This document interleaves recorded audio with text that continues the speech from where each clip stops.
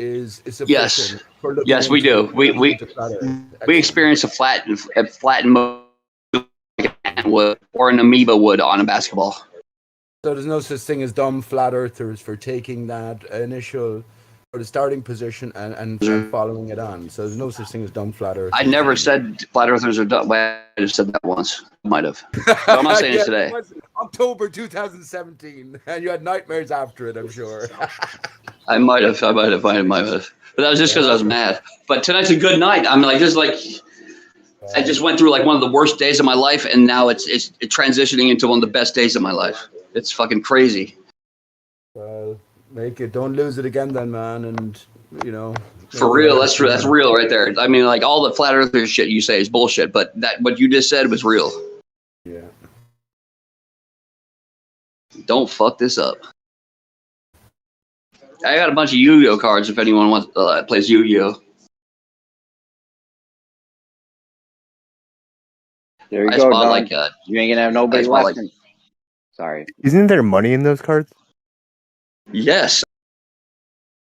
Fuck yeah, there is. I bought 10,000 for $50, and I've already made $1,500 off of it. Just send me all your Yu-Gi-Oh cards, bro. Listen, if you want to get busy, you need to invest in the crypto. I know, no. Hey, Jeremy, honestly, like, I was going to text you. I'll text you on the side about it, but I want to get into it, and I was going to talk to you about it. So I'll just expect like a text from me. Bro, I'm making like 40. I'm making in between $45 and $50 a day right now. Passively. I know. Anything. I've listened to you, and I've the one person I was going to trust in this shit and talk to was you. So just expect like a call from me. That's cool.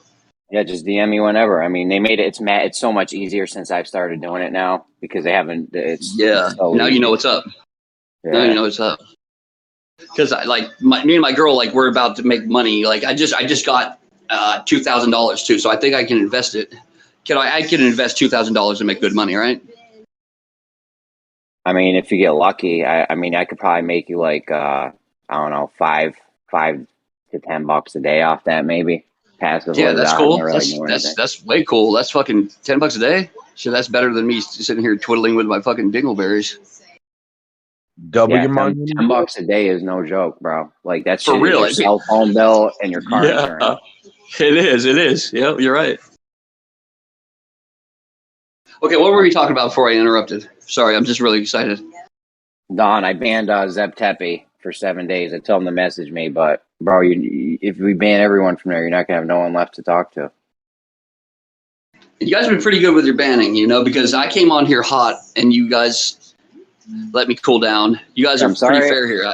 I'm sorry I had to yell at you the other day, but your mic was shit, and I was trying to tell you that you had an echo going. Yeah, somebody had already told you, and they weren't letting me get it out, so I was getting frustrated. Jeremy, you and I like you. Okay, we don't know each other all that well, but I like you. From what I've gathered about you, you're the best flat earther I know. So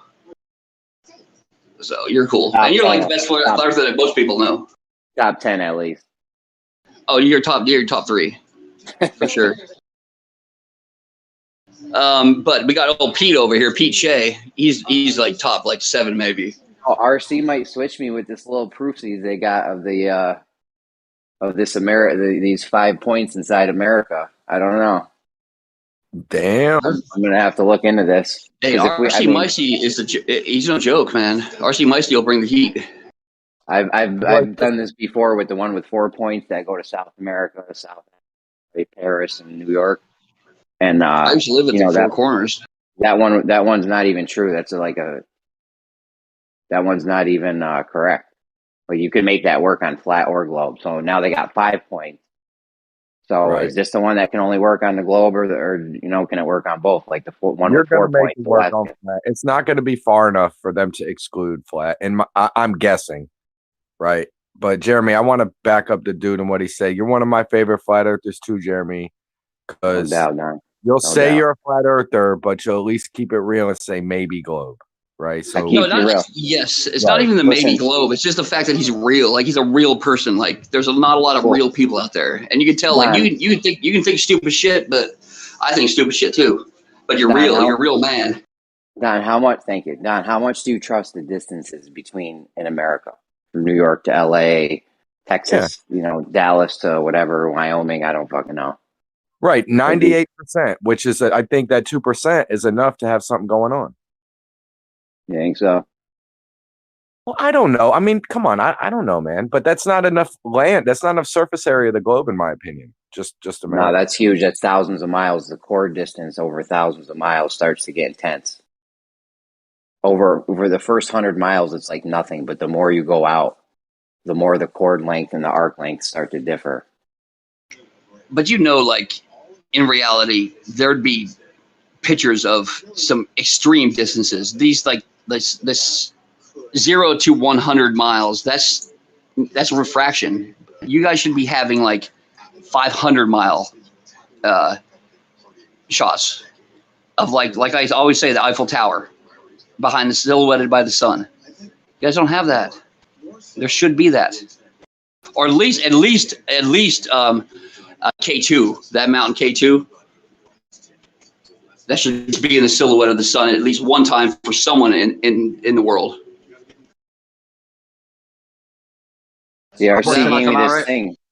RC gave me this thing, but there ain't no distances in it. How about Chicago? Would that be good enough for you? No, it wouldn't, because it's only 30 miles, 36 miles. That's refraction. I mean, really, you give me 100 miles where you're at sea level and there's 100 miles, I would think there's something wrong, but there's not one picture like that, so. Well, how far is outer space from where you're standing? If it's level, if you're looking straight out level, how far is outer space? I'm not talking about straight up. I'm talking about out. Yeah, I got you. Outer space would be, what's the radius of our globe or of our flat, whatever? Radius is 3959. So 3956. Circumference is 3956. Tony, I want to disagree with you there. Good. Hopefully someone would. You literally just made that shit up. I totally did. The stipulation was for outer space, which means you're talking outside of the solar system. God damn, you're right. You got me. Okay, so add like 100 miles to that. How many different kinds of space are there? It's like no one knows what outer space is because both sides are. Okay, the ISS is considered low Earth orbit then? Not space. Okay, good. The ISS is not space? Yeah, that's not in space. No, so ISS, that place, that sweet spot. The sweet spot right where gravity is not going to pull it all the way in right away. And well, it's always falling. They have to apparently jet themselves out a little bit. Yeah, and then they have to jet. Like I think they get up like methane gas. That's where all the methane goes. I know I fart like a motherfucker, and those guys got to put that shit somewhere. They got to let it work for them. Anyways, that was a tangent. That was a stupid tangent. I mean, the answer is anywhere from 200 to 250 miles straight out, because that's where what people tend to agree on anyway. Yeah, I'd agree on that. I'm just So if you're saying we should have, if it's flat, we should have pictures of 500 miles. I say that's a little much. You know? Well, is it really though? It's not really. I mean, like we have telescopes that go like way deeper than that. Well, it's not about how far you can see; it's about what you can see through. At that distance, you're looking at the thickest medium. You know. Yeah, outward. But turbidity is like turbidity. Yes, turbidity with a B, right? Yeah. That you're still going to see you'll still see outlines of shapes and stuff. Like if it was a perfect time and the sun was setting and you were someplace like 1,000 miles away from Mount Everest, you should see the silhouette of Mount Everest mountain hitting the sun as it sets. You don't see that. If refraction's working the way you guys say it is, which I highly doubt. Also, you've got tons of atmospheric turbidity, light attenuation. All kinds of big words. All kinds of big words like multi syllables. The panoramic perspective is the biggest one. If you expect to panoramic, you'd come out with panoramic perspective. Big feet. What the fuck is that? Listen to me. As you sounds good though.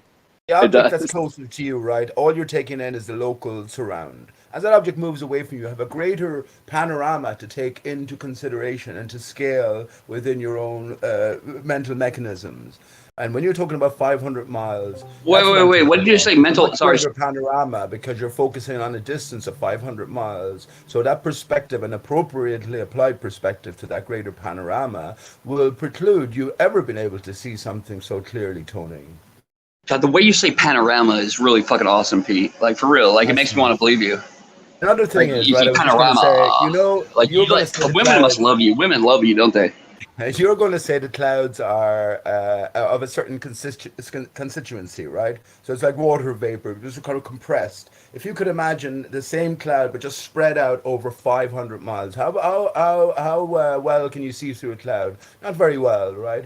So these conditions apply as well. This is the most obvious, Tony. You're 5 years. You're But thinking why would you you want to be look more through? inventive with your new girlfriend or your old girlfriend. Why to would you keep look through a messing cloud around. though? Why would you look through a cloud? Why are you trying to look through the shittiest conditions? Well, imagine, take a cloud, right, and stretch it out along the ground 500 miles from you to the target. So fundamentally, you're looking through. You could say you're looking through a cloud that is thinned out, but over the greater perspective, it will perform the same way as if you were looking through the cloud as is, which is not But transparent. don't you need numbers? Like greater perspective should have a number attached to it. Like there should be when you say greater perspective, there should be a number saying like this many particulates per mile is greater perspective. Yeah. Do you have that? I mean, what's it? Yeah, sure. It will be How? calculable in some way, but the only thing is, if you're seeing 500 miles, and here's another one, Jeremy, right? You could have weather conditions 50 miles on, so clouds low to the ground, blocking your pathway. You don't know what's going on between you and the target in that sense. God, I So, love the way you talk. The amount of atmospheric turbidity in between you and 500 miles. I mean, I don't think you'd be able to see anything, honestly. Okay. How deep can you go to you can look up and not see the sun, or see any light at all till it gets dark? How deep do you think you would have to go in the ocean to where you look up and you see nothing but darkness? all right, okay, I'm with you. I say not too deep. Maybe. Actually, it might be deeper than what you think. Maybe 1,000 feet, 1,500 feet. Yeah, I'd say about somewhere around there. Do you think that much there's that many water droplets, particulates in between that and 50 miles? You can go No. less than that. I've been at depths in some lakes where it's like 80 feet is complete darkness. Oh yeah. Well, I was talking No, about you must have been swimming in that lake at night. Because I used to spearfish. And no, it's about like 1,500 feet. That was about like Pete. That was a good answer, actually. No, I'm saying you have good answer, Pete. there's some lakes and stuff that you got like 5-10 foot visibility, and when you get down to about 100 feet, it's complete darkness. Absolute. Yeah, but darkness. I'm not talking about algae. I'm talking about crystal clear water. How deep can you go? Like an ocean, like in the middle of the ocean, you go down where there's no. Well, we do have that plastic heap that just spins around, but I'm talking about like the ocean where there's nothing but like whale piss and marlin shit. Okay, like that, you're gonna go about 1,500 feet, like Pete said. That was a good answer, Pete. You say some good stuff sometimes. I don't know how long a whale can hold a piss. You know, if he's in company or something, he doesn't want to like. I think it's relative to the size of their bladder. Or yeah, well, I have to wait. Like find the next rock to piss behind. I think their bladders are pretty big. Would you rather be a whale or a human? God, I feel so good, man. I'm so fucking happy right now, man. Fucking shit. Would you rather be a whale right now? Would you rather be a dolphin right now? Right? If someone said to you, "Look, the world is in a terrible state. You're wasting your life on the internet trying to convince people who'll never be convinced. Give you the opportunity to be a dolphin. Look at how happy and free." Would you do it? I think I might. No, because I'm not trying to convince you guys. I'm trying to just like have good conversations with you guys and laugh a couple times. All I'm about is laughter. All this bullshit about arguing, I don't give a fuck. All I want to know is I can make someone laugh, or they'll laugh and make me laugh. That's all I care about. Like 100%. Tony, can I answer your question? Yes, sir. You asked what the deepest depth we dive to, and the current record is held by an Austrian named Herbert Nitsch. It's 214 meters, 702 feet, 1.8 inches. That's the no limits dive where he used a weighted sled to ascend descend, and then a buoyancy device to get back up. I can't believe that shit. I mean, I believe you. I'm just saying, I can't believe people that do that. That's so insane. But that's crazy. That's pretty intense. I used to surf, and I know, like, if you're a surfer and you're going to be a surfer, you have to hold your breath or learn how to hold your breath for at least 4 minutes. Right. Like, I can't imagine, like, anyone in here that's surfed before, like, you have to hold your breath for 4 minutes. That's, like, for good surfing. This motherfucker's holding his breath for, like, what, 10 minutes probably? If you're going that deep, you're holding your breath for, like, 10 minutes. That's crazy. That's so crazy. And the pressure that's on. And the pressure in your ears. The pressure in your ears and your chest, too. What would it be? I used to spearfish in Hawaii. Fucking so much fun. The deepest I went was like 100 feet probably.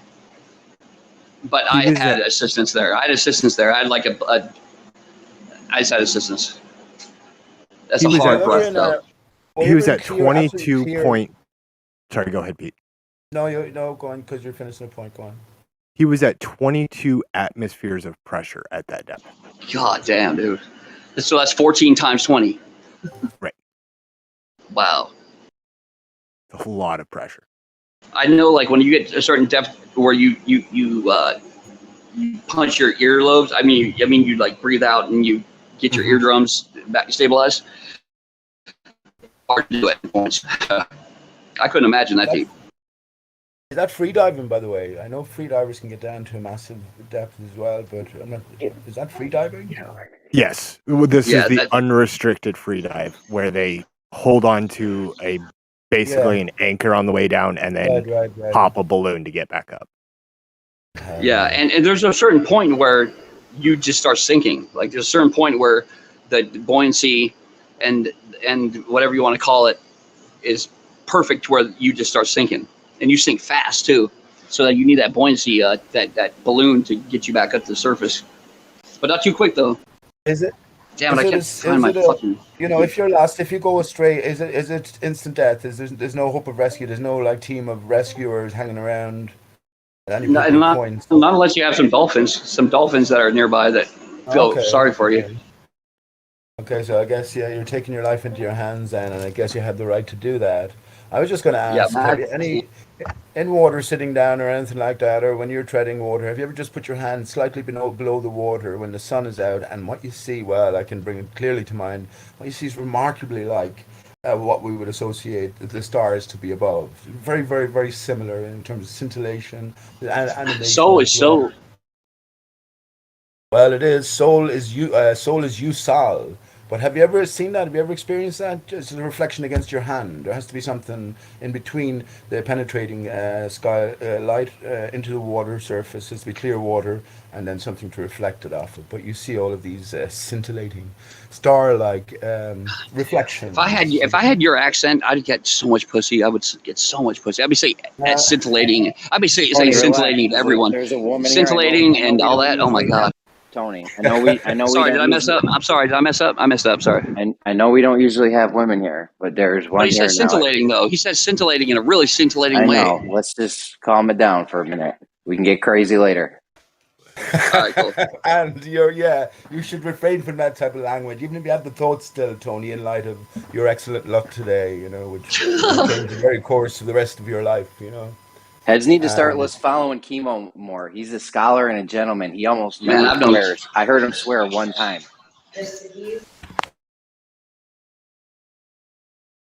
He's a proper Englishman there. What do you call one of those people? What do you call him, Pete? The English gentleman kind of guy. Isn't there like a word for it? Those are chaps. Chaps. Yeah, because she tries to keep it clean as we go. He's a good old chap. Are you sure? Yeah, they're chaps. Yep. No, that's what cowboys wear, so they don't get. No, that's British guys are called chaps. British guys are called chaps, right? Yeah, but is that like the name for like a gentleman British guy, or just some regular? I feel like that's just a regular old British guy. No, chaps are different. Chaps are different. They have a code of honor. And the Days Inn woman that I'm talking to right now says that I'm right, so I'm right. All right. I need another key. Can I get another key, please? For 112. Room 112, where to play. Yeah, I lost my key. Talking to you guys, I lost my key. I love when I get room 112. That's that Biggie song. That's where the players dwell, baby. Yeah. Room 112. That's why I love you, man. That's why I love you. Anytime we get 112, I get all excited. My wife's like, "What you so happy?" I'm like, "Yo, we got 112." What? Room 112, where the players dwell. Why is this door always locked? It's broken. It's broken. It's messing with my mind. I'm just gonna say that I like this room better than Gems. God damn it! I can't believe I just said that. Bro, that's not a far-fetched thought. We got It's mods. good, man. Hey, Jeremy, you're part of this shit, man. You made this room really good, man. I love this room. It gives me goosebumps sometimes to come in here and the shits that you guys talk about. Bro, we got Just Gems seen it. mods hanging out in here more than Gems. Yeah, and I apologize for being a little overbearing sometimes. You know, I am an overbearing because I'm an overbearing person, but I like it. They came and triggered this morning, though, man. They were not going to open the ticket, but they had all kinds of complaints. Yo, Gem should have just made me a mod over there. I'd probably still. He should have, for real, better than Chemo. I know you love Chemo, but you'd be way better. You fucking mod than Chemo. Was the death of that server. We was getting ready to. Chemo keeps that server alive. What are you, nuts? He does. He brings entertainment there. You guys are boring as fuck without us. For real, I know that. That's why I give you guys money, but you guys haven't given me a link to give you guys any money, so I don't know what the fuck's going on. It's not about the money, bro. It is about the money to keep this thing going, man. Throw a link in the fucking thing so I can give some money to you guys. Bro, the only way I'm gonna stop is if society collapses. So, Jeremy, save your money and put it in crypto, bro. Jeremy, give me a fucking link to throw some money down. What? I'm gonna throw some money down to somebody. Don't make me throw down the money to fucking what was that? Cross-dressers of fucking in Lithuania or something. Don't make me. I'll do it. Super chat Geo or Brandon or something. I don't know. I don't even have links like that. You should have links like that. You should have links like you should be throwing out links like that. It's not once about in a while. the money, bro. It's not about the yes, money. Yes, it is about the money. Hey, Jeremy, it's about the money. It's about the money. Right here. The money makes the truth come in a lot easier. I mean, yeah, if we had like millions of dollars, you're like $10 or whatever you're gonna give is not really gonna. Fuck! Now I got to double it. I'll give you $20 now, you son of a bitch. You should have said 100. Unless you got like racks we can take a billboard out with or something, and I got a half a rack. Half a rack. I just as soon as I got okay, well, like I had like $2,000 last night, and I gave it directly to fucking God, I'm such a bitch. To the girl I love. I said, hold on to this because I'll spend it. But give me 500 to play with. So I went to casinos and I turned that 500 into 1,500. Woo! What state are you in? Florida. I'm in Florida. It's a little illegal casinos, like the Cash App casinos, where you give them money in Cash App and they give it back to you Cash App. Well, I install cameras for illegal casinos. That's kind of my job. So that's got to be. It's a great job, though. I love it. Yeah. On no shit, yeah, dude. I drive. I give people rides to like dealers and stuff like that to those like legal casino places. Yeah. That's what I do. But the place what's great is that it's always good money because about 6 months they get busted and they have to move to another place. So I have it down now to each place where I have it all on one setup where they're all linked together and I can just pull them all off the center and then just like take them all and put them to the next one. And they're usually the same length and everything. So I use the same camera, same place. And it's so much easier now. I got it down now to where like I can do it in like within like a day. I can have it all down, like the whole place cameraed up. Yeah, but the cameras are what for to make sure people aren't cheating. Just to make sure people aren't cheating and make sure that if there's any fights outside, we know who swung the first time. How can you cheat? How can you cheat there, dude? Isn't it all? Okay. Cheating when it comes to this kind of stuff, there's okay, well, I shouldn't say too much, but there is a place where you can go and you can get codes where you can put it on your phone, and if you get close enough to the fishing tables, it'll alter the fishing tables, like the motherboard, and it'll make the grandmasters come out more often and easier to kill. And how reliable are those codes? Oh, they're fucking way reliable. Like, if you get it from the right people, it's 100%. Like, when you walk in, you get within 3 feet of the table and put money into it, you're gonna win. The It turns your phone into a Grandmaster's gonna come out every transmitter. time. It What's turns that? your phone into. What is your phone transmitting? It's transmitting. It's transmit. Okay, so there's a receiver somewhere in the motherboard that someone's made some kind of code that will interfere with it and make the grandmasters that are worth a lot of money come out all the time, because usually they don't come out all the time, so you can't shoot them. If anyone knows anything about fishing games, you're sitting there shooting a bunch of bullshit fish, but the grandmasters, we know the they game. come We out know there. the game. But are your phone transmitting something with this program? Tony's Yes, phone yes, is yes, yes. transmitting a fucking hurricane right now, Tony, bro. Yeah, it transmits just it. left the room, Tony. Since you've You're been in a talking. tornado right now. You better click your heels 3 people. times. 3 people left the room. 8 people have left since you started talking Well, about then I'll fishing shut up games. then. I'll shut up then, because obviously I mean, what I'm saying is you not have a- interesting. you have So a you guys can massive start amount- talking about turbidity, and that must be more interesting than fucking stealing money from And fucking you're in a wind casinos. tunnel. Yeah, you sound like you're surrounded by turbidity right now. Get out of the fucking tornado. Click your heels All 3 right. times. I think we could pull a job if we do this right, Tony. Me, Hey, you know what? Hey, if turbidity is more interesting than stealing codes off of fucking casinos, go for it. Turbidity sucks. But Jeremy, what would you do, Jeremy, if you because you said you're gonna be in this till the apocalypse happens or something? Bro, what would you do for a Klondike bar, Kosho? That's what I want to know. I'd fucking stop talking about turbidity. What are you gonna do if you just have a revelation one day and you're like, oh fuck, it's not flat, it can't be flat. But Well, the proof I saw, if somebody was able to turn me, the proof I saw, I would show other people. right, yeah. Now, That's RC gave me this thing. What Rancy did. RC, yeah, but Randy's thing was bullshit. RC gave me this thing that is that has these 5 distances on it in America now. There's no distances though, so I got to get with RC and get the distances. I don't know why they would give me the thing with no distances. You missed the conversation we were having last night, man, because and it got so fucking weird for some reason. But Oh, I couldn't imagine why. Yeah, never gets weird. yeah. Well, anyway, Cringe, Brian had a more good like. idea though about using It's cringe. radio signals from radio towers, to determine pretty precise distances.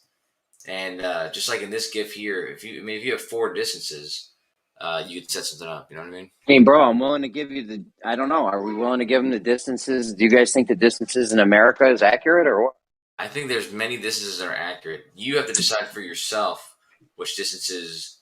That's why when I was doing that modeling thing, I was asking people specifically the distance that you can feel confident about within at least 50 miles. Like the longer the range, the longer the distance, the bigger margin of error you can allow for. So, if you're talking about across the country, do you agree with the LA to New York distance within 50 miles? That's pretty reasonable. No, this is what would be reasonable. Just tell me the exact spot where you have a triangle with more than 180 degrees. Hold on, Crit. Would you agree that we know the direct distance from New York to LA within 50 miles? Sure. All right. So pretty much anywhere in the country, you would say within 50 miles plus or minus. Yes, you would lay out all these flat maps one after another, and you could lay them across the ground, and boom, you could have if you had a long enough hallway, you could just lay one road map after another one, after another one, after another one, and have a complete flat map all the way across. Plus or Yes, but minus 50. it would still make a globe, though. I mean, you don't seem to understand, like, the flat maps that they're making is because it's more cumbersome to have a globe. It would be more cumbersome. You have to have globes in your pocket. Who wants to have a globe in their pocket? You already have 2 of them. Why do you want 3 of them? Okay, I got a question for Crit because he's a smart dude and he's also got some history with cartography and also other things. But yeah, what you said about New York and LA and other distances, can I ask you, would you agree also on New York to Seattle? Wait, what's the other Yeah, things? sure. What's the 50, and then hold on, and then This stuff is LA to like Miami. Like railroad tracks are all laid out for these locations. I agree with that. Yeah, Yeah, they know exactly how far it is. Okay. So LA to Miami, and then one more. Yeah. LA to Seattle, LA to Seattle, LA to New York. Okay, so yeah. In all these, you could take maps, railroad tracks, or otherwise, and lay them completely flat. Hold on, let me ask Crit another Yes. another thing. Hold on, Coach. Yeah, Jeremy's gonna put that in your head. Okay. So if we had 5 points, if we had 5 points within the U.S. and we knew the distances to them, right? We know the distances to them. Now, do you think you would be able to put that on a flat surface and a curved surface, and all the distances would match up on both surfaces? Yes. Tony, come on. No. I'm not sure. This curved surface, I don't know about that. It would be like if you just had to scale it out, where you just made planet, planet USA, like they've done before with certain Planet Florida. Yeah, like Planet Florida, like the whole thing. Shut up about Florida. Yeah, well, you could. No, I don't mean like they'd match like completely, like they'd match like equal. I mean like they'd match in relative to what that they say it would be. God, my words are so fucked up right now. Yeah, you could take a map and just make it into a ball, like fold it around, and it won't match Earth. Correct. Let's say I take these distances, we put them on a flat surface, we put them on a flat piece of paper. We have all the distances to scale. Then we go to put it on a globe. Is it still going to match up? No. The distances won't match, right? Yeah, there's 3 locations that have already. You got the St. Louis Seaway, the Panama Canal, and the Suez Canal. All 3 of those locations completely mapped out, front to back, side to side, no curve. I mean, Silent wasn't buying this yesterday. Silent wasn't buying this yesterday. I don't know why, but how are you gonna say there's no curve? Because you can use the St. Lawrence Seaway has a series of channels that drop the elevation from Minnesota all the way down to the Atlantic Ocean. Exactly, it dropped elevation. It drops elevation down to that. No, there's no account for curvature. Just the drop that you just said is the account of curvature. No, elevation off sea level. Minnesota is like 700 feet that they have to drop by the time they get to the ocean. Yeah, but you guys are thinking like, just imagine you put a map and you paste it on a globe. Okay, you know that curve. That's what we're talking about. Like when it comes to spherical geometry, it's the if you go straight, lay the paper straight, so it's like perfectly straight on the basketball, and then bend it around it. There's gonna be extra inches or whatever when you bend it around the basketball. That's what we're talking about. Those extra inches when you bend it across, because it's not gonna be the same when it's straight. God damn. Yeah, they're saying that these distances, these 5 distances in America, aren't going to work on a globe and on a flat plane, so to speak. You can do just 4, man. You don't need 5. And, no, you need 5. 4 doesn't. No, you can do anything. 4. I already went through the 4 thing you can make work on a flat or. No. I already went through this. This is why I'm reluctant to believe this 4 thing even or 5 point thing even works. That's fantastic. But Jeremy, you see the GIF that's right there? The GIF that I posted in is it the one with South America, Africa, Paris? 4 places. So it's got 4 places. Yeah, it don't work. It don't work. You can do it on a flat or a globe. No, you can't. How does it not work? Because it works on a flat or a globe. You can't do it on a flat Earth. It does That's not the work. You can do 4 points. The 4-point thing you can do on a flat or a globe. Yeah, but No, not with the distances matching up. Yes, you can. Of course, you can make 4 points on a flat Earth, but their distances are not going to match up. Yeah, when you bend it around the arc, around the fucking bend of the globe, it's not going to match anymore. It only matches if you match it around the bend. Otherwise, the distances don't match. The one with 4 points you can make work on a flat plane. You can't do it. Jeremy, you're a smart man. You know you can't do that, right? Come on, man. I've already been through this. I brought it to these guys in Gems. They've said but there's smarter people than every one of us in here combined that know that it's not true. Because it is impossible. Bring the proof. Even the people at Gems, these are the professional globers, guys. So you might want to take heed here and think twice about this. If it's so easy, just there's bring idiots. No, wait. There's idiots over at Gems, man. There's a bunch of idiots everywhere. There's idiots everywhere in the world. If it's so easy, just bring the proof. that you can do this on a But flat Earth. Jeremy, you did admit that the 5th point is the problem, correct? Yes. They're trying to say you can still do it with 4 points, RC. What do you think? I'm saying that you can prove it that it doesn't work on both with 4 points. I'm about to do that right now. It's 4 points. With the 4 locations Crit just gave me that he agreed with, I'm going to plot them right now. It's 4 points, but the distances between them can add up to 6 distances. That's how 4 points work. So if you just take the 4 points as like just a, what do you call it, a square, but if you try to draw the triangles in the middle of them, that's where you're going to start getting like really difficult. You're going to have a difficult That's why time. you need the 5th. That's why you need the 5th point. Exactly. And that makes it even worse for you guys, though. That makes it worse for you guys. Let me be as clear as possible. So It's impossible to make it work on both. The distances are only going to match one of the models. RC, will you DM me? Do me a favor, RC. DM me that picture you posted last night. And will you put distances with it, though? Because there was no distances on that. Sure. If it's anything more than 50 feet or 50 miles, then I don't know what you guys are arguing about. I mean, you could flip me with this right here. This will be a power move for you guys. Jeremy, doing it right now with the ones Crit just came up with, the 4 locations you just. You're too in it. You're like a tick, Jeremy. You're like a tick, like the master tick. You're in that ass, and you are sucking some blood. But you're good at it, though. Not disrespectful. I'm not disrespecting you. That's a compliment, actually. Man, you're in that ass and you're sucking the blood. You're in that ass and you're sucking the blood good, man. For real. The weirdest compliment. It's a good compliment, though. Trust me. It sounded good. I mean, what do you want? I almost killed a man last night. On accident? No, on purpose. Completely on purpose. The biggest problem is like I got $1,250 last night. I fucking scared him so much he gave me $1,250. Ha ha ha! The biggest problem you have is like Flat Out Hero really exposed it. That he said, here's a challenge for the globalists. Show me this flight path with a triangle greater than 180 degrees. Come on, man. Why you fucking Flat Out Hero? Yeah, I'll show you why, okay? So you had like 11 or 17 people all submit answers. And each one of them thought they were right. But not one of them matched. So each one was presenting a different... No, whoa. Match what? Because who's deciding what's right here in this answer? That's what I'm saying. You could use... It'd be like asking like how many people are in VC right now.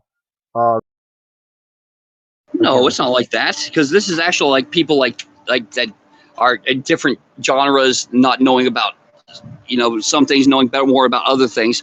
That's not like what you're talking about. 20, right? No, I'm saying, but say there's an answer, right? Like someone at the top here, JJ poses a question like, what is X plus Y minus Z? And then tells you all the different variables. And let me see it, how you worked it out. And he gets 20 different answers. But each person thinks they're right. But there's only one right answer, though. There's only one right answer. But everyone thinks they're right. And but everyone thinks they're right, but they're not right, though. But you could... The thing about math is that we can show who is right. Exactly. That's what I'm saying. Mathematically, none of them gave the right answer. But they No. They were right. You have to give me an example of some way you can manipulate an answer to be wrong and still be right. Like you guys say that. You guys always say that things that I can manipulate an equation to do whatever I want. You can't. Yeah, there's all kinds of people who do. Then give me an example of it. You guys cannot do that. White collar crimes. They play with numbers all the time. Statistics. Yes, statistics but they're numbers that totally they know different. that are real. No, hold on. Don't talk about statistics when we talk about physics and that kind kind of math. That is probability and statistics. That's not important. There's a word right there. There's a word like statistics and physics. Statistics. Oh, that's a good word. We can make that up. Yeah, you're talking about margin. Oh, sorry. Go ahead. No, I'm just saying stupid shit like statistics. Okay, you're talking about margin of error over distance and determining how far away different locations are. If you're trying to throw physics in there, that's just a buzzword. That's like the easy button. I have a great story for this. But you're trying to argue the probability, the statistics problem with something that's not a statistics problem. For real. You're trying to argue. You're trying to argue that with something that's completely not even in that genre at all. Like you cannot manipulate numbers the way that you think you can. Like, it is completely correct that you can do a lot of shady things with statistics, but it is not the same thing in physics. That kind of math and algebra. Like the Then one, please do so. Please do so. Okay, well, you have to keep repeating yourself, all right? So, like the one that Mick Looney Tune proposed, he took maps and he put it on a metal frame. That metal frame wasn't even close. It looked like Conehead. It looked like some sort of weird cone shape. But was it flat? Was it flat though? Yeah, it was flat. It was flat, but it was a cone. Are you not now talking about a problem what the fuck, dude? Are you not now talking about the mechanical setup and, again, not about the algebra and the mathematics? The whole thing. All of it. Well, you're talking about the setup of an experiment, which is irrelevant to the algebra and the mathematics. No, it was artwork. It was like a piece of artwork. It was like he broke into like his mom and pop and got the the crayons and stuff. And yeah, but those crayons had like. He did not get a star. I wish I had somebody really good at assignment. Yeah, he did not get a gold star on that assignment. But he got a silver star, though. No, he got no star. The only thing he really got was some sort of weird cult following that he's been spiraling about Flat Earth ever since. You said you were going to prove that you can use algebra in many different ways. He got a booby prize. Basically, like a yeah. It's like, you guys ever do Card Club? You ever heard of that before? Where you like go to different people's Card Club? They go like to people's house and play like bridge and stuff like that. Oh yeah. I used to be part of a club like that. Yeah. Yeah, and then like at the end of the night, whoever got like the worst score would get the booby prize. Yep. Yeah, bunko parties. This feels like a fever dream. Like, what is going on inside of your head? Who shills in here though? Who are the actual shills? I mean, you made the claim that you can manipulate algebra and physics the same way you can probability, and then now you're saying these things. Where did I say that? Where did you say that? 5 minutes ago. That's what you all say. You all say that. You guys are trying to change the subject. Crit was about to dismantle you. Man, you're so good, man. You are so good at doing that. That's why I love you. And there's only a few people here. I love Jeremy. I love you. There's people I love, but you're good. You know exactly where to jump into to shut us up and get shit back on the right path. On your favor. That's good, man. You're good. Hey, I got a business proposition for you. I'm going to text you later on, okay? Because the argument that was being made is that you can manipulate math and physics any way you want, and then you pointed to statistics as your example. When I confronted you about it, you said, but you can do that in math and physics anyways, as well. No, you misunderstood. I was talking about a competition, a challenge to globe earthers to make a triangle with more than 180 degrees. Oh, I can rap. You want to rap? Are we rapping right now? What the fuck? Check it. Someone give me a beat. Someone give me a beat right now. Okay, calm down. I got ahead of myself. Okay, Gummy, are you paying attention? What was the topic? It was about wrapping stuff around the globe. No, not yet. I forget that part. Okay, I'll say it real quick, all right? There was a challenge to globe earthers. Who was the challenge to? Globe earthers. Okay, not me, right? Am I a globe earther? Did I take? Even if I was, did I take the challenge? No, I did not take the challenge. Did I? Gummy, of course you wouldn't. Was I part of the challenge? No. What's the challenge, Crit? I'm not. By the way, I'm not the one responding. Keep saying Gummy, but I think it's Tony. It's Tony. It's me. It's Tony. Tony. I'm saying no. You wouldn't. Yeah. Okay, I mean, this is where the big fundamental flaw was, is that you thought I'm Flat Earth Hero or something. I just won $50 in a scratch off. You sons of bitches. Yes. I think we're really. Crit, what's the challenge of the issue here? Sorry. The thing is, you were making claims. Doesn't matter who the challenge was for. You were making claims. and then you couldn't back those claims up, which is sad. Yeah, but the thing was, you weren't following along, and you even confessed to this because you said you had no idea what's going on in my head. Yet you try to pretend like you know what's going on in my head to the point where you could repeat my claim that you don't know what's going on. This is a contradiction in your own logic. So when I tried to break it down for you and tell you the story again and show you the amount of times that I was not even involved in the challenge at all, that either the issuer or the receiver, you went back and just doubled down and said it was my claim. No, it was not my claim. I'm once again not talking about a challenge. I'm talking about the dumb claims you were making. Okay, that's what I'm saying. This is not a claim I was making. This is a claim that happened on the internet that I had nothing to do with. Crit, nobody knows what we're talking about anymore. I think everyone is... Yeah, so reset it, right? Are we talking about gerbils? Are we talking about gerbils? Yeah, what are we talking about? Let's reset the entire conversation. Game, and then there was Hello, all I know is I won $50. I won $50 on a scratch off I right heard now. something about a challenge. I want to know what the challenge was. Yeah, Flat Earth Hero challenged for Globe Earthers to draw a triangle on the ball. Yes, it's easy. Then go do it. Shit. It is. How is it really difficult for you to understand? Like, get a basketball and draw a triangle on it. So the reason are the lines that connect the three dots longer than if they were on a straight piece of paper? Yes. So the problem here is that when you say draw a triangle, your definition of a triangle isn't. No, you got wrong again. It's a triangle with a bend to it. Am I okay, dummy? When you see my name light up, what do you read?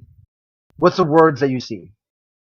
I don't know, what is it supposed to be? Conspiracy Santa? Okay, so not Flat Earth Hero, right? Yeah, that's a good point.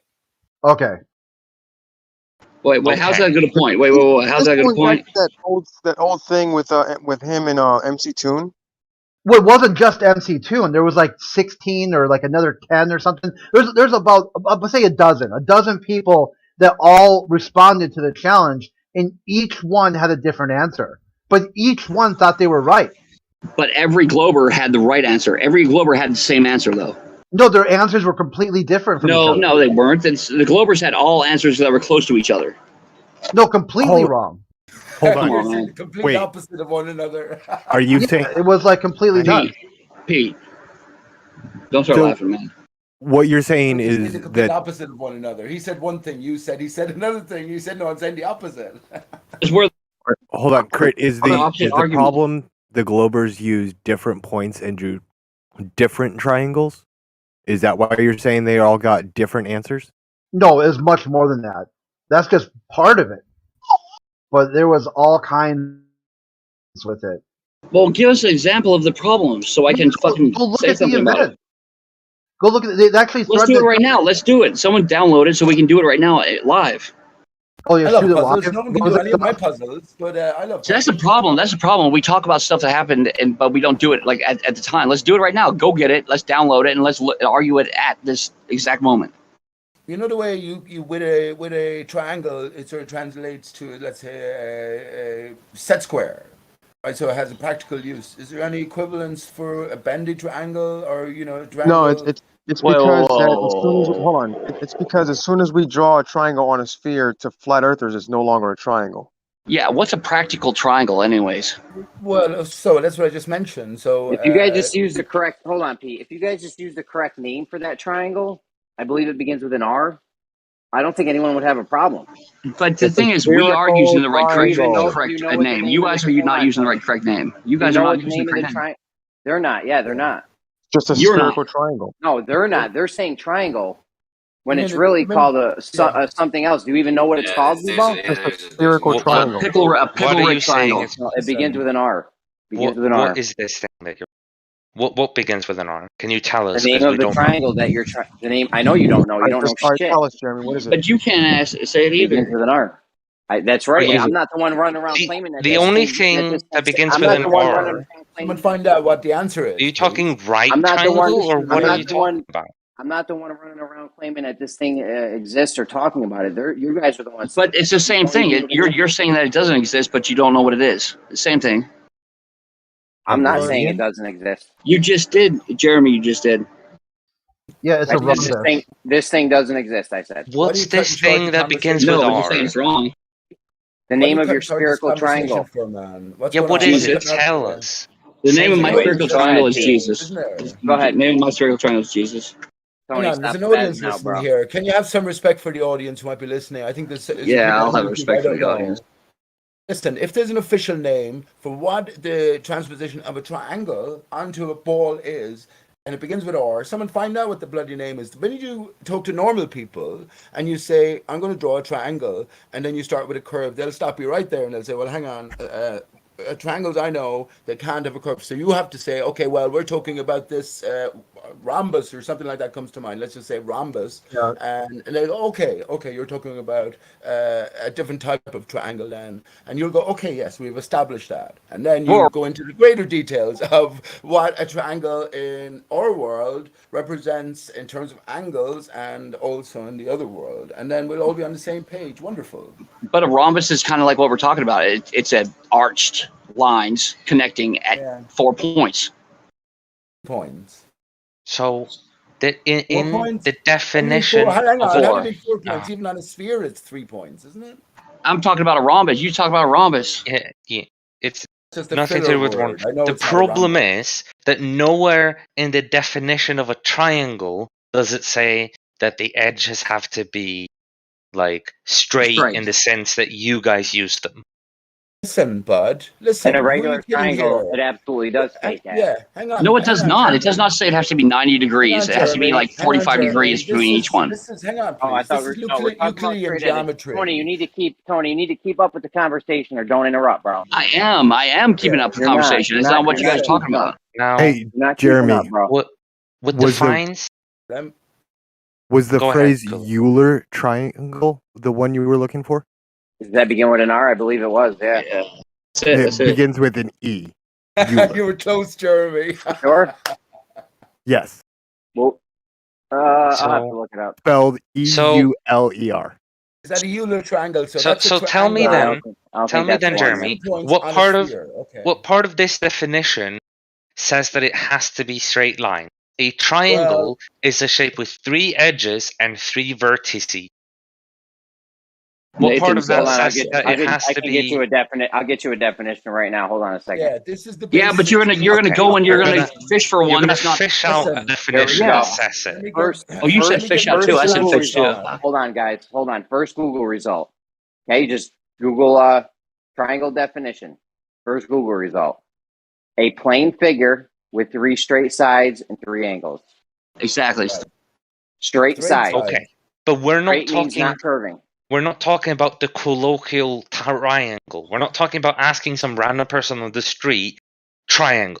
We're Then you talking need about to the be physics definition of triangle. and You need to be mathematics. specific. You yeah, need to be we're specific talking about the what you're talking geometric about. If you come in and term just say triangle. triangle, Jeremy, come put in in and just say put in the triangle. search in physics. Holy What is shit. a triangle? Tony, you're getting muted, bro. I'm sorry. Same nonsense. No, I'm not. argument. Don't mute me, man. I asked You you need to in calm physics. down. Put in I triangle. was already trying to respond to this guy. You need to calm down. So when we're talking Well, I'm about excited, man. geometry, Now it's not your turn to go again. I want to respond to you. Okay, sorry. Conversation, go for goodness sake. So if you come in, I got it. I'm sorry. if you come in and say triangle, we know the definition of a triangle. It's 3 angles, 3 straight sides. It's not a guessing game anymore. We Now, also You just know said the straight. mean- It we doesn't also say know the straight. definition Tony, of I'm a about to spherical mute you, bro. triangle Relax. as well. Mute me then, because you just lied. You got to just stop talking over me, bro. There's no Jeremy, we development also in the know the conversation definition here. of a This is the spherical problem. triangle. so the problem is that we're not just talking about what you think a triangle is. Then you We're have to talking about codify we it. know what a triangle. We're talking about the definition of a triangle in geometry. Yes, which is Because we're talking about 3 geometry. straight Euclidean sides, geometry defines which it as is the 3. same thing, bud. No, Which is it does the not. definition of a triangle is 3 straight sides and 3 angles. Jeremy, look up Euclidean geometry definition of a triangle, please, because you'll find it's in terms Yes. of lines, and lines are That is the straight lines. Euclidean definition of a triangle, not This is the the basis. geometrical definition of a triangle. Right, I hang just on, don't get it, please. man. I don't get it. You know, I'm gonna interrupt everyone. I don't get it. I said I would give money to fucking you motherfuckers. You put a link, I'll give you $30 right now. Just fucking put a link up, motherfuckers. God damn, stop being Control bitches. yourself, Just Tony, for fucking God's sake, man. Wikipedia is enough for you to Put a tell fucking that. link up so I can give you guys some money. Who wants I'll money? send you my PayPal. This has never been this difficult to give people money before. My God. Is there such thing as a geometrical triangle? Yes, there's a such thing as a spherical triangle. Yes. Yeah. Is there a definition somewhere we can look it up? Yeah, just look up, type into Google spherical triangle. And it's impractical. You can. It's like Here we 180 go. degrees. Here we go. Ready? Here we go. Ready? And if you search geometric definition triangle, it says number of vertices 3, number of edges 3, internal angle 60 degrees for equilateral, sum of interior angles 180 degrees. Okay, if you guys are meaning something other than a regular triangle, you need to state it when you're talking about it. Yes, a And not just say spherical triangle, Jeremy. I A posted the link. spherical You triangle. guys just come out and say triangles have more than 180 degrees. That's why you're getting so much Spherical kickback. triangle, Jeremy. So It's when you 182. say draw a triangle on a sphere, that by definition the context is in there to realize that it's a spherical triangle, not a It's Euclidean 182. triangle. Spherical triangles you're are talking It's 180. in the context. Is it fair to ask where's the nonsense. sphere coming from here? In spherical geometry, what is the sphere? Yeah, well, Because so on imagine a this to begin sphere, with. no And then the matter mass how associated big with you or small you build that triangle, the angles are always going to be more than 180 degrees. This is nonsense talk, isn't Okay, it? for example, how about on a cube? Is there such thing as No, cube? Triangle. So where do you get the sphere from? we're only explaining that on a sphere, a triangle will have more than 180 degrees. That's it. I can't Then believe where this does this shit, happen? man. But on a pool ball, I could get a red pool ball, right, or a red snooker ball, and do a perfect triangle. It would add up to more than 180. You say it's add up Yes. to 270 degrees, right? But I'm saying, is there any Yes. practical meaning to any of this? And you're going to say Yeah. immediately, this applies to our spinning ball Earth. Because it actually goes back to surveying. When they survey, they always measure more than 180 degrees. But that's nonsense, man. What are you talking about? No, it's not nonsense. All right, I'll give you guys till 5 o'clock to give me a link to give you guys some $30. I'll give you $30 fucking to Brandon's fucking channel. If someone puts me a fucking link to give me $30, man, Bro, what the I fuck? don't have. I'll no give link. You don't so have a fucking link. You don't have a link to give you guys $30. It's also not Come gonna on, stop you man. from getting muted next time. Give me muted. Oh, you're gonna mute me for offering you guys $30? Jeremy, that'd be the dumbest thing you ever did, Jeremy. I'm just saying. Jeremy, that'd be the next time. dumbest thing you ever did. I don't think Brandon would like that. All right, I offer you $30. You're gonna mute me for it? You know, at money sign pancakes in the morning, he'll give him a super That's chat. fine. Hey, motherfucker, do you live off money or do you live off pancakes? Hey, Tony, What makes are you trying to survive bring during the yourself day? bad luck? Are you trying to start off with bad luck for yourself? No, I want to give you guys money because I love this shit, but you guys are fucking idiots. Calm down, man, and go on mute for a Give while. me a fucking link, man.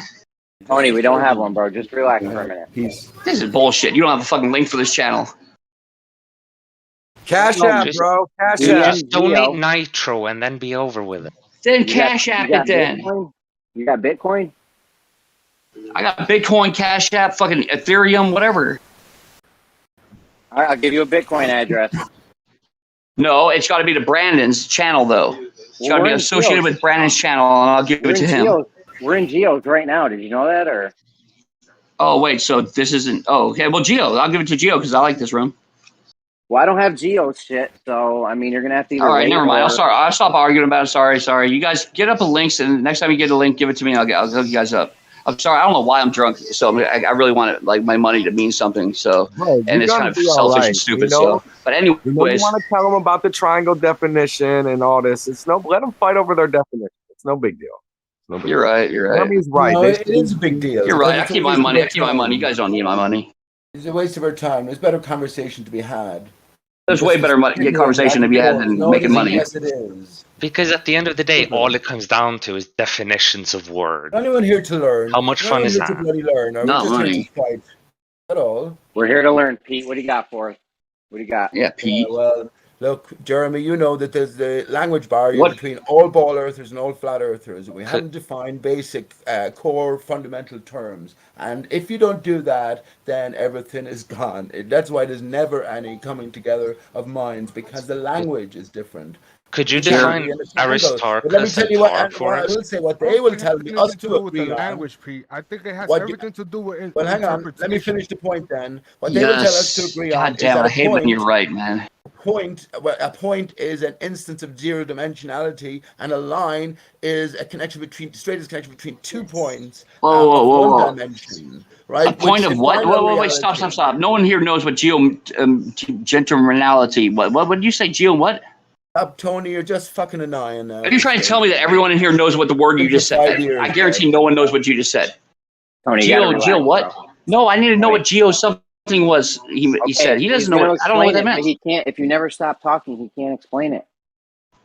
What are you talking? I just asked a question. Okay, just stop talking. So in mathematics, a point is defined as an instant of zero dimensionality. A line is a connection between 2 points of one dimension. Now, we're to accept some sort of translation from the theoretical into the practical, but you can't show me a point of zero dimensionality in reality, nor can you show me a line of one dimensionality in reality. But Bev, who's a flat earther, swore that you could yesterday was it? And he got pissed off and he left when I asked him a simple question. But the point is that what you're trying to sell me. You're trying to sell me the theory, right? And as it applies to the so-called reality, but of course we know, Jeremy, that the spinning ball earth is not a reality. So they're applying the theory to an unreality. So we're stuck in the land of the mental, and we can imagine anything. How many times have we talked about unicorn farts, or I think you made some great analogies regarding unicorns, but we can imagine anything. It doesn't make it so. That's not what that means, Pete. That's not what that means. Unicorns. I love unicorns. They're the most majestic creatures on earth.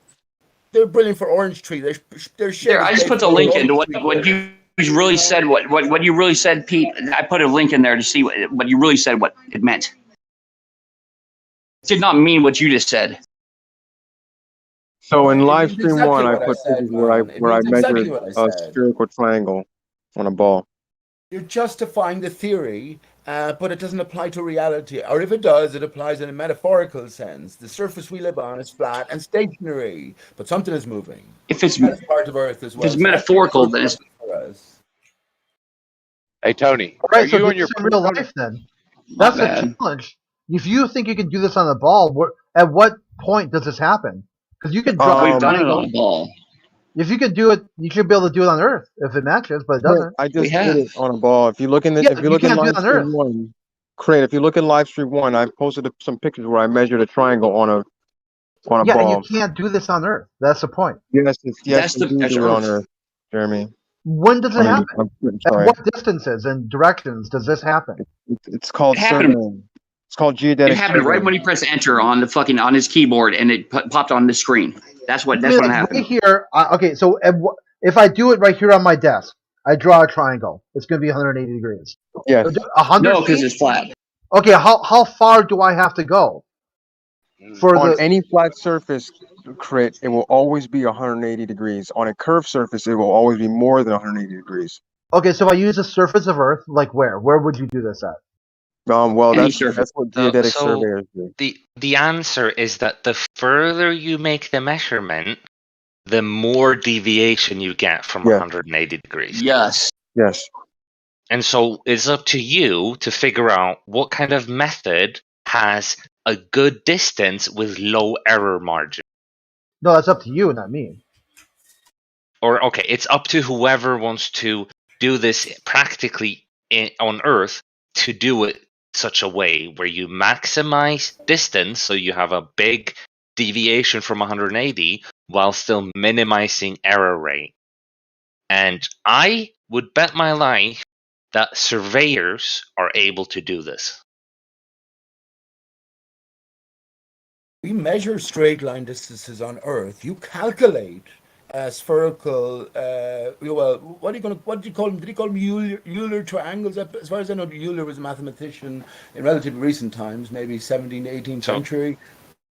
So if you really want to add a prefix to it, then you can call it a spherical triangle, but it is still considered a triangle within geometry. You would definitely have to stress that, though. You know, when you're talking to anyone on the street and you just are flaholic or casual about the language, when you say triangle or car or dog shit, unicorn shit is a different matter. But you know, we all have a general understanding. So you need to be really specific and But really patient and go through exactly what you mean when you talk about the variation between spherical triangles and ordinary triangles. but Which I we're promise No, you David. that if I drew a triangle on the side of a balloon, even though it is a spherical triangle, any person on the street I would go up and show this to, they would say it's a triangle. If I ask them why, they say it has 3 edges and 3 sides. They won't care that it's bending. It's got 3 edges, 3 sides. That's a triangle. So actually, that's a very good You're analogy. rounding. Think about this for a second as an analogy, right? So you're drawing a triangle on a deflated balloon, so it's really flat, and you draw. What would you agree? You draw it in with 3 straight lines as a normal triangle, Yeah. right? Okay, perfect. You can even measure it out perfectly. So as you blow up the balloon, then what happens? You just talk us through that process because this is It's still a fundamentally straight what you're line. saying. Still a Yeah. straight They're line. still straight lines, but because you're expanding the balloon, they would all curve equally, and it would still be a triangle. They would have some sphericity to them, and the Of course. angle would end Yeah. up being stretched to be more than 180 degrees because of how spheres work. But then it's no longer a triangle. You see, that's It you just is. drawn something on a balloon. What you Still have to 3 straight establish. lines. It's Hang on, still a please. triangle. This is my whole point about mentioning about a point and the definition for a line. Because what you have to do now is prove any association between this oddity, right, and the Earth we're living on. And of course, you say that we live on a spinning ball Earth, and therefore these two things equate. But see, you guys are the only ones that disagree about this. No one else, anyone else will say, "Hey, What do you mean, a man? straight line on a There's millions sphere of is flat a earthers straight line." around who know And You that guys the are the Earth only is ones thing that is, surface disagree. and even No, even the Pete word just itself, disagrees. Pete just disagrees with the label. That's but it. even the But I don't word care what you itself, fucking call it, Pete. It's fucking the curving ass fucking 3-sided fucking thing. I mean, who the fuck cares what you call it? but the thing is, triangle, Well, 3 angles. Even if it's on a sphere, it still has 3 angles. It's a triangle. Like, yeah. I don't get your obtuseness with not wanting to call it a Well, triangle because it's on a sphere. hang on, please. As Jeremy read out earlier on, this is a standard accepted definition, pretty much worldwide. When someone says the word triangle, this is ingrained within the basic core principles of association, right? But So when you hang on, please. When you blow up the Pete, balloon, when you blow up, what you do is you transform the basis of a triangle, right? And you even transform the core angles themselves to make them more, and take that away from the core factors that are equated to the triangle. Now, that might be a reality. We can measure the angles on the balloon. We can see that the straight lines are after going curved. But so what is the point? You are trying. So what is the? Here's my answer. You are telling me that the Earth is the balloon and we're living on the surface. So a straight line for us is in effect a curved line. That's the problem. That's the rub. You got to prove that shit first. Otherwise, we can imagine anything. We can imagine a point of 0 dimensionality. Every day we can do that. But the But thing it's is, not real. if we can't even agree on the basic logical statement I know. of how it would work on a sphere, then how would we do anything in reality? If we can't even agree on fundamental logic, then how are we going to go any further? Right, exactly. And I've always said the same. It's an absolute waste of time talking, or if you're expecting progress from any person at this stage who's a ball earth proponent, as if they're not intelligent enough to ask the same question that all the rest of us have asked. So there's a different agenda in play, but that's fair enough. You'll have to go elsewhere then and ask the questions. Or I would even encourage engagement, because that's how you're challenged and maybe that's how you overcome. All I would say to you is, like, have you developed as far as possible the flat stationary Earth model to see how all of these things can be explained within that paradigm? I should say no. I should say you haven't done any work at all, because you know that the ball is proven and all you're doing is selling that snake oil. Back to us anyway. No one is buying it though. It fails my sailboat test. And we know he loves his damn sailboat test, okay? Right. Sailboats is this man's life. Sailboats are the biggest proof for flat Earth that I think you're ever going to find. Yeah. Oh, really? Yeah. Statement I ever heard. It's interesting. And the reason why you don't hear many flat earthers bring it up is because humiliating people online isn't necessarily what we try to do here. Oh, I see. How very Right. humble of you. Just jot that down. I How mean, speak for very humble yourself. of you. We appreciate that. It would. I I don't- thought it was I don't- because none of you understood how sextants work, but I don't think these little conversations between flat earthers are going to change anything going on in reality. Oh, yeah. No, If not anyone at all. believes that, I think there's something else going on. What will be, will be. This is all a distraction in a big way. Why are you still here, B-Ball, after all these years? None of you changed your point of view on anything. You're anti-conspiracy crew to the death, and you're all one for all, one all for one. Because it's always fun making fun of people like flat earthers. Always Of your a fellow fun man. pastime. and Make fun of I your wouldn't fellow say man for we're. having different thoughts. Yeah, okay. I wouldn't say we're all anti-conspiracy. I know I'm always intrigued when I find out what conspiracies the ballers are into because we're all into one or two strange ones. No, we're all into many of them, and I guarantee you, I'm anyone I mentioned, boring you and would I don't definitely believe heard in any about. conspiracy. Well, that's fair enough. You know, then there's no further room for certain types of conversation. That's all. But if someone comes along and says, "I'm here for the laugh, to make fun of my fellow man," that's not the day and age we're in, bud. Tolerance for everybody. Men can be women. I can identify as any race I want to be, or anything I telling want to me be, which is fair enough. But us you know, girls but you gotta don't stick respect my together. intellect or my ability to talk about it openly. Really, Gummy? You There's can be not whatever one you thing wanna you're. be, Pete. There's not one thing you're like. This is a little weird. Not one that I can think of, or at least one that's big enough to even be called a conspiracy. Oh, right. Yeah. Okay. I'll give Gummy, you that. you're the ideal citizen. Do you realize? I sure am. Right, don't Like, say it like if that. they were Next to right, put come on. the draft into play, you'd be the guy signing up, right? Of course, of course.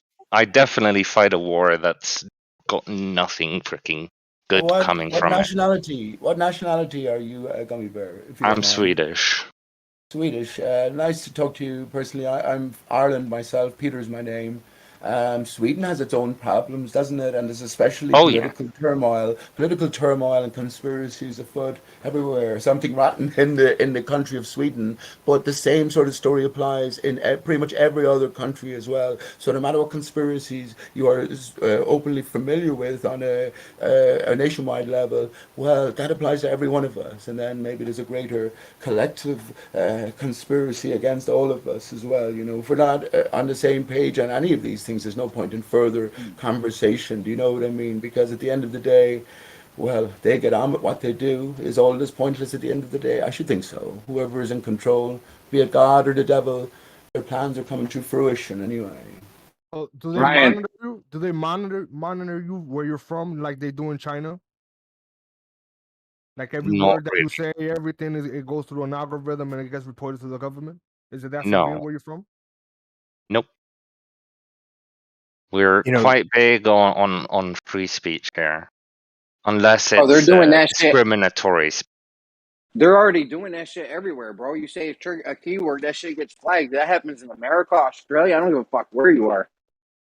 Yeah, the Swedish people have been pampered for far too long. There's not even any evidence that black people live in Sweden. Nonetheless, any other, variety of Well, human. We don't have a lot of. We have very, very few black people. Most of them are Arabic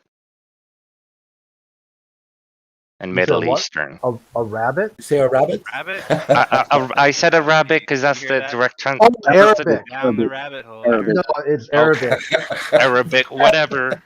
Tell the Arabs hole. Yeah, I heard that. That's just my Swedish pronunciation peeking through, okay?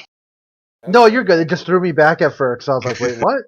I heard the same Let me thing ask as you this bro. one, Gummy. Who would you rather conquer you? Would you rather the Chinese or the flat Earth Americans? Oh my Well, god. definitely flat Earth Americans. There you go. That's because he believes he's gonna be able to beat us afterwards. No, it's because I believe in capitalism more than communism. No, well, here's the But caveat. We're communists. Isn't it ultimately the There you same go. when you really compare it down? both is No. it ends up being the same. No. Okay, so if communism. Well, the What did thing you I've say? learned about these globers Define is that they communism? come in here. Yeah, yeah. What do and you they think communism enjoy is, and what to do be you think down. capitalism is? If it isn't the same thing, it ends up being the same thing. Really gonna have a freaking economics talk? Not economic, political talk. I mean, right now, doesn't 1% of the population of Earth own like 99% of the wealth or some weird stat? Yes. So That's that due to seems like communism. No. No? Read No. Karl Marx. So the thing that makes America capitalist is because like trade and industry are all controlled by the government. No, not the government. You The about to say people. right? Bullshit. We The all know that people with the money, the private people with money, while communist is that all like trade and industry are controlled by the state. It Man, is this is some riveting discussion here. I Yes. really think we're onto something. exactly. And so the difference is that capitalism, one person with a lot of capital, lots of money, can make big changes and big decisions. While in communism, it is not the person with capital that makes decisions, but rather the government. Yes, Must be the nice government. to be in Cinderella land. over The there. government that has all the the government that has all the capital. The government doesn't always have No, so when it comes to You're stuck in this communism, middle ground perspective, bro. You stuck in the middleman perspective. You don't even know what game you're playing, bro. so when it comes to communism, None of it's real. This it is means all that no associated. one is the Actually, one with the spinning balls. capital. Not part of Let reality. him keep trying to define it until he understands. Do you guys not agree that these are the definitions of capitalism and communism? That these are the differences? Here you said that basically, why capitalism is like free market and communism is state run. Yeah, essentially, capitalism is the person with the most capital makes a lot of decisions, or Right. In Russia, depends on capital. the best artist gonna have the most friends. Okay. In America, the government owns everything. So they're both the fucking same. capitalism is Open not- your fucking ears, bro.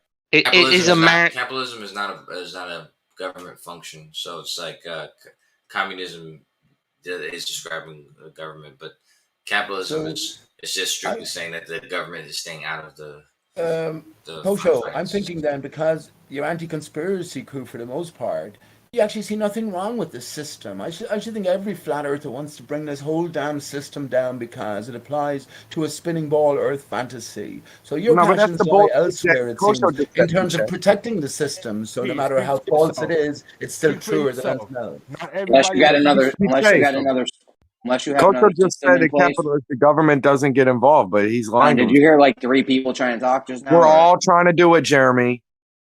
All right, so I don't think it makes much sense to destroy the system. I think our understanding of the system is the problem, right? Because the system seems to work for certain people. So maybe we need to look into what is going on with the system instead of trying to destroy it. Because what the hell else we're gonna do? It's always gonna be a system, bro. It's always gonna end the same government. It's like a cycle. It keeps happening. So Unless you have another. Let's figure out the system.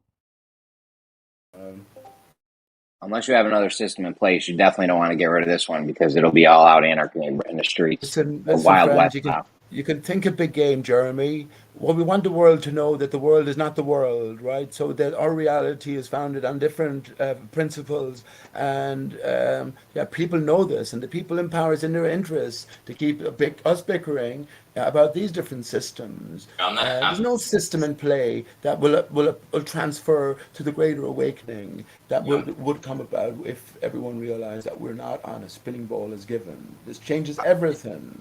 I agree with Pete. Your world's not the real world.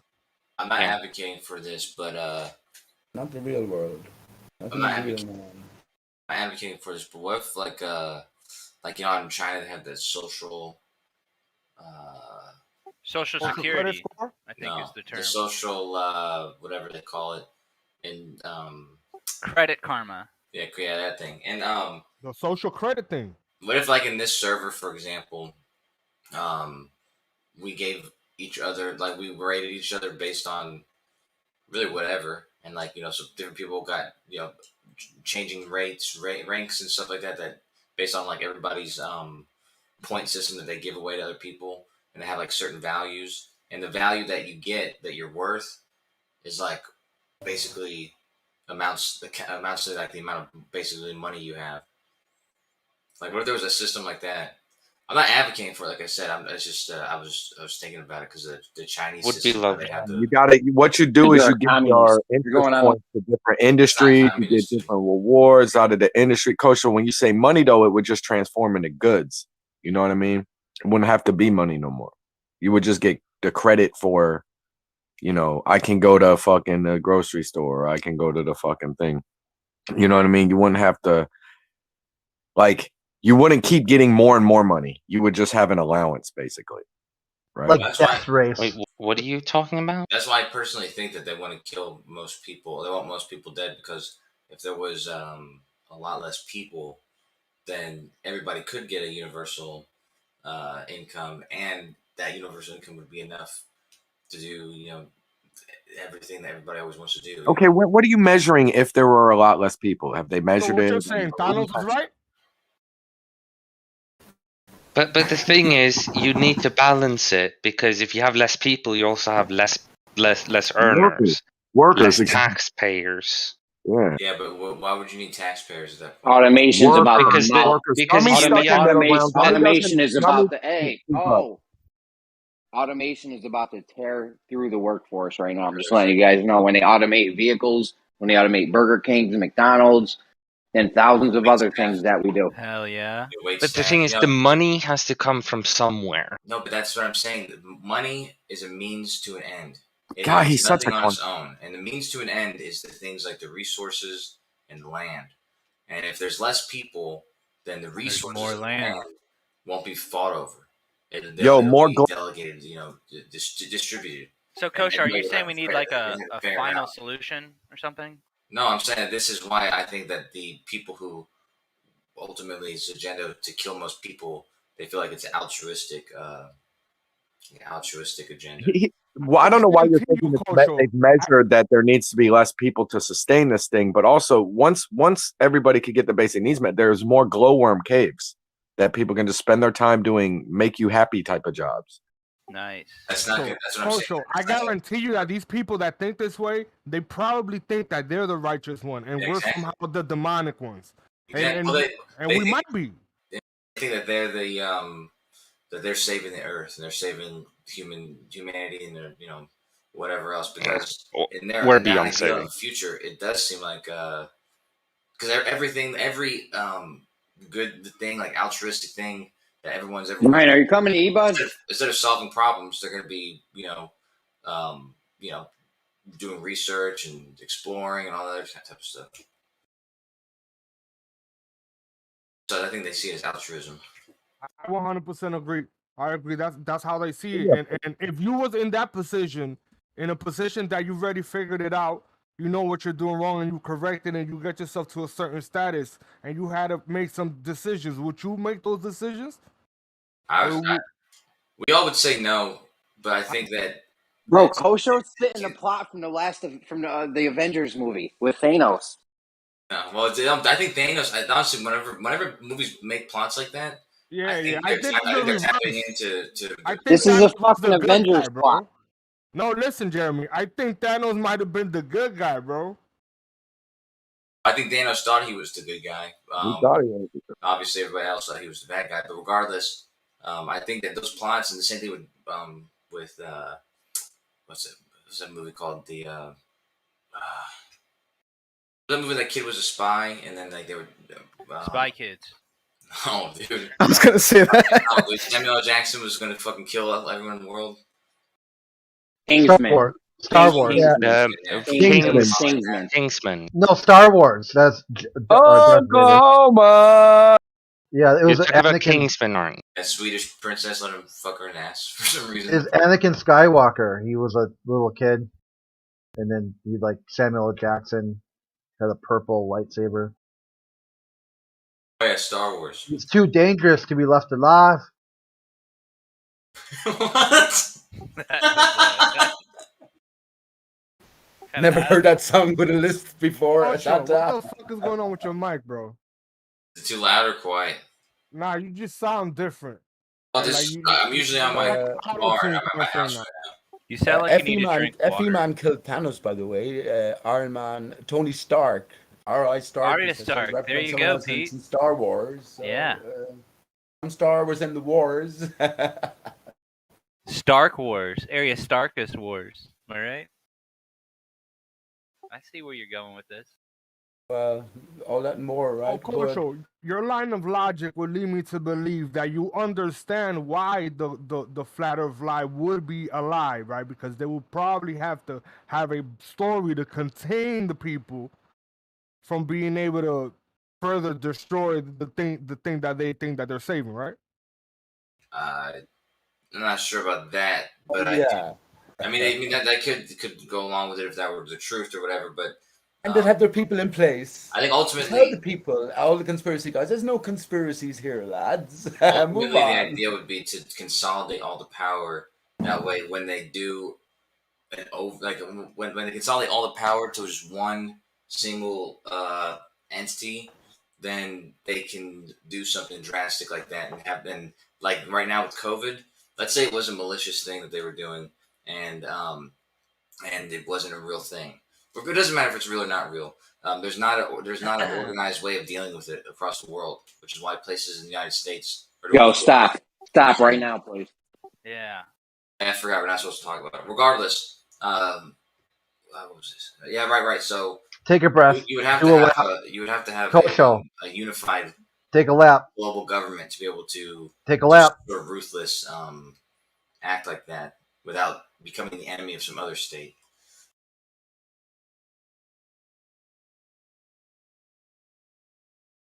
Watchmen is another movie that had a plot like that.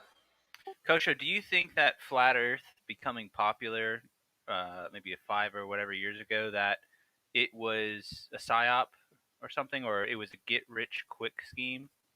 No, the first thing you said, the psyop, I was talking to Rick about that earlier. That was a theory I had at one point. I just never developed it into the complete theory that was proven. But yeah, I had theorized that it was set up by...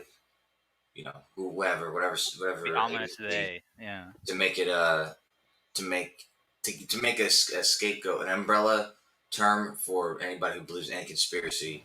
That way, you can just disregard anything anyone says. They have been kind of doing that. I've noticed they mentioned flat earthers a lot recently. Could it have been like a white hat kind of scenario where the so-called good guys release the information for some like awakening purposes? Like a QAnon, like, oh, little did you know, was slipped in flat Earth. Like plot twist. Imagine if Mark Sargent was not a authentic person, and maybe I get that vibe automatically. Yeah. I never trusted the personality. He seems to me like the kind of person that rehearses his lines before he goes. It's a very creepy thing about him, bro, and how he has to hold the mic all the time, bro. Yeah. Weird vibes from the dude. He's too nice. Dude, yeah, there's a couple of flat earthers. There's probably, most of the big name flat earthers I'm automatically suspicious of. Well, most of them I'm not. I'm not saying most of them I'm not, but I think there's a couple people that could have been in my theory that hasn't been proved, but they could have been put into place and made to promote this thing, and then a lot of authentic people. There's a lot of authentic content creators.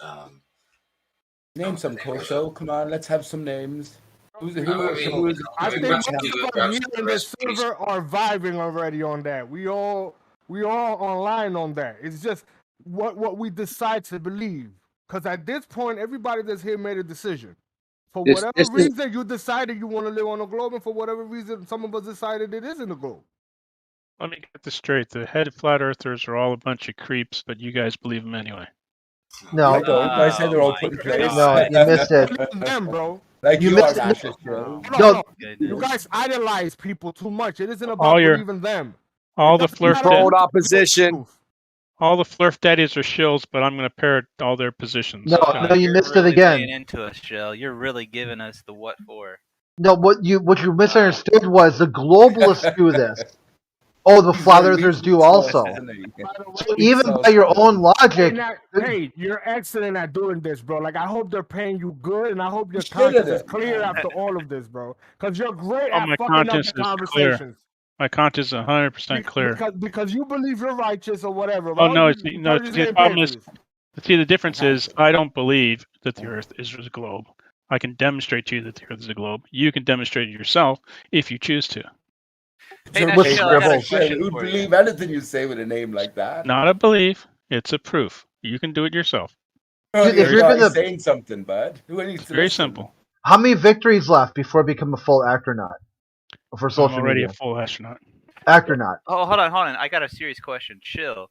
You said you refueled airplanes. Was that In flight, docking? bro. Is In that what they flight. call docking? You love docking, paid NASA How Joe? often did he dock? I just Do wanted you love docking? Well, he suspiciously went on mute. This is right here. Here, check out. This is paid NASA Shill's best proof that the Earth rotates. Oh, that is a great one, Crit. I see a penis in there somewhere. Hey, I'm what the not sure hell if is that's docking? intentional or not. This is Sam. what his like Fucking thing about, man. his full color pendulum. He attached a pen at the bottom of it and then swung it back and forth. And he's like, Earth rotate. But I was that might actually- be just me. I see penises everywhere since Jeff Bezos' rocket shot off again into space. I'm sorry. I'm setting up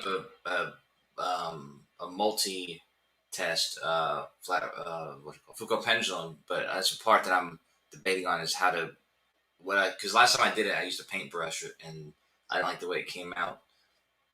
So I did Post it. Like, let's see it. Take a picture. It'll be like You're artwork. gonna Like, draw like your mother as like a mural or something beautiful. No, but maybe if I have like a ink dropper or what do you call it? A dropper. Yeah, get like a 3D computer software dropper pendulum. No, just a regular abstract dropper. modern art. Paint it. Like abstract modern art by the Kosho.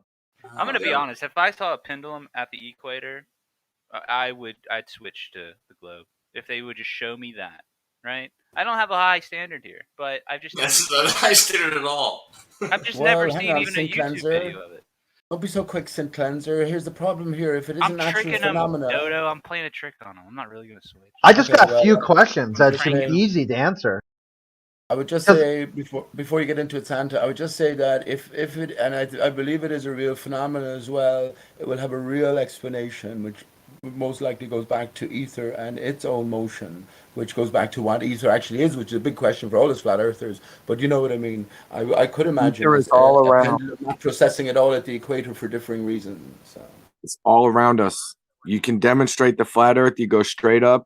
You see flat Earth, and it stops. The globe Earth. Keep going straight up and show me your globe Earth, and stop all this fucking talk. Show them. Universal Studios can do it. You don't want to do it. You cry about doing it. Fucking crybabies. No name calling, please. I mean, you know the Israelis. Hey, no, I'm kidding. I'm kidding. The Israelis did it. The Chinese did it. A divine Coco. Everyone did it, Coco. You too can do it. Yeah, come on, divine Coco. You can do it. Did you find my video? No, I'm just saying, like, this is just to get your attention, because I would just need for you to explain all these sock accounts on the globe. That's it. How many sock accounts you got? Over 100? Over 1,000. Okay, and why? Why would you do that if globe? I can prove to you or explain to you why you would do it if flat Earth. There's a lot of reasons to have a lot of Google accounts, including a lot of storage and a lot of free YouTube and a lot of free emails. Is enough ever gonna be enough though with you guys? It's like you guys are addicted to the globe. And be healthy for your own Being as well, Kosho. I don't know why you're doing this, man. If it's for I profit, just if said it's free. coercion, everything's forgivable. I'm Get guessing. free YouTube every single month. Yeah, but Kosho, what is it you believe this is gonna prove or show evidence of? The Foucault's pendulum. Yeah, yeah. Oh, I mean, if I were to do that, it would confirm the first of all, because I was going to do it in a perfect way, whereas last time I don't think it was so perfect, and it would show the consistency for the corresponding precession at the different latitudes. So I would do it probably I don't know, maybe 3 latitudes distance, and try to get the precision correct so that I can actually show that it's precessing the right direction and the right rate. Suggestion. You shouldn't. Maybe for more data purposes. Can you're gonna take one pendulum, right? Just I'm gonna make one pendulum that I can reuse. Yeah. All right. This is a suggestion, and it might even improve the results because might be able to gather more data. Can you put 4 Crocs radiometers, those things that detect the light? Maybe you could put one north, south, east, west. So maybe where it possesses, and the crux is moving. Maybe we could figure out if it's because it's more energy and light in that side or something. You understand what I'm saying? I got you, man. I used to make ghost hunting devices for my friend's company, and ghost hunting devices, they serve the same purpose as something that would it's like a multi-sensor test basically, and so I could just use a bunch of those and just add more components to it or whatever. So it's like basically sensing anything that would need to be sensing, like But that's what I'm saying, because if we get a result, any kind of result, then that could explain the precession, and it would it might disqualify any other kind of movement. If people had questions like that, then yeah, it would definitely at least quiet those questions. Yo, was that B-ball in chat trying to measure a triangle on a sphere? You know you can't do that, right? I thought you were talking about the GIF that Crit posted. No, do you remember when I was working at the school and the geometry teacher overheard me yelling at you guys that you couldn't measure a triangle on the surface of a sphere? And B-ball's now trying to do that. Is that correct? Elementary school teachers, no offense. It was a high school. It was high school. I'm just saying, I have cops are like teachers to me. Like I have respect for the good ones, but there's a lot of bad ones. Jeremy, why is it incorrect? Because you can't measure the. Oh, go ahead. He was talking to you. He might have been talking to you, Matrix. Go ahead. I was gonna ask him a question about the thing that he posted. Yeah, we're just gonna ask each other questions that we none of us ever answered. Real quick, go ahead. Go ahead. Is that what they call a geometric triangle because it's on a sphere? Is that what they call it? It's just a spherical triangle. It's just a triangle on a sphere. But isn't the sphere thing in question? They call it a Euler triangle. Yes, but we know the sphere is in question. Jeremy, can you actually answer that question? Why do you think that you can't? You said, quote, measure a triangle on a sphere? Yeah, besides the fact of geometry, the head of the math department told me you can't. Besides that. Why not? I didn't ask the reasoning. I assume they were right because they're the head of the math department. Who do you have saying you can? I'd like to hear. Who do you I would have like to saying you ask can? him myself, actually. I don't work at the school anymore, but I had a math the head of the math department tell me you can't do this. Who do you have saying you can? Jeremy, you definitely. There's nothing more to talk about. Stop. That's hearsay. There's nothing Jeremy, more that's to talk hearsay, about. okay? There's nothing more Jeremy, to talk that's about. hearsay. I have Okay, people that say the more Earth to is. talk about. I have physicists and astronauts that say the Earth is round. So Jeremy. Communication breakdown at that point. Your side picture is fucked up here, B-ball. These Look guys at are done, maybe. I don't know. You can never. It's an easy way to. This is what mean percentage we're having this conversation. No, I didn't stop every. Koso, let me finish with B-ball real quick. Can't get nothing done up in here. Jesus Christ, man. Now I have the head of a math department saying you can't measure a triangle on the surface of a sphere. Who do you have saying you can? There's nothing more to talk about. Tell me who says you can. Nothing more to talk about. Don't say, oh, just tell me who says you can. Besides you goofballs. Wolfram. Yeah, B-ball's doing it. Wolfram. And that's what I was trying to respond to you about, Jeremy, because I think there's a way that easily we could come to agreement, because me and Percentage were talking about this with the whole group and Brennan's. It was easy enough to just say that what you're measuring when you do this spherical axis is you're measuring spherical axis, which is the increase from a triangle, or the what do you call that?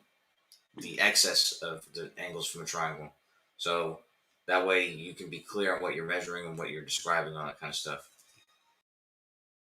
Because it would be if you want to not say it's a triangle, because it does have a different name, but let me submit something a second, kosher, for you. So you're going to go to the trouble of organizing a focus pendulum and observing what it does, but you automatically, which is fair enough, you're going to develop by immediately changing, actually within the experiment itself, changing latitude. Did you not say latitude locations? So you've already ascribed that to a ball in the first place. Once again, it's fair enough. A bit sort of jumping the gun a little, but yeah, take the measurements and readings first. Now you can surely apply it to a ball, see how it works out. But you've got to equally apply it to a flat plane with a differing cause and potential for the precession of the pendulum at varying degrees of length from a north center, right? This is the compass, where the compass leads us. So that has to be the central point of that. But I don't think you'll be doing that, will you? You won't be looking for alternatives. You'll be just looking for confirmation that it applies absolutely to theory. All right, so this guy Kev in chat, I don't know whose side he's on. But whoever side he's on, it doesn't really matter. What he said is right. When measuring the angles on a spherical triangle, the most accurate numbers will come from the closest you can get to the corners of a triangle, which is why you can't just willy-nilly throw a protractor down on the surface of a sphere. That's dumb. True. That's stupid. That's the dumbest thing I've Jeremy, ever looked that's at not. today. But Jeremy, that's not what you have to do on a spherical triangle. If you want to, That's what B-ball's doing. B-ball's doing that. So I don't care what you would do. Jeremy, B-ball's doing it right now. Jeremy, the original question was, can you measure angles on a spherical triangle? And the answer is yes, you can. Okay, but you can't. Okay, but you can't do what B-ball's doing. Clearly, would you agree that's dumb? I also wanted to respond to this idea that if the head of your math department at your school is saying you can't measure things or measure, quote, a spherical triangle, then they shouldn't be the head of a math department. Yeah. Well, it was specifically about you can't put a protractor down on the surface of a basketball and measure it. That's not what you said at first, though. Okay, well, that's what I meant. Yeah, here, look at That's what I meant, because that's what B-ball's doing right now. Do you agree with B-ball, RC? That's why RC's Hey, hold on. RC, do you agree with No, you can. Jeremy, can I freaking respond? Yeah, go ahead. Shit. No, you can't use a protractor. Okay, there you go, B-ball. Eat it. Eat it, B-ball. Take that out. Look at Lovers hate this shit. You can see the sight pictures off because you pass through the 60, but you don't pass through the 60 on the other side of the protractor. Right away, get a whole different reading. You could get a whole different reading if you just use a different size protractor. I could probably get 4 different readings off that triangle you drew. That's what I've been trying to show him since the start, and also using a blue marker on a blue ball. That's weird as shit too, dude. Fucking dumb, dude. Right, you're on that as well. You're fucking being so mean to Lewis too, dude. Yeah, Lewis came in triggered as fuck, dude. The very first comment of his day was like, "Crit woke up triggered." I'm like, Lewis came in on please, day. Yeah. Man, he was spiraling hard. I don't think so. He's on point. And he's now one step closer to space. If anything, he took a few steps back today because he had to deny a launch pad, like the actual launch pad. He actually said there's no such thing as a launch pad. Like, I heard that. Yeah, he did. Why are you lying, man? B-ball, remember that physics book you wanted me to read? I think you should go read it, bro. Like the actual citation. You got me tight. NASA. Doing dumb shit, B-ball. Come on, bro. Fucking insult, dude. You're gonna fucking make fun of his gift that he gave to you, not read it, and then tell him he needs to read it. That's such fucking. Bro, he can't because you can't. He's trying to do dumb shit like put a protractor down on a surface of a sphere to measure an angle. That's dumb. Yeah, well, it's not really that dumb if the sphere, like if it was the Earth, for example, and you're using a protractor to measure an angle, it's not gonna be too far from accurate, man. Well, which one's dumber? Using a blue marker on a blue ball or using a protractor on Oh a ball? damn! I didn't think anybody noticed that. He did use a blue marker on a blue ball. Yeah, which one's dumber? Like that is kind of silly. I mean, If come you, on. Weird.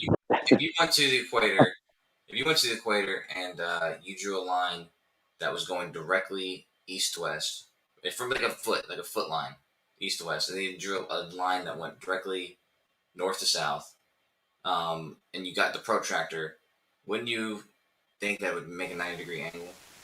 I would say yes, and I would say that east to west line that you made is parallel with the equator, and the north to south line is parallel to the meridian right there. So, you can use a protractor on a ball that's big enough. Bro, the bigger the protractor, you're going to keep getting different measurements. So the correct way to actually do this, if you want to actually measure the thing, is you actually just need to measure the diameter of whatever sphere that you're on, and then you just take the lengths of the sides of the triangle, and then you can use a basic sphere or a spherical calculator to know what the angles are. Hey, can I stop you, RC? So in order to measure this triangle, if you want to do this on Earth, you'd have to actually measure the diameter. No, you're asking if you want to. I was talking specifically about if you want to do it on like a ball that you're blowing up or something like that. Well, how would you? Okay, so it's different for a. Hold on, somebody's got some mad background noise. It's Dodo. Sorry. Dodo, do you really have to jam out right now? Really? Okay, so you have a method for doing it. If I have a basketball or a balloon or something, you want to use the same methodology doing it on Earth. What you can do here on Earth that you can actually measure is things like the surface area of Earth, and what you can do with the surface area of Earth. If you know the surface area of a given section, then you know its radius. And then There's a different methodology for doing it for realsies when you actually have a sphere, and then for doing it on Earth when we may or may not have a sphere. And also, it just depends, Jeremy, on what the practicality of how big your damn sphere is. Yeah, so you can't measure the surface area or the diameter. I don't know why you thought that was going to help. What are you talking about, Jeremy? You can measure the surface area. Show me where they measured every square inch of the Earth's surface. Actually, you don't need every square inch. You only need a subsection. So you don't need the whole surface area, just the surface area of the triangle? You just need the radius. You just need a surface area, and then you can find out what is the curvature over that surface area. If you know that coefficient there, it's very easy to know what the radius is. So you would have had to have measured some curvature somewhere first. Okay.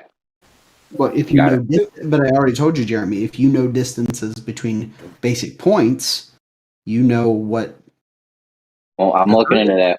You did a nice work on that thing you sent me too. By the way, that's way better than anything Kosho ever showed me. Wow, dude! I already finished the fucking thing that you were just now talking about that you're gonna look into, but fuck, man. Did you finish the 2015 puzzle, Kosho? I bet not. Oh yeah, I'm gonna go work on that now because I don't got anything else to do, dude. Because I'm quitting this fucking thing that I already finished. Well, I do a few Jeremy stuff. Send it to me in a DM. I'll take a look at it.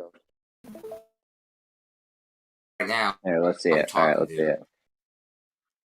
I'm gonna shut you up right now. Yeah, so I have the 4 locations that Crit agrees with, the distances between them. Okay. Now there's some. I'm working on the New York. So I'm working on the coordinates to make sure that they're perfectly correct. Because before I was. You got New York in the wrong spot, bro. Oh shit! You're doing it. I'm also doing this as well in like Blender or whatever. Hold on. What are you talking about, Jeremy? This whole thing you have here is borderline illegible. I can't read the bottom left shit. Don't worry about reading anything. You have New York and Miami on the same. Stop reading. You have New York and Miami on the same dot for some reason. Dude, those are the fucking titles. Those are the titles for the lines, dude. Sloppy shit. What are you handing that sloppy shit to Jeremy for? It's not sloppy. You should have seen the thing RC gave me. It was nice and professional and clean. Yeah, you're All right, showing none of yourself. this fucking. Jeremy, what I gave you was the opposite of professional. I literally gave you a screenshot. Yeah, he wasn't RC even. I compared to literally this. gave you a screenshot, and then you're like, "Can you put labels on this?" And I put it on my phone and literally typed it in photos. Yes, compared to what Kosho's showing us, your shit was top notch. Jeremy, this is giving you This actual slop skills. like Pete, could you Coach just shut landed up? on my face. Jeez, oh Pete. Anyway, Anyway, Jeremy, what Kosho's giving you is actually replicable, and this is not appealing to any map whatsoever, which is nice. So yeah, this is really freaking good. Yeah, but it's illegible. It's not even like. Dude, there's nothing for you to Oh my read. gosh, That was my Jeremy. own personal notes. And now if you look at it, they're gone. Okay? The notes Okay, we got 4 dots. Why is it Yeah. looking like it's curving, Coach? Because it is. Yeah, these are the correct distances, and I've checked them. These lines are defined. Hold on. They're defined. The point is, I gave RC specific instructions. They followed them easily, and Fantastic. and every time I do that with you, I get like arguments back. That's fantastic. Now, if you notice these distances, these are the distances. So New York to Miami, San Diego to Miami, San Diego to New York, blah blah blah blah blah. Yeah, these are all 6 of them. They're correct. They match up. Bada bing, bada boom. If you were to go ahead and make this a plane instead of a curve like this, or if you were to just go ahead and draw them out, I was about to draw them out on a flat graph, just the distances between the 4 corners, and then try to do the distances in between. I'm going to assure you, there's no way that that line in between is going to match. So San Diego to New York will not be the correct distance. Yeah, you just draw straight lines instead of curved ones. Well, that's what I'm saying. Well, I'm about to do that right now, and when I do that, it's not going to look it's not going to look pretty. No, they're not going to be proportional among it between each other. Is that once more? Coach, I said you're going to see the lines. puzzle- Go ahead, Pete. That same puzzle we were talking about not so long ago involved Hawaii. No, it's not the same, is it? Or is it along similar lines to Hawaii, Texas, and was it the Barbados or something? Remember that? Oh, okay. That was the co-show. He's Yeah, Barbados. That's on that same map. I just I clicked out of similar it. puzzle. Yeah, it's a similar puzzle. How would it work on a flat Earth when you have all of these known points? Is that the puzzle you're presenting to Jeremy? Yeah, kind of. It's part of the same puzzle, but right now what we're gonna do is we're gonna take those 4 corners, the ones that Crit and Jeremy have Okay, let me agreed on bring up distances. I'm gonna take bring this. up the screen there and have a look. Kosho, go to your address bar in your web browser and just type the letter P. Okay. I'm not gonna do that, dude. Freaking moron. Listen, are you keeping these lines scaled to scale? Yeah, I'm gonna take this exact distance here. This 1968, the year your last girlfriend was born, and I'm going to yeah, and I'm going to just put this. I'm just gonna plot the point. No, I'm not. I'm just gonna plot the point anywhere, and then I'm gonna put the distances correctly for the 4 corners. So it doesn't matter where I plot the points. It just matters that I put them the right distances. So hold on. Yeah, that's funny. So that's New York, Albany to Miami. Let's do it. Albany to Seattle.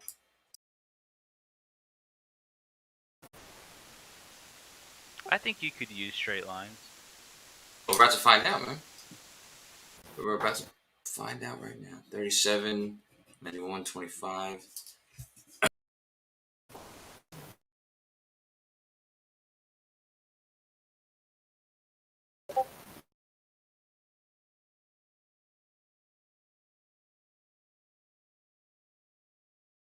If this doesn't turn out how we're expecting it, Pete, Crit, you guys are on. Get in there. Need a backup plan.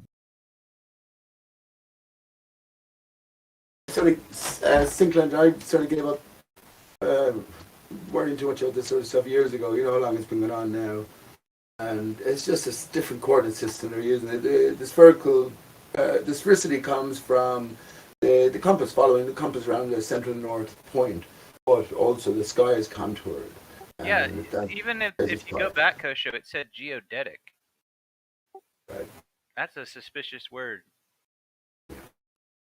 Well, you all know, and for all intents and purposes, functionality-wise, top levels, flat Earth is flat and stationary. It has to be known, right? It has to be known. The numbers, I reckon it's an open secret. Open secret. The rest of us are coming to find out now, and it has to be a day of revelation. But in the meantime, don't try not to spend too much time or effort thinking about these sort of puzzles, because at the basis, I know about the conversion, because they're actually converted from flat and stationary plane readings. You know what I mean? And transferred to a sphere. And that's the thing that needs decoding, but no decoding. Listen, Pete, That's just incorrect. The thing Kosho's doing on his Pete, the thing Kosho's doing on his screen right now could be the end of flat Earth.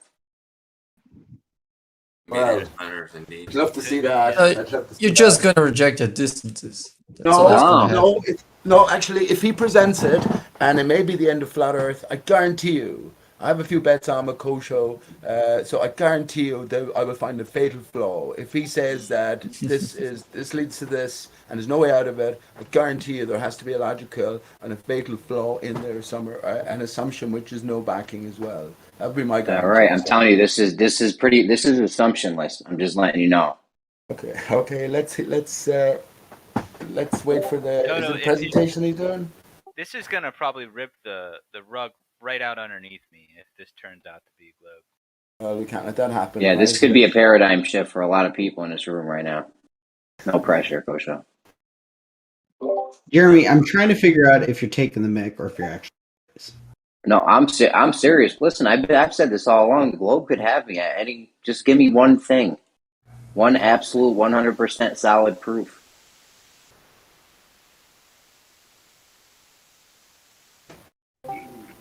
No bullshit, bro. Quiet. This is gonna be interesting. I'm sure it's going to be. It has to be a long. Okay. What are A and B? Okay. Kosho. Okay. I mean, if you believe the distances, which I mean, they should be pretty. They got to be pretty close. It's fucking in from one spot to another spot in America. So. I'll tell that to Egypt. Silent Zero wasn't buying the either last night. Oh shit! Wait, which distances are these? Hold on, what are the locations? I don't know, L.A., Washington, New York, Miami, or something. Oh, it's like that one picture where it's like the U.S. No. and it's like that. No, okay. Nothing like that. It is. No, it is like the one where they use South America, South Africa. It's something like that, except this has 5 points. Kosho. Okay. Right, Coach? You got 5 points there, right? I know you're not doing 4 points. Coach. Who's saying Give me the points too, so I can do it as well. I want to do this as well, so we can. Yeah, well, I mean, I don't have the point. I'm making the points right now, so if you can see my screen, I'm doing the distances. I have them written down right now. Bacon, they're the same points they're points that I posted last night. Well, Yeah, these Coach, ones. you need 5 points, bro. Coach, These you are need ones 5 for, points. I asked Craig if he agreed with them, saying 13.40. You need a fifth. I didn't ask point. for the points. You want the distances? You said. Kosho, you need a 5th point, bro. You You only got 4 just points. want the locations? Is that what you're saying? Do you have me on mute? No, yeah. Yeah, what did you say, Jeremy? You need a 5th point in there. Why'd you use Albany? Don't try using my native Do area. that some other, we can do that at some other point. The funny thing is, with 4 points, it'll come out correct, dude. It's gonna be hard to place this last point. Use circles, man. You use circles. Create a circle of the radius of the expected distance, and then place the second one wherever. Bacon, that's another way of doing it, but that's an easy visual way that I told people if they want to. That would have been a lot easier to do like that. It looks like it's going to take you ages to even present it. Yeah, the first two ones. I tell you to get your shit ready beforehand. You're like you're doing. I already showed you the shit, dude. Here's the shit. Listen, proper planning prevents poor performance. It works Five on Ps. it works on the globe already. So we It's already the know. 5 Ps. 5 Ps. So Proper that's planning what- prevents poor performance. And Okay. agreed. That's a good point. I'm actually Yeah, the first two ones are okay to just put them manually, but the third we should like get Yeah, the I agree. intersection of the circles. I agree, sir. A bit of a cheek, I think, Jeremy. A slight against you. I mean, he claims Center that he radius, has right? something that could be earth-shattering, and all he presents you is a picture of an envelope and a little cross with a So few letters. which point do you I want to add told right you. now? I wonder. Big I mean, he claims. tries, but just you give you an A for effort all day, coach. So you're always trying, but No, those this are is not something you good. got to have beforehand, bro. You can't just be doing this on the fly with a rule. On the fly. I mean, in all reality, though, like Jeremy, if you don't want to watch it, you can have another conversation. He's just live streaming, demanding No, I know. everybody look at It's it. just I feel embarrassed for him a little bit. I mean, why? He's doing. I mean, but Jeremy, in all honesty, he's using this about twice as fast as any other person who doesn't use this program ever. No question, coach. I'll get an A for A+, A++ for What- effort all day. Coach, what point are you trying to add right now? I'm adding the one that is supposed to be 1713.41 away. So I'm just gonna make that circle. Coach, you want me to just send you the From picture Seattle? DM? Yeah, hold on. You want me to just send you the picture RC gave me? It was perfect. No, why? Like, you need to actually see the difference to how this works. And I actually freaking love the fact that he's doing this with the arcs, because this is something someone can sit on their freaking kitchen table, do with the compass, and see that like it just doesn't work at all. Does Doesn't seem right. does the circle around Albany? But the circle. What exactly are you trying to get? That This circle is going to be the distance from Seattle to San Diego, which is the next place. all right, and That's not right. Yeah, I need to do Albany from exactly. Yeah, I mean that first circle you draw is not going to be useful. But you're gonna see, Jeremy, that these are about like 7% off or so. They're gonna be off. That's all we need. 7%. Those are the circles I was trying to explain to Silent yesterday. Who was it that asked that question last night? What can I do, sitting down myself and do? We told, yeah, just freaking sit with a compass and a flat piece of paper on your kitchen table and do it. Do you remember who that was, Bacon? Sorry, what was the question? Who asked, how can I do this myself and model this myself? And we said, yeah, sit here with your. I sit don't there with the remember. compass. The funny part about this is I'm one of my teachers, my geometry teacher who I manage is sick at one of the high schools, and so I'm sitting here grading a bunch of geometry tests while coach is doing this. Is the distance between Seattle and Albany correct? Yeah, this is that distance is correct. Yeah, there's about 37. There's a 3791 kilometer. Kilometer difference, and that's. This is Are going you to be doing the the problem. radius versus the diameter?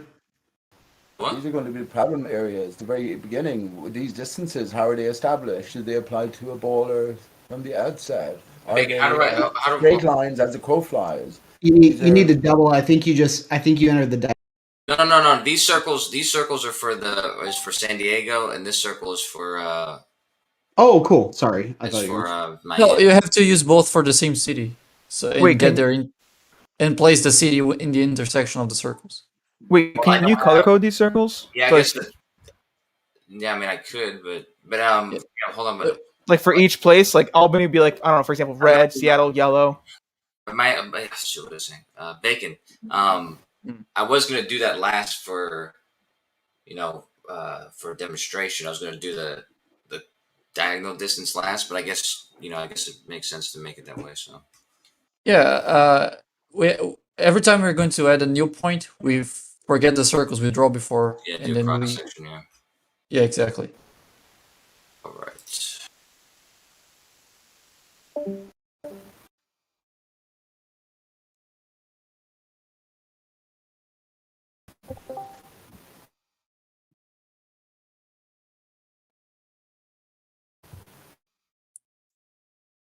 Alrighty. It's just less. It's less. What do you call that? Climactic. You know, it's anticlimactic. I think. Tree is correct.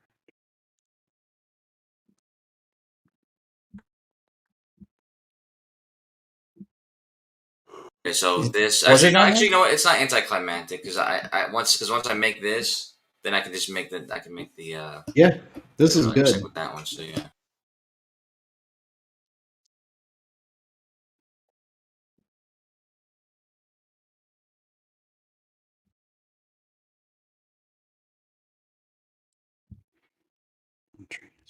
Oh, I think I know what you're about here. Okay, I'm with you now. Just put the 2 and 2 together, and that's your little demonstration at the start. It's actually what like we were talking about earlier on.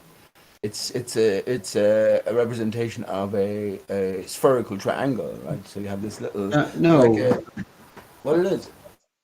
No, it's Slice just it. saying on these distances, can I map out, is there any place along the distance from this city that Right.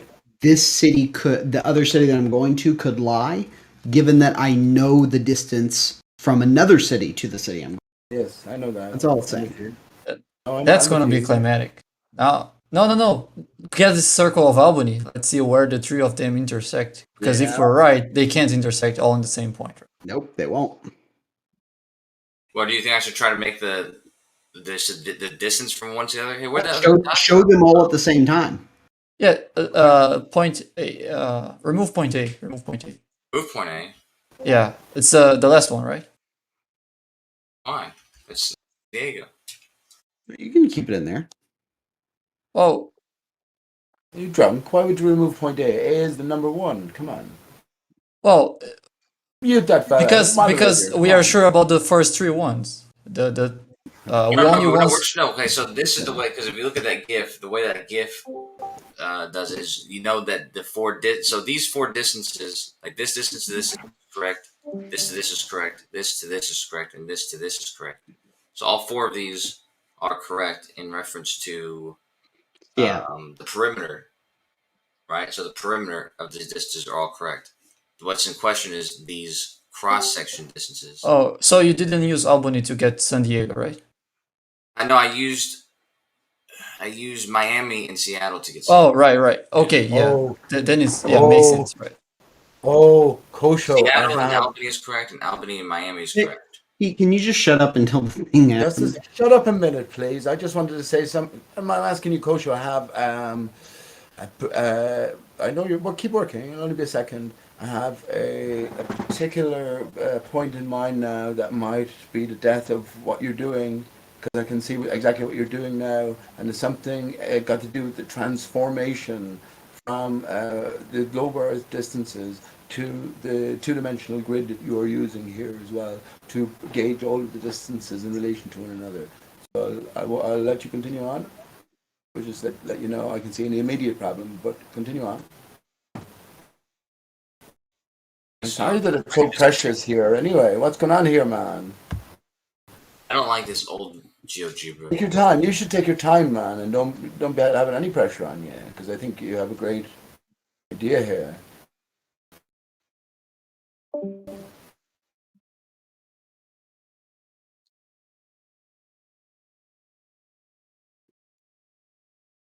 I'll just make the radius. Yeah, Kosho, what I thought you were going to do is just take from each of the points, create a distance that has create a circle around it that has the radius of the distance to each of the other cities, right? And if you do that with each of the points, you will see that there's they do not all intersect at the same spot. Actually, for example, he used Seattle and Miami to get the intersection for San Diego. If you just add Albany's radius, it wouldn't meet the intersection. Yeah, this GIF is correct. We were talking about how it wasn't correct yesterday because the GIF, it shows that one of the diagonals is correct, and just like on this one of the diagonals is correct too. So the perimeter is correct, and one of the diagonals is correct. Exactly. Now add the Albany one, you'll see that it doesn't match up. Moment of truth.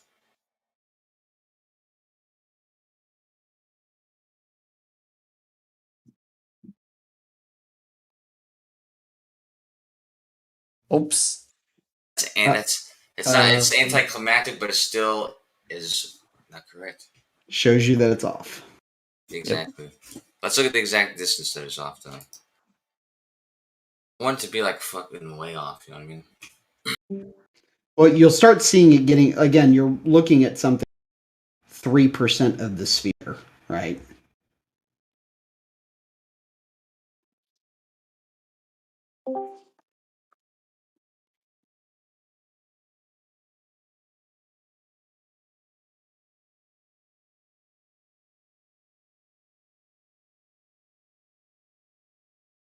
There you have. Never use this class. All right, not to ruin. What thing did you use for the distances? I just used the radius, the circle with the radius, and so I made. Well, I mean, like what site or whatever did you go on for the distances? Distances, the site to get the distances. I think it's what GPScoordinates.net distance / distance. Thank you. I just want to add as the crow flies distance calculator or something.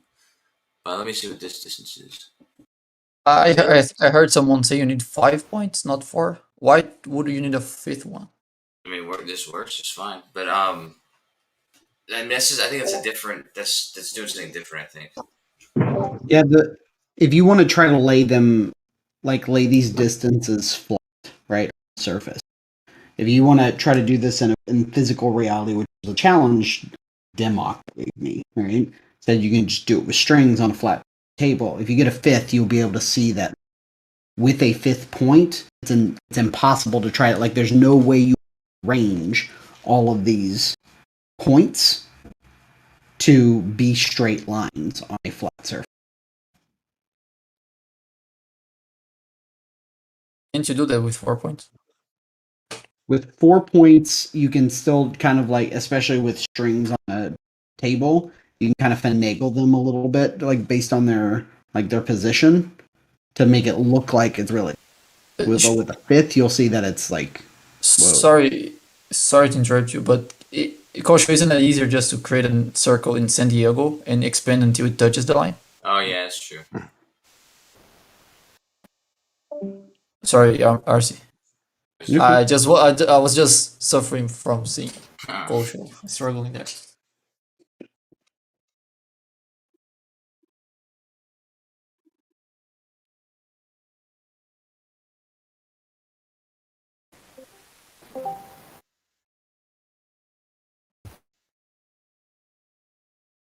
So 50 kilometers. Yep.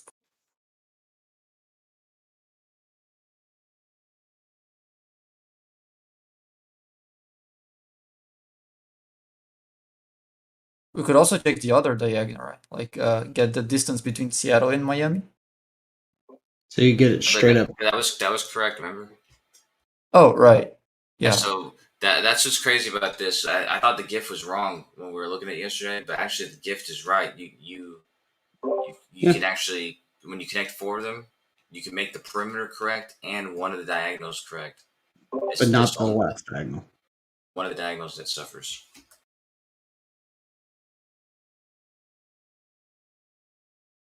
Jeremy, what do you think, sir?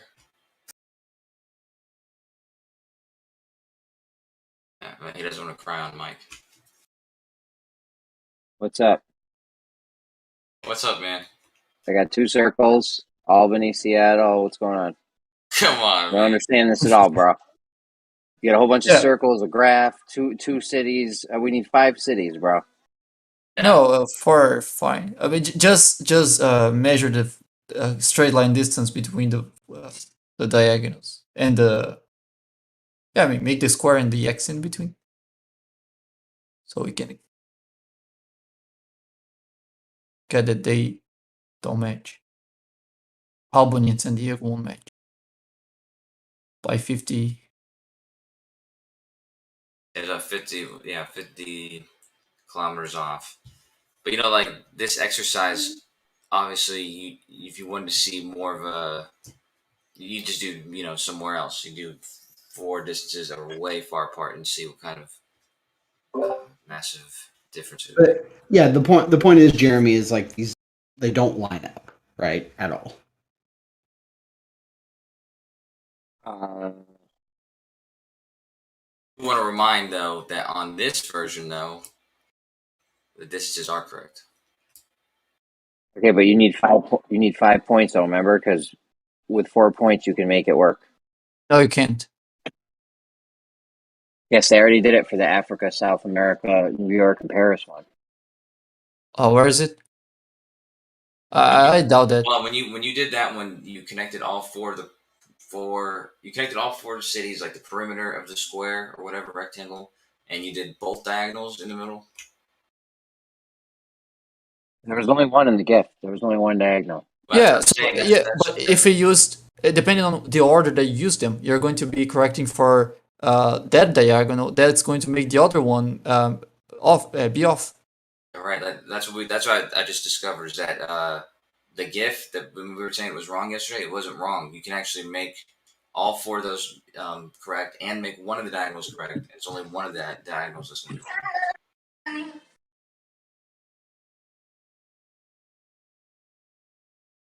It's kind of interesting. I don't know. What do you think, Pete? Actually, when I heard Jeremy saying that yesterday, I forgot to ask what was the reasoning behind it, because to me it didn't make sense for you needing a 5 point, a 5th point, because we can just get 4 points as far as we can get on the surface of a sphere. That forms a tetrahedron that can't fit on a plane. So 4 points should be enough, right?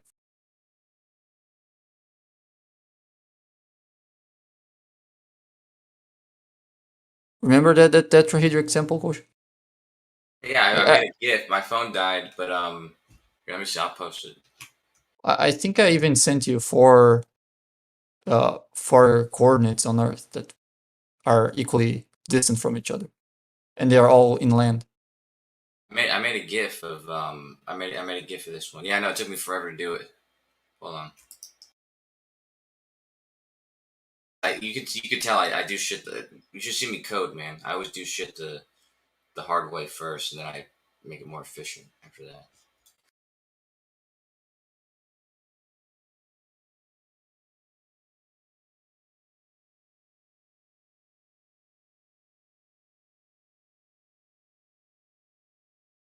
I'm pulling it up now. Here it is.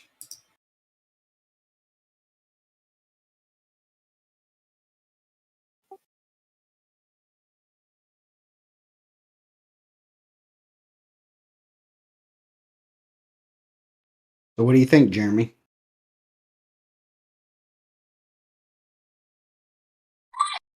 I'll bring it to my people, see what they think. This math geometry thing really isn't my thing, so I got math guys. I'm gonna bring it to them. Don't worry.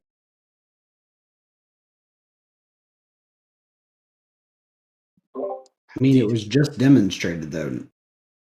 It appears. I mean, it appears to look like it can't work on a flat Earth. However, it was also demonstrated in that GIF that 4 points won't work on a flat Earth, and it does. So, I mean, Jeremy, you realize what's it going to wasn't. happen. The more points that Kosho adds, the more locations, different locations you're going to get for San Diego, right?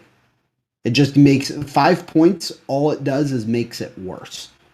yeah, that's why you should do that. Wouldn't you want to do 5? That's why I had you do 5 in your thing you sent me. I'm using your thing. Well, 4 is already wrong. Why do you need a 5th one? 4 But can we work can. on 4 can work on either model. No, it can't. Okay, keep telling me it can't when we already did it.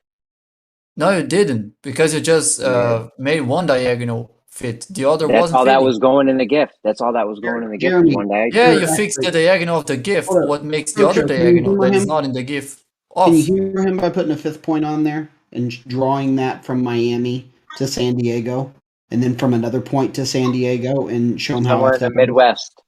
Do something in the Midwest. Yeah, let's do a 5th point. Yeah, Yeah, do it in the middle somewhere. Chicago? Use Ohio or Chicago. There you go. No, you know, I like somewhere in Do Chi-Town. Do Chi-Town. Right, there we go. That's gangster shit. You don't know about Chi-Town. Jeremy, let's get you to choose which two pair of cities we are going to triangulate to get the point. Sorry, what? Well, Albany's one of them, so you can pick the other city. Why'd you use Albany, bro? You did that on purpose. Beijing Oh, and Atlanta. because it's already in the. Beijing and Atlanta. It's got to be one of the cities we're using, man. Yeah, choose two cities, Jeremy. Pick I don't something care on the what opposite city side you of use, the it planet. doesn't matter. That way it'll look horizontal. Yeah, let's do with all of them. If you took two things that were on the opposite side of each other on a globe and mapped it out with this, it would look like a flat horizontal plane. I did that already. I can open them all up. Hold on. I feel like doing it. It's gonna take me forever. But yeah, I already did that. You alright? You alright? You're okay. Walk it off. Jeremy, you're hot micing. Right. Walk it off. Jeremy, you're hot micing. Okay, thank you. Should I do Miami? Yeah, do Miami, Chicago. Oh, shouldn't you get the two circles first, and then? Yeah, right. I only. Yeah, that's true. I should have made the circle. What was I doing? You're right. Good point. What was I doing? Yeah. So what cities did Jeremy choose? Yeah, whatever cities you want. I mean, I'm already doing Albany first, so let me just do Albany first. I don't care about the cities. Just make them as far apart from each other as possible. You might as well do San Diego.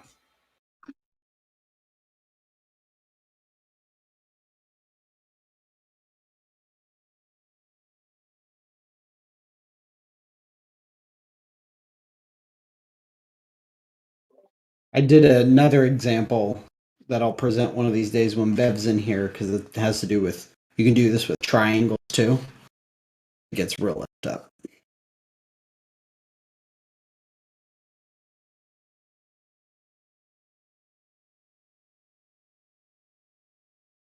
Damn, I wrote down the miles. Holy hell.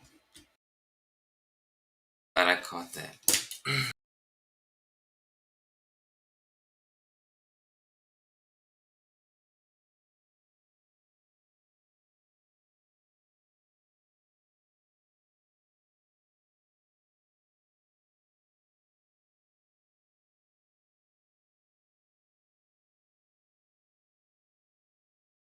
Oh, what was wrong before? I did miles. Oh, all right. Fucked up. Whoa, wow. They're like tangent. There might be, yeah, there might be you might have two intersections there actually. Unless it's right in the middle. Doesn't this software has a Control Z? Probably. I don't know. This is the classic one, so I'm not used to the classic one.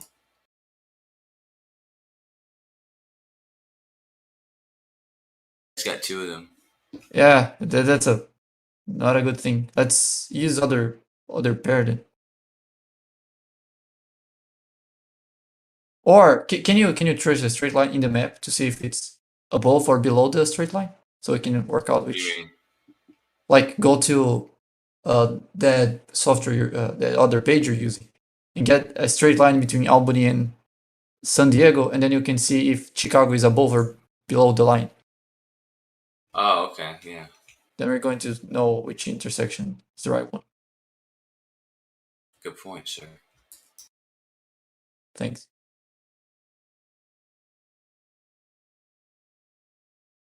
What do you study, Bacon?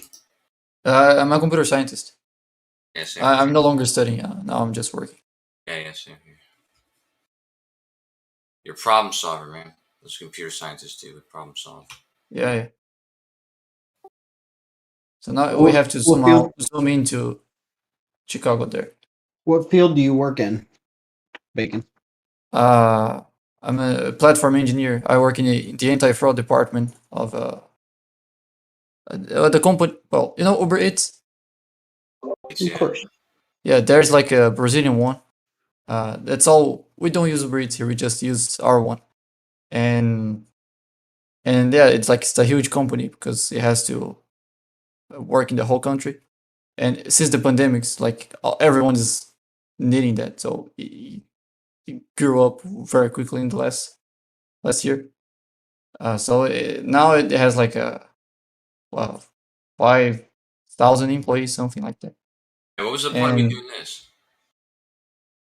No, I was talking about a straight line in that page. Oh, so don't. Now you zoom in into Chicago there. Give me a second. You have a straight line there, right? No. I thought you said make another circle. Make a straight line between Chicago and Albany. No, I mean go to that page where you get the distances. Now zoom in into Chicago without changing that. Oh, I see. Oh, Chicago is right there. It's above the line. So yeah, let's get the upper one.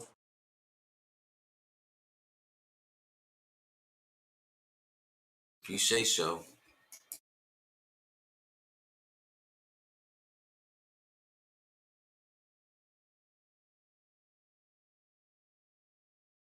We can already see how off it is because it's not that far from the straight line in this example, right? Right.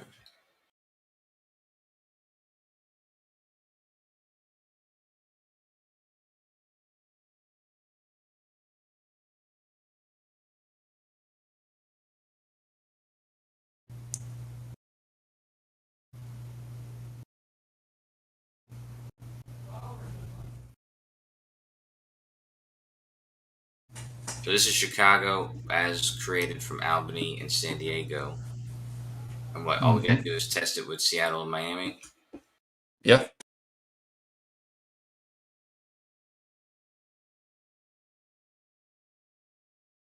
Oh my god, it's not Albany, it's Albany. Whatever, dude. I mean, whatever. It's the capital of New York State.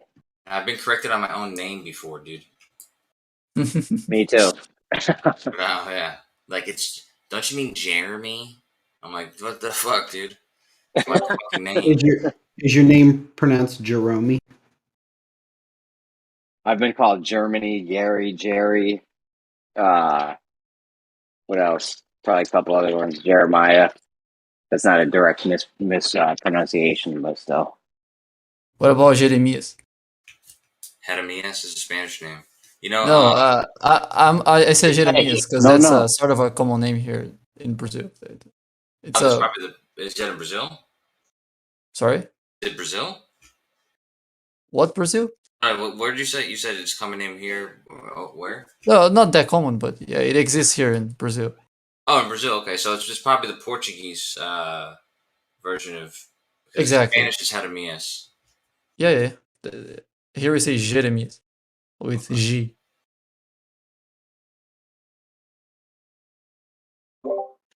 Why'd you guys corrupt our language so much?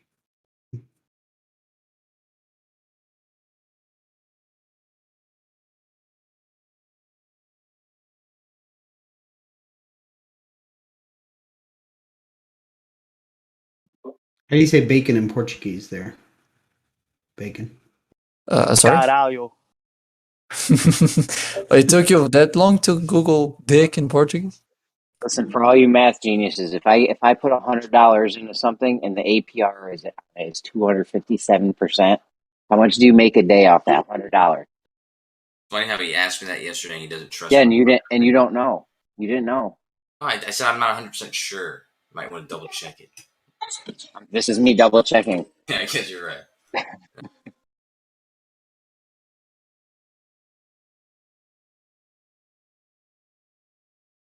Yo, that shit I was asking you about yesterday though is fire. I'm making like $5 an hour on some of that shit.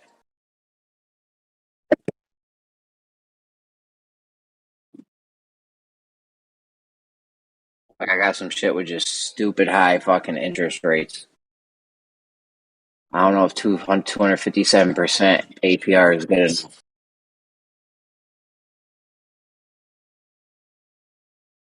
I'm trying to get $1 a day for every $200 I put into something. That's what's up. I don't like the looks of this pool though. Here, I don't know if I'm gonna get in this one. One of my coins just bubbled. I had this French Connection Finance coin. The shit bubbled. Now I got money to invest. Jeremy, I'm actually incredibly shocked about how little interest you have in the like, in the what? In the fact that like this, you said that would be the No. thing that did it for you. Yeah, but there's nothing more I can do. You're with your thing. I got 5 points. I'm Let's create a. Sorry, There's nothing I sorry. can do right now. I've got one more thing. Bert, what do you think? So Did you say see I've it? got an argument off the horizon. What's my argument about? Hold on, Craig. Did you see the thing they just did? Yeah. Create a circle in Chicago until it touches that second line. Okay. So what do you think, Brett? Can't happen on flat Earth. Boom. We could pack it up. No, No. this doesn't mean anything. Well, and if you follow what they say, and if you follow it, like, oh yeah, this is true. I just got one more question. Explain the 1,000 stock accounts on this, or for RC. Like, hey, I got an argument about the horizon. Just one more question. What's my argument about? Hold on. Okay, until it touches which line, Bacon? See, the problem is you guys have been spiraling for years over flat Earth that you've discredited yourself. Take a look at that one. Yeah. Well, this intersection is important too, though, right? Because this is where those two circles intersect. Yeah, that's where Chicago would be if we use those two ones. That's not how much it's off. Yeah. So this is kind of like three. This is kind of like three different Chicagos. Yeah, exactly. That's the whole point. Is that if you add 5 points, then you will start getting multiple locations of where Chicago should be, right? And if you were to do this on string, this is that is the amount of slack you would see in that string on a piece of table. On a table. So you had 10 literally, there's nothing I can do with this. I'm going to give your thing. If Kosho put some kind of coherent presentation together, I would tag that along with your thing, but it's highly unlikely. It's but 10, I'm going to take your 10 thing. kilometers off. I'm going to take your thing, RC, and give it to my peoples and see what they say. I'll link this to you, dude. We can break this down in slow in steps. I'll share this with you guys right now. Hold on. I'm bringing this to Brandon's on Monday. If he does a show, he better do a show. Why has he not been doing show? He's been busy doing He's something. mad I don't at know. Jeremy, Meisty. He's not mad at me. I DM him every day and say good morning and stuff. Jeremy, now it's yours, and now it's anybody else's too. I'd be DMing him good morning texts with smiley faces. Now, Silent, are you looking at this? Where? Live stream Kosho? This is the 5 points. The 5 points in America, so the distances aren't really in contention, I wouldn't think. And it can't work on both flat. Like there's no presuppositions here. It's just the distances. I guess the presupposition would be that the distances are correct. You already failed. You already failed with 4 points. We didn't have to put the fifth one. So don't listen to what that guy just said. He doesn't know what he's talking about. So we got the 5 points. Oh, yeah? We got the 5 points, and who dictates that the line should be that long? Well, this is the scale, right, Kosho? All these lines are to scale. Yeah. And it's scale to what? Distance. This is kilometers. Let's scale to each other. So what is the scale for the numbers? So what is the distance? What is the scale? Down to. Show us the legend, Kosho. Exactly, the number is exactly the kilometer. No, like how many miles is scaled down to what? And that's gonna turn it into what? It's in kilometers already. It's in real life scale. Exactly. It's 100 kilometers are gonna be what? 100 Scale kilometers. down. 1 is 1 kilometer. 1 is 1 kilometer. Okay.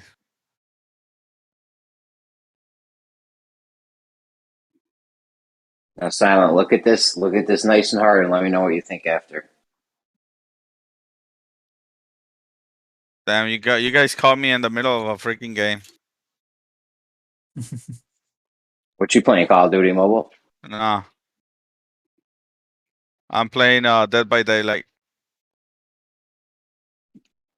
Motherfucker.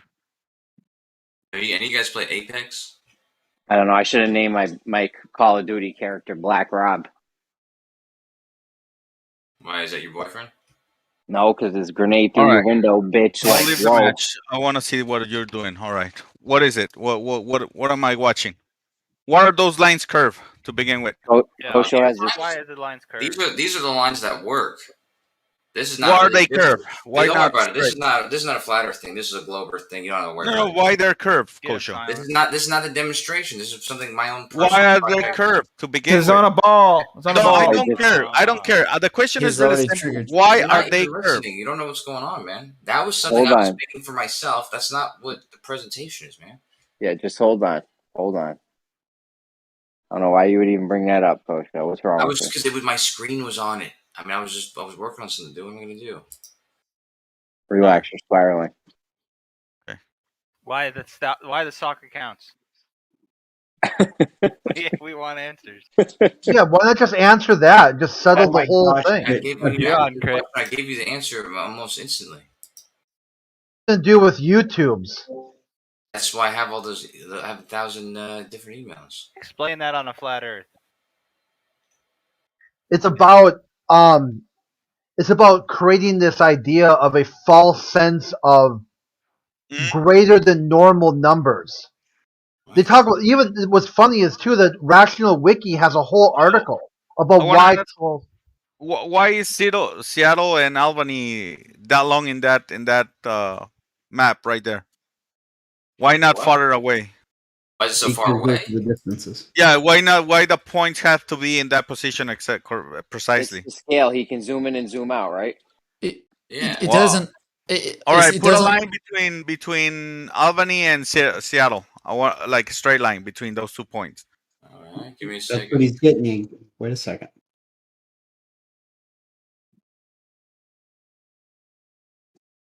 The problem with this is Kosho's not the best at relaying information coherently, so this may take a while. It's going to be frustrating, but we're going to get through this, guys.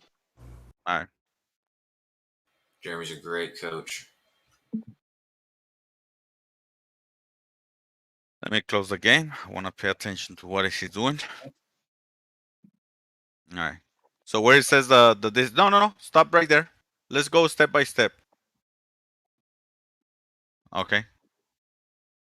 Silent, you're our last hope. I tried. Jeremy tried. We got nothing. Try what?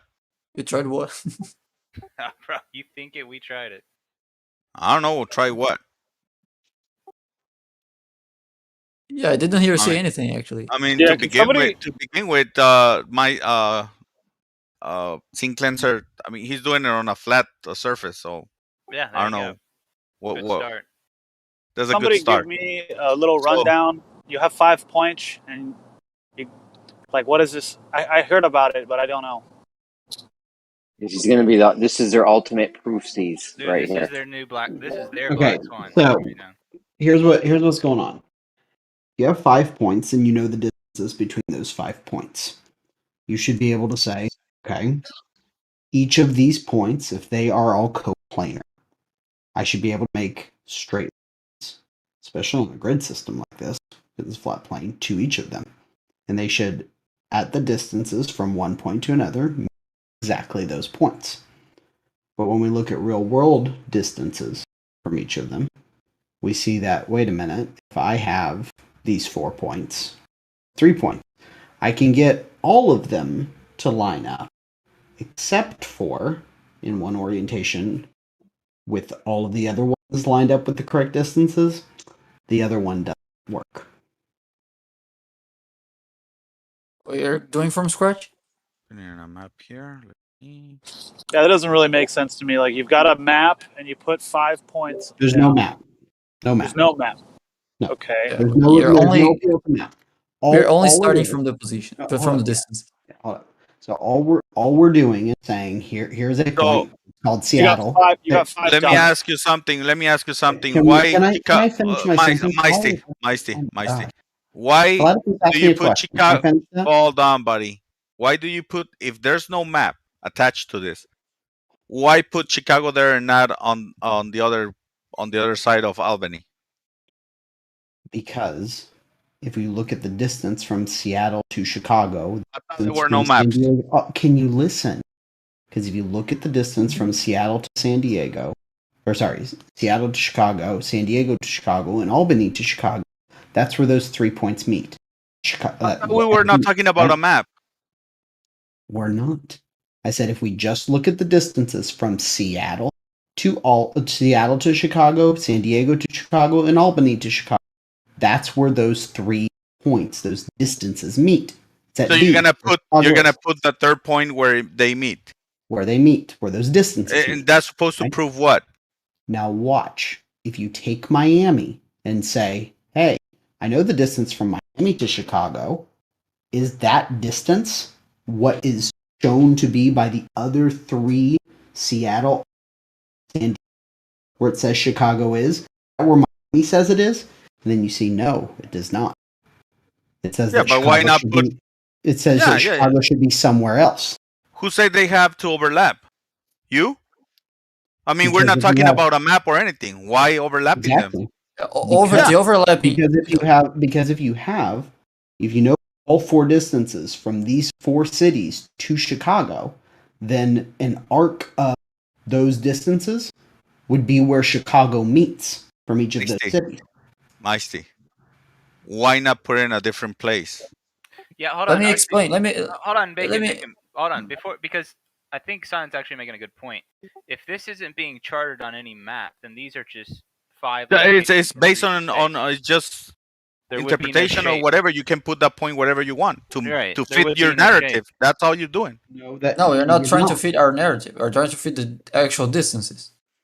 All we're doing is saying, hey, if Albany is this far from Seattle, San Diego is this far from Seattle, and Miami is this far from Seattle, then where would Seattle be? Okay? And it's those 3 points intersect, right? Oh my god. I don't think you're Right? getting our point, Oh, Mercy. Osho, I just got one question left. Yeah, no, I deleted. If I have an argument about the horizon, what's my argument about? So hold on. Kosho, you're doing a lot of things before so I wanted to ask you questions before you keep going with that, right? That's why I ask you draw a line from point to point. Then I want to see what is that distance in that line.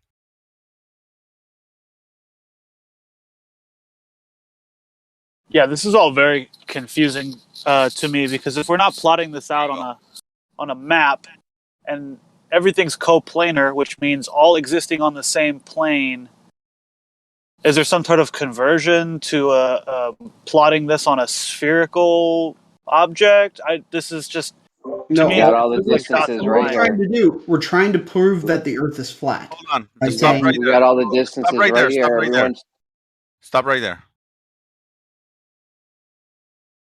and those are the distances in miles or kilometers. Kilometers. All right. You Give me a sure that second.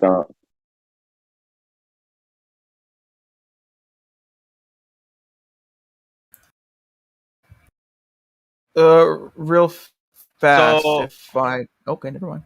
Give me a second. Thinking right here. Yeah, go ahead and speak. I'm doing something here. Oh, I was gonna ask, how many miles were you off, Kosho? The final like 50. 50? Yeah. Okay, I'm getting pretty close to San that Diego too. is San Diego is already off from Albany, just in those. Okay, we 4 have a points. huge problem. The distance from Albany to Miami. Oh, this could be driving miles. Hold on. You guys, as the crow flies.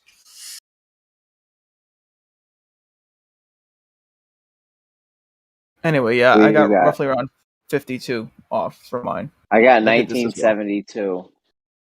That's within 4 miles. It's pretty close. Are you doing it just by eye?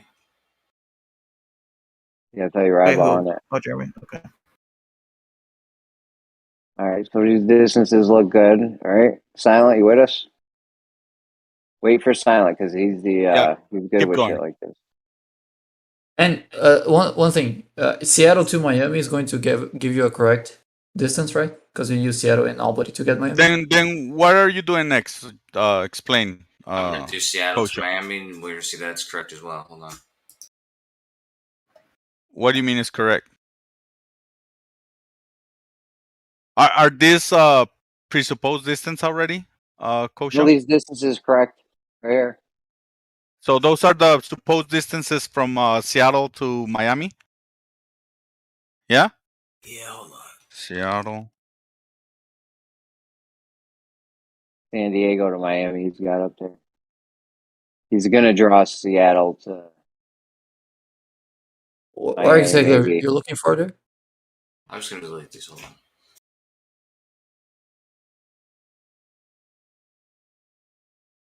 Better. I'm gonna make these lines first.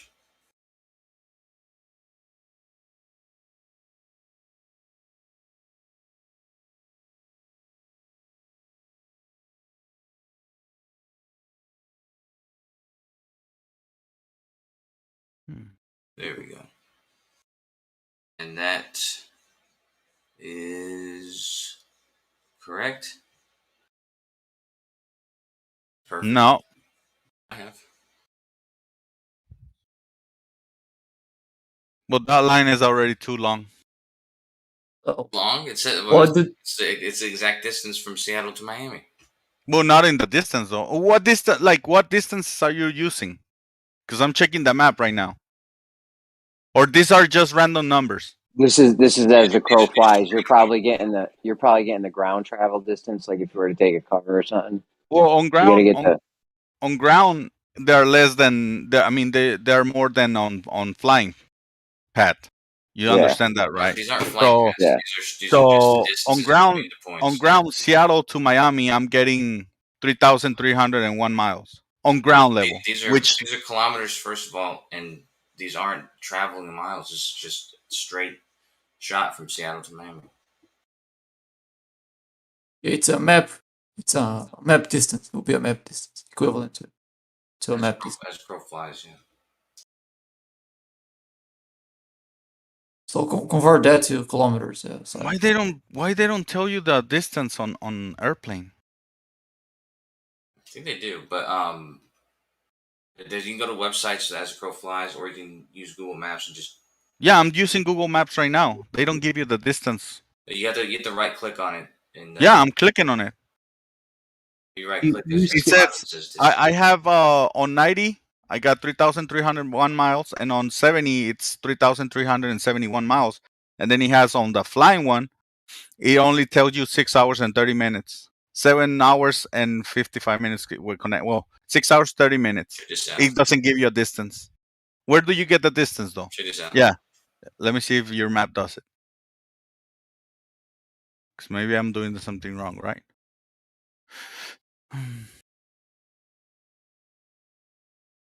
What exactly is the initial point of the city in that other website? Because I think that might be paid off, depending on where you start. Well, I just put Seattle to Miami. That's all I did.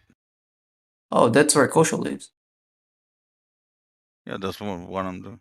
Check this out. You just right click. No, do Seattle to Miami. Oh, you want me to just do it? Okay. Yeah, do Seattle to Miami. Yeah, search Seattle and then Miami. Right. I just right click. You said. Can you get the coordinate? Can you get the coordinates? Click on the map. Can you Can you get the coordinates first in the website so we can be sure we're using the same initial and ending points? Yeah, I mean, I'll just plot them. I'm not right. Perfect. It's a lot of work. Okay, 4,392. All right. Yeah. I got it. Well, yeah. So yeah, it did work. It did work, Kosha. Yeah. Okay. There we go. Yeah, so that's correct. All these match up. Everything's correct. Mm-hmm. It might be flat after all. Let's do this last one.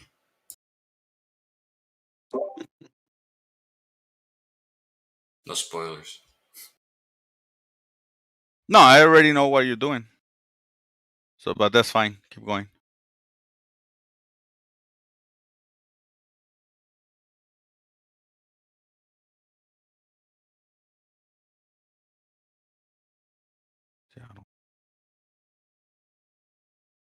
Not correct, but let's just check it here.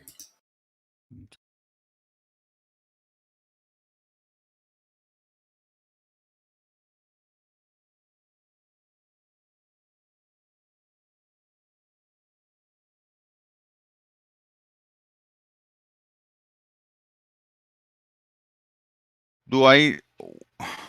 Okay. Well, here's the problem, right, Kosho?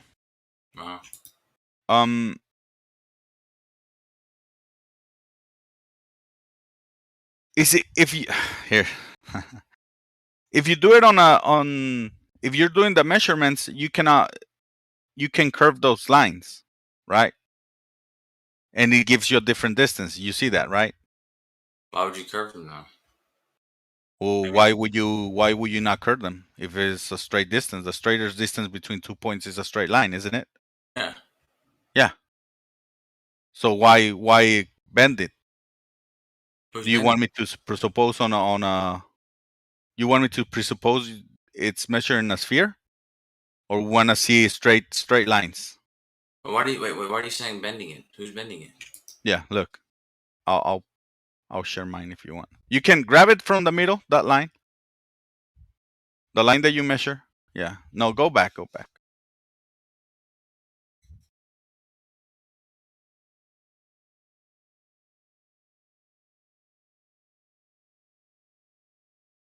There is that one is straight, right? A little bendy. Oh, Yeah, but the it's- Earth is curved. But it's oh shit! I thought. Our point is that those distances can't work on a flat surface. It's not that I those thought we were distances getting. are correct. I thought we were getting the straight lines between 2 points, which is the shortest distance. If shortest you're gonna path give me a bendy line, then those distances are not the shortest one, right? On a flat plane, this is a straight line. It's the shortest distance between these points. There you go. Yeah, that one is straight, right? Yeah, that one is Depending straight. on how you curve, if you're looking at an angle, then it's gonna be curved because. Oh no, curve is like the one is showing to me right here. You can. That one is straight. It's not gonna give you the measurement. You're look. It's giving you what, 3,930. And what we're looking for is How much is it?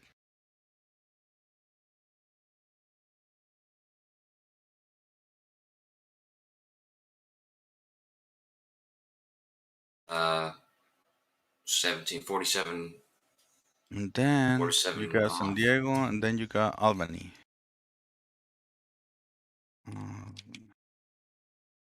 New York. It's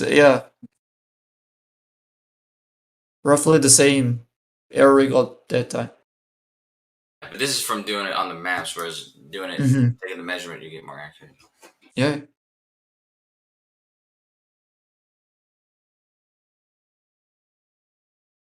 And without fucking with Chicago, I mean, this is an exercise anybody can do, so that way, I don't have to keep doing this because it's not all work. Right, go ahead. Oh no, I'm just saying anybody can do this with any locations. Mm-hmm. Yeah, keep going to your example. Thank you, Kosho. No, that's it. This is the whole. That's the whole thing. This is the demonstration of that GIF for locations that at least the people earlier agreed on Mhm. what the distances. Aren't you doing it on a flat? So if you grab those lines and do what? It on a flat plane.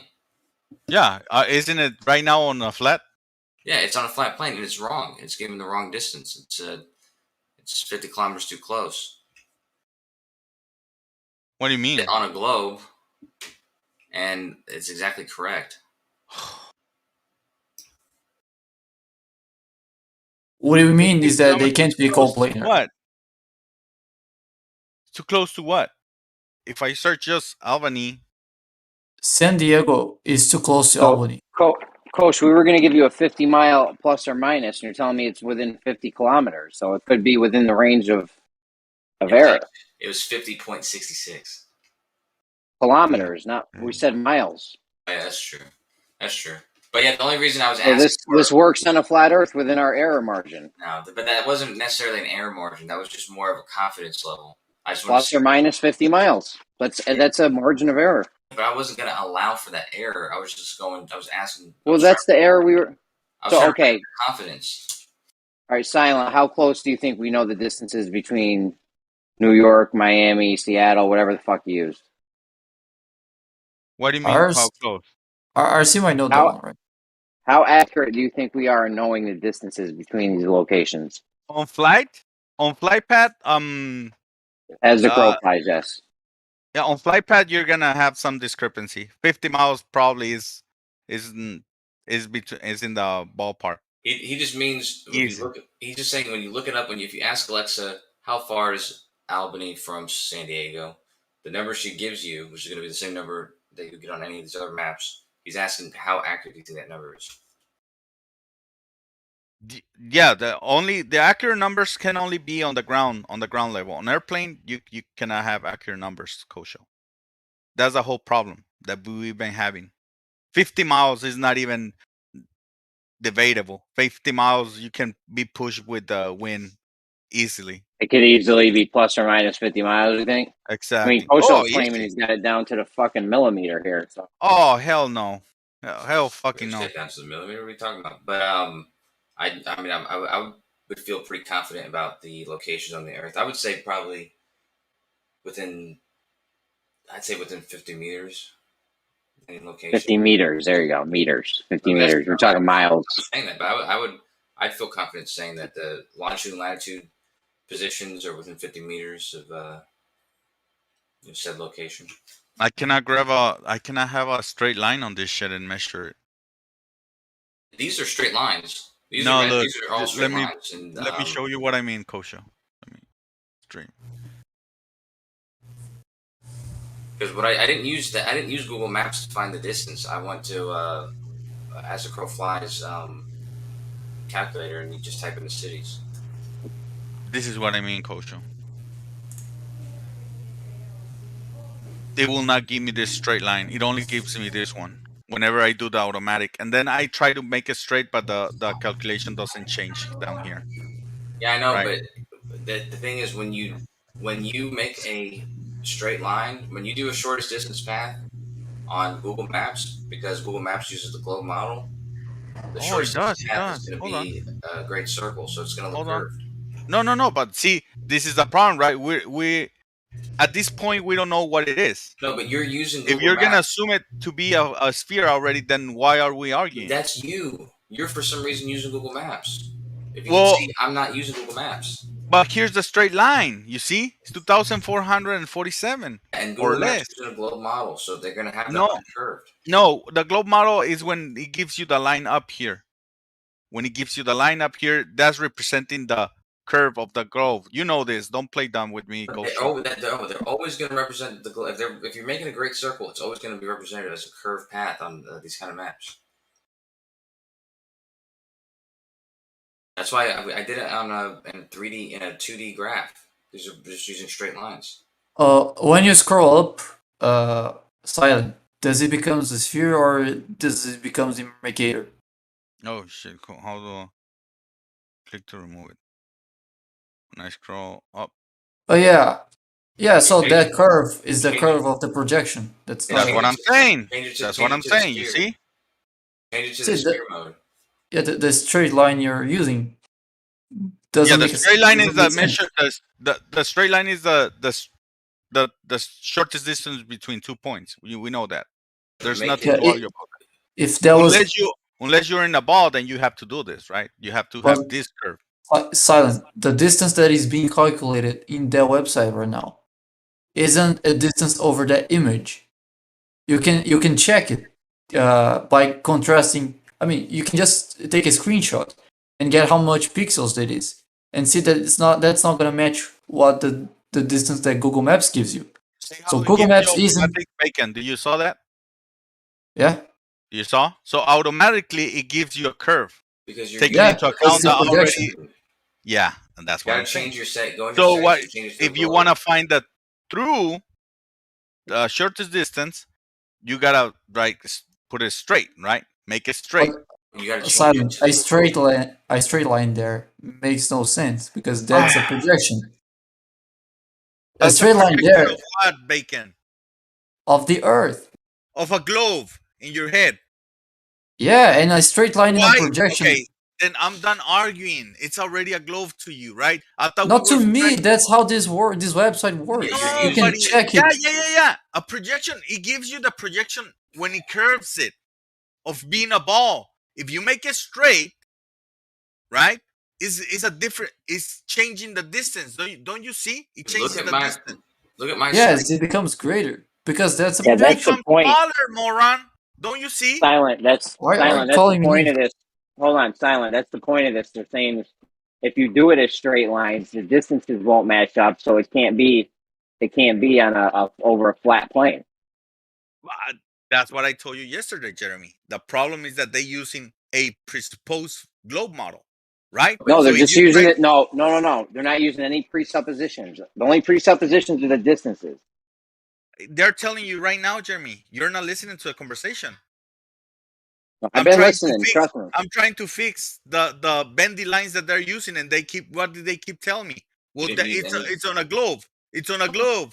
I know because when they use straight lines, it's the distances don't match up. What do you mean? The straight lines in his example are straight. Yeah, and the distances don't match up. They Silence. do match up. Silent. If you think that 2D map is an accurate representation of the surface of the Earth, then just pick one distance and use as a scale in the map, and from that you can get the other ones. And you'll see that they're not going to match Google Map itself because Google Map itself isn't using that map as a 2D map. That's why those straight lines makes no sense because they aren't straight lines. Yeah, like I said, if there's a thing in your settings where you can change it from the So projection or wait, you don't think a straight line from here to here is straight in the map? Bacon. In that map, yes. For you in your what you're seeing, yeah.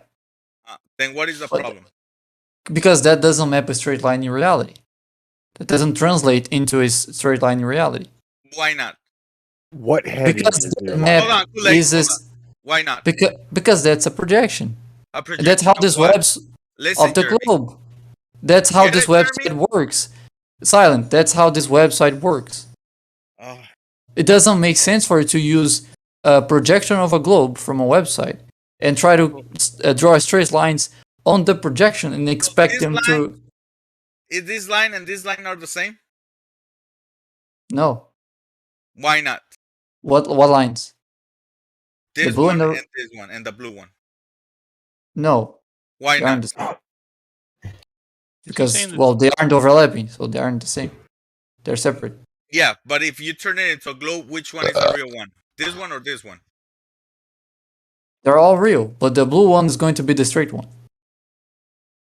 So if I turn it into, how do I turn it into a globe? It was already a globe. if you turn it to the globe model, that'll turn to a straight line. Doesn't let. Oh no. How do I turn it into a freaking globe? I don't remember. I think you have to go to. The straight line is corner left. No, it's Yeah, Google Maps. I forget where you do it. Hold on. There is. So which one is the straight line then? The blue one. Yeah, change it to Google. Hold on, let me see. I forgot where to do it at. There's. There, you can see the. So blue and now the other one is Ben. Correct. Exactly, because you were drawing over a projection. But, I'll tell you what. There's a way to test this. If you So really want to hold test on. it. So hold on. Give me a Okay. second. Nice transition. Are you on Google Maps here? Yes. Is that paid? What are you doing? How are you changing it by zooming? Hold on, I'm doing something. That guy's a simple question. How are you doing this? Yeah, you got to go to search. Wait, hold on. I thought you had to go to search settings. Here, but distance, measure. Here. They changed it to a global 920. plane. I forget. All right. Then.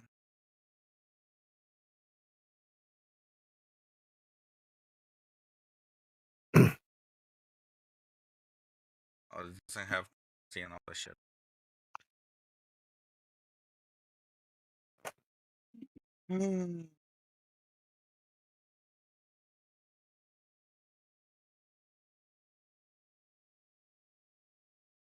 What's the gray line supposed to be? This one? Uh-huh. It's the great circle. It's the pre line that they give you. Yeah, the from great- Albany, New York to San Diego, California. The Great Circle Route. Ballpark. It's just ballpark. Shit. The Great Circle Yeah. Route.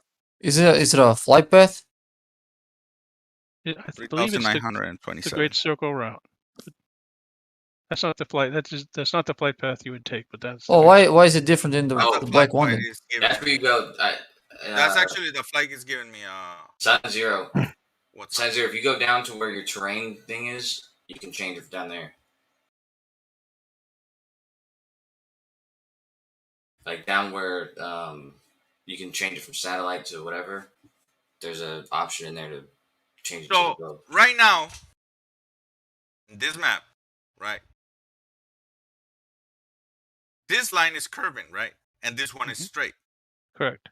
Which one's right shorter? now, as you're seeing it? Sure. Yeah. In Which the one's in the image, yeah. Which one's shorter? What do you mean? Which To me, one's this shorter? is and this right now. Yeah. Right now, to me, this one. No, but which add up the distances and what are the distances on the black line? This is Sign zero. The only way you're going to make that line straight is by if you look at the map. If you scroll up and down that map, the key's going to change. The sizes changes as you're using the Mercator map. So if you change it to the globe, it'll turn that into a straight line. Oh, it takes all the distance that I'm doing. It is not only one distance by at a time, right? If it was, it would still not be that good, right? Because you had them sliced. Yeah, they're not giving me the. Or just remove half of it.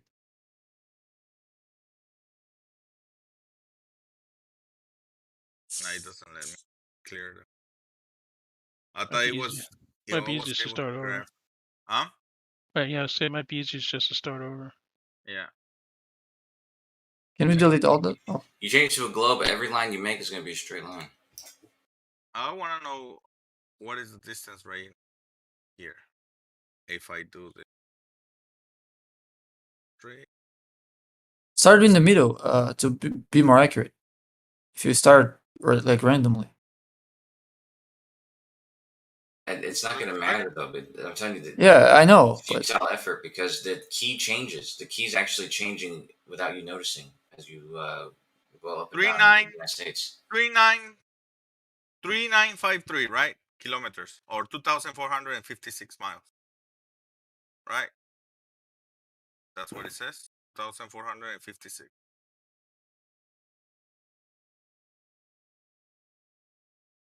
Here's 2,440. That's less. Which okay, so I understand. It's not saying that it's straight. No, it is. It's the shortest distance between 2 points. It's a This great the circle. blue one is okay. So it's always saying that it's a globe. Correct. Yeah. Because it knows. We didn't use Google Maps to display our lines though either. Well, then that's a problem to me. You're using measurements on something that is a globe already. So no, we're not using any globe at all. We're just using the distances between those points and putting them on a flat plane and seeing how they relate to it. And if they well, again, Kosho, consistent. When you search, you see here, it doesn't give you the actual distance until you start doing this shit. Why they don't give you the distance on the flight? You can type in. You have to go to an actual as the crow flies. Google Maps is a tool to tell you how to get places. so it doesn't think that you're just looking for as the crow flies. Why, when you do a car, it does? It doesn't. It doesn't? 2,834? It doesn't?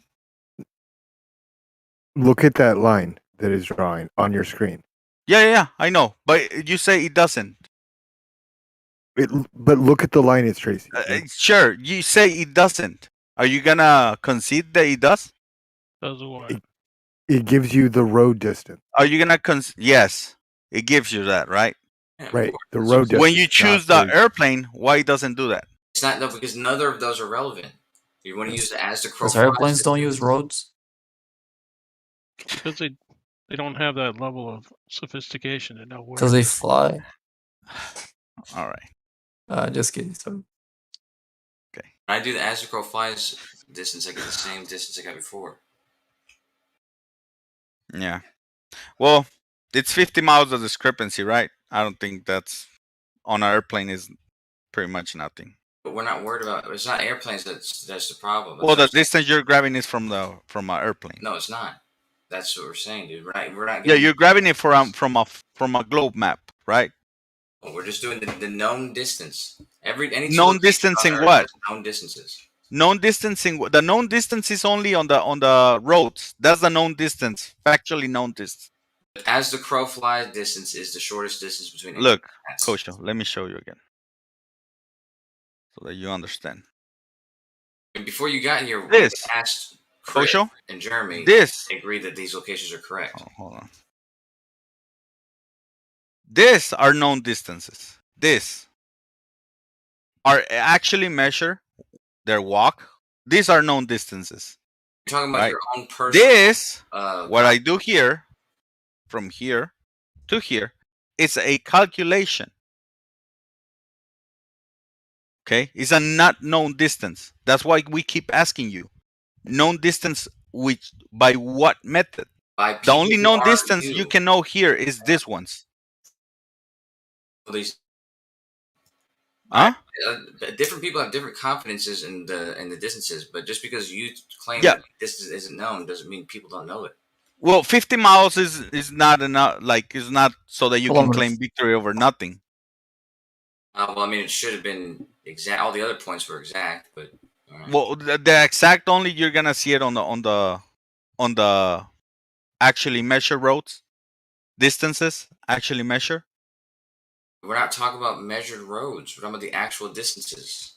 You don't have an actual distances. That's my whole point, Kosho. That's why you don't understand about that. I mean, but I would disagree with that. Don't think we all right, disagree with that. That's fine. Points? Hold on, Kool-Aid, Peynasa. That's fine. You can disagree. Now tell me, why do you disagree, and how do you come up with this distance, known distance? For one, by what when method? I use those same distances, the correct distances, it turns out that they conform perfectly to 4 points. They all have the same distance from the radius. And again, you're jumping the step in the question that I asked you, Coach. I'm answering your question, man. You just no, you're not. I ask you by what method. I don't care about your graphic right now on the fucking square. You're asking why I ask you by what method you know these distances. I'm telling you why I'm confident these are correct. Well, I don't care about your confidence. I want to know from where you got these known distances. Using the Half-Racine function and using their coordinates. You can do that with any two locations. So a calculation is a known distance to you. Yes, absolutely. Especially whenever you check. There you go. Well, there's nothing. Okay. I mean, we figure out where the the difference is. No, you a don't. Calculation to you is a known distance. You haven't even. To me, is not. There you go. Don't worry. Let us hang up on this. You don't think we've surveyed the Earth at all? We don't know the distances between New York. Yeah. Again, let me show you, Peynasa, so that you can also understand. Peynasa, this right here, blue line, that's a known distance. People actually walk this distance on the road. We actually know what is the distance that you're gonna drive. Okay, that's a known distance. So when you're saying that an airplane, this is a calculation, a ballpark of you don't think that an airplane flying that distance would fly a known distance? You think that they sort of guess when they take off? Yes, airplanes sometimes they arrive 15 minutes late. They arrive. No, you are wrong. Let me They finish. know the distances. Let me finish. Airplanes arrive sometimes 15 minutes late, sometimes more, sometimes earlier. They have little to do with the distance they're traveling. Well, I'm telling you, how do you figure out the distance? They know the distances. They've By which calculated the method, distances. NASA?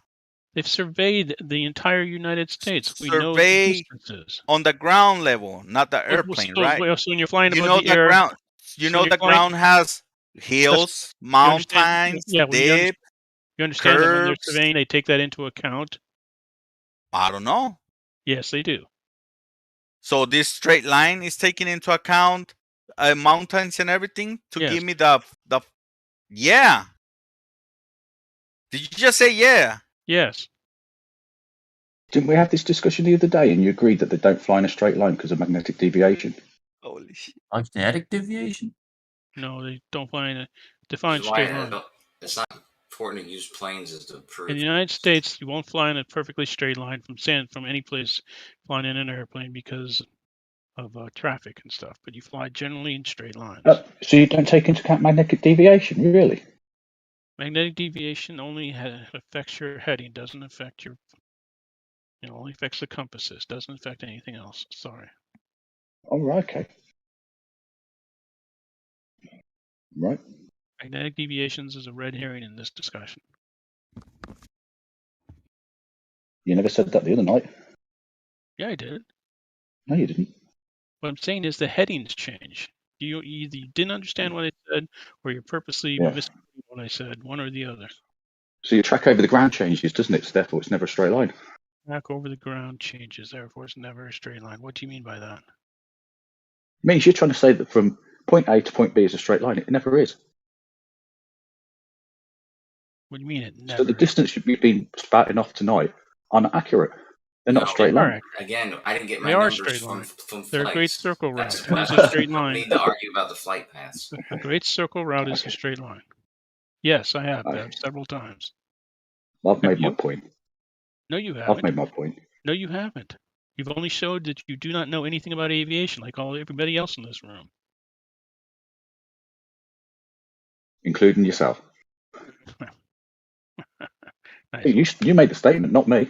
So again, you see, we are talking about paid. We talk about flight paths, knowing the distance between point A to point B on a flight path. And I ask you how you get this distance, and you say we survey, which is a ground thing that You we don't do. think that you fly over the ground on an airplane? Well, it's not the same, right? Let me It's give you pretty an much the example. same. Hold on, I'll give you an example. Let me see. I'm not good at this, but I can. No, you show it. Don't worry about it. Here. So pay NASA, right? So a flight, it will be like this, right? You're measuring straight line. What is in the air? Here's the airplane, and it goes from point A to point B. That will be a measure. Now, when you're surveying, right? People is measuring mountains and shit.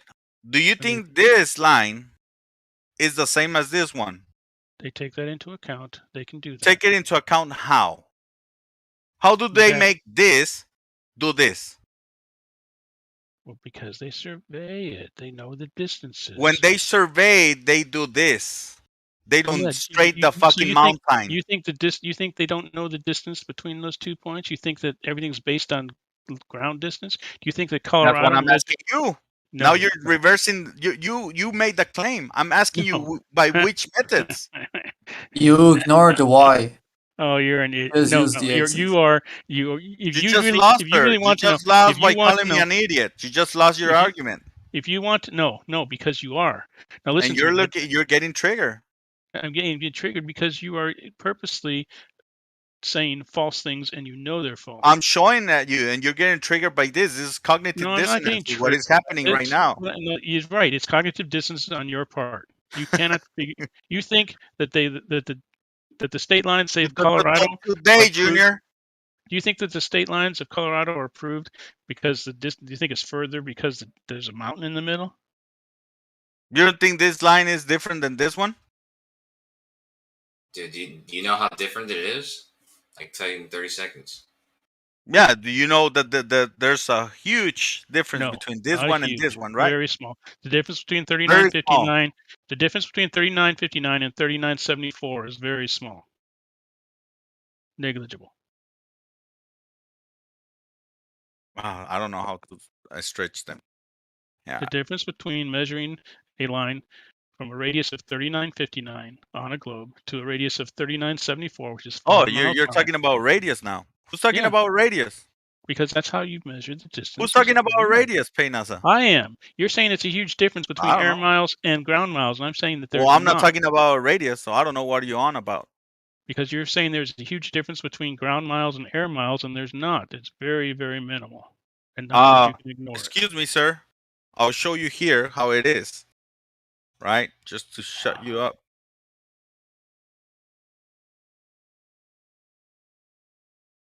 The difference in distances.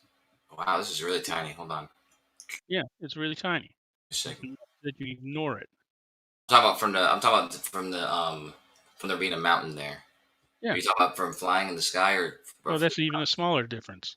Yeah, the mountain is a tiny difference, but yeah, the plane is a really small difference.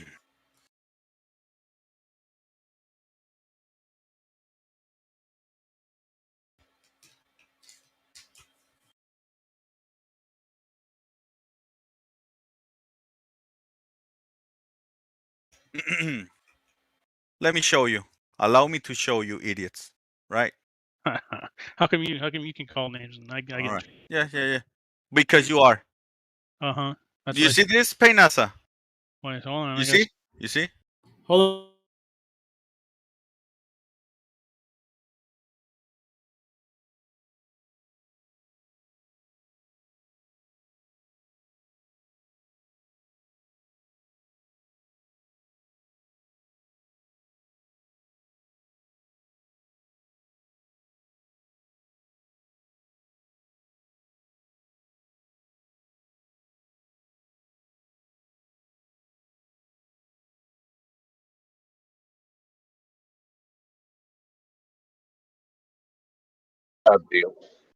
Peynasa. You're paying attention? To you watching? Yeah. You see? All right. What it says here? 2000 what? 836, right? What it says here, which is the line? 2441. You think 400 miles is a small amount? Well, if you look at the deviation from the Great Circle route on that road, yeah, I'd say that's a pretty small amount. Look how far south it goes. Okay, I give up. You think that's up and down? Track. I'll tell you what. Trace that. I'm done. I'm done, Pay. It's okay. Yeah, you're done because you're done. You're cooked. Yeah. You know, if you traveled from New York to let's say East Coast, West Coast, United States, and in the middle there's a mile-high mountain like in Colorado, and you gotta raise it. You gotta climb over it basically to get to the other side gradually. You're only adding less than 2 feet to your trip. Of course. You don't travel that much, huh? I mean, I've traveled the whole country, man. I've also, I understand triangles fairly well, and it's a fairly acute triangle, one where the base is the length of the country. You say 2 feet? Yeah, about 2 feet.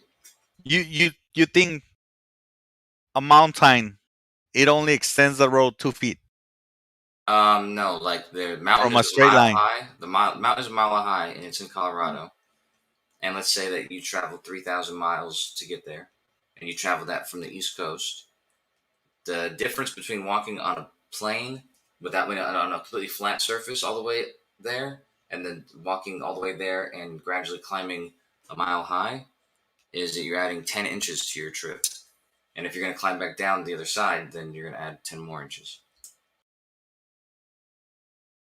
Okay. It's a very acute triangle. Yeah. Now you do that over a period of 2,000 miles with curves and everything. Yeah, well, I did this once with Jeremy whenever he was talking about something similar. When he said like planes, and they gradually, going up and down, And so we said, well, okay, what if every mile it goes up 100 feet or down 100 feet? Like that's in a window of plus or minus 100 feet. So a 200-foot window. Well, you're seeing here the difference, right? The Well, no, black line is a straight line. So if you did that though, if you did a zigzag trip that went up and down it's 100 not a miles, you would it's only not a add, zigzag on the ground. This you're looking you'd is only the add 1 straightest mile to path your trip between after 5,000 two. miles. Listen, Kosho. This strip is the shortest distance between these 2 points. In a car. In a car, exactly, and then you have and then So do you pay admit NASA. they're different? I'm talking with Kosho, please. Then There's no information to glean from doing a then the black line is the airplane, the straight line, which is the difference is 400 more than 400 miles. Not really an airplane, but yeah, that's as the crow flies. The straight path distance between those 2 points. Yeah, that's more than 400 miles, Kosho. We're talking about. Those other distances, like any kind of travel path. What I'm trying to say is your 2 feet have turned into a 400 miles. But that's what I'm saying. Those travel paths are irrelevant, and they have no place, no value in trying to make these calculations. I know they don't because, well, they don't work. But these are the actually no distances. This is real. These distances right here are real. The ones that I've been asking you to where you got those distances, those ones are not real. And just the fact that you are not able to provide from where you got those distances and just say, well, like Payne Asa said, surveying, and then now we're talking about what surveying is not a problem when we're talking about a straight line between. Yeah, interrupt me in the middle of my sentence. Go ahead. It's fine, Coach. Why are you saying I didn't give you an answer when I did give you an answer? And you what was your answer? I apologize. What was the answer? I said you can use the coordinates of any 2 locations. What coordinates? And use the Haversine function and coordinates of what? You can get the as the crow flies distance of any 2 coordinates of what? Of a globe, and you're gonna calculate it? Not coordinates of a globe. Coordinates of the locations that you're using. Locations are where are these locations at? Wherever you want, Miami, Tennessee, wherever you want. And these locations are based on what? On a globe or on a flat? Base? You're talking about the coordinates? The coordinates are the ones that we use. They're based on a globe. But those are the ones everyone uses. So there you go. Again. I mean, don't you find it odd that when you use the coordinates that we use in the Haversine function that works for a globe, you get the exact correct distances? Not really, because I can, just like I see here, I can. The real distance, again, the real distance is this one that has been measured to me. You can say, well, we measure it on the airplane. Oh yeah, how do you take into account everything? We never get the same times on traveling on air. I think that's just it's a ballpark.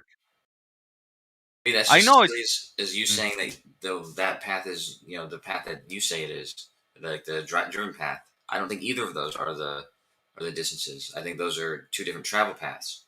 I think the actual distance between them is going to be the shortest distance between them, which is great. Let me ask you this, right? To you, which one looks longer to you? Which path? Let me see. I don't know. On your screen, let me see. Right, this one, right? I can tell you. Yeah, probably the blue one. Maybe I'm not sure. No, not the blue one is 2,836. The one up here is 2,878. It's only 30 miles. Yeah, they seem like zigzag. That's what I'm saying. These paths are kind of irrelevant when you're determining sizes and shapes of things because they're kind of these paths. I understand what you're saying, but these paths are the actually known distances. These distances are known. There's no arguing about these distances. If you drive at certain speed by certain time, you're gonna travel this distance. You're gonna get there. When you calculate, a calculation is not precise as this measured distance. A calculation, it takes this geographical point and this one, and it calculates based on what we already know, which is these distances, right? And say, okay, well, ballpark, this more or less. That's what it is. If you tell me you can be precise to the dot, then I'm gonna ask you by which method you conclude that.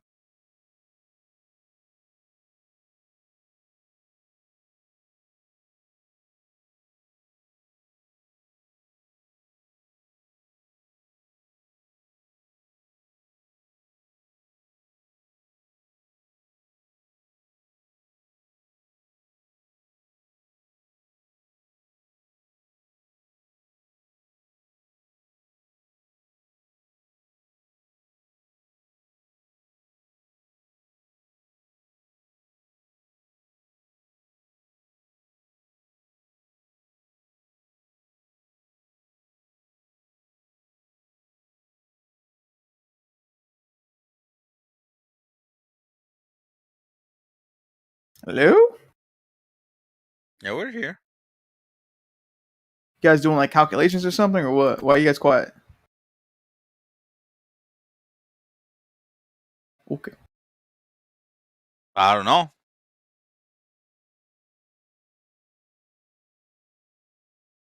To give a chance to hear your voice. Oh.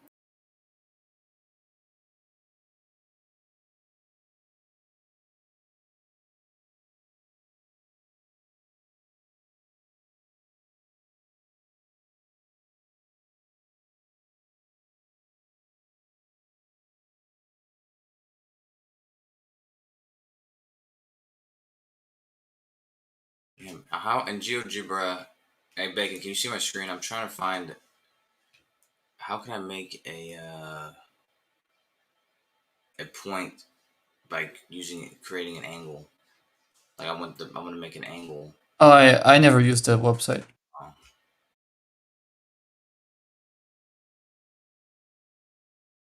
You want to create an angle from one of those axes? I'm trying to make the tropics real quick.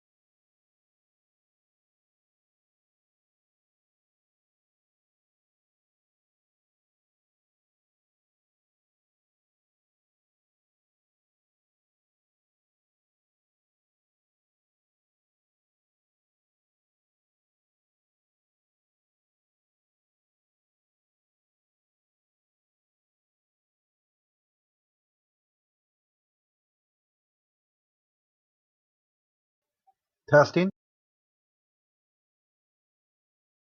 Oh, Is it you're just good. quiet? Oh, okay, it's Yeah, just yeah, yeah. quiet right now.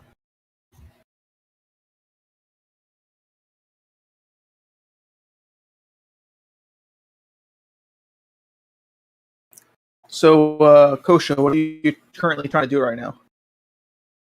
I'm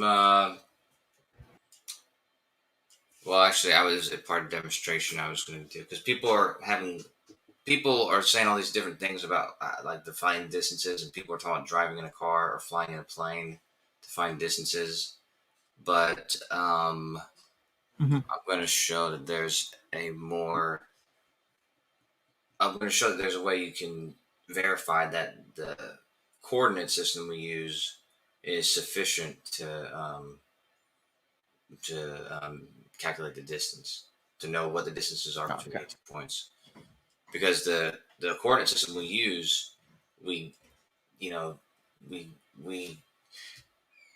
coordinate system we use, we got from using things like Polaris and the sun, and the movement of the sun across the Earth, and the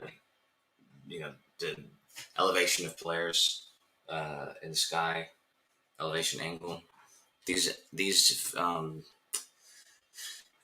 objects in the sky match perfectly the coordinates we use on the Earth. So, Okay.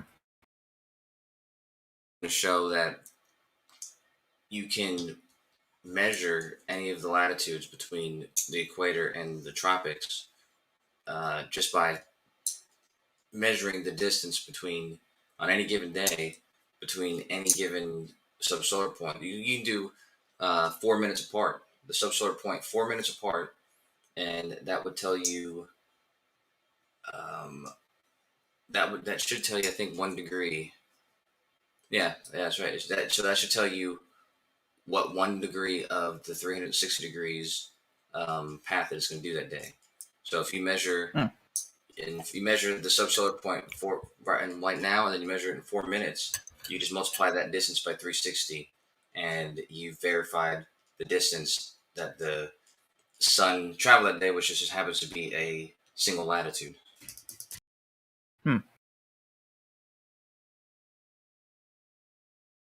Anyways, you can confirm the coordinate system by doing a measurement like this, which is completely Is the coordinate system based on what? Sphere or flat? Reality. based on the movements of the sun, for example. Huh? You can build it by using the sun, without worrying about whether it's flat or round or anything. Just you can build it and see what shape it turns out to be. Well, it's gonna give you different distances if you build it based on a sphere or based on a flat plane. It won't give you different distances. Yes, it will. No. If the sun. So the flat plane is the flat plane from side to side is gonna be, let's say, for example, 1,000 miles, and then the globe is gonna be 1,000 miles also, or it's gonna be a difference? Because if there's gonna be a difference, then yeah, you're not gonna get the same distance. If you measure the subsolar point at 1 minute, right now, and you measure it 1 minute from now, you can use that distance between those two locations as 15 arc minutes of the entire path it's going to take that day. You get pretty close to calculating the entire circumference of that latitude. Just multiply it by 1440.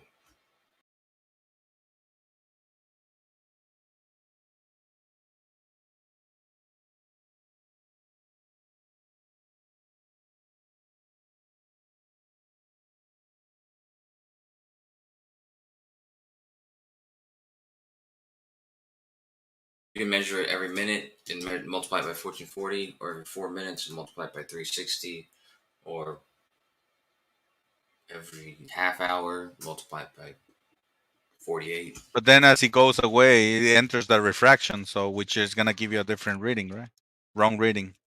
I think that the sun at the subsolar point at noon is gonna have zero refraction. So you're just gonna measure it for 1 hour, Kosho? No, you can measure it whatever interval you want. Or how many? Yeah, but then how you gonna count the refraction, the effect? There's It's never gonna give you a different distance, right? Refraction is never going to be an issue in that observation. Refraction is never what? It's never going to be an issue when you're measuring the location of the subsolar point based on the observation of the sun at the subsolar point. The sun's position is not going to be moved by refraction when it's noon at the subsolar point. Okay.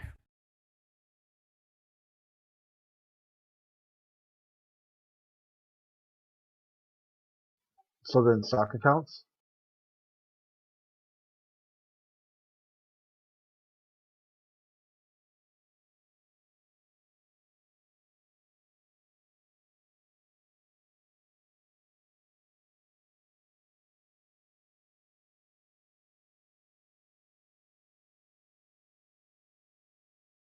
It's not enough to say that you've debunked flat Earth, because it's not even something I'm presenting to you to begin with.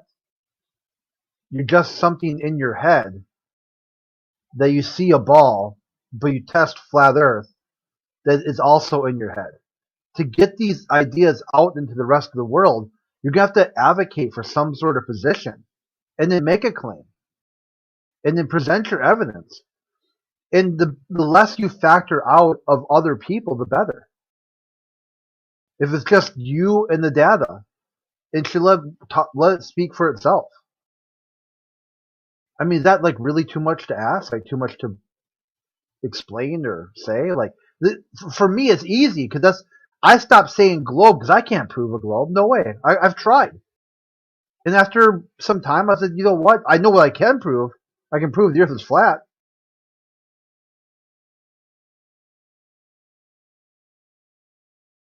Cool. Sorry, I'm back.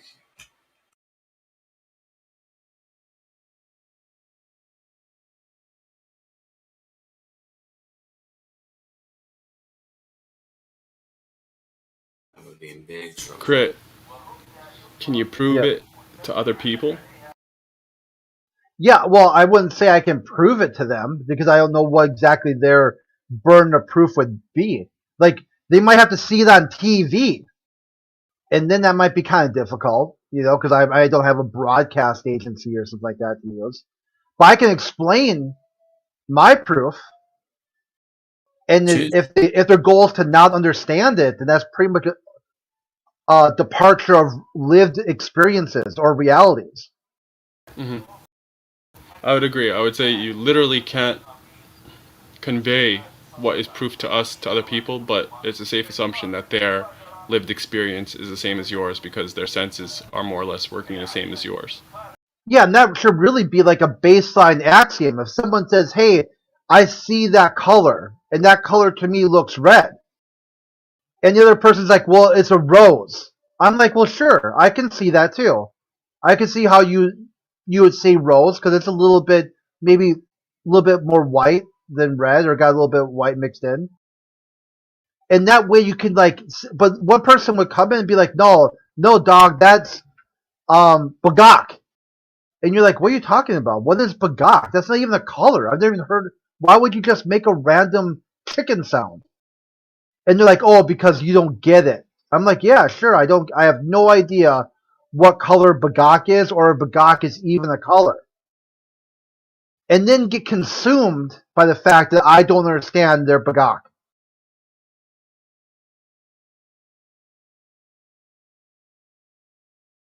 It kind of reminds me a little bit. Yeah, really. It's like the characters from Peanuts, like the adults speaking. They'll just start coming in and just like foaming at the mouth, triggered about flat Earth. It's nothing I ever presented to them, not once. I was going to say, it kind of reminds me a little bit of remember a few years back there was is the dress blue or gold or some bullcrap? I always bring that example, Gio, as evidence. That right there is the perfect example of how you can have one thing and it's evidence of two different perspectives, right? And the only way that you can know which one is by examining testing and having the actual thing in your, examining. That's it.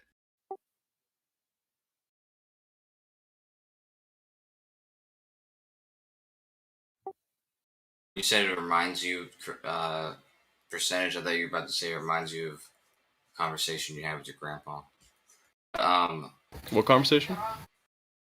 The one that was just happening. But regardless, yeah, that dress, I agree. This did require more observation. I saw something recently about it. It was explaining like how the lighting, because it's the same as that one psychological thing with that Rubik's Cube thing where it shows like the same colors on on two different sides, even though they look completely different. It's the same thing with that dress. Like, there's lighting in the background, and so if your brain knows that there's lighting back there, then it's going to perceive one thing. And if it doesn't realize that that's like a light behind them, and they think it's a light shining on the dress, they're going to see it something different.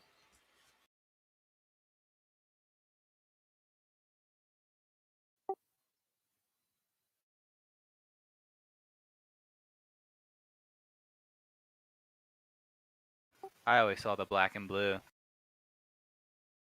I think I did too. I feel like some of them were altered to make it look. Yeah, some of them were different. That's what even messed me up even more. They'd have like different versions, and people would put like filters on them, and they wouldn't look the same as the others.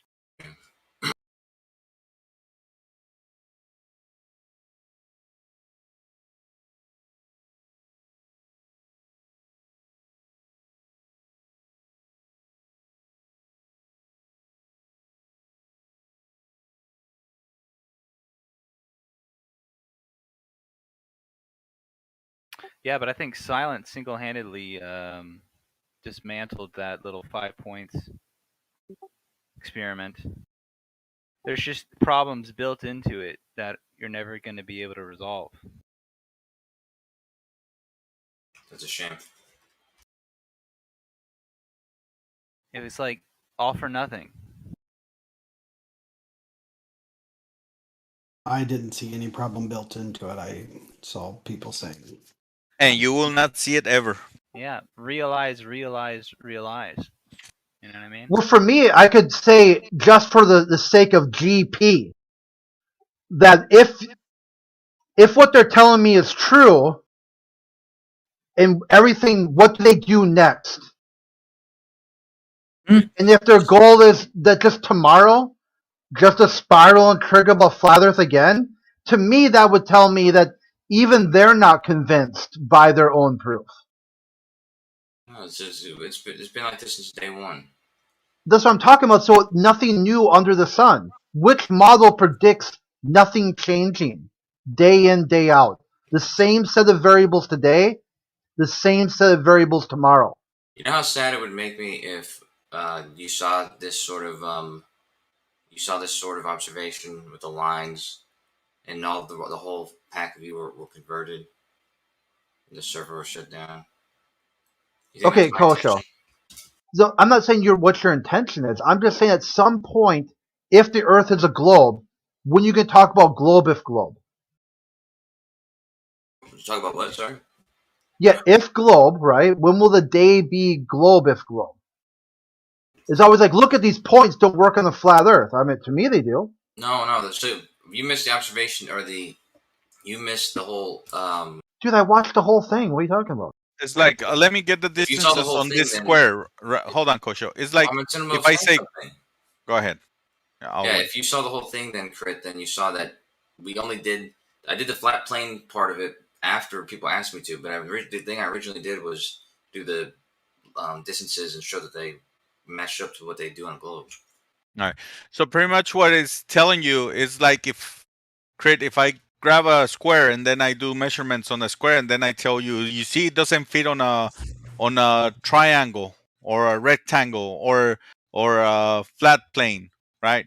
I mean, that's just dumb. Why would you say that? If you're measuring something on a sphere and then try to fit a flat plane, why would you do that? So to put it in those distances are independent of if you put it on a globe or on a flat. But it doesn't work. No. That is independent. I can draw the lines, say this is the distance, put the distance, and draw the line. That's it. Now, when you did right now, Kosho, you got it wrong. 50 miles was the margin of error, probably less, right? Which is not a huge thing to sit on, to be honest. There's no. I don't know why I was going to respond to what you said a second ago, which is not that you're saying this is what it looks like on a. This is what this looks like on a globe. Let's see what it looks like on a triangle. Let's see what it looks like on this. What we're doing is we're taking the measurements in reality, whatever the Earth really is, and we're plotting them on both a surface of a sphere and the planar surface, and we're seeing which one is consistent with the real life measurements of our actual Earth. So we're not just comparing the two of them together. We're comparing both of them with the real life measurements. And one of them matched real life, and one of them didn't. And when you are asked by which methods you grab these actually distances, you're not able to answer. And when you answer, you say a coordinate system, which the coordinate system is going to be based on a sphere. Again, that's a problem. So you can build the coordinate system just using the sun and never worrying about the shape of what you're on. The result would be the shape of the result. Have you done it? The shape that you're on. I'm doing it right now. I don't think it can be done, but have you done it? I'm doing it right now. Literally just did it, Silent. What everything is derived from the sun. Just so you know, Silent Zero, just go research the sun. Everything is derived from its movement. That's exactly what I'm doing right now, is just using just the movement of the sun to show you that if you measured the subsolar point in 1 minute, from 1 minute to the next, you'd be able to build up all the distances around the latitudes from tropic to tropic. And you're going to put the sun moving around a sphere. No, I'll just put it moving on the circular path, and I'll add those circular paths together. Well, a circular path on what? On a sphere? No, whatever comes about, comes about. I could stack them, or I could... Well, how about do it on a flat plane? Going around in circles. No? Why not? It wouldn't make sense, because there's two hemispheres. There's two hemispheres, and it doesn't get wider and wider. It gets wider and then smaller again. And what is the problem with that? I mean, that ball is that ball. Hold on, that ball is floating up there. What is the problem with making it go faster and slower? So what happens is the lines start off small, and they get wider and wider, and then they go back to the same size again, and then they get wider and wider, and that's one cycle. So in that one cycle, you have the whole heart. If there was a flat plane, well, in the other one, the sun is accelerating. Do it that way. Hemisphere would be layered on top of the other hemisphere. On the other one, it's just going faster. Do it that way. You don't like it? No, that's not the measurement, though. The measurement is not about the speed. The measurement is literally to see how far it moves in 1 minute. Again, you're gonna build a model on the movement of the sun. That movement of the sun, you can do it in a lot of ways. Why it has to be done specifically on a ball? I'm not doing it on a ball. Again, if you measure the distance it travels in 1 minute for the subsolar point, not the sun, but the subsolar point, the distance it travels in 1 minute, and multiply that by 1440, you'll have measured the complete latitude that went across that day. On a flat plane. On any sort of on a flat plane. I mean, you could say on a flat plane, but you run into problems when half of the year. No problems. The sun is just accelerating. It goes faster. Part of the Earth. Yeah, it just goes faster, Kosho. Does it make sense? It doesn't make sense. Oh, it does. It does. That's why you see it. That's why you see the same times. Like it's going. It moves like a longer distance, but it's just moving faster. Doesn't though. Can measure. Yeah, it does. It does. Does not. It does. We're not worried about That's what we're doing right here. You're saying it doesn't. I'm saying it does. No, it doesn't. You're gonna show anything that it does? Yeah. Or you're just gonna present another ball and say, "Well, it makes sense on the ball." You're just and then I'm just moves, gonna. You're Well, making you're a doing the positive same. claim. You're making a positive claim saying it moves faster. The speed is not relevant. The speed's not relevant at all because you're not measuring The speed is absolutely relevant, Kosho. Stop that shit. It's not. You're measuring the distance it travels in a minute. Again, you're measuring an measuring an elliptical path of the sun, quantifying it as a perfect circle with 360 degrees. You have presuppositions into analyzing what this natural phenomenon is. How elliptical You have a is it? preset. You have a preset geometry. You have a preset geometry on something you have no idea what's actually happening. How elliptical is it? This is not what's happening. So there's no point in responding to that. That's not what's happening. If you measured the distance it travels in 1 minute, So the path is circular or is it elliptical? it doesn't matter. Is the path circular? Stop. Both of you guys stop. Just stop. Because you're arguing something different. If you measured the distance it travels in 1 second and multiply that by the seconds in a day, you've measured the path that it traveled that day. Doesn't matter what circle, if it's a straight line, doesn't matter. And if the sun is moving faster, it's gonna move the same distance in the same amount of seconds. Sure, really simple, Kosho. I don't know. If the sun, wait, hold on a second. If the sun moves faster, it's moving the same distance, the same amount of seconds? No, longer distance, right? That's But it your doesn't. complaint about being on the South Pole or whatever. But it doesn't.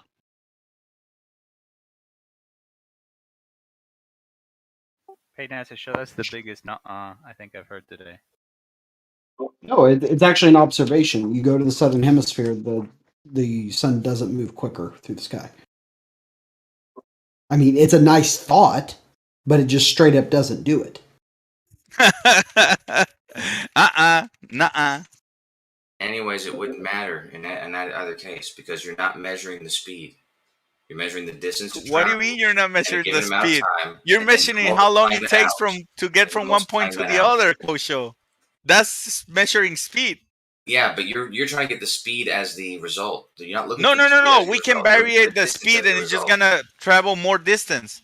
Yeah, which you're gonna see the same from the Earth. No, you're not. Oh my. Yeah. Okay. Listen. The Earth has a certain amount of distance on it. The subsolar point is going to move a certain amount of distance in a minute. Okay. Doesn't matter if the sun is moving faster or slower because you're going to experience the distance it's traveling in 1 minute. Okay, if it's traveling a longer path and going faster, you're going to notice that because you're measuring the distance, not because you're measuring the speed.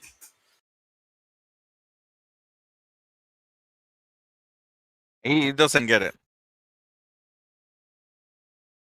I don't know why you're saying the speed's changing like it would be a mystery when what the distance is actually moving. When you're not measuring the speed, the result is not the speed. Nobody says he's measuring the speed. You're determining the distance. Nobody's measuring the speed, Kosho. You're gonna see the same effect on Earth, right? And you can vary the speed of the sun. You're gonna see the same effect. That's all. That doesn't matter if you're going to see the same effect. The distance will be the same. Yeah, the distance can be different, right? Or whatever it wants. You just put a different speed on the sun, and you're gonna see the same effect. No, that doesn't make sense. If the distance doesn't make sense. If the distance is one thing 5 days before the equator.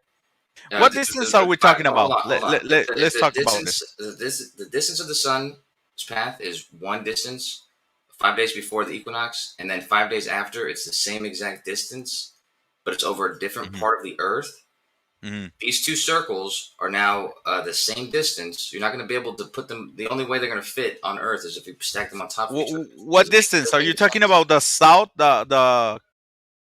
what distances are you talking about? What circles? One's going to be the equator. One's going to be the sun's path 5 days before the equinox, and one's going to be the sun's path 5 days after the equinox. These are three different circles. Yeah, three different circles. Size. And you're saying on a flat plane, one circle will be more distance, right? No, I'm saying on a flat plane, if you were to put all these together, on a flat plane, both those two circles that were the same size would be in the same location. Will be on the same location.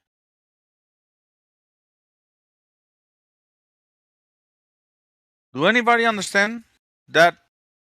Try making concentric circles and try making two of them the same size and try putting them in two different places. The sun is known to change speeds depending on winter and summer.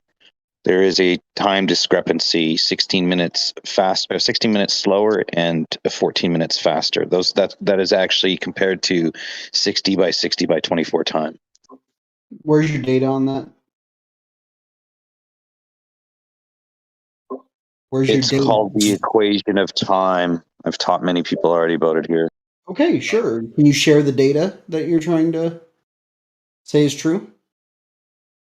It is true, but it's not relevant. You just show whatever you want, bro. Since they bring, when you're asking data, they bring the same thing. So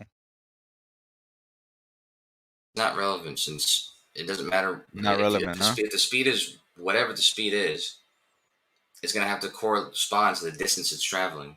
And that's really what you're going to be measuring. You're going to be measuring the distance it travels. If you're measuring the distance it travels, yeah, you're going to be able to calculate the distance that it traveled the entire day. No, because you don't know the speed of the sun, so you don't know that distance. So The sun can be the sun can be going one point. It can be going 10 miles per hour. The next point can be going 20 miles per hour. Then, because you don't know that speed, right? You're gonna think that the sun move only. Hold on. You're gonna say, "Oh, it took 10 minutes to be from here to here, so that's 10 miles, right?" And then it took the same time. That's another 10 miles. When in reality, the sun is moving faster, right? Then you have a miss distance at that point. Your distance is not correct at that point, Kosho. Is there any record of the sun not moving, the subsolar point not moving at a consistent speed ever? Oh, now you're gonna ask me to prove. You're making a your claim point? that something could be happening. I'm asking if there's ever been Yeah. ever been recorded. Well, you're doing the same with assuming that the sun is not doing anything.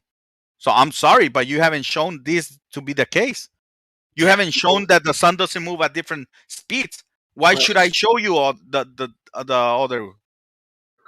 People have experienced the subsolar points traveling across the Earth at a constant pace forever, and I haven't ever seen a claim of someone claiming that it speeds up or slows down.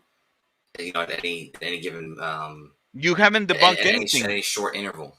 You haven't debunked anything. You're just saying, well, I haven't seen anybody do this or anybody ever witness this. No, the first that thing doesn't mean I said anything. I haven't heard. The first thing I said was people have only ever recorded or reported or stated that in short intervals the sun's speed, the sun's path, it doesn't change rates at short intervals. All right, I just gave a whole explanation. I'm not going back to the same thing. No, you gave an explanation, Silent, and then you provided no evidence to back. Just like up. you're not doing. So shut no, up. No, you provided. Actually, you're claiming things too and not providing any evidence. Talking over me, man. Because you're doing the same I thing. literally haven't gotten one sentence out. So what I said was, I'm literally just asking for a corroboration of the base of your claim that the sun speeds up. Yeah, I'm asking a corroboration. Hold on. You have the positive claim first, right? To say that the sun does this at this point. So now I'm asking corroboration of that. All right, there it is. Well, what is that? Your corroboration? Yeah, this He's is asking for your cooperation with your corroboration. Let me search. Well, hold on. Give me a second. I was playing, but let's search. Solar point.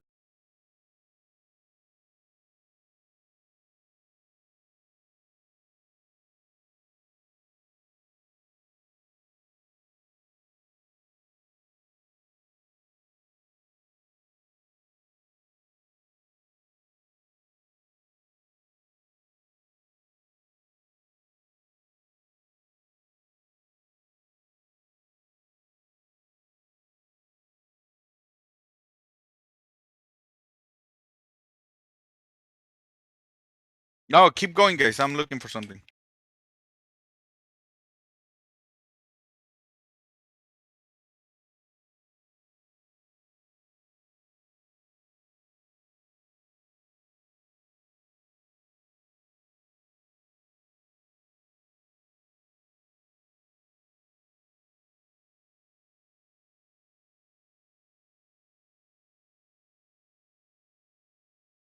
No, keep.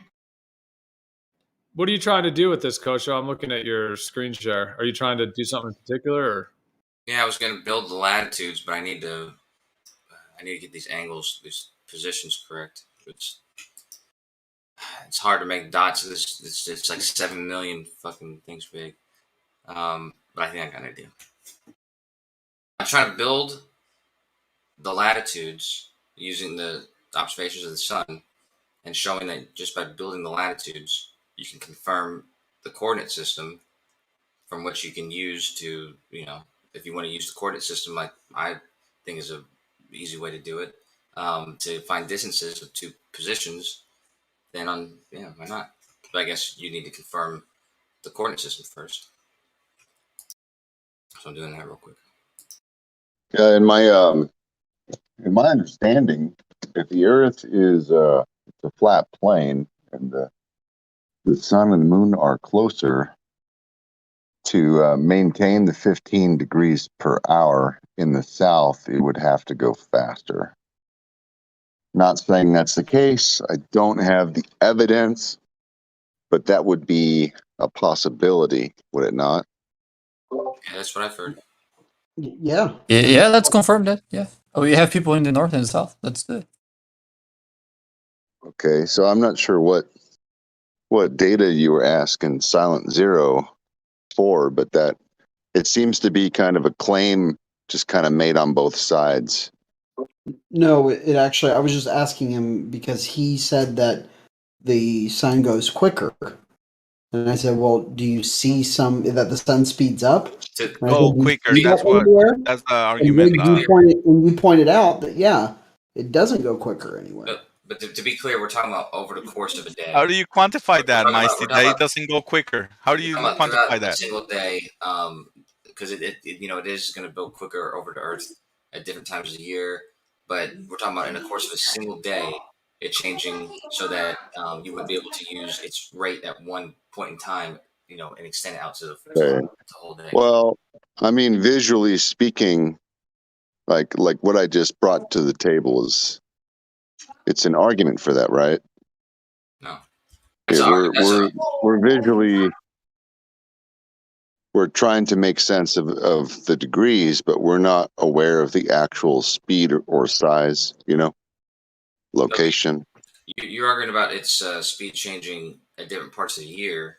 I'm not arguing at all. I'm saying, but the thing you put forth is about it changing throughout the year. But we're talking specifically in a single day, it changing speeds so wildly that you wouldn't be able to use the subsolar point at a single location, or in the course of 10 minutes, and extend that out to the rest of the day. Okay.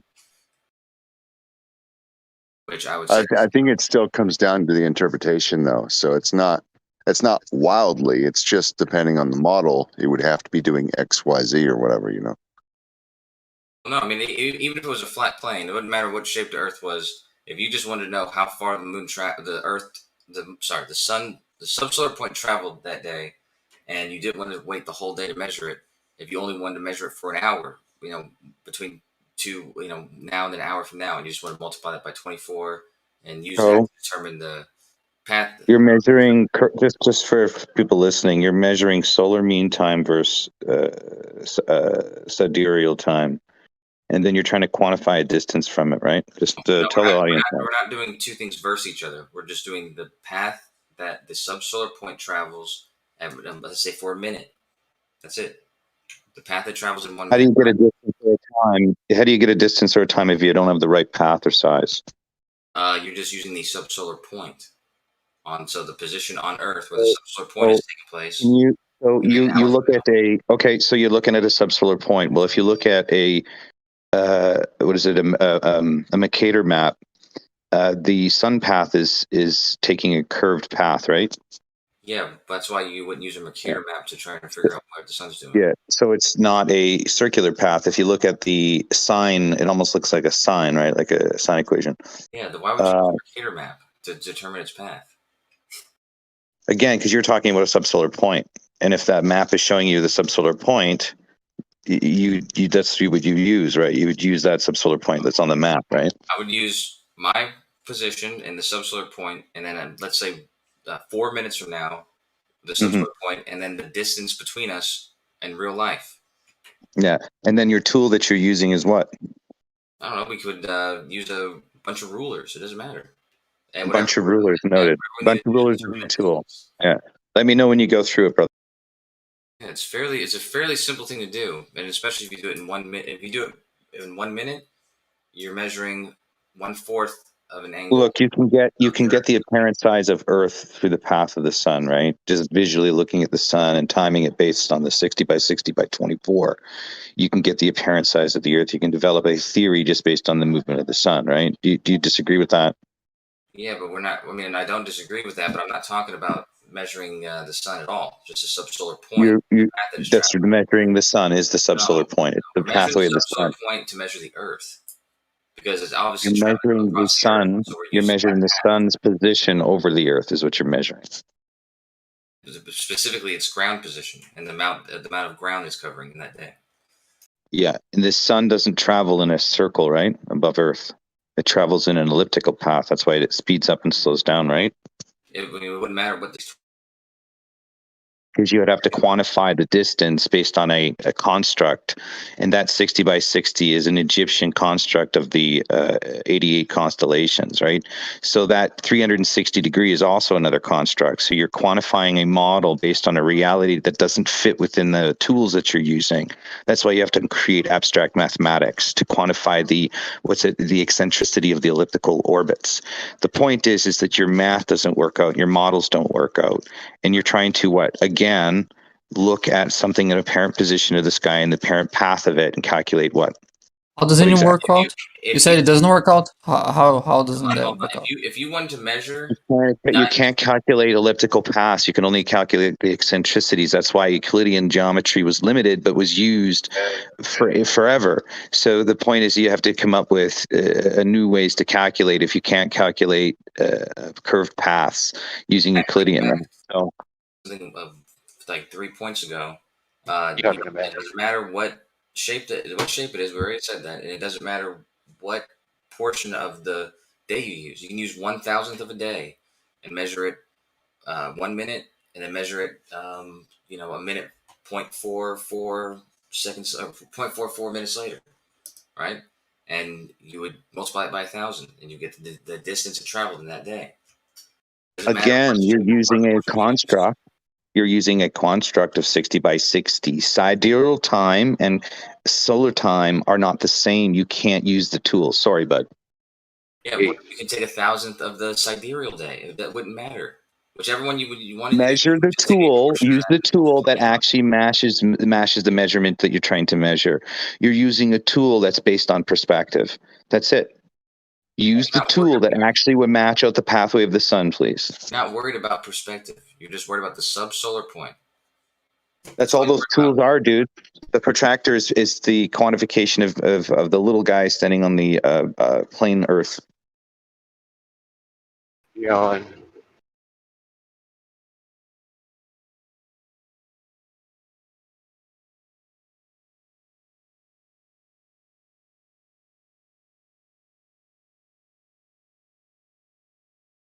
That's what kind of breaks down too. It's like this point that doesn't really exist, that you can't calculate, that you have to use someone else's model, and then say, well, watch it do this.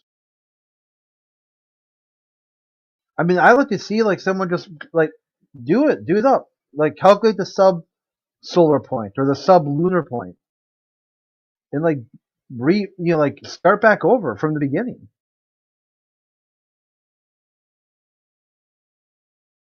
And why? Because you could do that if you did. No, I tried. I can't. Why not? You don't live between the Yeah, top. no. If you look at the math to try to figure out how to calculate the subsolar point, it's like a rabbit hole you could spend the whole day on. Dude, first of all, in this test, you wouldn't need to calculate the subsolar point.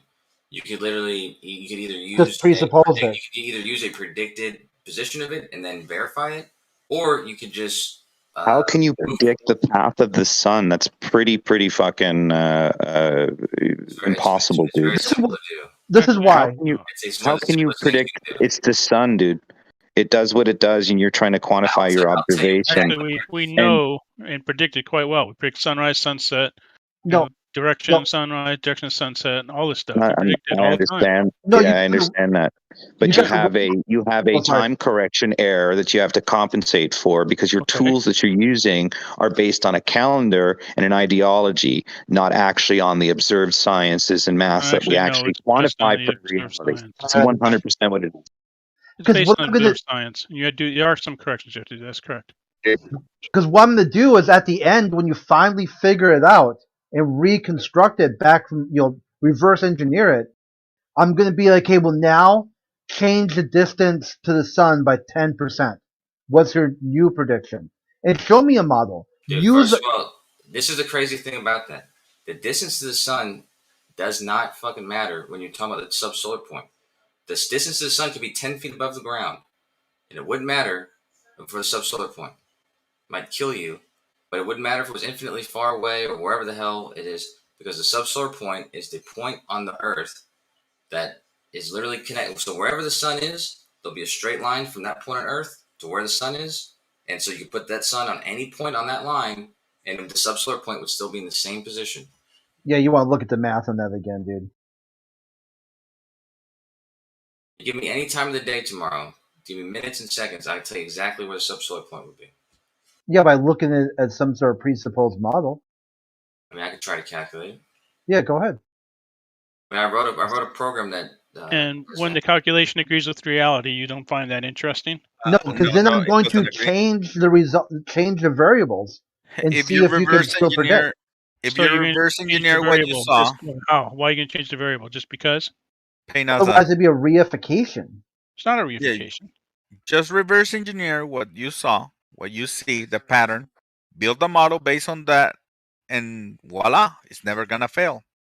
Now yeah, you didn't correct. predict jack shit, right? You didn't predict anything. You didn't do anything. Just Actually, we did. Yeah, we predicted where the sun's observed going to what be. the sun and does. observed it. Say, well, I'm gonna build a model based on this, and there you go. It's correct. And then you end up with the globe. Thank you. Welcome to the globe. Okay, sure. If that's true, are you going to ever talk about flat Earth again? I'll make a prediction using flat Earth, but you're not even buying your own bullshit.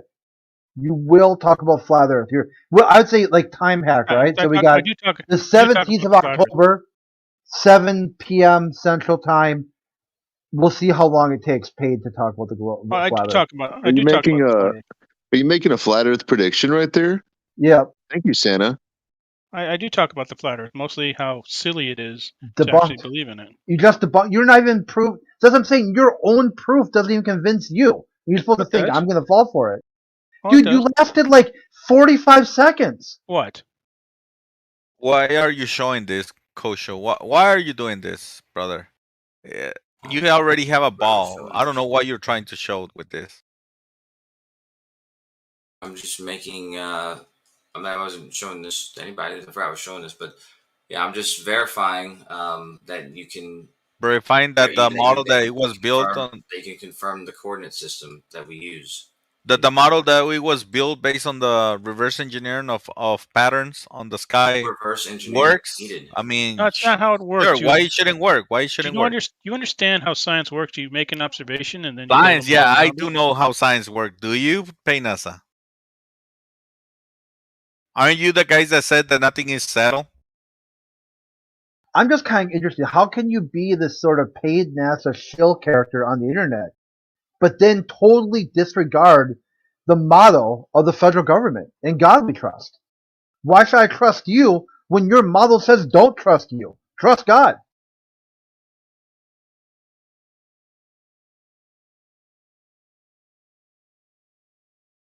I mean, if you're going to By the shill way, for guys, someone... I got my weights, so probably Tuesday I'm gonna start measuring shit. I mean, if you want to shill for someone, find someone whose like ideology lines up with yours. Oh no, it's more fun to listen to you guys try to explain a theory that's been dead for about 2,000 years. It's really funny. If you've got 2,000 years of stuff, present when ready. I have, and you guys say no. That's your main answer. No, you don't. You just say no one gets it, and you log off. You don't get it. It wouldn't You are matter guys if who I are got it or thick. not. You are thick. I'm sorry.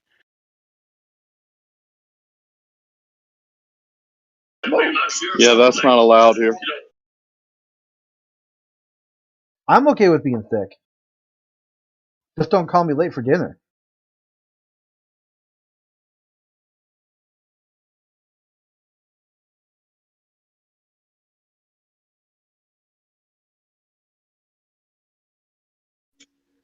Late for dinner.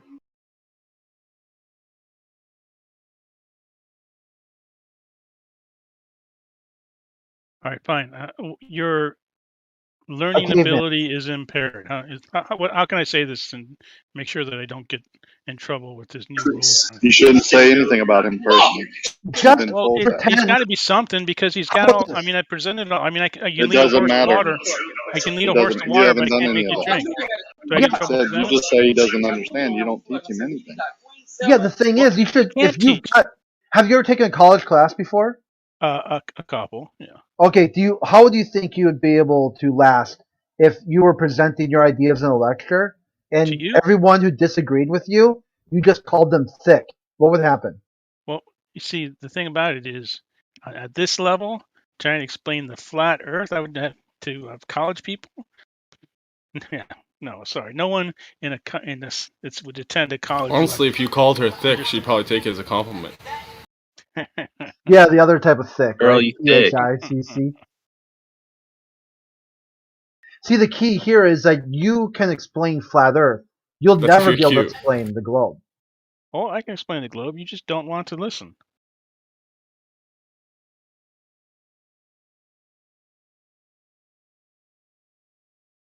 Me listening.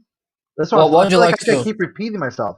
If What I would you like to listen or understand don't about the globe? listen, okay, go ahead, No, Bacon. don't bother explaining it. It's no, it's difficult because these guys do not want to understand the globe. They really don't.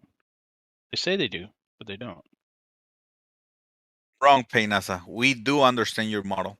No, you We don't. just don't accept it. No, There's a if you difference. understood the model, you wouldn't ask some of the. We do understand the questions you model. asked. No, the reason why we're asking wouldn't- is you wouldn't say we- so that well, you you- realize that your model is broken. That's why we ask this question to see if So your that you- brain starts working a little better and you understood- start making sense of what reality is. That's If you- why we ask if you these want- questions in so many different ways. Where And the is the reason model why broken? the reason you're not able to answer any of these questions to begin with is because you already interrupting what I'm saying to understand what I'm saying, right? Done? Yes.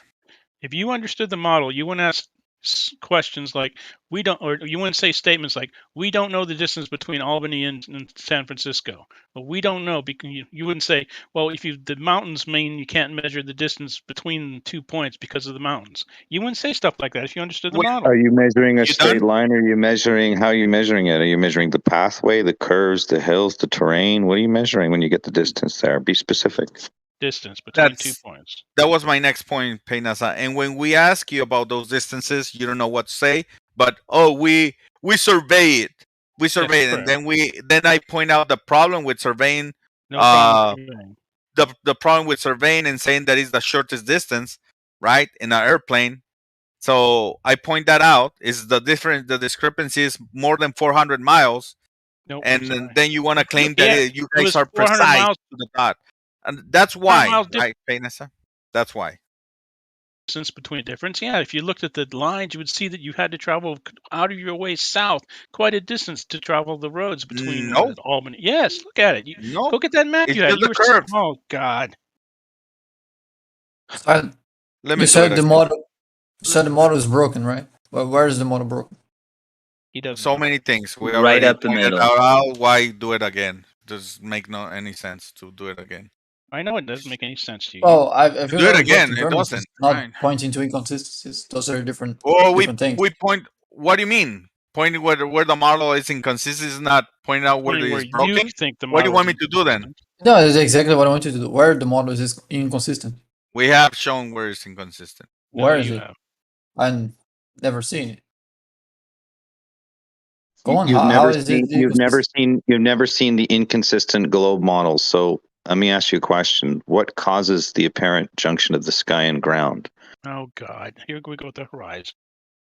Why you Oh. get so angry about this?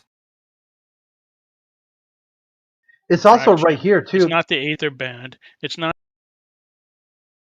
What model are you even citing? There's been about 3,000 since Copernicus. The last 3,000. What year? Well, just What like year is that? one. Excuse me. If there are 3,000 globe models, where is the one flat Earth model? Just Yeah, one, please. One. there's many of them. Show it to me. Present it to me. I'm waiting for the flat Earth model. The flat Earth model. Come on. I'm not looking to you guys to show that the globe model is false. Show me the flat Earth model, please. Well, you have many versions if you want to look at a There you go, right model here. that's flat. Look on the flat There's Earth. many versions. I linked one. So Here's the the space one pizza? that NASA paid us to show. Here's the one that your YouTube will link if you try to talk about flat Earth, especially if you say there's no flat Earth model. No flat Earth It model. will post you this disavowed link. Look at. They will post you this link citing the flat Earth model, trolling the shit out of you guys. Like if right there, it will say it adds a box to all flat Earth content, linking to a model that you claim So which no one is model. it then? The Does Norse that one, model the Hebrew has? one, the Mayan one? Which one? Does that model has a closed sun over the surface? This is Earth. This isn't Sun. This is a model of the Earth. Yeah, we're trying to make sense of Just getting you things guys we see. trying to figure out. Like, show me this globe model. You're talking about heliocentric? That's a whole other can of worms. So how did you get Earth to start moving? If there's nothing about the sky, if there's nothing about the sky in your globe, in your flat Earth model, it's just a map, right? Which it would be Well, okay. here you It go. would be great. Here's It would be one. great. Here's one with the sky too. See, the key is that you guys can't even reference what model. Here, I'll give you your own model. It's right here, March 2020. The March whole 20 idea is failing from the start. So Yeah, so every March model is going to 20 be wrong. March 2020. So your model's like a year and a half old. Flat Earth is like 10,000 years old. Do you think that? Wait. Do you think that model is 10,000 years old? Yeah, flat Earth. Yeah. No, not the idea that the Earth is flat. That model. Do you think that model is 10,000 years old? Which one? The one that you're mentioning. No, this one I just posted in the globe model. It says March 3rd. Because as far as I'm concerned, the old flat Earth model, not the modern ones, the old ones, they have a sun orbiting the Earth, going around the Earth, not above the Earth, right? Yeah, above. Which is completely different from what No, you're the claiming sun there. is above the Earth. No, in the old notions of a flat Earth model, the sun was orbiting the Earth. It was going up above and below it. No, it's not the model you're presenting. Your model here we presenting go. isn't 10,000 years old. Here we go. Do you understand this model right here? Which one? I just posted at 7:20. Let me check. Is this model too hard to understand? A minute 18? Yep. Or no, 7:20.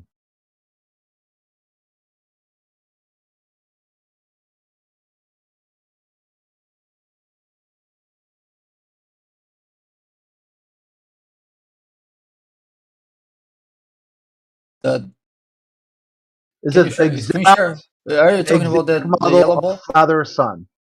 You see it? Yellow ball, right? Oh, okay. Do you get it? Are you able to understand this model, or is this conceptual idea simply too difficult to understand? Oh, yeah. But that fails. It fails with what? the sunset. How's that fail sunset? Because you can't have that crossing the horizon. Because it's above the surface. Optical horizon. It not cannot. physical. It cannot. What do you mean it cannot? Yeah, you couldn't Why be it cannot? able to do it. Why Because it it's cannot? above the surface. How can you see crossing the horizon if it's above the surface? Yeah, same way if you dive underwater, you see that the sun will disappear as you go underwater. Same thing happens in the air. What are you talking about? Do you know that you can go underwater and the sun will disappear? Or if it's like a real foggy day. I'm talking about crossing the horizon, not just, Yeah. I'm not seeing him anymore. I'm talking about exactly how it's disappearing. It's the that horizon the that visual, you're thinking is not the the visual- geometric. That's not the geometric curve of the Earth. I'm saying that. I'm just asking, how could that sun be crossing the horizon if it's above the surface, and the horizon would be converging to the line of sight? So should the sun. They will never cross each other. So now you have to pretend that somehow these observations of the sun were just not understood. Also, how could what happened first? Observations of the sun set and rise, or the heliocentric model? The observation. Okay, well there you go. Now you have a problem because these things Why? were explained thousands of years before someone said. How was it explained? Yeah, because again, as I said before, the old notion of a flat Earth was the sun orbiting the Earth, which is completely okay with sunsets.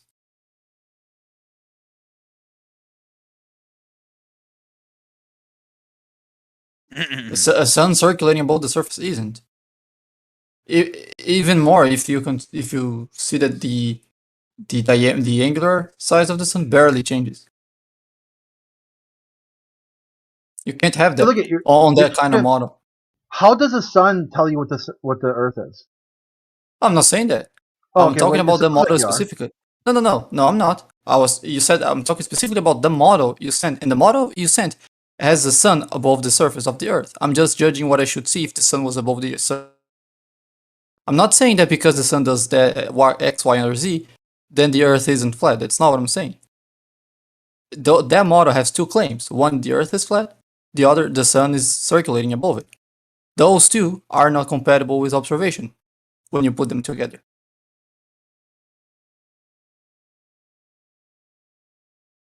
With that analysis, are you assuming that the sun is a physical object, and are you assuming that atmosphere? Yeah, that's what the model is proposing. Which model? The one you sent, the exact model of the flat Earth sun, that model. Yeah, this is showing you, right? Mm-hmm. The sun above the surface of the Earth. Do you see the Earth?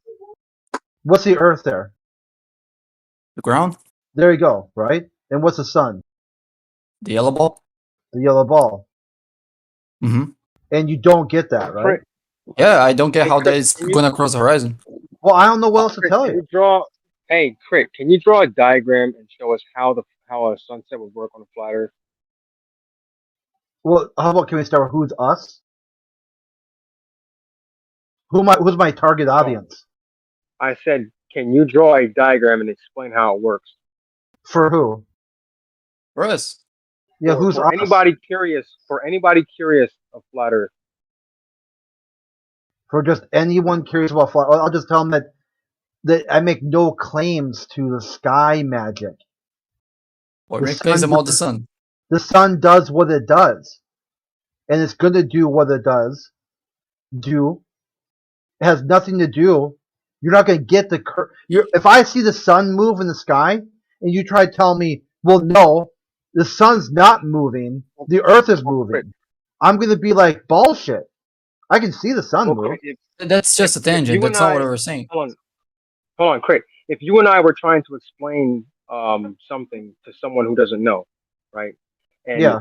Okay, I'll do it. You were Ready? trying to explain. Hold on. Wait. Both of us are trying to explain a sunset. Hold on. Both of us are trying to explain a sunset to someone who has no idea, right? And you said, "Well, I don't know. You just kind of have to visualize it, and but I can't draw a diagram. But me, I can draw a diagram of how it works on the globe. Which explanation will make more sense?" Well, we can. If that's the standard, though, we can do a Pac-Man fucking map, and there you go. Yeah, but wait a second. You have a model. You have a model orthographic demonstration of your heliocentric model sunset, and it shows that the sun is refracted down below the horizon. Right now, what is? Yeah, that's what it shows. So the point is that just imagine that's how the same thing's happening on a flat Earth, and the reason why it would have to be there's not listen, it's not but dude, you can't show me a model. What I can do is buddy, I can show you a demonstration with the supposition or the presupposition, if you will, that the upper atmosphere, even at 60,000 feet, is minus 50, let's say. And we know that that denser atmosphere light's going to bend downward in it. So if the sun is a massive object away from us, we know, listen, we know that in our model that the sun is going to refract down. But here's the two facets of our reality that we apply. We have a terrestrial environment, and we're subjected to angles of light from that object due to optics and our natural vision. How it converges things into vanishing points, if you will. Doesn't matter if it's diffraction or the vanishing horizon line or a vanishing point or anything orthographic drawing that you draw.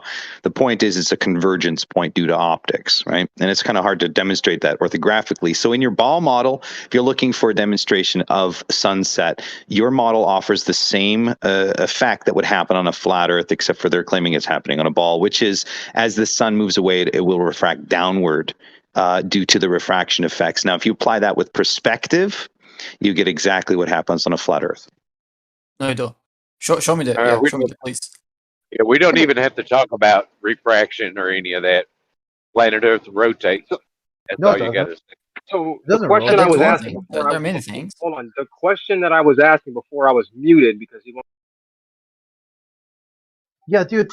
No, he's muted again if he's going to complain about muting, as he clipped whoever that was talking like several times. So please don't complain about what you did wrong to get muted in the first place. When I take you off mute. I can explain to you the again, okay? When I see, if someone asked me, explain the sun, I would say it's a light in the sky that moves. When the sun is above my head, I call that daytime. And when the sun is not above my head, I call that nighttime. And you're going to tell them, ooga booga, a bunch of hocus pocus about a giant ball of fire in the middle of a vacuum, 93 million miles away. Not even fire. Yeah, it's a gas, right? Giant burning ball of gas. No ooga booga. No Yeah, ooga it's all ooga booga. No ooga booga. No ooga booga. Well, so your argument is that Great. it's The ooga thing booga. is, Great. So you just say your argument. Now he's gonna correct you on your argument. Watch. I know. I just explained it. Oh my god. Y'all gotta All I'm let saying is Earth a is simple flat talk. diagram. All I'm asking for is a simple diagram, right? Yes, orthographically of how the flat surface of the Earth can block the sun, which is supposed to be thousands of miles above it. It's not blocking it. It's just too far for you to see it. How far away is it? Whichever how far you want it to be. 1 mile. I mean, so 10 million miles. There you go. So that you don't see it. 10,000 miles. So if it's 10,000 miles, whatever you want. Flat Earth, how far away does it have to go in order for it to touch the horizon? I do not know, but it can happen, right? Okay, that's the point. The difference is we can show that in our model, and we can show that orthographically. Oh, you want me to put a number that's gonna make it real? Is that what you want? And then what you gonna do? You gonna fly to it to corroborate? Well, how are you gonna corroborate what I'm doing? What I'm saying?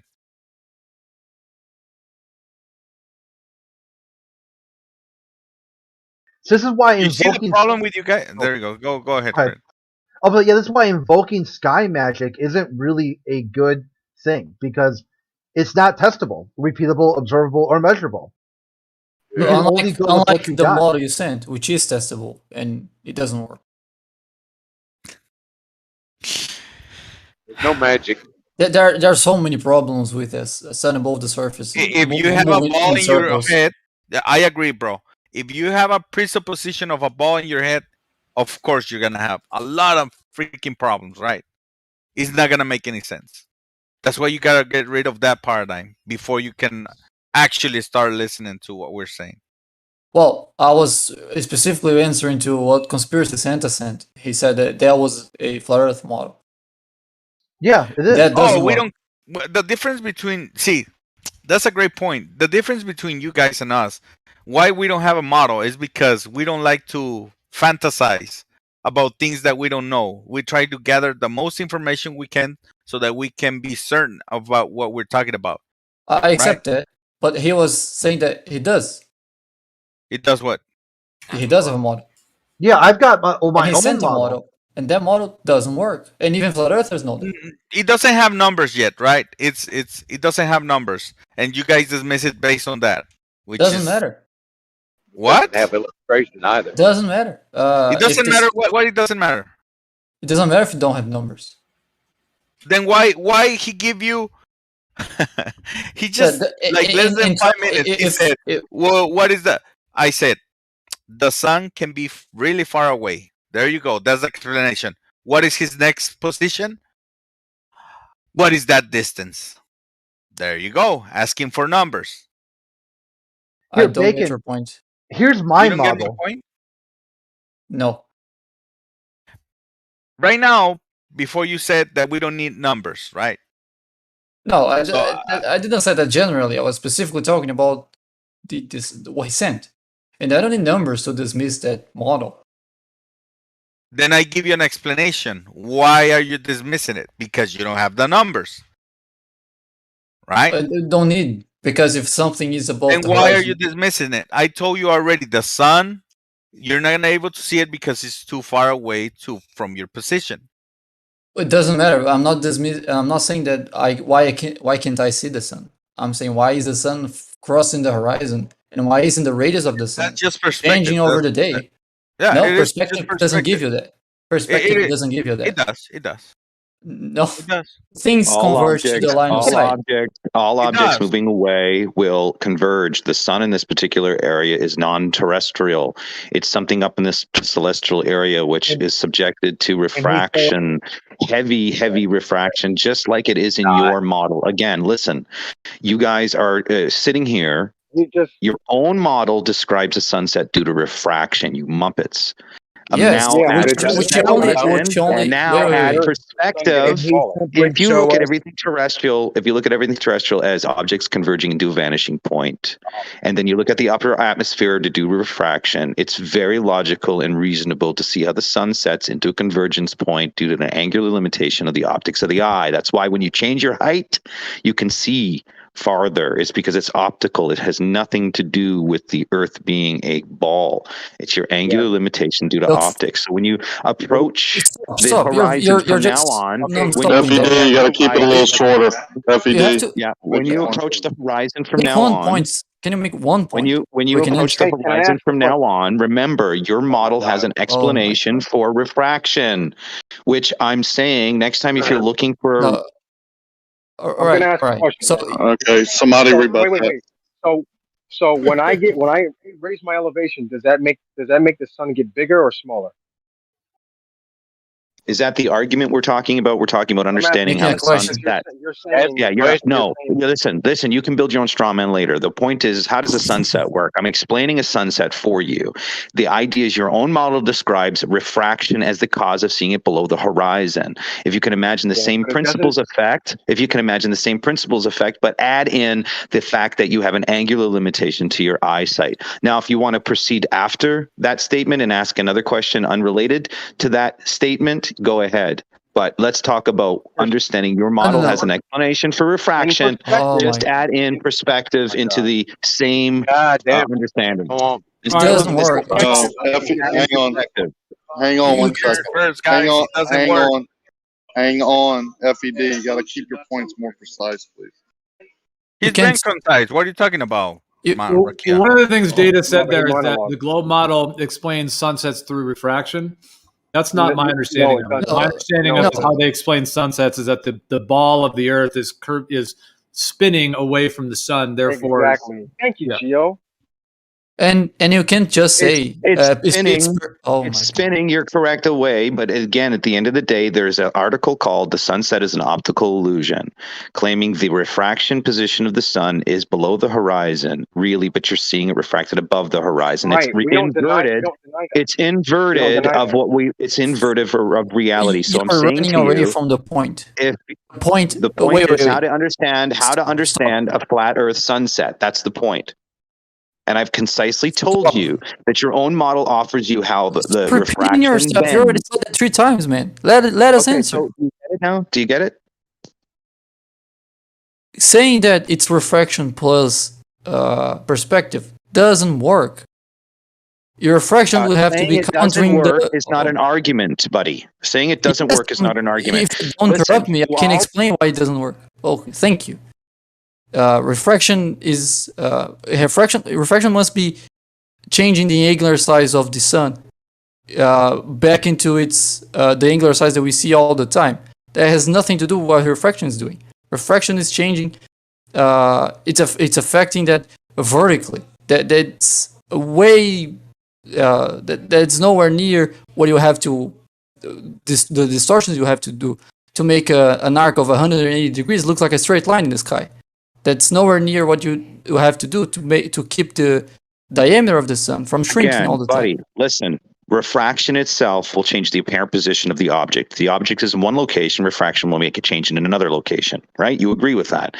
Now, if our optical angular limitation is limited based on our height, that particular refraction would probably happen a lot faster because of a shorter distance, because of the optics. You increase the angle, you increase the distance, you can see farther, maybe less of this effect. Not understanding what you're saying. Okay, so the apparent position of the sun will change. Can you drive for me? The apparent position of the sun will change due to refraction. Do you follow? Yes, I understand. And it's going to change in a certain way. I'm talking to this guy here. He obviously can't get it. I'm concisely telling you. So if you have a position, if you have an area of refraction based on optics, and you have a limited field of view based on optics and your angular limitation, refraction is going to take place within that limited optical range. Would you agree? Because you can't see any farther than you actually can see, right?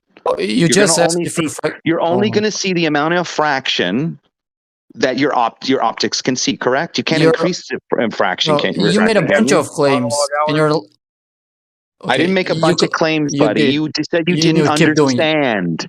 You said you didn't understand, and I tried to say to you, all objects above the eye line. Respond, bro. Yeah, respond to what he said he didn't understand, so I tried to tell him. No, you keep talking. You're not allowing anyone to respond. You keep talking. You're not allowing. He said he didn't understand, and now he's confused again, and now everybody's being princess I'm not confused. about it. I want to answer you. What is your contention, sir? You said refraction changes the position of the object. The how I is asked you important. yes or no. Is that true? Yes, but asking a yes or no and just using that to change the position of the object to whatever you want doesn't work. Refraction works in a certain way. It's not just a magical word that allows you to put the sun wherever it is. Refraction doesn't change the position of things randomly. And you're gonna make refraction work only on your paradigm, right? The way you claiming to. Refraction makes a very small change in our paradigm. Wow. And it only changes vertically because it's an effect of how the different density of the atmosphere is affecting how light travels. So it doesn't affect it horizontally, just vertically. And precisely for that reason, you don't have the diameter of the sun changing horizontally, just vertically. I asked you simply, stop with the straw man, stop with the red herrings, please. They're just bullshit. Listen to me carefully. Does refraction change the position of something, the apparent position, yes or no? Yeah. Awesome. If you have a limited range or field of view to witness that refraction, in other words, there's a cutoff period of that refraction, that point of position of the object in reality to where it's refracted will be a limited space, a limited range of view, right? What do you mean if I have a limited field? So okay, so let's say we have a cup and we're looking at the straw. Within the position of the straw to where it's refracted, it's a limited space due to the cup. Do you understand? It's a limited space. We mean that there's a limited. So the confined water has a limited area of your refraction due to its confined nature. In other words, the smaller area, the smaller refraction. If I take a bigger pool and I have somebody at a position of a pool, I can make a larger level of refraction, a larger separation of refraction, right? I have a really simple question. Actually, no, that wouldn't necessarily make the refraction bigger. Okay. So I'm just trying to tell you that within an area, you are going to see an effect of refraction, and it's going to be confined to a certain limited area based on, in this case, our limited angle or our optics. How do we know this? It's because we can change the distance of refraction based on the angle to it. In other words, we're lower to the ground, we can increase refraction. We're higher to the ground, we reduce refraction to some degree. Do you understand what I'm saying? No. Hey, so you believe that the sun is moving away from us, correct? What do you mean you don't understand? Does anybody understand what I'm saying? Has anybody done any optical observations with a camera where you can increase refraction if you get lower to the ground, and when you raise up, the refraction disappears? Has anybody ever done that? That doesn't change the apparent size of the sun, does it? Again, I'm giving you lessons on the angle of refraction that you see based on the range of refraction, the distance of refraction based on the angle to it. In other words, if we change our position to it, the sunset's all gonna all of a sudden raise above the horizon and increase outward. Just in reality, if we're lower to the ground and we increase upward to any kind of refraction. In other words, it opens up the angle, the refraction disappears, and you can see farther out. Okay, so the whole point is. The whole point is the sunset, when you see it, you are witnessing the apparent junction due to the angular limitation and refraction. The terrestrial ground is going to operate differently than the celestial bodies. The celestial bodies are at least well over minus 150 beyond our visual comprehension. So, or sun visual also grows limitation. like So, super huge, right? Isn't that the reason the sun grows really big when it supposedly so sets? listen, anybody understanding refraction in this case, and if you understand this premise, that if you're going to refract something within a limited range or a limited angle or a limited, like I'm using the cup as to give you an analogy of boundaries. If you change the angle to that boundary, the position of the straw changes, so to speak, right? So in essence, when you're looking at that horizon, the sun is not going to change a drastic size because of the limited level of refraction, the limited area of refraction that the optics of your vision has as it sunsets or as it moves away from you. It's going to converge faster into that point due to that small area of refraction that we can see. We're limited to see. Our field of view isn't forever. We can't see. We were told we can see. Well, I mean, I can't confirm exactly how far we can see spaces when for it comes to answers. celestial, because that's big. Cannot just speak and interrupt you like forever. Who was the one that said the sun doesn't change size? Who said it doesn't change apparent size? Here's the thing. It It does. does vary. If you go up, listen. If you go up higher, it's already been documented. It's 5 times bigger. It's Listen, 5 it's times already bigger. been. It's already documented in the. It's already documented in the. 5 times bigger. Wow. Yeah, sometimes 5 10. times bigger. Sometimes 10. Really?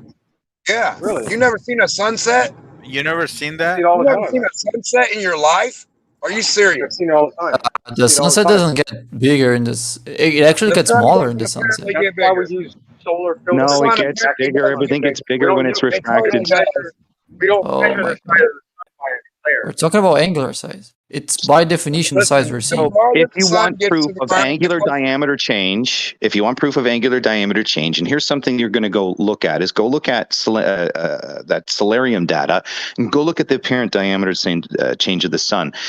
As it moves through its cycle, it will we change know that. arc. We don't, that's Okay, not a so let me finish, buddy. Just chill out. Let me finish, buddy. Let me finish. So the point is that it actually changes physical apparent size naturally throughout its cycle. What you guys are trying to use as an argument, which will fail every single time, is you're trying to apply terrestrial rules of optics to celestial rules, while at the same time totally forgetting that your own model uses refraction to claim that the sun is actually below the horizon as it's setting, but it's being refracted upward as the ball turns away. It's absolutely hilarious how you invert it. And here's the best part about it: it's optical illusion. Shut up. Dude, you got. Go on, Earth. Where are these terrestrial rules of refraction? Earth, your audio is very hard to understand. It's kind of low and stuffy. Yeah. Oh, just for you to know, because it's very hard to understand when you speak. Oh, Fed is no longer here. We don't measure the apparent size of the sun by its glare. Your mic sucks, bro. It's just terrible. I'm just saying, when I see the sun way up in the sky, and then when it's down towards the horizon, it's bigger. It looks bigger. It's an illusion. We don't measure the size of the sun by its glare. Then what are you measuring? What are you measuring if you're not measuring what you see from the... You're using solar filter. Hold on. If the light that you see is bent, fucked up light, and it's the apparent light. What are you measuring, buddy? The apparent size. You're not measuring anything, are you? Except your imagination. The apparent angular size. The angular size. Measuring the angular size. Picture throughout the day The of the sun, angular size? and see if there are any difference. Size you're measuring? Sorry? What's the refracted apparent size compared to the original size?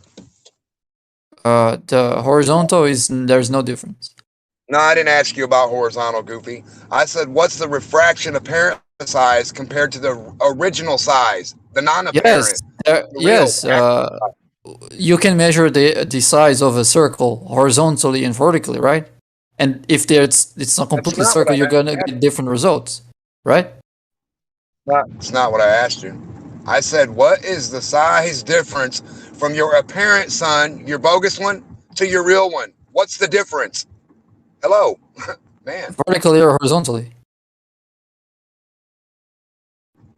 Take your pick. Yeah, the horizontal real difference size- is none. So your real size is going to be different horizontal or vertical? Is that what you're telling me? What are you Sorry? talking about exactly? Yeah, If what I'm talking gonna about. be a different way, it's gonna change its actual size? No, never.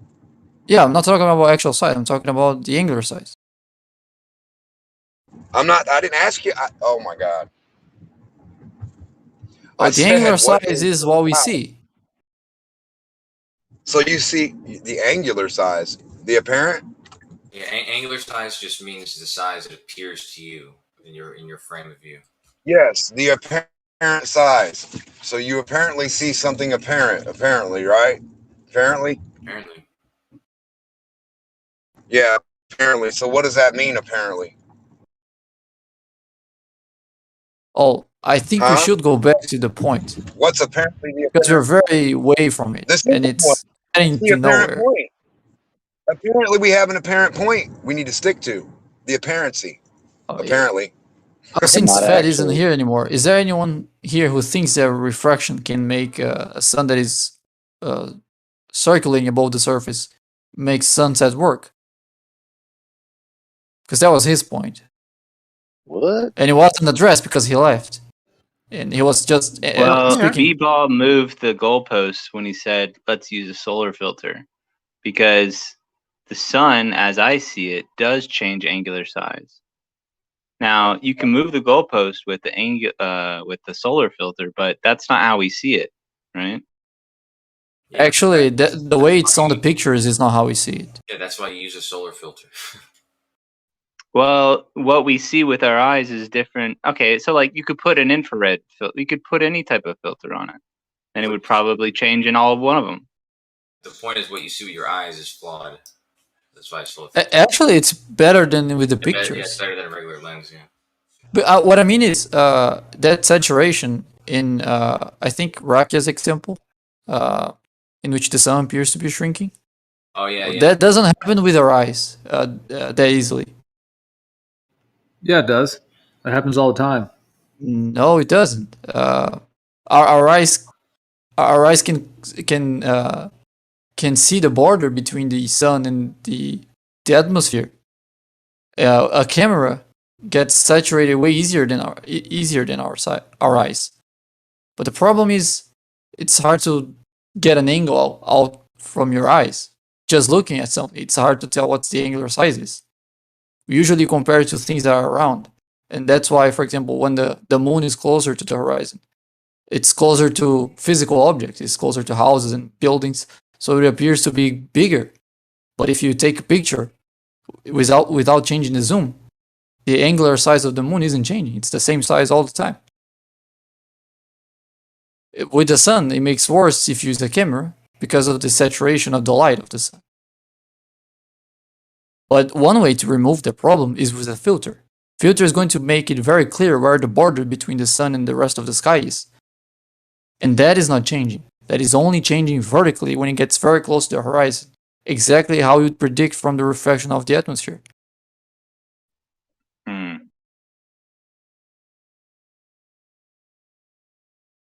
Exactly how you would predict from the refraction of the atmosphere. Yeah, I can explain Just as it we deeper if you want to. predicted. Yeah, I can explain that deeper if you want to.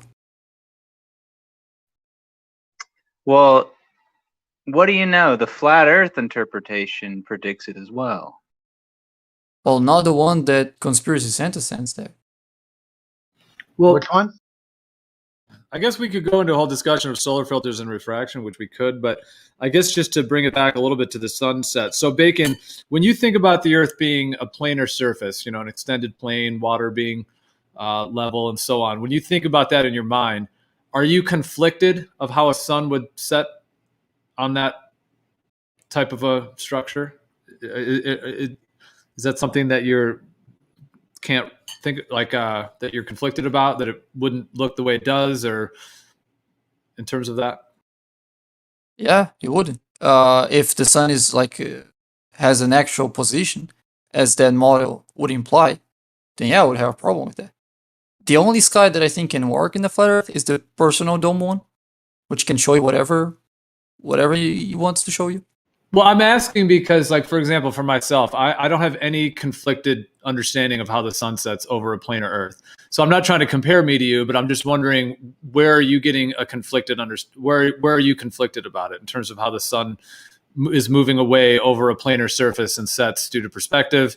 And I also think that there's atmospheric effects that can cause magnification, which is why the sun, like some of the images that Rocky is posting, and we've all seen sunsets that are massive, huge suns at the sunset. So I think there's a magnification, as it's moving away, it basically is magnifying as it's moving away because it's going through more and more layers. Like over a planar surface, if you have something above you that's moving parallel to that plane, like a sun, as it's continuing on its way, it's not changing in altitude in this example, it's just moving parallel. And of course, it will set due to perspective, the way everything does. So it will eventually disappear at the horizon point. But also, as it's moving away, the angle is essentially decreasing, like the angle from your feet along the plane of the Earth and then up to the sun, and then from the sun down to your eyes. That right triangle is the angle at your feet, let's say, is getting smaller and smaller and smaller as it moves away. Therefore, it's going through more and more layers of atmosphere, which is going to cause all kinds of different effects, which is why the sun changes color, changes size, goes through that. Okay, there are some problems with your explanation there. One of them would be we know the factors that affect the index of refraction of the air, which are density, temperature, and humidity, right?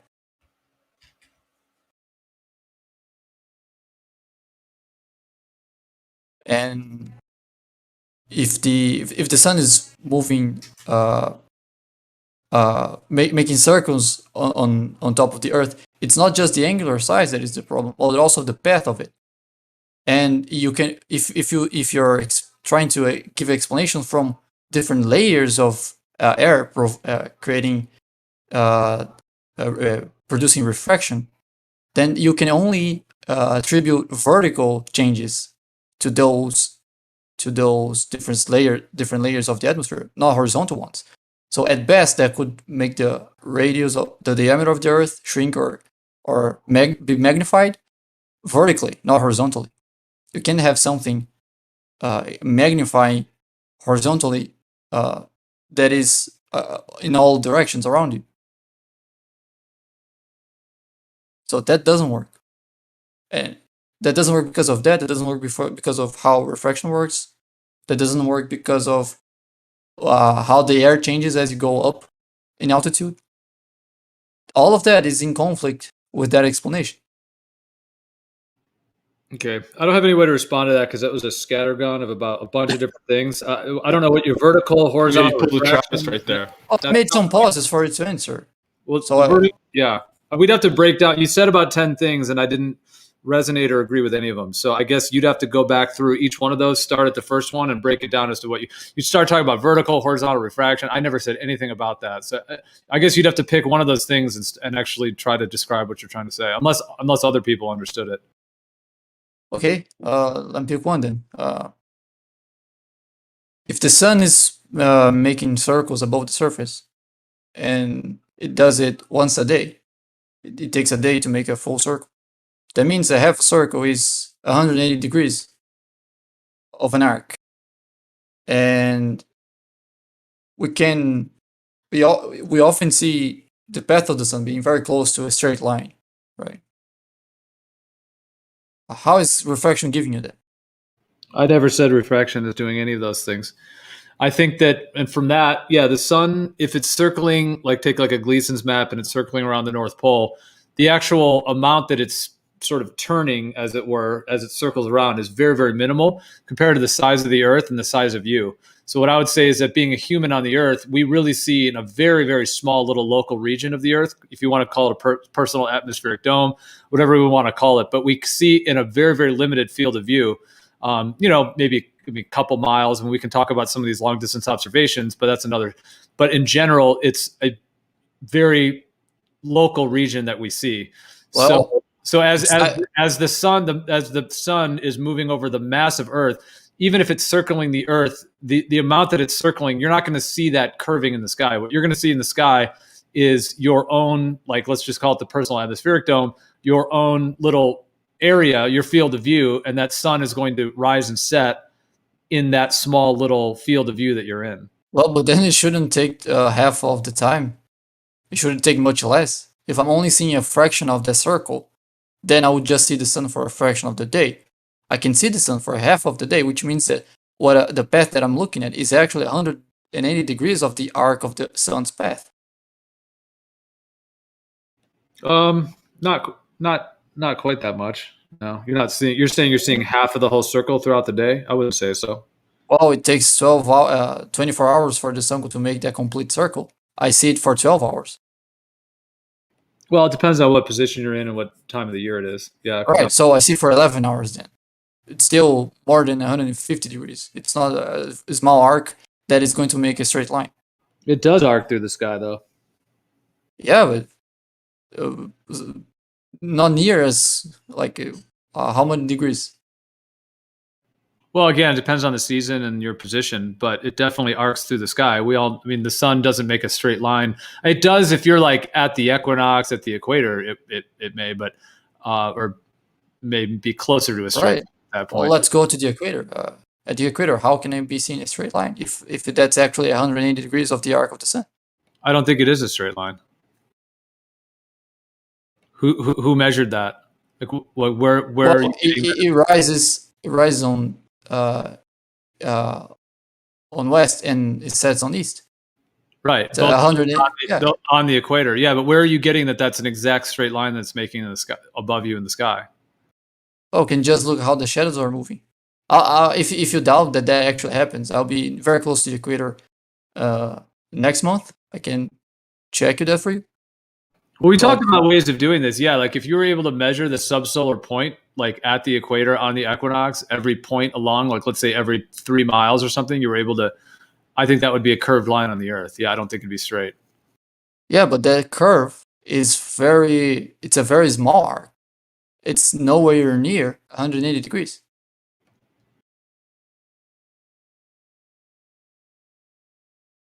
I bet it's less than 10 degrees.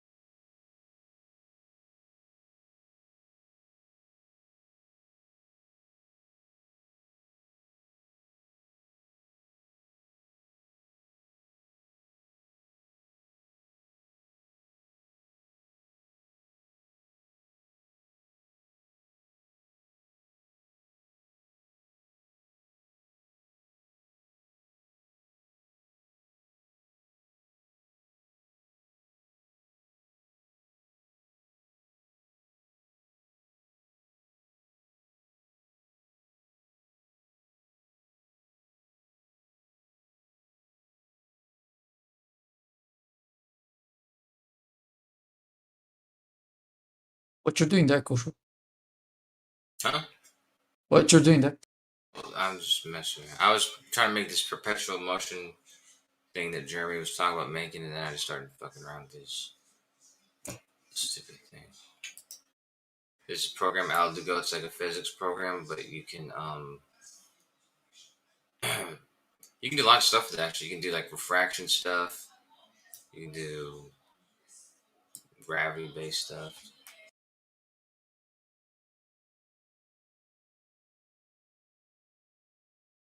Made a lot of models in here. I think one thing that happens, Bacon, is I think there's often a difference that people think about, like the difference between like a third person and first person, for example, just a third person and first person in general, and how things can look different. Like, for example, if you're looking, let's just say over a planar surface and you have a bunch of lines that are all parallel going out from your eyes. If you look at a third person perspective from the side view, they're all going to be straight lines. You know, all those lines are going to be parallel and straight. But if you look from the first person viewpoint, everything's going to be converging to a center, like train tracks and so on. We know the train tracks are not actually converging or rising up on the actual surface, but from the first person perspective, it can look that way. So I think that's also a similar thing that happens with the idea, let's say on like a Gleason's map or an AE map with the sun circling overhead. I think people think that on the Earth, you would see the sun making a huge arc in the sky, but it's different, once again, in the same way from a third person perspective, looking at it from above, rather than being an actual human, a small human on the Earth that has a limited field of view, that you're seeing a sun basically rise and set within your, if you want to call it the personal atmospheric dome, you know, within your actual region. I think those two things are quite different. I think people expect, I mean, the only time you can see that is like in the north, you can literally see the sun just circling around you. That's in that case, you can see it. It usually, because since you're not exactly at the north, it usually will rise and then it'll sometimes like get close to the horizon, you know, but it won't completely set and then it'll sort of rise again. I'm sure you've seen those where it kind of goes up and down. So in that case, you can see it literally circling around you. But when if you're at the equator, for example, you're much, much further out on the wheel. And if we're taking an AE or a Gleason's type map, so at that point, the sun is making a huge across the Earth, and so you're going to see it from your first person perspective. Yeah, you're going to see it rise and set, you know, in the slight arc that it makes. What do you mean we have a limited field of vision?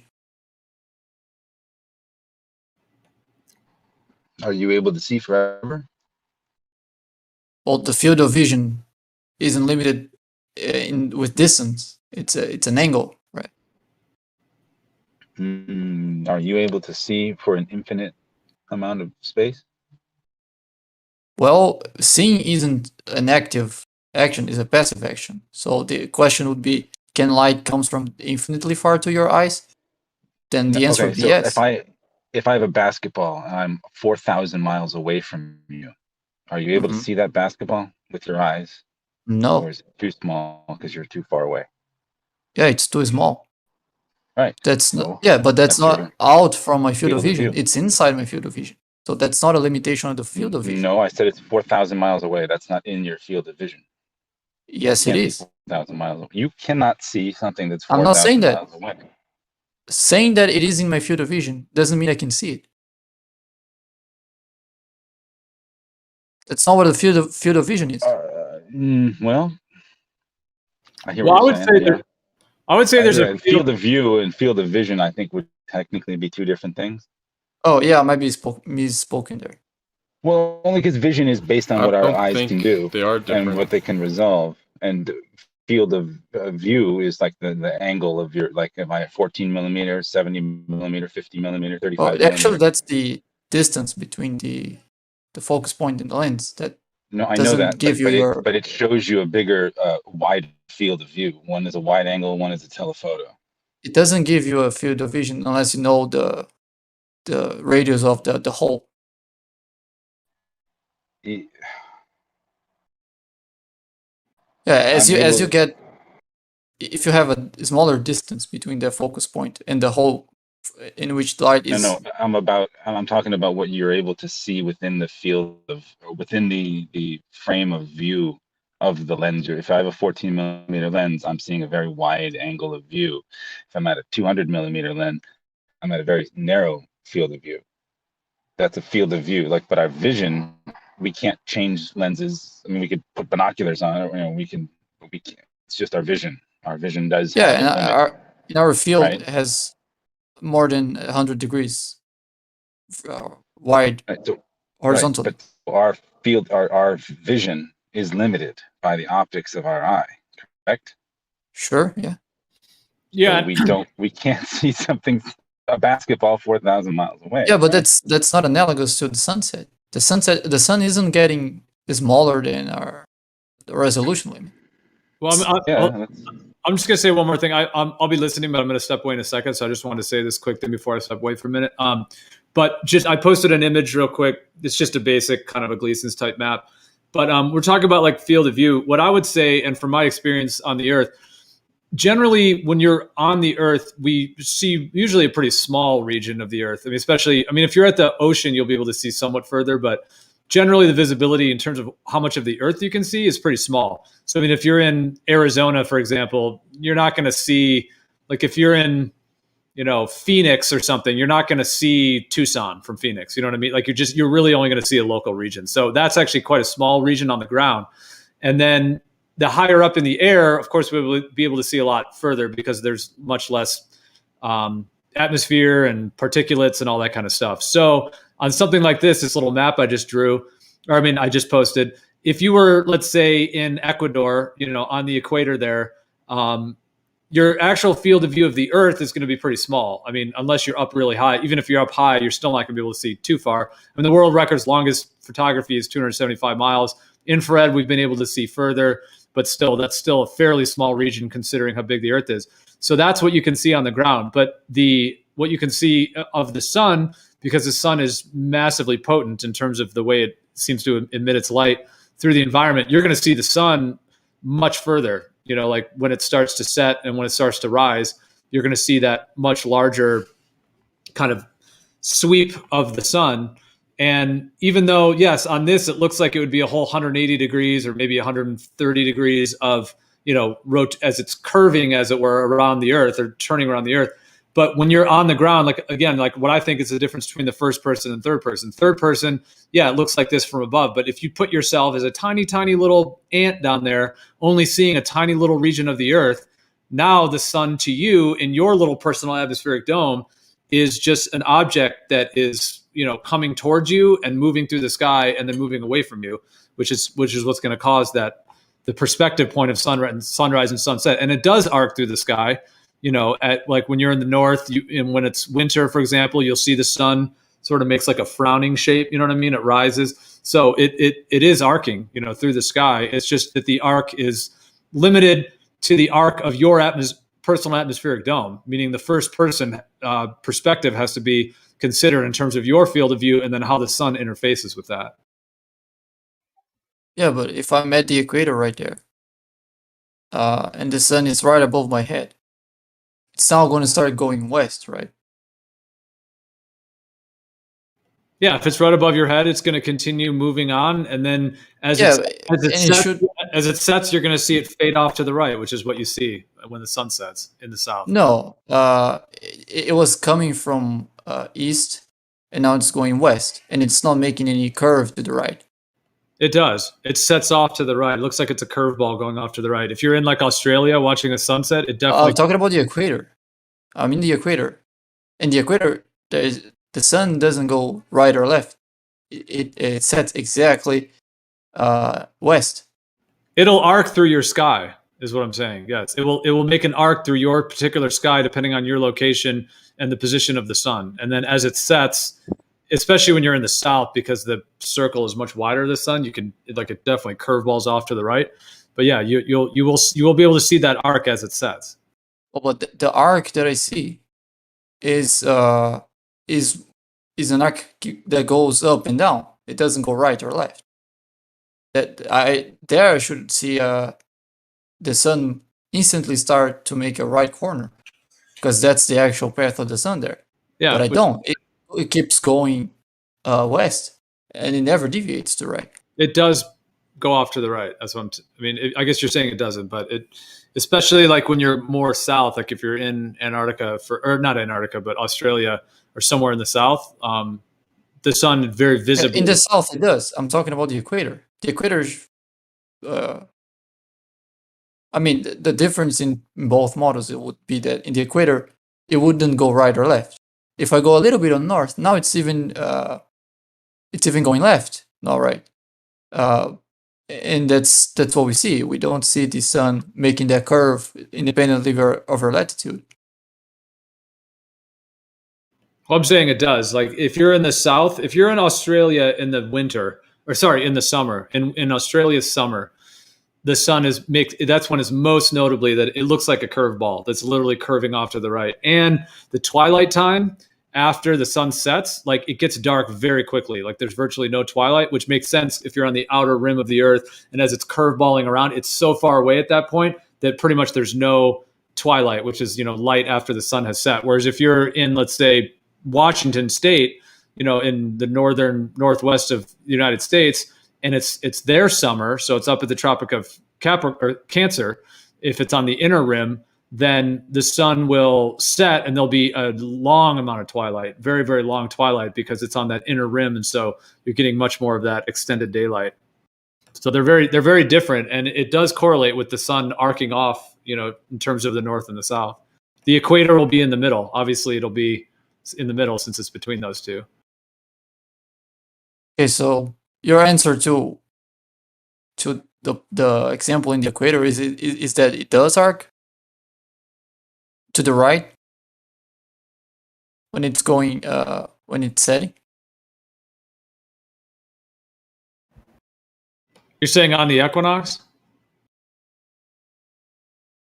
Well, is that what you're saying? If you're on the equinox and the sun is setting? I think that's what he's talking about. Here's a drawing to hopefully explain it. Like the two red arrows at that red point on the equator are what we actually see. We see the sun rise due east, and we see it set due west. But if we were to draw where on this map the sun would be 12 hours apart, the dotted dark blue lines are where we should be seeing it if that's our actual line of sight to the physical sun.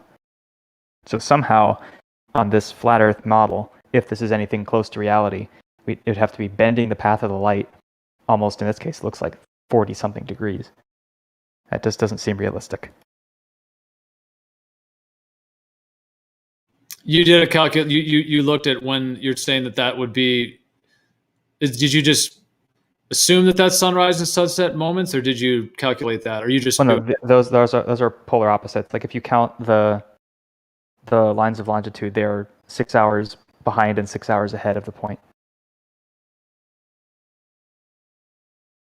So, I mean, if the sun moves at the same rate in the sky across the day, which it does, then this is where they'd be if it's at opposite points along that circular path. Yeah, and as soon as it passes overhead, it should immediately start curving right. It doesn't have to be close to the sunset. It should be curving right all the time. And we don't see it. Yeah. See, like what we actually observe is it rises due east and sets due west. And it arcs essentially straight up. It's not making this circular shaped arc. Otherwise, we'd notice it being slightly north of east when it rises, pass directly overhead, and then turn back toward the north as it sets. Because otherwise, how would it end up in these places that are, where the two yellow circles are, which are significantly farther north from this person's perspective? That depends on what area you're in. Because in my area, in my winter, it's further lower in the sky, and it comes from, like, it makes a circle. Sure, yeah, it does make circle-like shapes in the north and south. The issue is that it doesn't on the equator, but it seems like this kind of map predicts that it should. Because you're only seeing a short distance of its path. No, you're seeing 12 hours of its path. You're seeing half a day's worth. Yeah, but time-wise, but in distance from what you're seeing, like, I don't get what you're saying. It's high in the sky. Yeah, but the perspective-wise, you're only seeing so many miles. Well, yeah, but I mean, the sun is overhead in Africa when it is just barely rising for this person in South America. And so if the sun is directly overhead Africa here, and yet simultaneously due east for me here in South America, or whoever this guy is on the red dot here. How do you reconcile that? It's physically in a location that on this map makes no sense in terms of what direction it's actually seeing. How do I reconcile that? I don't think the sun is physical. I think it's a projection and it's individualized, like depending on the viewer. I mean, Yeah. that's fair. That's more fair context... than saying that this map is in any way a reflection of reality, like a physical reality. Let me just... I think you both came after the conversation was already running, but Conspiracy Santa sent... we were talking about whether or not there is or there isn't a flat Earth model, and he sent a flat Earth model saying that's the model of the sun on the flat Earth, which is just there's like a yellow ball hanging from a... I'll send again. One sec. Right, yeah. If you subscribe to this sort of map or something similar to it, where the sun is a physical object moving in this kind of path, then this is a pretty glaring contradiction. But if you suppose that the sun is not physical and it's a projection of sorts, then that makes sense. This map doesn't really apply then. In which case, you're good. Yeah, I think that's why we see individual, rays of light coming towards us on the water and things like that. It seems like it's following us. It's doing its own thing above our individual. No two people see the same thing. The moon especially does this for whatever reason. Maybe not as much refraction at nighttime or whatever, but it seems to follow you and light up, just the clouds directly in your path, for whatever reason. Yeah, usually things that are very far away seem to be following you. Right, I understand, but the light only seems to be lighting up things in your line of vision, not side to side. It's a strange phenomena that I can't even explain. What do you mean? Because I don't think the moon would be that close, even in our model.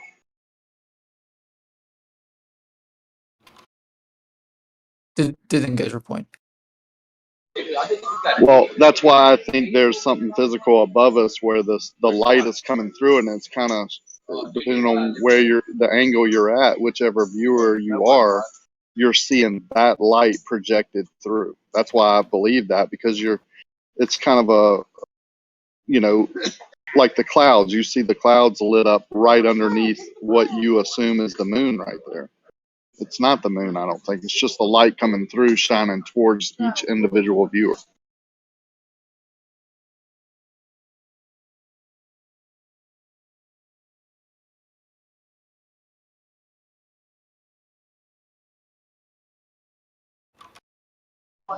But as far as the sun setting, as it goes away from you, as it does on each model, it would appear to get lower in the sky, and then you have atmospherics that could obstruct things bottom up, just like you do normally. If you don't agree with that, then you may study it how the more dense layer down closer to the water, especially in the marine layer, would obstruct something. But also, if you're seeing 3,000, 4,000, 5,000 miles across the horizon line, there's going to be cloud decks and buildings and tall trees that are taller than you that would obstruct it anyway due to perspective. So I don't even understand why people deny that. It doesn't take away the ball. It just says it could happen on a flat plane.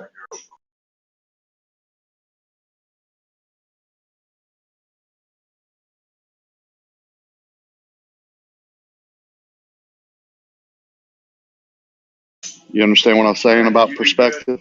If the trees in the distance are taller than you and something is further away than those trees, as it goes down due to perspective, you're looking through those trees. Of course it's going to obstruct that object, that light, or whatever it may be. That's only if it's taller than you. Well, I mean, what's not taller than you in the distance? Trees and buildings and whatever, especially over 1,000 miles or 2,000 miles. We'll look it over water. Well, actually, if you're looking horizontally and the surface is flat, things wouldn't get well, yeah, your line of sight, yeah, they would get smaller because what's below your line of sight is is converging up, and when it's above, it's converging down. Yeah, you understand. And the size difference, I just don't think you see far enough, you know, to get a drastic size difference. Plus, if it is atmospheric, you know, controlling it, then the size definitely changes. I mean, almost every day the sun appears to be a different size. I think that's what I'm. Yeah, it does in my area, but I mean, like I said, I have a lot of humidity in my area, so it's going to be different in drier areas, or you know. I don't think it's changing that much. If you're able to take pictures of the sun across the day. No, I don't really care what you think. I'm telling you what I know, what I've seen in my area. Now I can't tell you what's happening in Alaska or somewhere else. Oh, I'm asking you. I'm saying how you could demonstrate it. Well, I mean, you could come here and watch it yourself over the course of a year. Well, that takes more effort than asking for you to do it. I've already done. That's what I'm telling you. I've already done it. It does change. Sometimes it appears really, you know, just like a, you know, way bigger. I mean, apparent size. Oh, where is it?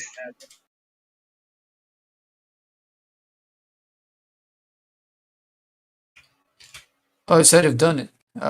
You mean like you took pictures and? Is that what you're saying? I don't know what you're asking. I mean, I'm telling you, I see it with my own eyes. I've taken videos and pictures, but I mean, the sun that we see can do all types of things. I've shown you many pictures I've taken myself where the sun is not even a sphere. It's you know, distorted. Well, you understand that depending on how you adjust the light of the camera, the radius of something that is very bright can increase because it's saturating more pixels around it, right? Have you seen the pictures I posted? It has nothing to do. Yeah, that's exactly what I'm referring to. No, but the shapes, the different shapes. Yeah, even the shape. No, I mean the shapes are. Yeah. So what you explain to me? What causes the keyhole or the mushroom or whatever? What causes that shape? Well, because it's very close to the horizon. Of course, you should expect refraction there. Okay, so refraction is causing that. Yeah. Yeah, so there you go. Yeah, but I'm talking about the rest of the day in which the sun isn't close to the horizon. So you'd say what BL has just posted is fallacious? No. No? No. You just said due to refraction. Yeah, I didn't say fallacious. He asked why. I said refraction, and he said, "There you go. Where is the fallacy?" No, B-Ball just posted a picture of the light going to nothing. Have you seen that at my What's time? B-Ball? 9:23. Earth Yeah, is the one white. the one I always see is like the one on the left. Yeah. But what just what Bacon just said, due to refraction, I mean, the one on the right would be no refraction, right? No, the one on the right would be the sun disappearing because it was moving further away. Yeah, with no refraction. With no The atmosphere. difference between them isn't just refraction. One is showing a sunset. The other is showing how the sun moves above a flat surface. One is showing atmosphere, and one is showing just perspective. He's making a fallacious argument. He's deceiving people. I'm not even making an argument. No. Yeah, he's posting that meme every day, showing that we're not telling the truth, where it's him being fallacious or deceptive. Right. No, the one on the right is what I would think that an object would do if it were moving away from me. Yeah. Without atmosphere. Without atmosphere. Jesus, man. It's an animation. Even with atmosphere. Airplanes do that. It wouldn't get much different than that. Are you kidding me? No, you're I'm really not kidding kidding me. Now I'm not going to talk to you again. You're going to deny You're going to defy atmospheric or atmo, like the atmosphere magnifying anything. You're going to deny that? No, I'm going to deny that it does that horizontally. Dude, that is just an animation of perspective only. If you're going to say that the atmosphere wouldn't affect an object, especially a light moving away from you, then you don't belong in this I conversation. didn't say that. I didn't say it wouldn't affect, but it wouldn't make it looks like the first one. Yeah, it makes it look totally different every day, almost every day. If the conditions are different, you get different types of sunsets. You even get different shapes of the sun. Yeah, right at the horizon where refraction is happening. Yeah, the heaviest. Yeah. Yeah, where the atmosphere is more dense and can obstruct things bottom up. Correct. Exactly. Yeah.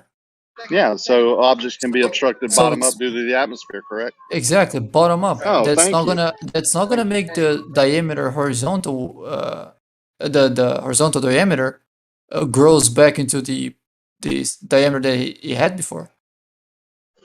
Yeah, but we're talking about bottom up obstruction. I mentioned that, not diameter, and you agreed that the atmosphere can cause that. You want to state it one more time? Yeah, but that's the difference I'm pointing out right now. What I'm pointing out is that the right one wouldn't look like the left one, even with atmosphere, because at best you would have the vertical diameter matching up the observation, not the horizontal one. I can show you a video of the sun just looking just like that animation in a dry, high desert condition. Without Because you're not. Yeah, It's true because yeah. you're showing me saturated videos of the sun, which Dude, doesn't tell me it's showing exactly what the animation shows, and it's because it's just you're getting more of the perspective effect without distortion of the atmosphere. No. Because the air is dry. Yeah, That's you're not the just in radius of the denial sun. now. That's just the area around the sun that is saturated because you didn't adjust the light of the camera. Oh I can do it with my phone right now, pointing to the lamp of my room. No. Part of the other problem is that the sun shot that's just right there, right? That's most recently posted. Whoever's taking that is using a super long zoom lens to get real close to the sun. If they were to zoom out, if they were to be fully zoomed back in a really wide angle, the sun would not set like that in their field of view. Right. And if it doesn't adjust the light, the radius of the sun would increase in the camera. You zoom in. Well, no, that's what I'm saying. If you're zooming in on it, you're increasing the size of it in your optics. If you don't do that, and if you go to wide angle view, that's what you see. You see it big, and then it disappears into a little pinprick in the distance. So if you let the zoom fixed, it doesn't change the horizontal diameter. That's what I'm saying. Like your last photo, the last video of the sun going down over there is a very zoomed in shot, so that you're filling up the sun with the most amount of you're increasing your angular resolution as much as possible at the very end of it being visible, as far away as it can be from you. Okay. Could you imagine having? Is that supposed to be an answer, a response? Yeah, do that same exact sunset, but don't use a zoom lens all the way zoomed in. Zoom back, zoom out, and you'll see it look different. It'll set differently based on your optics. Yeah, but it wouldn't shrink. And if it did, it's because you're not. We've shown you videos and time lapse of it shrinking when your field of view is wide. I explained why it looks like it's shrinking. It's just the saturated light around the sun is all becoming white. That's how cameras work. If you don't adjust the light. Okay, sure, but again, you're missing the point about perspective.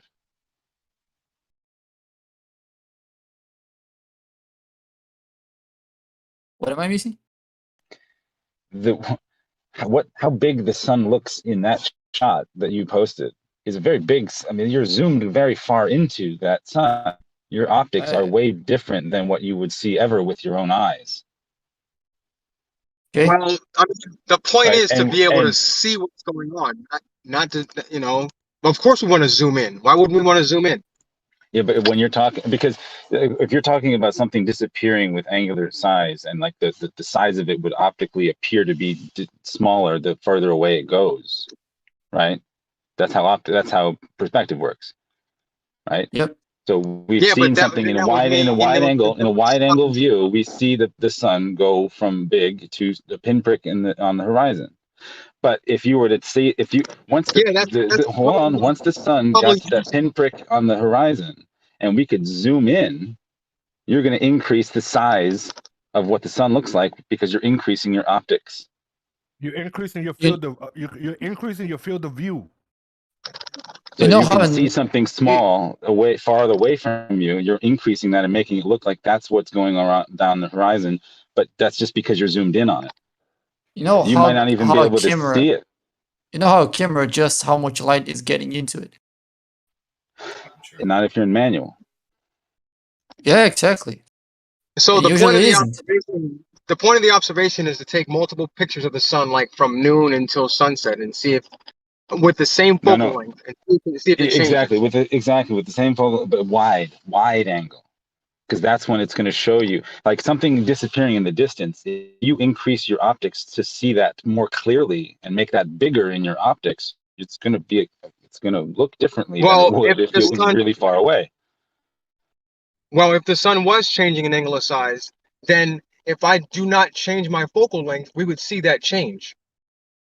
Yes, and we do see that all the time. There's plenty of GIFs and time lapses of the sun being big and then going smaller in the distance. And normally that's because they don't use a solar filter. No. It doesn't matter. Even with it doesn't matter. It does matter. Because I hear what you're saying, and I get what you're saying. But my point is that your optics are going to change when you zoom in, and the shots that you posted of the sun. You're really zoomed in, so you've changed your optics to maximize it the best it can be. It doesn't matter about a solar filter. Only if you change your focal length.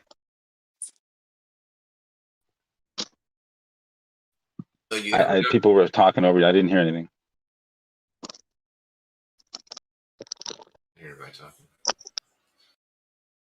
Go ahead, Kosho.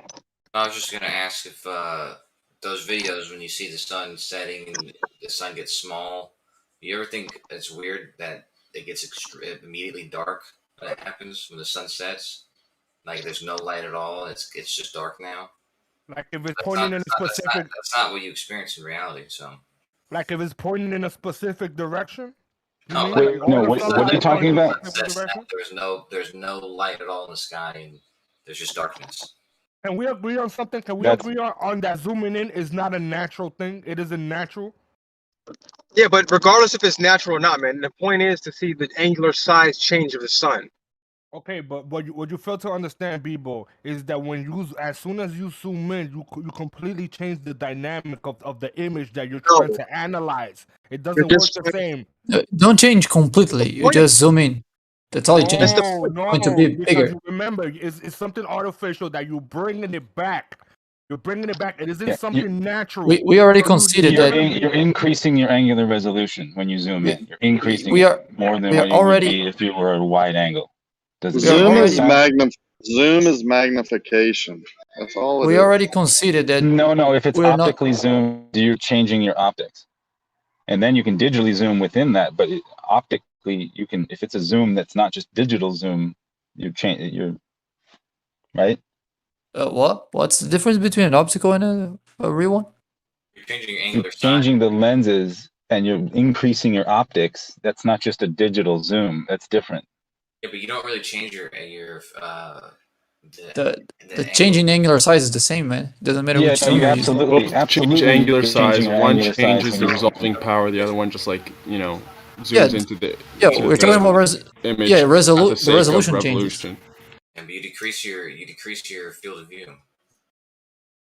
You're decreasing your field of view, but you're increasing the clarity of the small amount of view that you do see. Sure, but if you do it digitally or the other way. I never said digitally. I said optically. You're changing your zoom lens. You're changing the glass is changing in your optics. I'm saying digitally. I'm saying that if you do it digitally or optically, the change in angular size is the same. True. The only difference is the resolution. Exactly. So it doesn't matter if it's digital or not. We're talking about angular size. No, it absolutely What? We're talking about angular size. If you're digitally zooming something, all you're doing is taking what's there and making it a little bit bigger. Optically, it doesn't change. It's just the resolution or like the angular size is changing. in the field of view. No, because it's the taking up image more of the itself field of view is- because you're zooming in and reducing the field of view and increasing the size of the thing. No, but digitally zooming, you're not changing the optic. Yeah, you're not changing the lens. You're just zooming in. So at the sacrifice of resolution, you're making the image bigger. If you're optically zooming, you retain resolution. Because you're changing the angular size more is the zooming same. power. Take pictures of it. That's it. I don't understand why everyone's arguing about all this. You take pictures of the sun throughout the day. Do not change your focal length and see if there's a change. I just posted one. We're talking about this because it's Where? a learning, opportunity for all of us. Except for me, because I know it. Where did you post it? Guys, imagine an observation of like a basketball being shot out of a cannon, being shot like way out in the distance, and you viewing it with a telescope, and as you see it disappear, it looks like a sunset, like where it doesn't get smaller, it's just going down. Like, wouldn't that be a weird feeling? Like that doesn't make any sense. You know what I mean? It won't work the same because the basketball is gonna go gradually down. It won't work the same as the sun. The sun doesn't go down. It just goes straight to the other side, as far as we could tell. How's that canceling the shrinking of angular size? Right. It'll go down, but it shouldn't get smaller. That's the problem. That's the problem. It doesn't. We don't observe that. Also, if it's going down, how does it end up behind me in the morning? It goes in a circle, like in the North Pole. You can see a 24-hour sun. Yeah, but where's the arc? At the equator, it goes straight down, though. Yeah, because it's based on your field of where you're. That's just your field of view. Well, I see it for 12 hours. Jesus, man. I should see 180 degrees of arc. My God, these have we not been over this stuff for like years? You guys are still. Well, yeah, you guys still haven't explained it. The reason why you guys still don't understand how perspective works. There's a perspective doesn't give you that. But the sun doesn't follow the rules of perspective. It doesn't get smaller.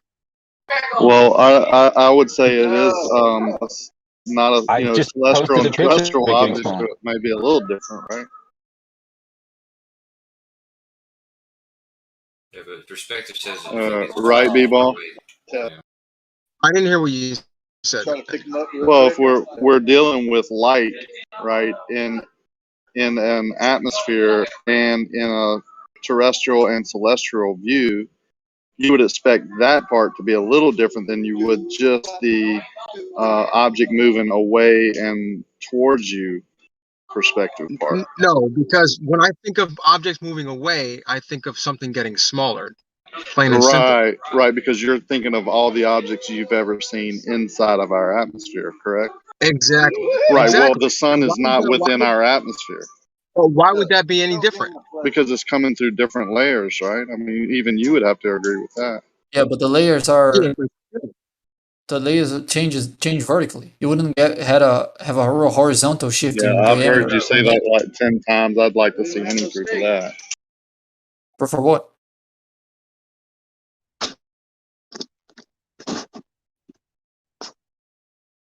Proof of what? And Fuzzy, you post this picture here again. That's not using a solar filter. People, what does it matter if using the solar filter? The only thing the solar filter is going to do is eliminate more of the glare, but you're still going to see the overall shape. What are you talking about? The glare is looked as. Oh, sorry, go on. That's the point. We want to eliminate the glare, so we just see the sun itself. But we are seeing we can clearly see the sun in yellow and the glare, which is the reddish orange on the side. What are you talking about? Yeah, but we're not measuring. That's the glare. There's videos with the sound filter and the sun going smaller. So, dude, of course, there are thousands of them videos. And these people keep on saying the same thing every day that there's no videos. Can you link that, Silent? Let me look for it. It's hard, because it's really hard to search for our with the solar filter thing. Like, you guys don't realize that it's a straw man. You can still see it shrinking with or without the solar filter. There's only going to be more defined when you put the solar filter on, but you're going to see the same thing. No, if you see no, because the when the sun gets closer to the horizon, there's less light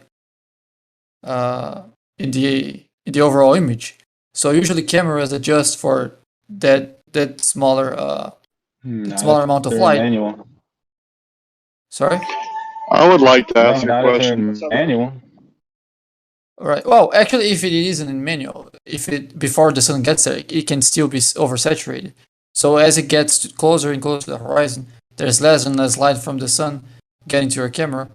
So the amount of how bright it is can now get below the maximum value of a channel of the picture, which is going to now make the actual radius of the sun be visible. Bacon, do you know how small you see the sun with the solar filter? Do you have any idea how small it becomes when you put the solar filter or no? Yeah. Yeah. You have seen it? Yeah. You're 100% sure? Sure, it's the same angular size you see with your eyes when you look at the sun. Let me post it for you. Wow, man, that is. Come on, Bacon. No, I'm not kidding. It's half a degree. Yeah, Brothers, that's the angular size of it. Something else.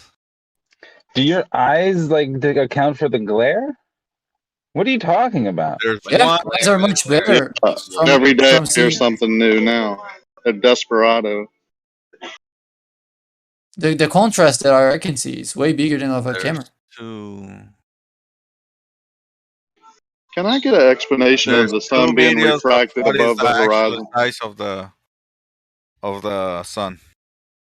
Yeah, I can see that. Yeah, before he puts the filter, he puts this filter, is not how our eyes see it, how that camera sees it. I know, but that's how small it is, right? Yeah, I know. We can see that with our eyes. So how much smaller how do you want to quantify how smaller it's gonna go? With angular size, that's how we quantify it. Yeah. Looks like about half a degree. I'm not sure what you're asking from me, son. Nothing. I would like to ask you something. Can you explain when I'm watching a sunset how when I see the top portion of it, it's actually not the sun, it's a refracted sun that's already gone down below the horizon in your model and is being refracted up? At what point does that happen? At what point? What happened? The sun is refracted up above the horizon. Yeah, That's why we the can sun still is see refracted as soon as it's no longer overhead. But that refraction is way smaller when it's overhead, and then it gets much higher when it's close to the horizon. But there's never an actual point in which it starts. Excuse me, sir, but I can see the whole sun when it approaches the horizon. Then the bottom starts getting obstructed in most cases, and then it goes all the way down till I can't see the top. At what point is the sun actually higher than when I see the whole thing? Always. So from 90 degrees to sunset or sunrise, it's not in its actual position, it's in an apparent position. Yeah, it's just insignificant. It's just an insignificant distance until it gets closer to the horizon. About 15 degrees above. Why ain't that something? Yeah, it is something. That's why we know not to look at stars and take seismic readings of stars that are 15 degrees and lower because of refraction. Exactly. Well, wait a minute now. They're always not in their. They're always in an apparent position according to this guy. Yeah, which is an insignificant small. difference. Yeah, which is an insignificant difference when it's away from the horizon. It only gets actually significant when it's close to it. Or it's like 5 arc seconds out of position. Why does it do that? Because of your favorite thing, refraction.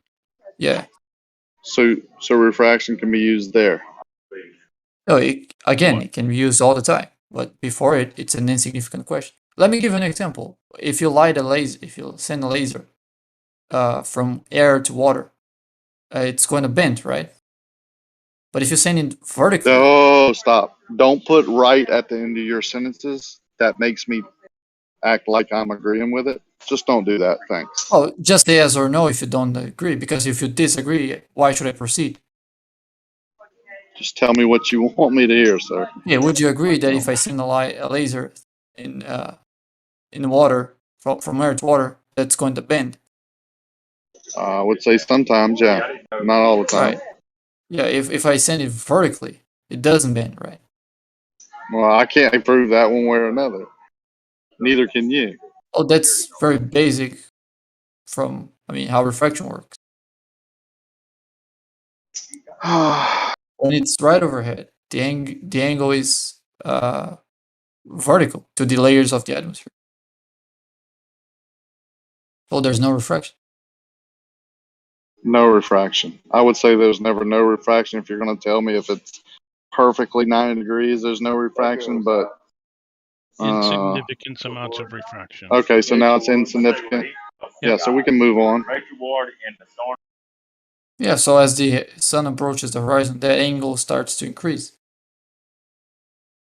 And also, the path of the light is spending a lot more time in the more dense areas of the atmosphere. So when the sun is at 20 degrees, it's actually at 30 degrees? No, it's not that much. So 20 degrees, it's pretty close to 20 degrees. Yeah. So only when it gets to the horizon, it's 15 degrees higher? Oh. When it's about 15, whenever it's close to the horizon, instead of moving 15 degrees per hour, it moves like 12. It's so hard to find the videos from. So it's 12 degrees? No, 12 degrees per hour. It's never more than a half a degree out of position. Half a degree is about the maximum. So it's a half a degree at the horizon? Yeah, at the horizon, it's half a degree lower than it actually is. Well, that might depend on weather conditions. So it depends on atmospheric conditions. Yeah. But I'm not sure how much it can vary from weather conditions. But like above 15 degrees, I think, for example, if you're using a sextant, you don't even account for refraction if things are more than that far from the horizon. So you agree that atmospheric conditions change the apparent position of it, just not the size of it? Oh, also the size, but it changes it vertically. So now the size is changed by the atmospheric conditions. Yeah, it shrinks vertically.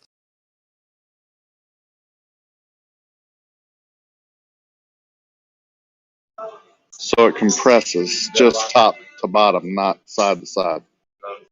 Exactly, because that's how the layers are disposed. If you move light to the sides, you're not changing the index of refraction that the light is going through. But if you change up and down, now you are because you're going through different layers of the atmosphere.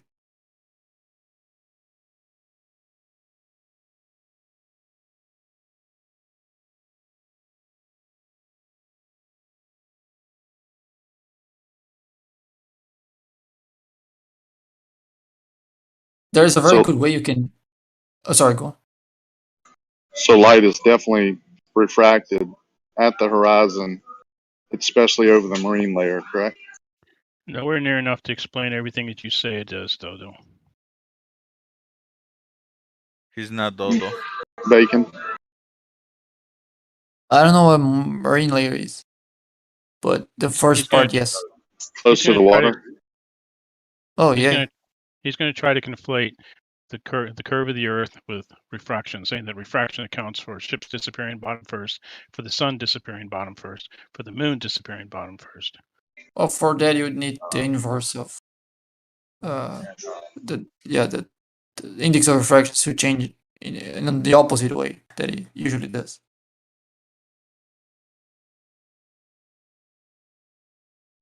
Well, you already agreed that the atmospheric conditions can obstruct things bottom up, didn't you?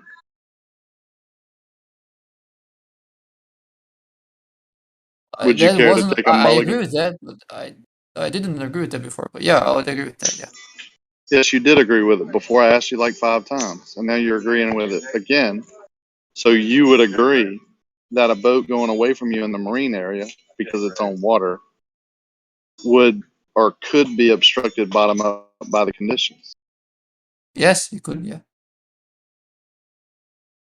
So why don't you think that's what's happening?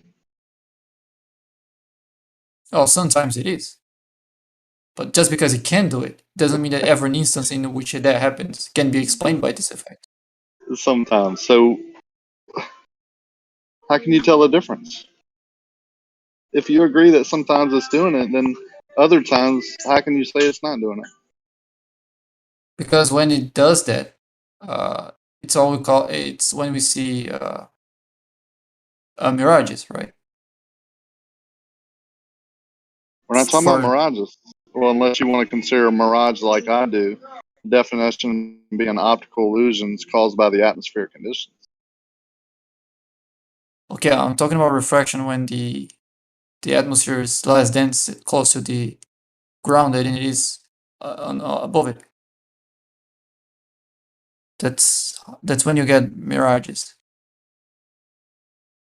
I'm talking about bottom-up obstruction due to the atmospheric conditions that you agree happens.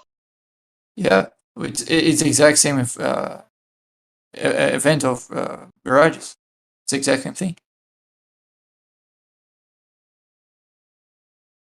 It's the same phenomenon. We have the ground being hotter than the air, so the air is actually getting warmer at the ground, and that creates an inverse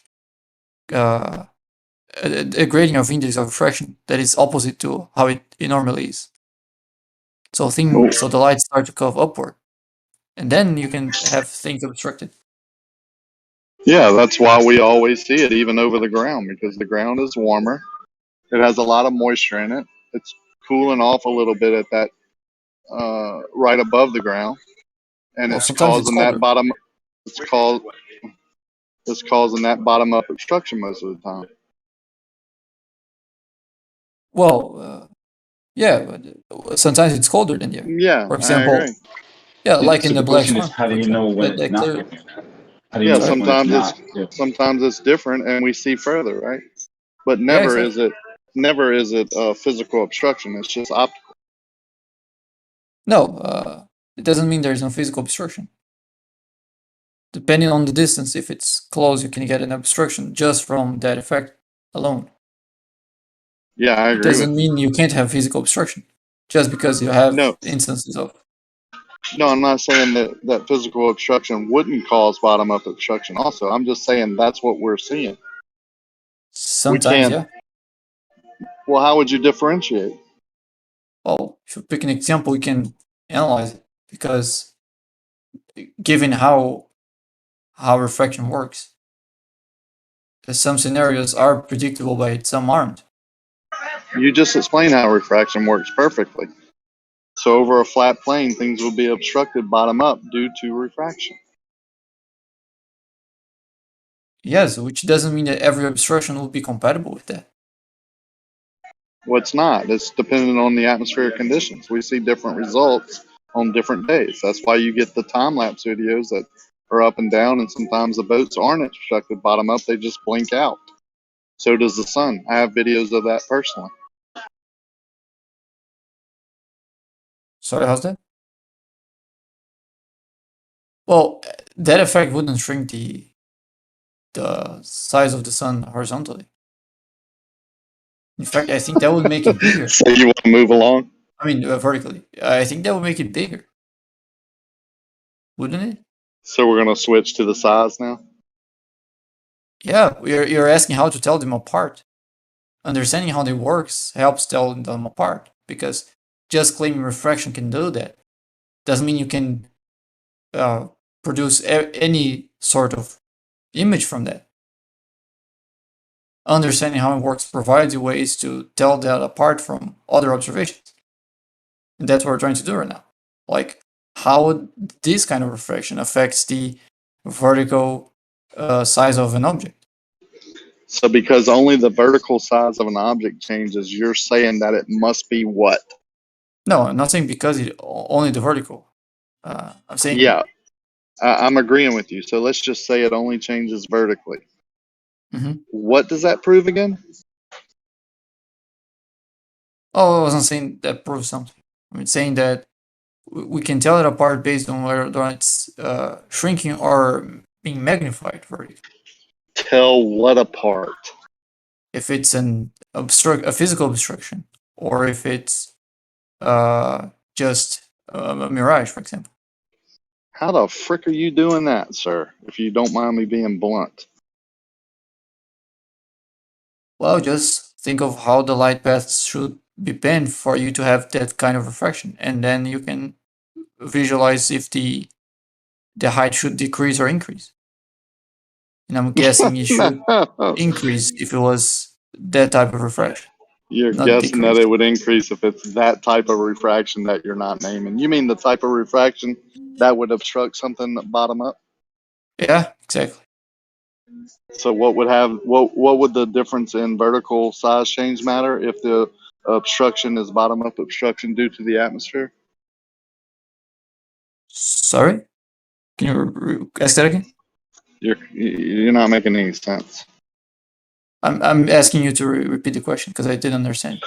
You're agreeing that the atmosphere obstructs bottom up, but then saying the vertical size change due to refraction would prove something else. Well, it doesn't. It just proves what the object's doing due to refraction and how it's being obstructed bottom up due to refraction. Thank you. You're agreeing with me.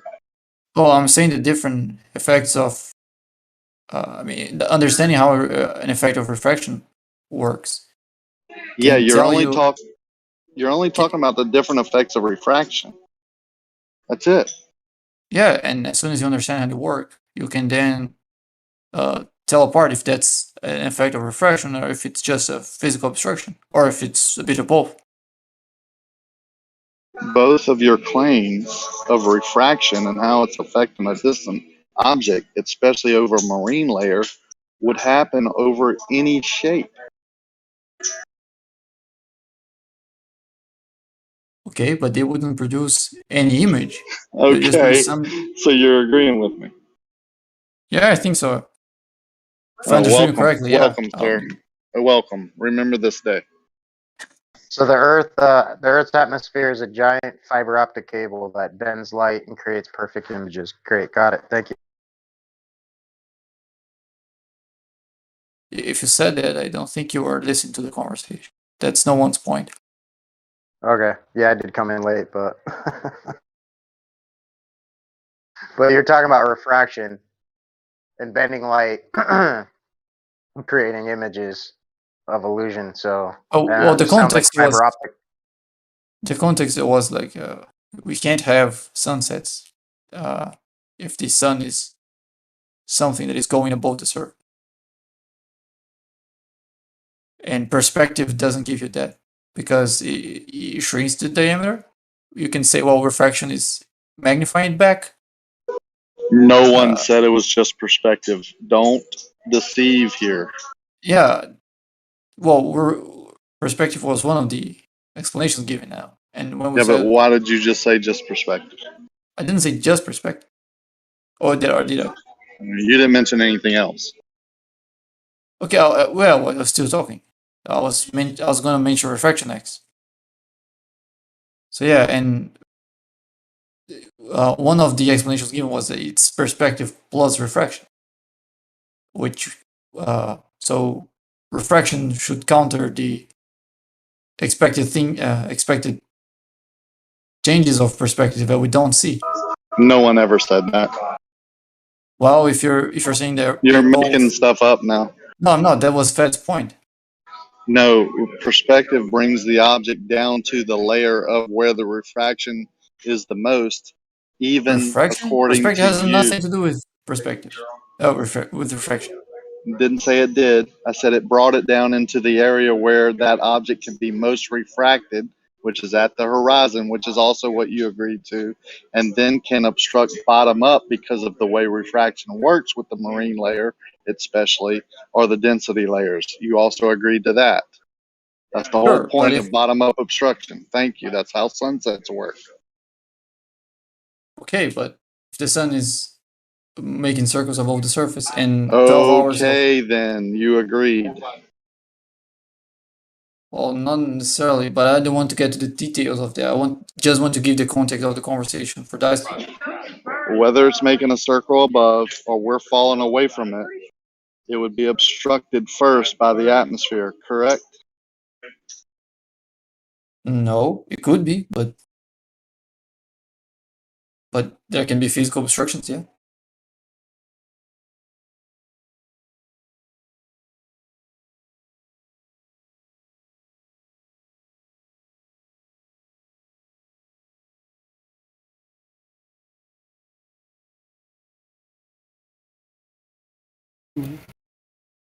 Look, bitch, I cut your face. This ain't no motherfucking movie.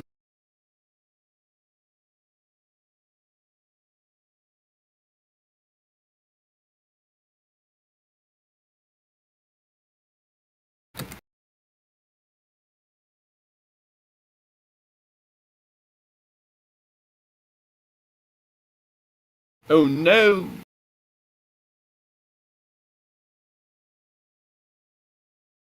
You playing a video game there, %? Yeah. Okay. I'm absolutely destroying. You know, it's like hilarious when people accuse you of hacking and vote kick you. They try to kick you from the server because you're hacking. Because you're that good. Well, there's your mistake percentage. You should try doing what I do, and that's just be shit at the game. Nobody ever accuses me of hacking. Was it like a joke that's like like don't nerf What'd you something, nerf me? Like they're trying to nerf you. They're not trying to nerf like if you're I don't know, were you playing some sort of shoot 'em game or what? Which one are you doing? Yeah. So whatever, like scrolling shooter game. Oh, is that the one where you kind of like use rocket boots and capture the flag and stuff? Exactly. Yeah. Okay. And you do the sniper rifle, right? Yeah. So it's like don't. Every once in a while, I'll switch to like. Oh, go ahead. I was gonna say every once in a while I'll switch to the grenade launcher, depending on the map. But I kill it with sniper. That's why I remember like watching you play. So I was like, you can't like don't nerf the sniper rifle, nerf percentage.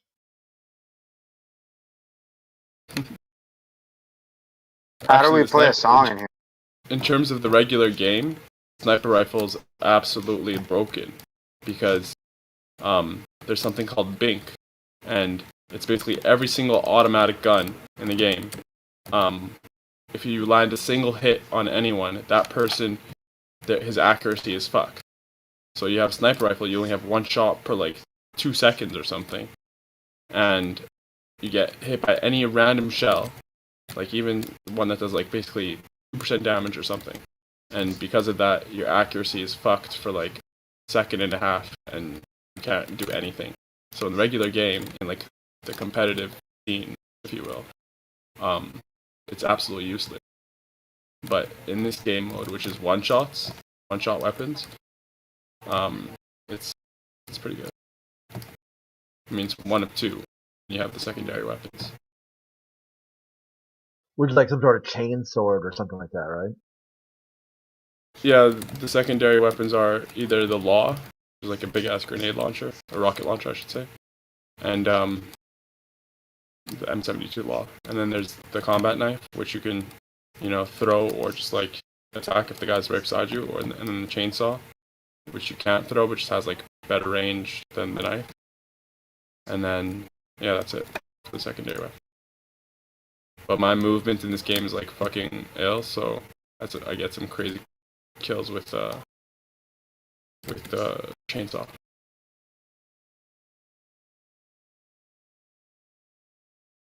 It's a really fun game, honestly. It's like, in terms of like shooting games, it's probably the funnest I've ever played. Yeah, I read this article today, blog, where they said DOJ, CIA, and DOD have tripled the amount of liaisons that they have in Hollywood just since like the last couple of years. I mean, this is nothing since since 9/11. You know what I mean? Just like in the last 5 years, they've like they tripled what? Liaisons to Hollywood, DOJ, CIA, wow. and DOD. Like they'd say, maybe if I'm not sure the exact figures, but like because hypothetically there was 20 liaisons in each branch, right, or each part of the executive branch.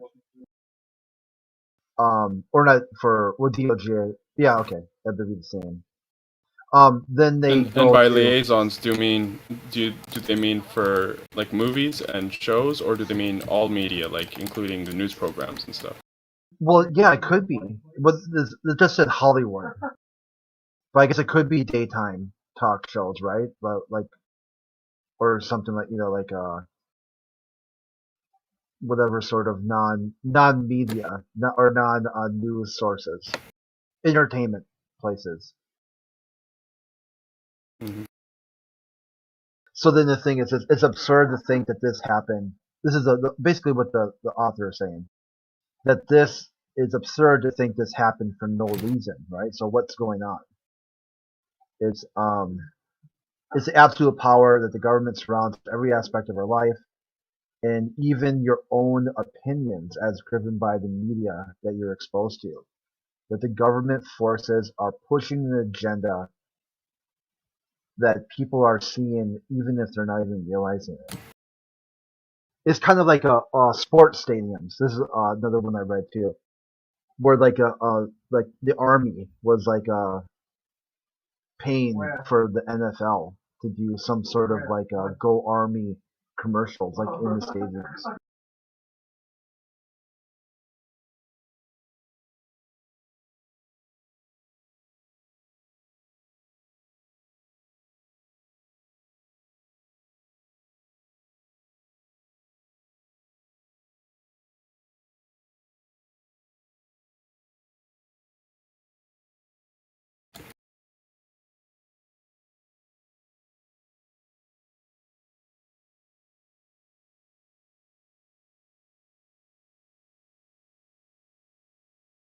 I wonder what it's like for other countries, what that looks like.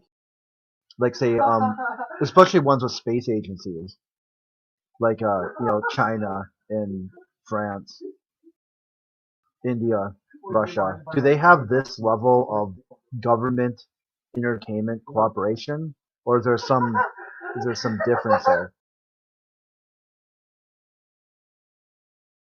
I mean, they probably have a little bit, but I doubt they have as many per like like company or channel or whatever, however you want to kind of categorize it. Basically per capita. Oh yeah, that could be it, right? Because America has a large Hollywood, entertainment industry. Of course. So there's like a parallel between the two. Bigger government, bigger Hollywood, bigger connections.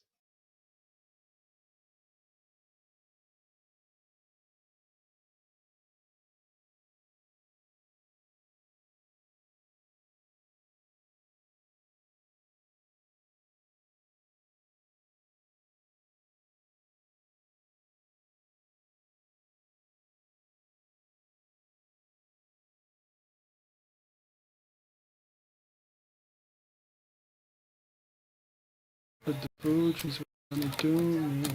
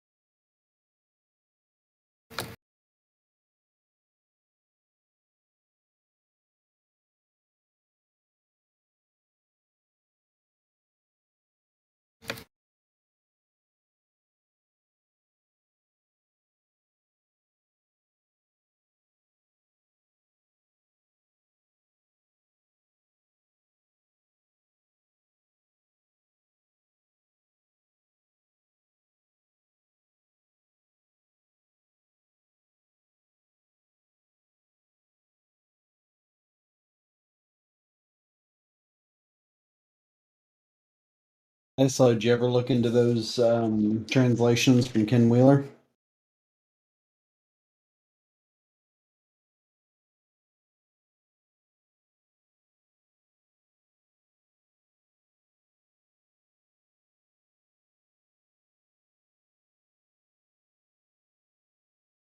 You guys hear me? Yeah.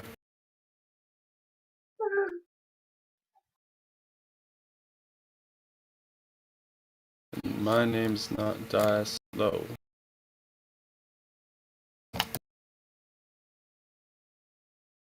I've heard that, yeah.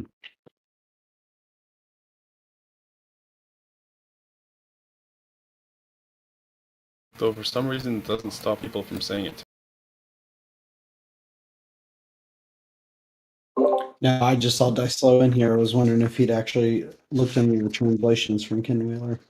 How bad they are.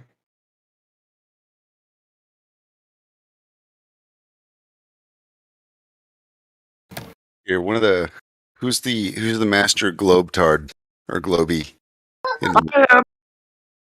Who wants to be the signature globey right now? I will.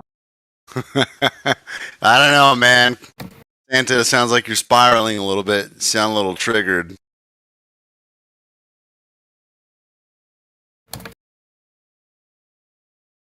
I need the Got a lot of noise in the background here too, so I probably can't. globey. You got the groupies in the background, Crit? I need the groupie globies right now. Master globey. I'm gonna pretend I didn't hear Meisty. Anybody want to step up?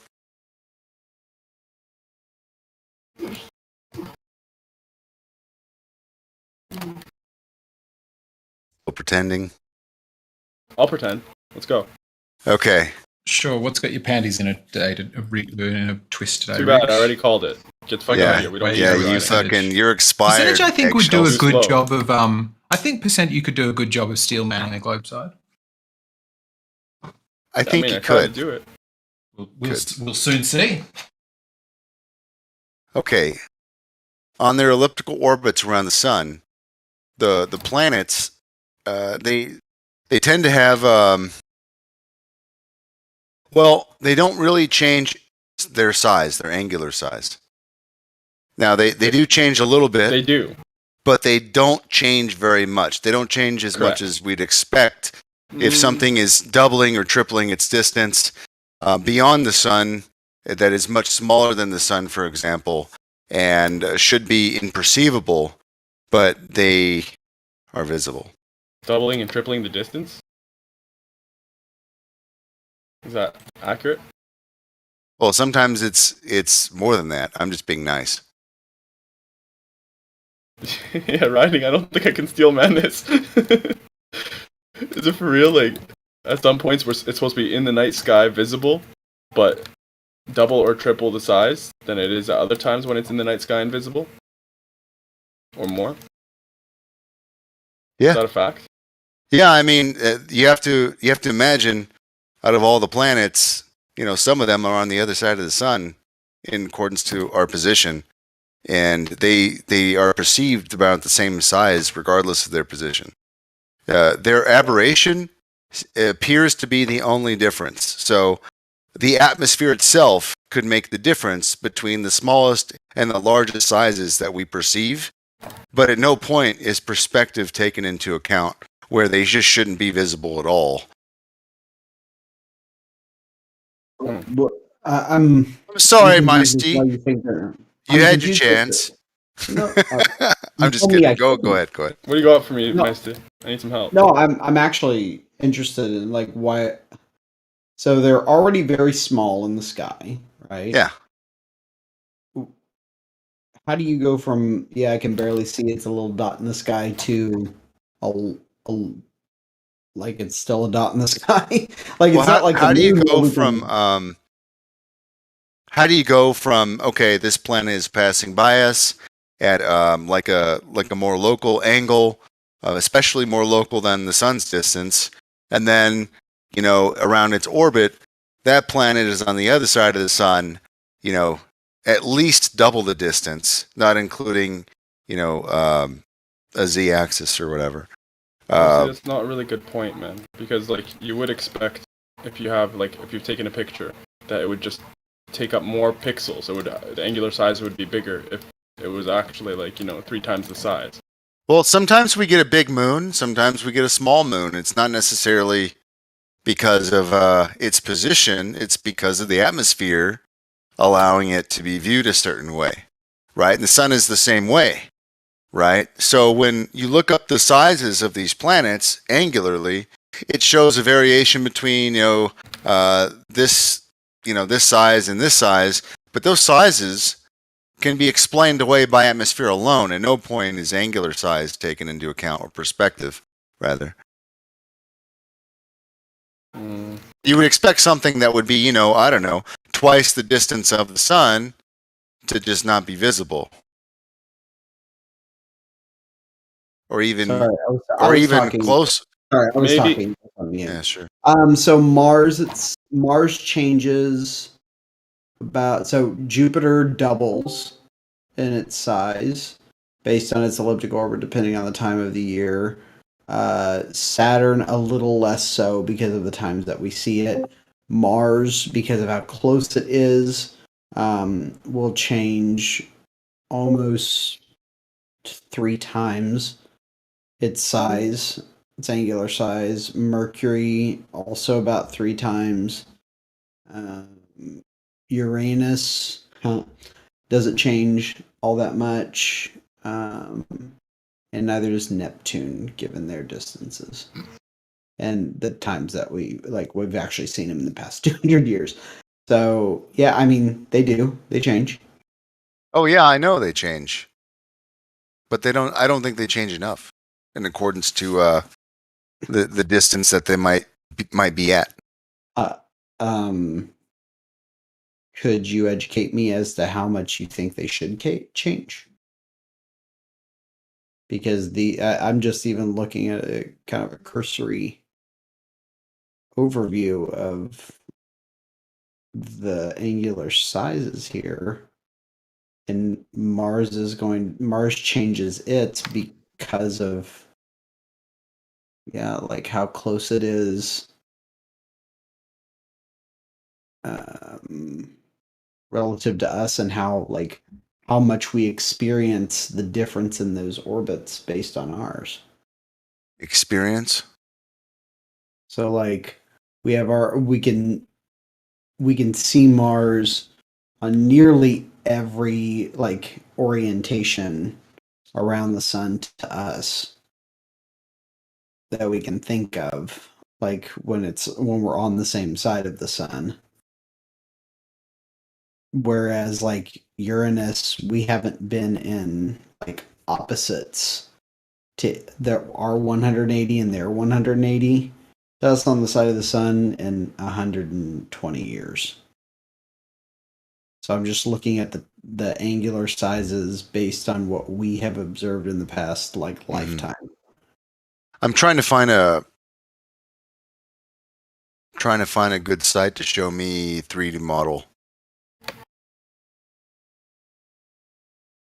I mean, of the angular sizes specifically. Just no, just actual positions in 3D space. Oh, the best one I would say is what do you call it? A stellarium. and or Sky. What is the one that I have on here? It's from Steam. I use it in 7th grade classes quite a few times. Universal Sandbox. There you go, Universal Sandbox. It's been a while. Yeah, Universal Sandbox does a pretty good job at too.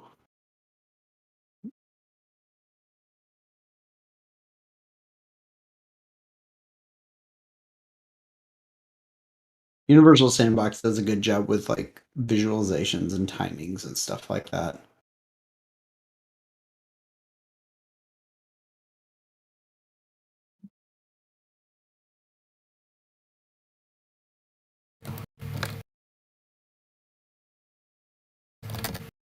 Universal Sandbox. More like Universal Scambox.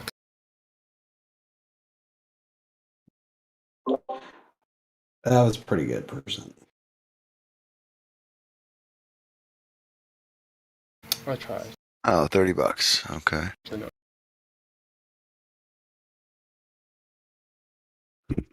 Okay, $30. Then definitely Universal Scambox. What the fuck?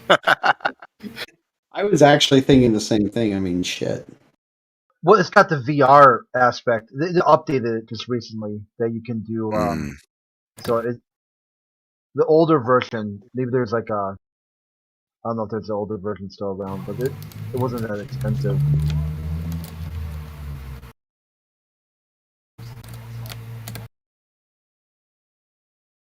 They're coming out with number 2.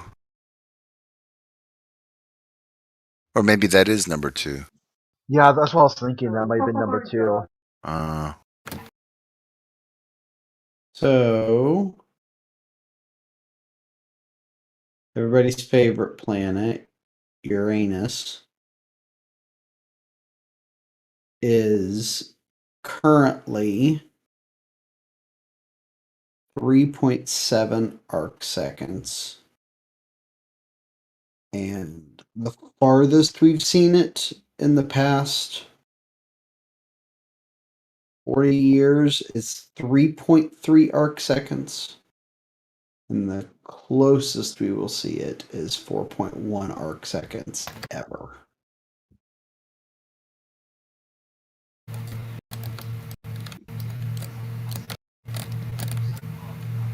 Now, if you want one that varies a ton, it's Mars. So Mars goes from, let's see, we currently see it at 3.6 arc seconds, which is near its farthest, or near its smallest that we see. And the largest we ever see it, and will see it within the next 2 years, is 25.1 arc seconds. So it straight up gets like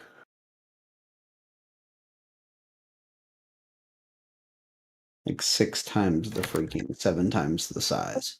Okay, so right now you're saying that it is 3-something arc seconds, 3.5? 3.6 currently. Okay. And because we're at almost 180 degrees to it right now. Right, it's on the other side of the sun. Yeah. So it's and I'm looking at it right now in 3D. Now, as far as its position, it is double the distance of the sun. It's about 200 million miles. Correct. And it should be its smallest size right now, ever. Yep, it is. It just passed its smallest size. And then its largest size is 25.1, and I'm trying to see when that's going to happen. It should be within the next 2 years. So give me a second here. It's going to take me a second to calculate this. Okay.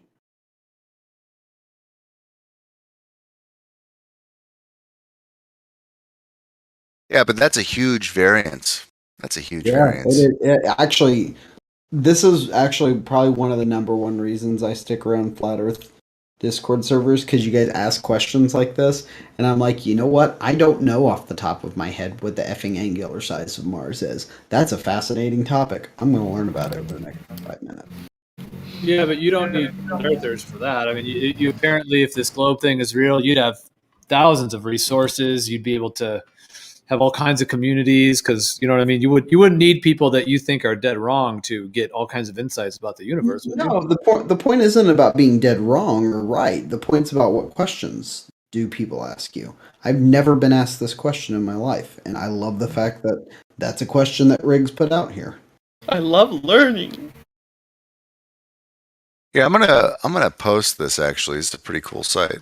So as far as the resource goes, this is just kind of preliminary. I don't know if it has all the details or if there's like a menu that spits out stuff that you need.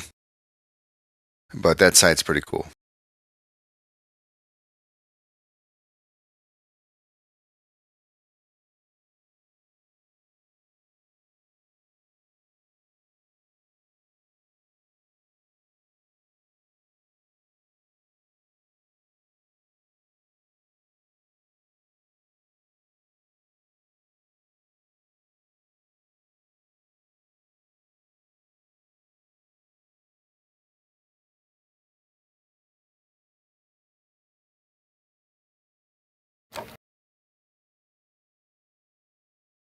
And if you use your scroll wheel, you can zoom in and zoom out, of course.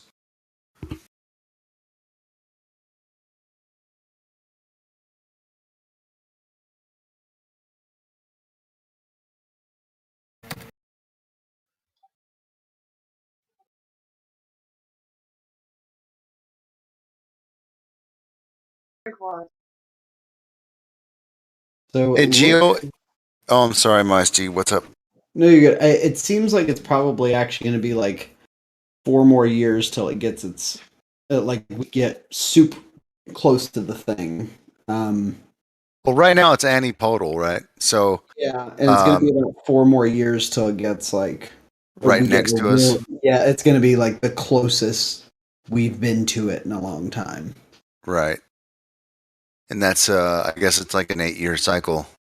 I thought it was a shorter cycle than that, but like who the hell knows?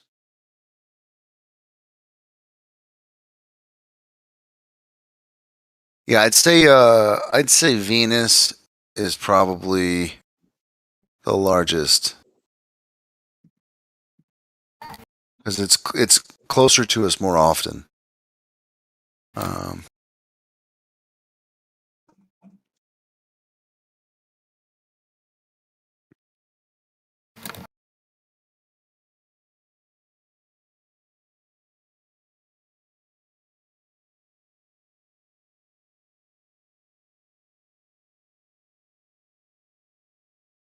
Huh. All right, let me do them. So October 2022, it's going to be almost 15. So November 2022, it's going to be quite big compared to. That's strange. It's going to be 3 times what it is right now.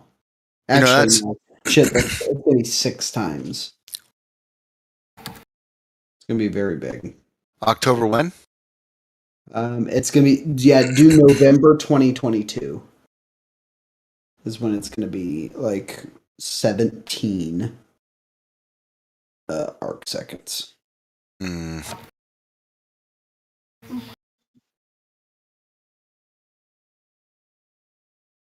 I mean, as far as its position, though, that's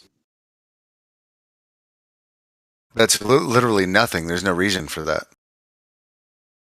So right now it's at its smallest, and you're telling me it's going to go, let's see, 17 divided by 3 something, right? How many times difference is that? It's over 5 times difference? Almost 6? Yeah. So when I'm looking at this in 3D space, here's just an example, right? So well, maybe I should just share my screen. I was going to say, I'm looking at it right now, and we're going to be like basically parked next to it for those couple months. Look, If the Earth is right here, okay, I'll just wait for a second. Yeah, you're good. I'm just trying to make sure that I see it correctly. Yeah. So if the Earth is right here, okay, and you're saying this path is for 4 years because it's antipodal right now, okay. So if you're saying this time next year, which is about right here. Yeah, no, just click on animate. You can actually do the thing. Just go to 1 second every 6 months, and then click that radio box there. Animate. So then animate for 1 year. Yep. And actually, you don't even need to do that right now. Just click on the date up there, the date and time, and then just switch it to like November 20th, 2022. See it down there? There you go. Yeah, I kind of want to. And so this is actually what's really interesting because of the elliptical orbit on top, and you'll see it here in a second. This is cool. The elliptical orbit on top, the reason that it doesn't get up to its 25 is because at Mars at that point is going to be heading about the middle of its ellipse, and we are, it has a much more elliptical orbit than we do. By almost like 20%, which is crazy. And so it's going to take another 4 years for it to get around to, actually no, 6 years for us to get to where we are closest to its perigee. Mm-hmm. Here, I'm going to change this animate to, I guess I'll do 1 week a second.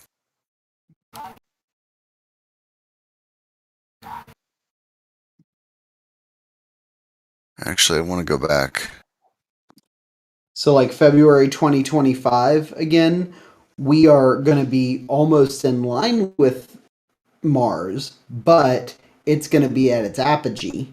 So we're like super, we're still pretty far away from it compared to what we can be when it's at its perigee. And what's the significance of the 17? Like what is that position? What do you mean? You gave me the number 17 as far as its arc seconds. I don't know why you gave me that number. What is that like a? Because the arc seconds. Okay. Got it. Well, why did you come up with that one? The 17 was how much it was going to be here in like a couple of years, like the 2022. Okay. So compare. Here it is. So compare October 1st. No, hold on. I'm gonna get it. So I'm looking at this right now. Basically in November. So September 11th. There's some conspiracy for you. 2035. Go to the date there. September 11th, 2035. Well, I guess. Well, hold on. Before I go there, like I'm already here. Okay, and I stopped it at November 13th, which is this is the closest position, since today. No, go up a little bit. Like grab the screen and make it so that you're directly over it because there you go. Now make it go directly over it. See, you see the perihelion and the like the perigee and apogee there. Yeah, make it go all the way. Like make it so that you're looking exactly down on us. And and make sure so we can see Mars's orbit and our orbit at the same time. So zoom out. Well, I can't focus on both at the same time in animation. I'm saying here. I'm gonna show you on my screen. Are your screens better than my screen? Yep. Can you see this? Can you see my screen? Yeah, that's just blown out. Okay. These days, just real quick, these days when I look at these like solar system type animations, it's so disorienting. It's like what's up, what's down. Like it's just interesting how just disorienting it is, like in terms of this type of a concept. Yeah. So you see the perihelion, or sorry, the apogee over here, right? See how it's like a much larger arc over here than it is over here, right? Yeah. So on 2035, September 11th, there's some conspiracy for you. See how we are closest to it versus over here, we would be significantly farther away.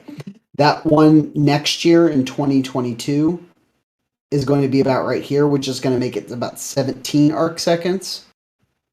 Right now, 2035. Why is 2035 so important? I don't understand why we're here. Well, because look, it is getting closest to the sun. So this would be a 25 moment, a 25 arc second. Yes, this would be like probably pretty close to one because we are farthest away from the sun while Mars is closest to the sun. Yeah. Well, I don't. I just honestly I don't really care about that. What I care about is the fact that right now the Mars is on the other side of the sun, and apparently we can still see it. I don't think we should, especially if it's smaller than the Earth. I don't think that we should see Mars at all, regardless of how many arc seconds they claim that it is. Like if it's at 3, I don't think we should see 3 even. It's 200 million miles away. I know, this is my own ignorance right now though. Can we see it? Well, that's what they tell us, right? 3 arc second. No, I'm looking at that we can't see it. 3.5 arc second. No, it's 3.5 arc seconds as if you were to be able to see it in the sky, right? But you can't actually see it in the sky. Doesn't say that, does it? But yeah, we can't. If you were to go to it where it is right now, let me show you. Yeah, this is a neat little website, though. Yeah. If you believed in this shit anyway. What's powerful with this too is that it shows you that you would never be able to see Venus at night. Yeah, you can. Like here, I mean, I just saw Venus this evening while it was sunsetting. That's why they call it the morning You're star. looking towards the sun. Even then. Yeah, it's basically, if you see it, in fact, me and my kids were out playing tennis this evening and we looked up in the sky and my son said, "Papa, what's that star?" And I said, "Oh, that's Venus," because it's really easy to distinguish. Yes, that's not possible in the heliocentric model. You always have to be looking towards the sun. You can see right here how it's pretty darn possible. And no, there's quite the opposite. This is why you can't see Mars right now, as you had said before, Riggs. Yeah.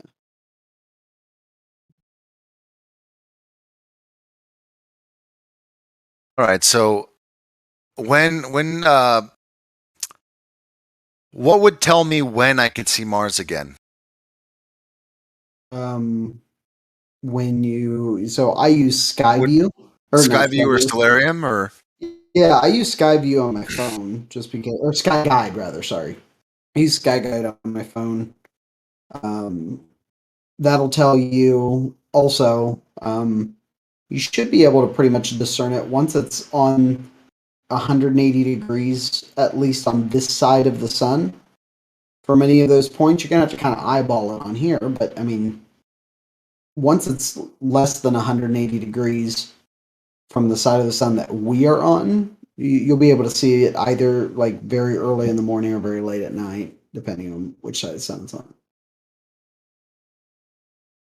And that's why we see Venus, for example, it's very early in the evening that we see Venus because it's relatively close to the sun, is much closer to the sun than we are. Right, it says we should see it November 24th.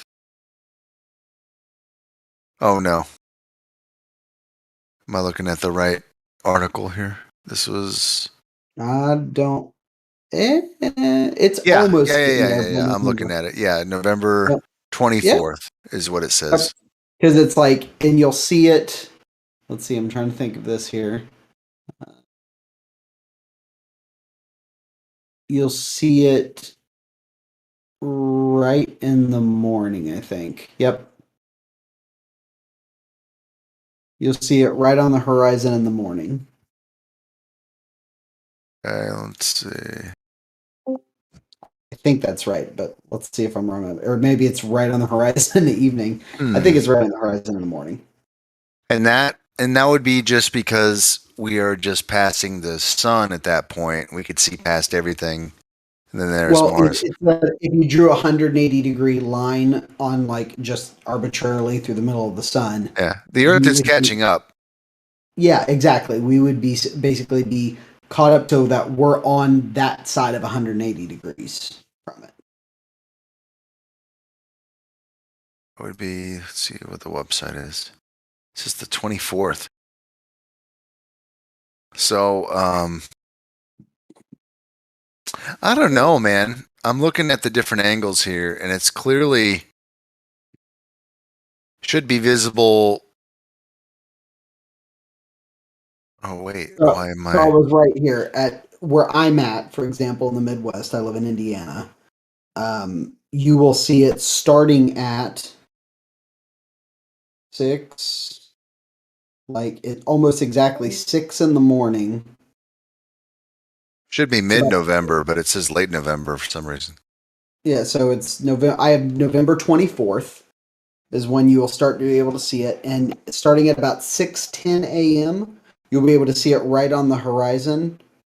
However, that's during daybreak, and sunrise is at about 7:15 in the morning. So you'll be able to see it for about an hour before the sun rises, and then once the sun rises, you're not gonna be able to see it anymore. So apparently on the 15th, Mercury is overshadowing Mars. They're in alignment on the 15th. And that makes sense if you look at, I'm going to share my screen here. That makes a lot of sense right here, because here it is on the 15th. You start to see it like if you see us, Mercury, Mars right here. Yeah. Well, yeah, I'm drawing a line through it with my vision here. But then once you go to 16 and 17, I mean, you should be able to see Mars again. But apparently we can't see it until 24th, according to powers that be. Well, I think it's for that I mean, you saw how close the spread is. It's just because... I mean, but this is just an animation. Like in 3D space, it's not obstructed, so there's no reason that we couldn't see it. I mean, if this is the true alignment, assuming this website's correct, I mean, yeah, if we're drawing little dots on a 1080p screen, but in reality, each pixel's millions of miles, so it's not obstructed at that point. So I'm just taking this thing for face value. I mean, that's probably a smart thing to do. Yeah, but assumably, on the 15th, Mercury and Mars are supposed to be in alignment, just beyond the sun here. And starting on the 16th, you should begin to see Mars in the sky at its smallest size. It's around 3 or 4 arc seconds, I guess, from that distance. Supposedly.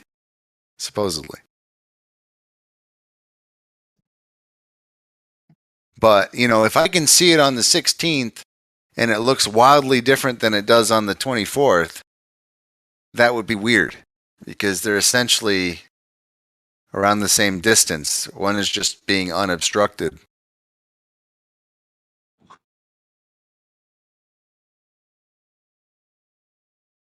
That would be strange. Yeah, I think that there's an argument to be made with all these angular sizes.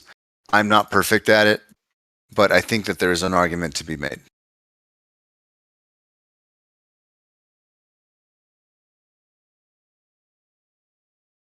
I mean, what do you mean by an argument to be made?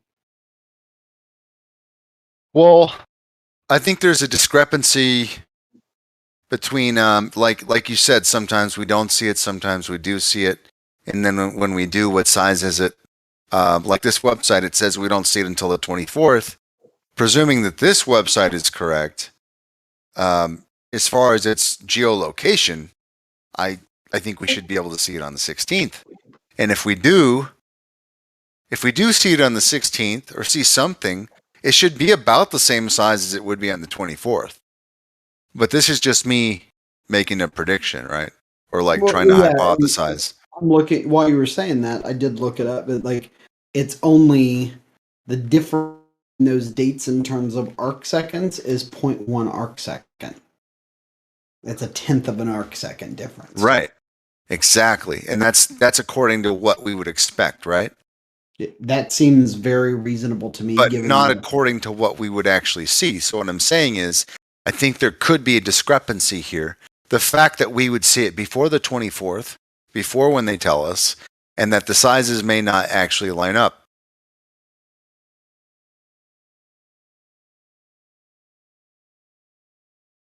Yeah, I'm not seeing that necessarily, but Well, there's nothing to see yet. I mean, we got to wait a whole year, right? Or no. This is we got to wait a whole month. Sorry.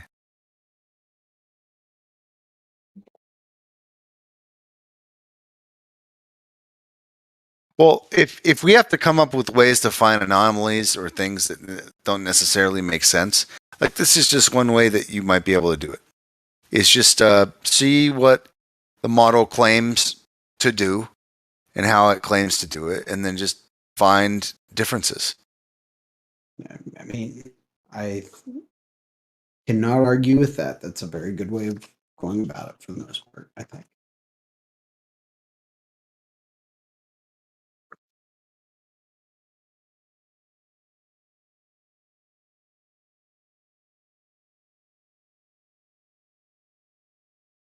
Hey, Gio, you there?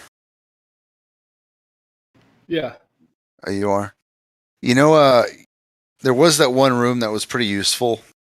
The debate text, because I'm seeing a lot of people who may or may not even be in the stream.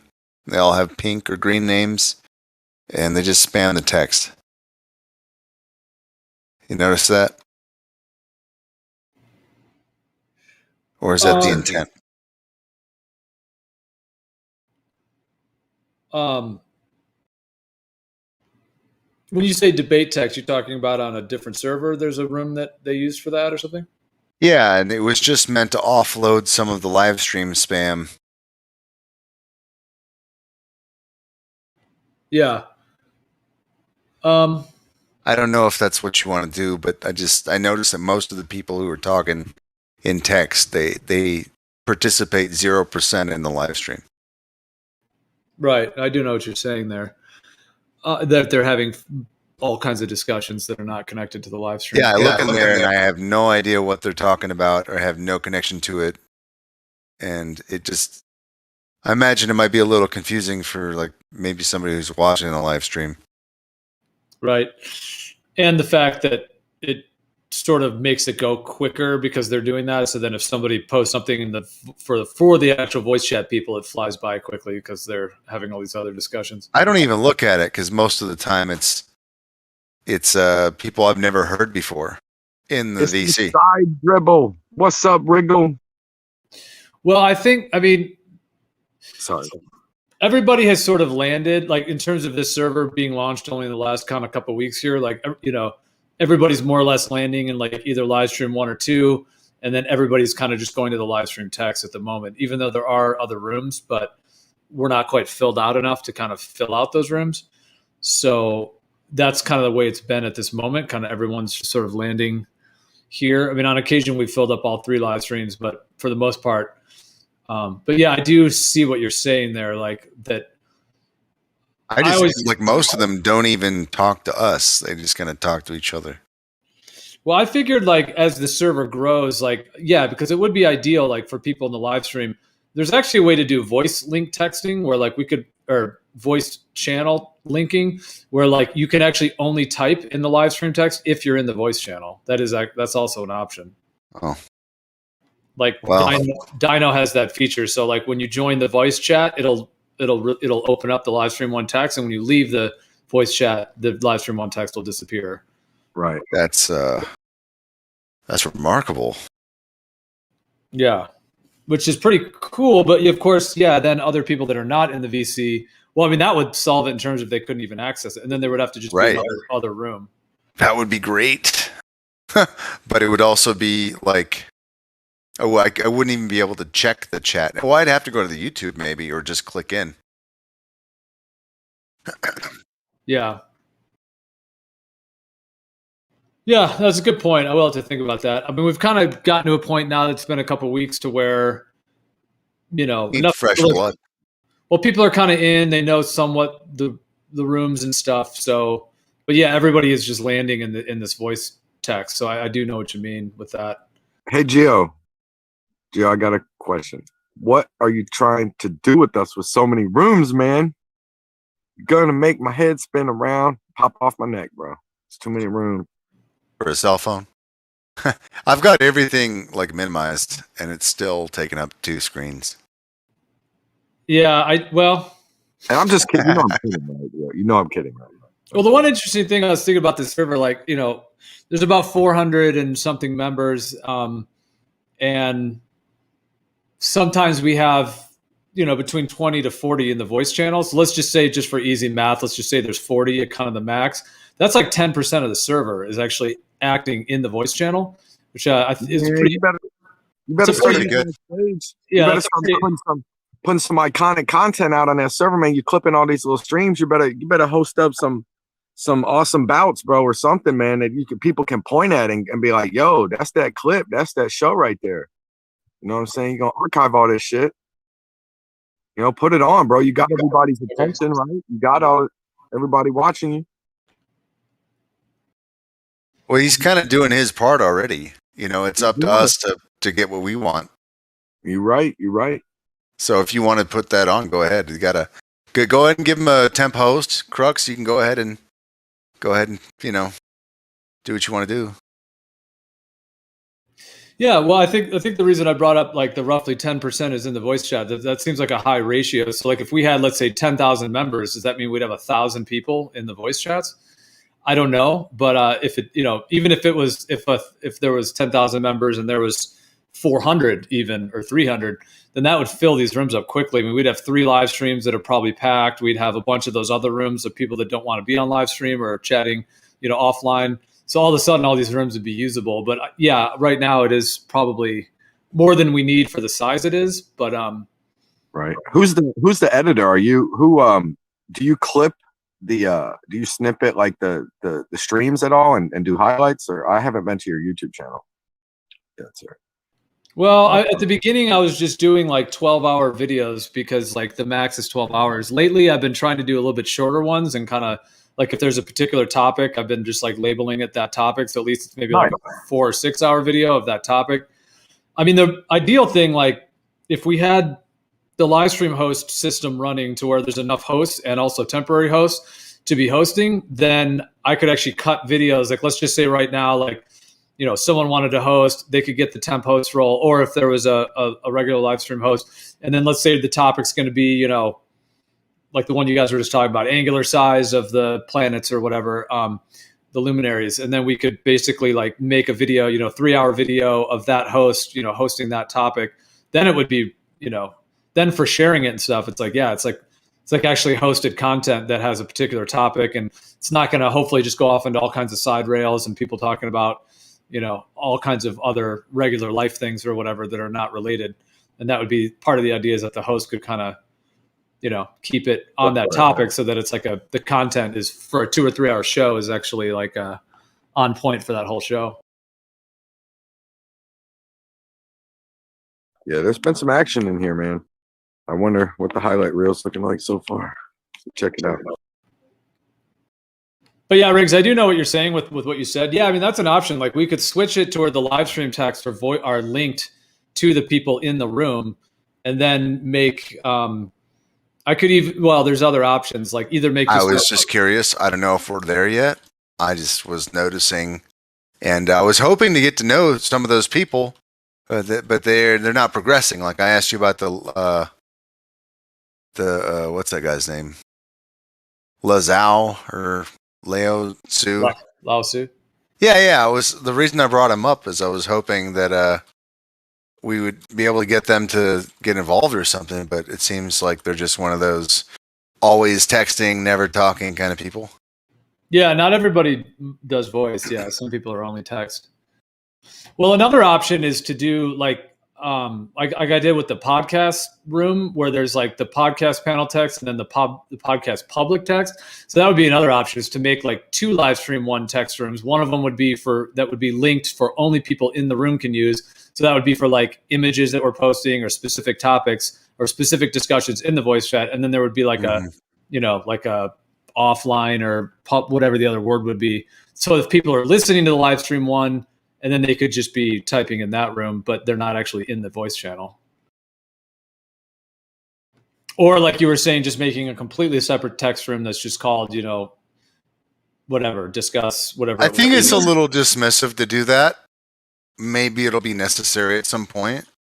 Like, I don't want to like push people away,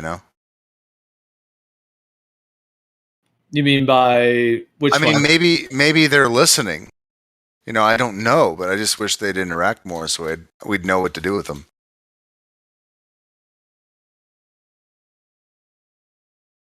Maybe there's a way we can get these no-namers to engage a little bit, is what I'm saying.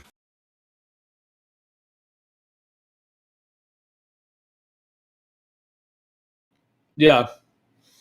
Oh, yeah, it could be a mixture of both. Like some people might only be texting, some people might be listening and then also typing, but yeah, part of it takes like a level of growth, like to be able to start filling out some of these things. I think, that's part of it. Like right now, like, there's usually 20 to 40 people in the live streams. Like I said, either in just Livestream 1 or sometimes split up. But so most people are kind of just landing in the Livestream text rooms. But if we got to a point where the growth was large enough to where there's too many people in the Livestream text rooms that are not in the voice channels, then it would make more sense to somehow redirect them to another room if they're not listening to the actual discussion. Just keep showing a willingness to listen. You got the crowd gathered around.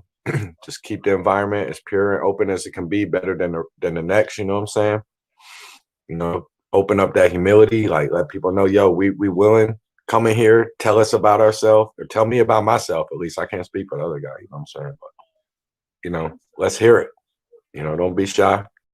All that keyboard warrior stuff, bring it on up in here. Yeah. Well, I mean, when I built this thing, I was just sort of like each day I would do a little piece and reorganize some things. So it just sort of happened slowly. But yeah, there are a lot of rooms. I mean, it almost feels a little bit like a huge castle and there's only like, 10 of us, meaning that like it's enough to fill like, a couple hundred families worth of people. But right now it's just like we're a couple hundred. So like, yeah, I mean, if I ever got to where there was 20, 30,000 members or more, like I was saying, all of a sudden, all this stuff would be filled out. Oh yeah, I'd have to change. Oh man, I don't even want to imagine that many people. Well, like one other server we all know of. I mean, they've got about 25,000 members, but I'm not in there anymore, so I don't know how many they have in their voice channel. But I mean, I doubt that it's not like they have 300 in their voice channel. Right? Like their percentage of who's actually interacting is a percentage that is. Oh, it's extremely low.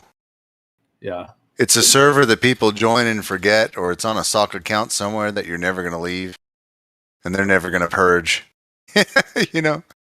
Why? Somebody had told me that they have like 18,000 bans right now, so they have more than 50% bans. That's fun. Not surprised. But yeah, and also their retainment is so low because people get banned and abused so quickly that they don't stay, they don't hang around. So that's the other thing. It's like this it's a revolving door, bringing new people in, throwing them to the slaughter, ban them, and then just kind of. But they have enough new people coming in that they can kind of keep going at that. But they don't. Is there other ban holes, or could that really be like a worldwide record? Like that is insane.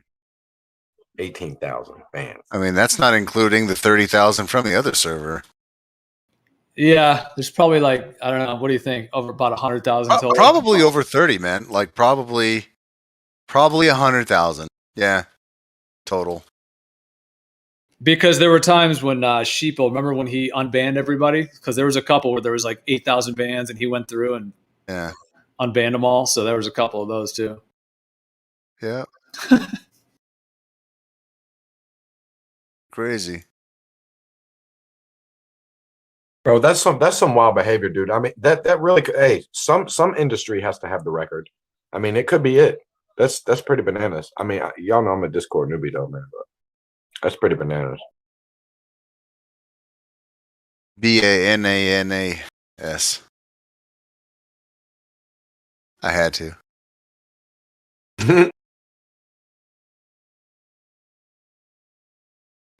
I think too, Riggs, the one thing about everybody kind of landing in the live stream one text is that if they're just kind of trying to figure stuff out or get voice verified or whatever it may be, you know, that way, like, since we're all kind of here, if they come in and say, hey, you know, can I get voice verified or something like that, you know, or hey, you know, something like if they need some help or something, they can kind of pop in where So people you're are. saying that all the links go there. Oh, you mean like the invite You said links? landing there. Well, I just mean that when people come to the server, they usually kind of see where people are. They see we're in the live stream one. They probably find the live stream one text, and then they see that's where everybody's typing. I don't know if the invites. I mean, I think some of the invites I made, they just go to the welcome page or whatnot. But yeah, and like I said, part of that is population-wise, like enough people to kind of have to do that, like to set a separate room. I mean, one thing we could do for sure would be to make a voice, like I said, a linked room that once you join the voice chat room, it instantly opens up that text room. The only thing with that is if then there was two, like we have, okay, one that's when you're in the VC, one that's, you know, called offline or whatever, then like every time someone posts something like, oh, which one are you posting it in, you know, might get a little bit. But that is one way to, kind of to do that. And then another way, like you said, would be just to have another text room that would be more for people that are not in the VC to only do text chatting, text discussions. Well, if I knew these guys more, I'd probably be able to tell what we should be able to do. But I don't know. I was hoping I could get to know some of them. That just, I don't know. Some of them might be socks. Yeah, but that doesn't even make sense to me. Like, what's the point of having a sock? You know, like with the kind of people that are running this place, like having a sock doesn't seem to be like effective or useful. Yeah, because we're all pretty chill. So. Well, I just probably Gambino. He's the one that just always does because he actually debates with himself. So he'll have like two socks and he'll like ask a question and then he'll answer it with his other sock and stuff. So, because he's trying to make it look like flat earthers are getting nerfed or something. So he creates like multiple socks and debates himself. I don't know. I'm not saying he's doing that actively, like quite that in this server, but we've seen him do that. So.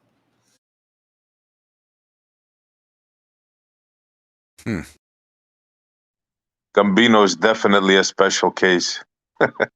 That's for sure. Weird.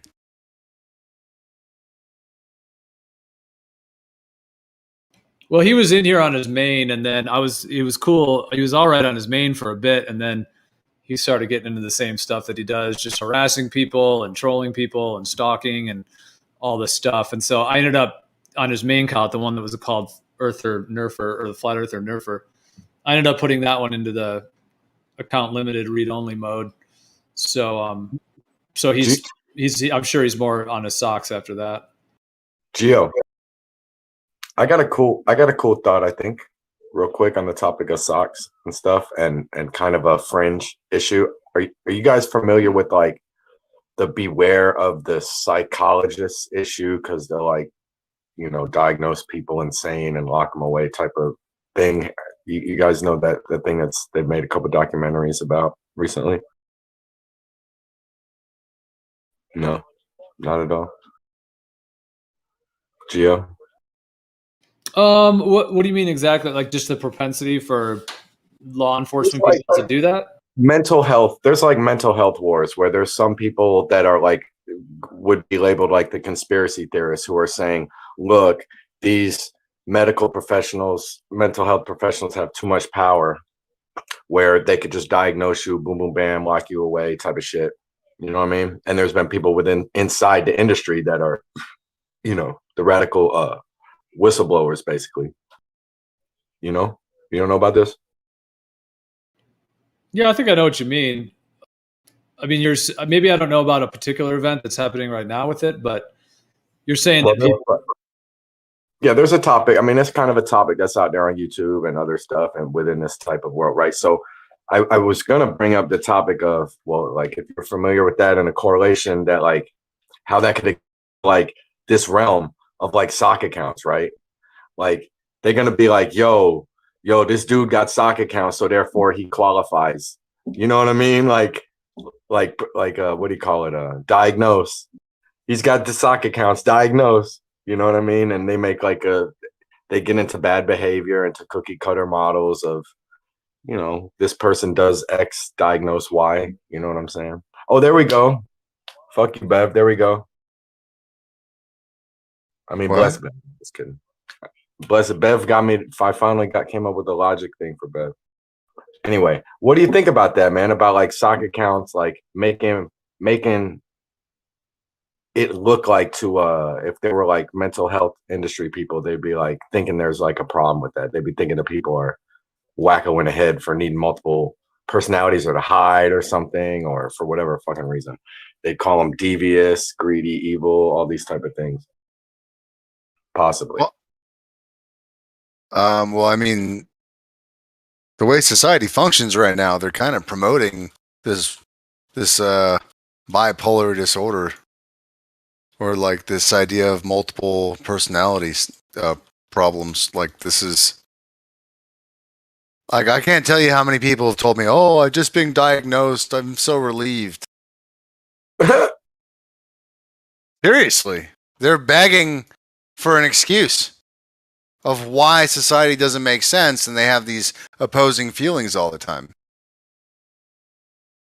Right, and rather than stand up and fight, they're just like, "Oh, I'm retarded. I'm so happy now. I have an excuse.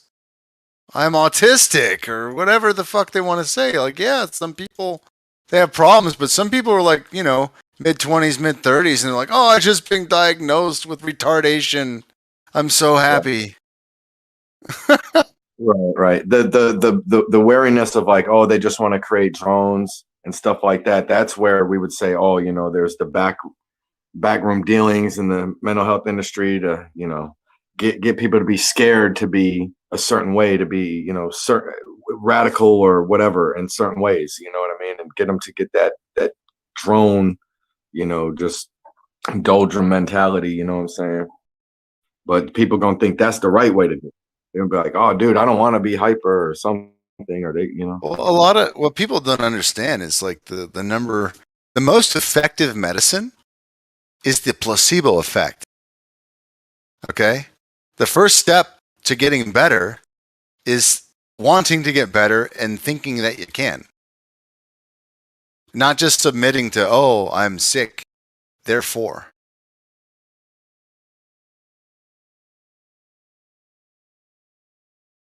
So, and yeah, I was lumping together a bunch of very sensitive terms, but at the same time, what I'm trying to articulate, maybe I'm doing it poorly, is that there's a lot of these diagnoses which seem to prey upon the idea of submitting to a diagnosis rather than actually trying to find out the cause. Like, oh, I have this, therefore, one way to treat it is one of these several varieties of SSRIs. We don't know what works, or what works in what dose, or what effects it'll even have in your life. But we're just going to, turn the carousel a few times and change the dose until we find something that works for you. Right? And I've met a lot of these people, and they're fucking bonkers. They're absolutely insane. And anytime I have a problem, like with someone in my life where I'm not understanding, or they're just difficult, or like they're not predictable, it's because what I find out later, it's usually because they're taking medication. So I get to know them one day, and then the next day they're a completely different person. Yeah, and I feel you on the the band-aid of medicine instead of the root cure, ripping out the bad roots or whatever, going to the cause and stuff like that. I feel you on that philosophy, man. People should hear that more often. But anyways, that's what society seems to want. It begs for this division that it's getting. It's begging for it.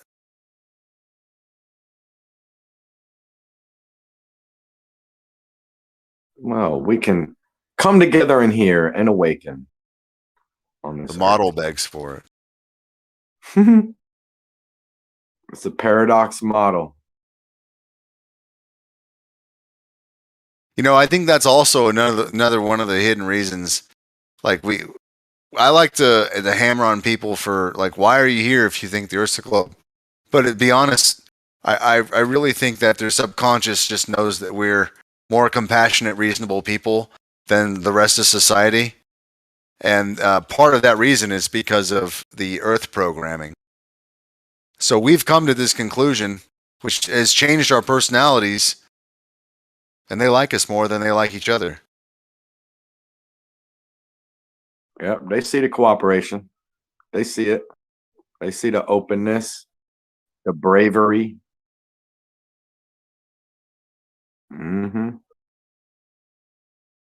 And you know what I'm saying? Like, they try to pin on, yo, how many times we gonna hear people, or I don't care if certain characters let y'all pin it on fucking emotions or beliefs and all that shit. I don't give a fuck. Y'all gonna find plenty of people right here who is pinned on or who are using emotionlessness to find certain truths.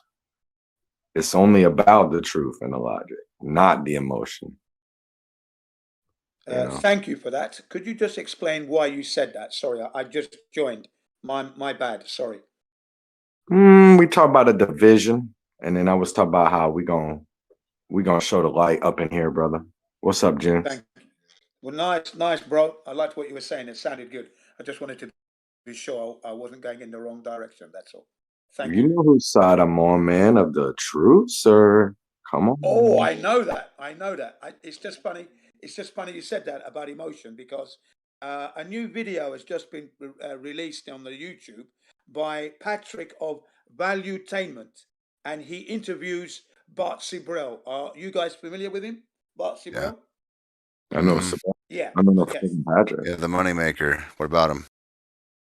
Oh yeah, well he was interviewed by Patrick of Valuetainment, whether the moon landings were real or not, basically. Okay, and flat Earth was mentioned in that interview, and basically what my man was just saying about the emotional content, that's exactly what he said. Because if you want to know the truth, you've got to drop your emotional baggage, basically.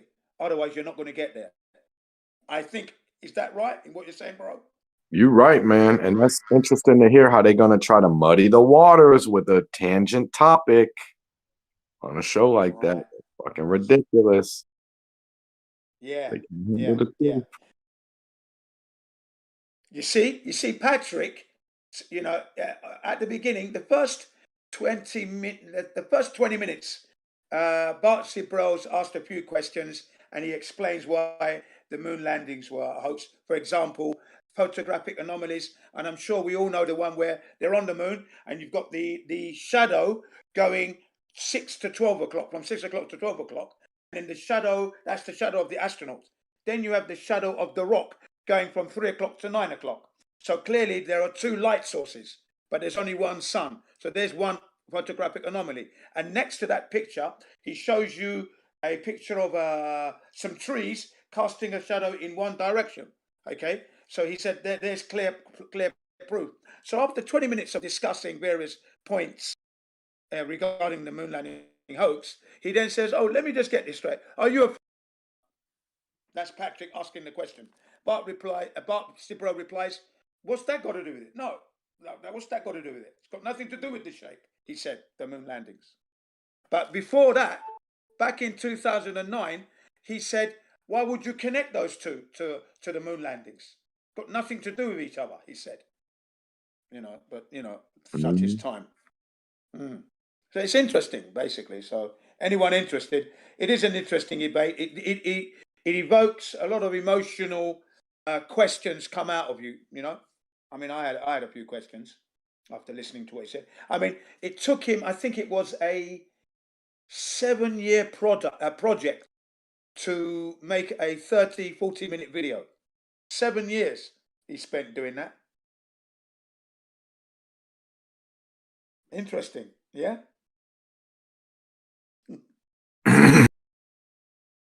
Yeah, how did it end? It's just funny. It's just, they're just like, well, you know, we got nowhere. Goodbye. Have a nice day. I mean, like the same old bullshit, or how did it end?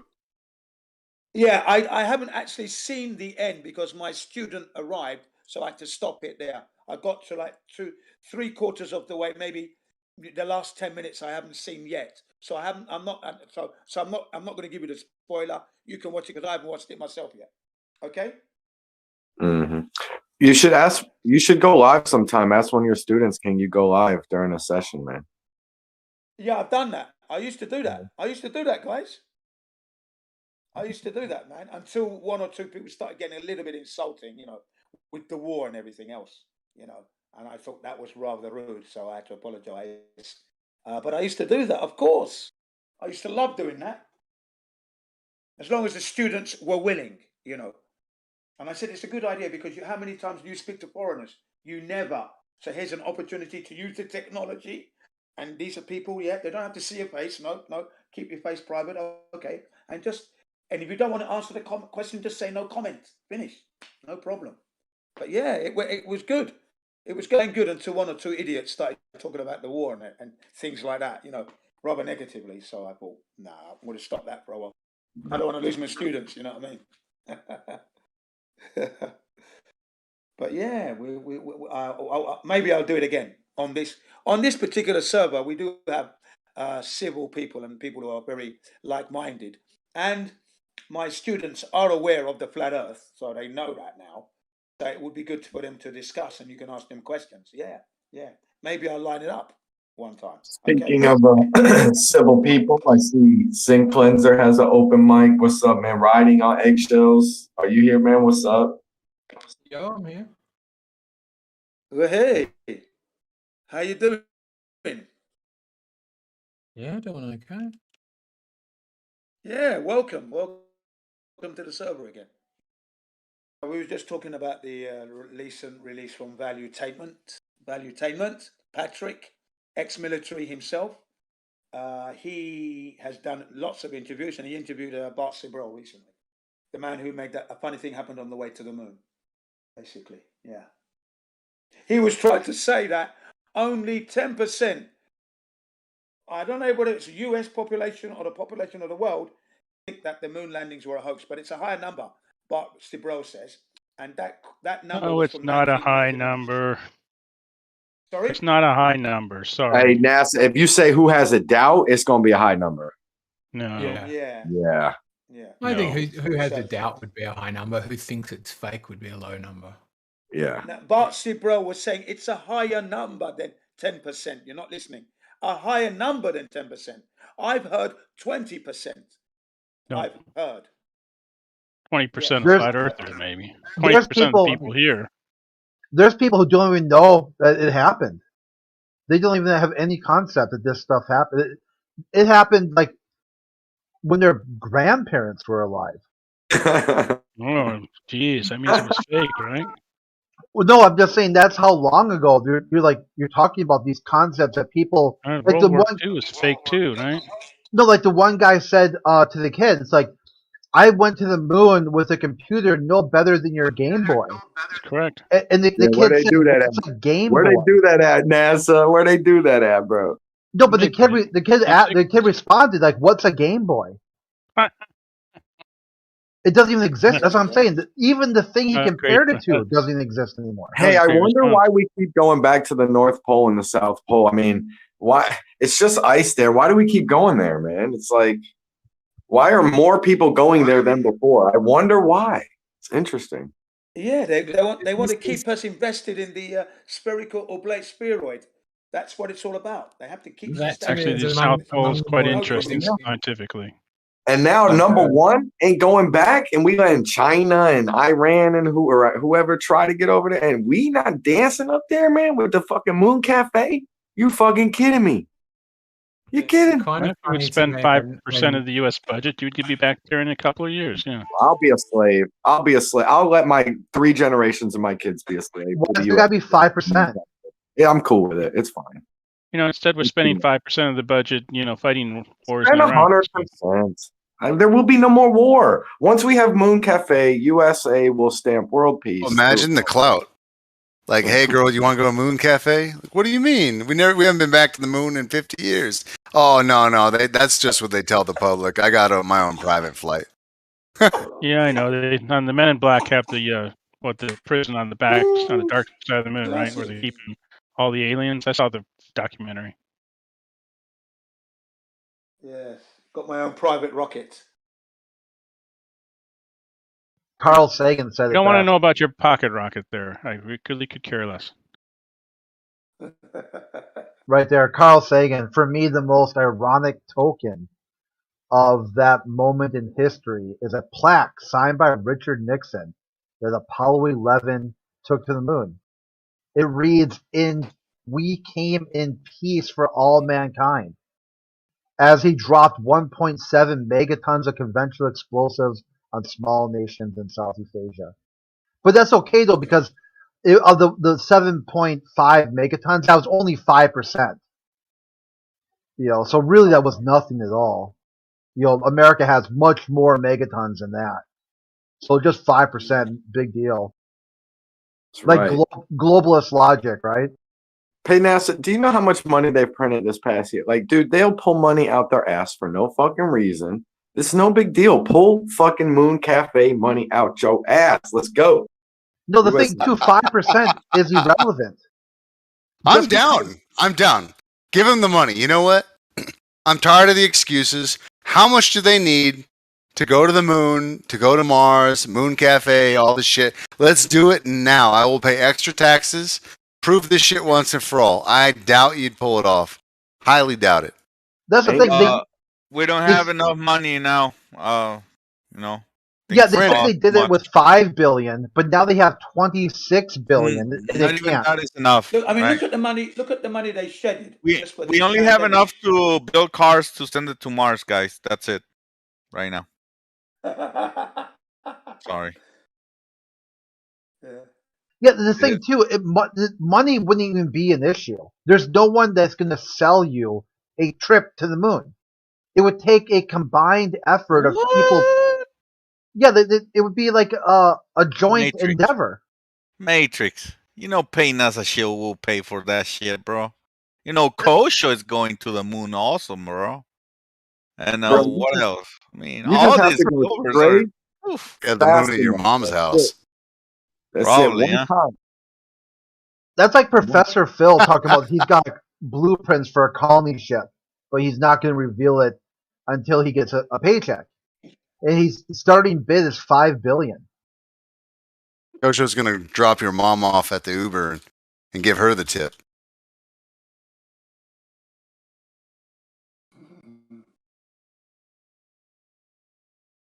Yeah. Yeah. It'd be funny to see That's not Kosho's, weird, huh? reviews. It's not for weird Uber. for them that they haven't go back to the moon or anything. No, it's not. They believe all the reasons. 50 years. 50 years. It's not weird to me, but it is disappointing. What do we need to go to the moon, guys? What do we need? What is it for? Bro, and it's obvious that the Why don't you have the reason- same question about Mars? Yeah, it's just to keep us semi-interested. That recent stuff is just enough to keep you from starving. You know what I'm saying? The thing is, man, like I've known plenty of liars in my life, and these NASA stories, this shit they're giving us, this is like a carbon copy of exactly what a liar would do. Like, straight out of the fucking book. Like I'm calling it, going, yeah, your girlfriend's cheating on you. They're just like, no. Like literally walks in with her banging, 2 dudes at once, and they're just like, oh no, I didn't see that. Like, dude, you're just buying it. Like I see the lie a mile away. I don't care how many excuses they give me. I'm never, I'm never just gonna swap sides because they came up with a good enough excuse. Propaganda Like, has patterns. The only problem Stories have that patterns. Gaslighting. we got technology going against us, right? Like I tried to search for a couple videos today on YouTube They're that gone. they were used to have Yeah, they're about gone. the flat Earth. It's so hard nowadays. Go search something on flat Earth. It's just all these professor whatever and all these guys. So Sad Man Dan. Yeah. Professor Dan Bobby. or whatever his name is. Like just they're coming up with like the dumbest names possible to get people to not look at it. And then when they do, all they see is just ridicule and sadness and they just leave. Like there's nothing more thought provoking than some of the old original Flat Earth videos. The ODD, the Eric Dubé, like all that shit. That's something that people would watch. That's real entertainment, real thought provoking content. The stuff that these digital soldiers are putting out is just garbage. Pretty It's much what they do is clickbait. a video of a description of what Google is telling them, right? That's what all they do. Like, how do we Right. have this? All right. On Google, you search it, they see it, and they explain it on a video. That's all it is. No critical thought or anything.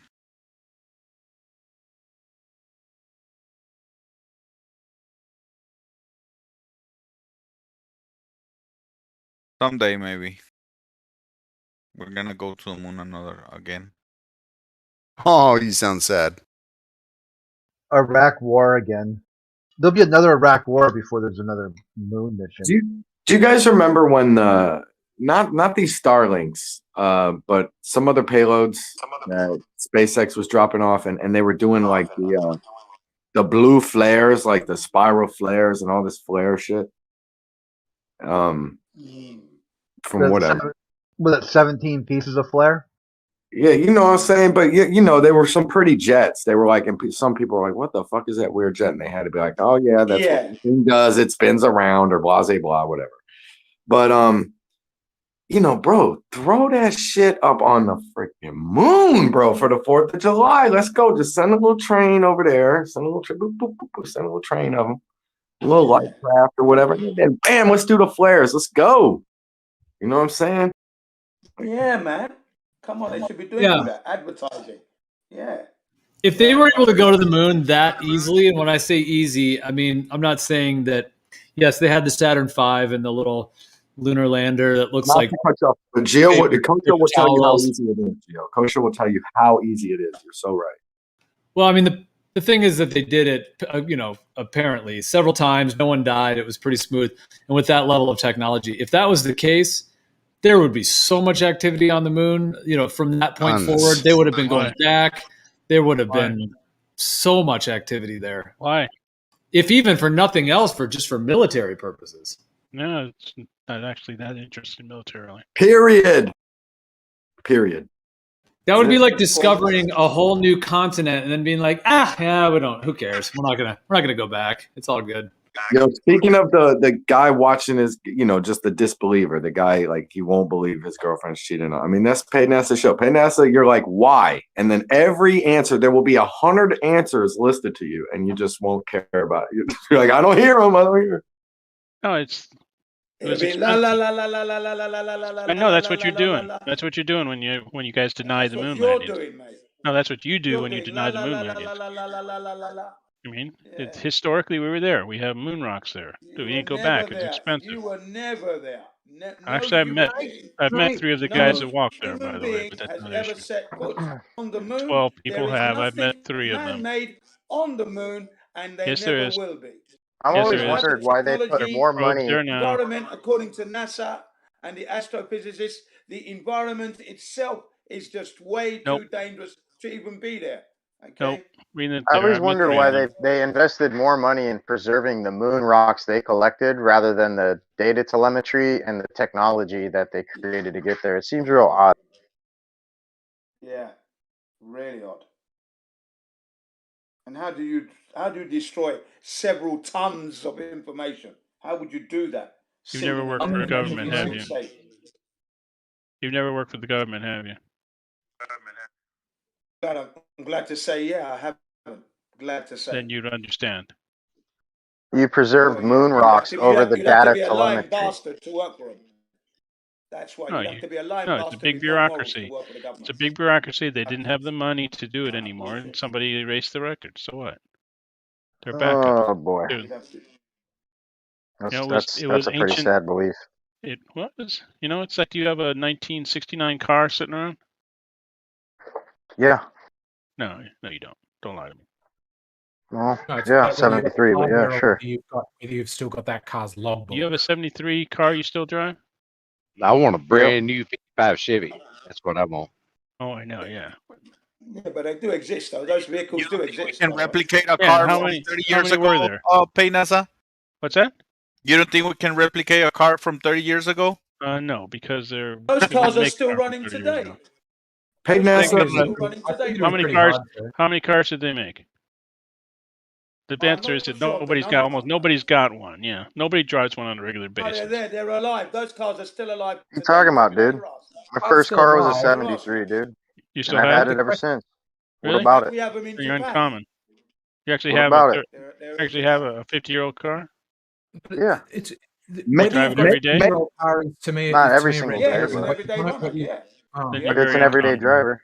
You're very unusual. May I ask for an agreement from Hey NASA? Not at all. May I ask for a direct? Nostalgia. Hey NASA, can we get a direct agreement? Yes or no? Do you want to go back to the moon? Yes or no? Hey NASA show. I Me say yes. personally? Oh yeah, I'd definitely go back. Right. So why 5 seconds ago do you pose postures of like, why would we go back? Like we can both admit that we want to go back. Yeah, personally, it'd be cool. As a Okay. nation, we decided it was too expensive. What? Yeah. It became kind of routine even. I mean, we're spending like 5% of the national budget for the moon project. That didn't last very long. Once we beat the Soviets there, we proved the point, and it pretty much fell out of favor. Look, man, come on. All these things. Absolute rubbish. No, All these That sounds like one terrible idea for man and one horrible idea for mankind. Actually, what happened? It was all about being Our the rich. government, Well said. our In the government meantime- wipes its in the ass meantime, with then we more start money studying- than they. And I will Then we pull start- out of my ass a claim, Peyton NASA, that with one extra can of air, any one of these satellites up there could just poof on up to the moon with one little extra can of air. So, I mean, what no, it's is a little more complicated than that. But sending probes there is actually what we've been doing since the moon landings. Well, let me see some videos, son. Why would it's bullshit? Come on. The Spartans Chinese on have the got moon. rovers there now. In the meantime, we're sending rovers to Mars. But The Chinese have it. I know you guys have to deny this all because otherwise your little flat Earth No, I don't have to accept it. fantasy life goes away. No, you're a paid NASA show. You're getting paid to be here. We know Yeah, that. I'm getting paid to You're listen trying to to you. say Yeah. that cause and effect is In a plain sight. percent The of the audacity is federal in budget. plain sight. Yes, it is exactly. That's how it works. That's not how that works. That is how it works. You have any idea how Okay, so expensive it is? NASA. So okay, hypothetically, right? So if there's a new entitlement program like single payer healthcare, and the federal budget goes up by like $1 trillion, NASA has to get a cut. They have to get a cut of that. Otherwise, they're just going to kick the can down the road another 50 years. Quite possibly. Who knows? Why would they need a cut of that budget? What do you mean a cut of that budget? Okay, so right now you say NASA gets 5% or 0.5. No, 0.5%. Okay, so then and they can't do it because it's 0.5%. Now let's say nothing changes with their budget. All that happens is a federal budget increases by $1 trillion due to single payer. Why would that decrease NASA capabilities? You don't understand relative. What I'm saying is they're spending a lot less money on NASA than they did back in the 60s. They're spending a lot more on other things, that's why.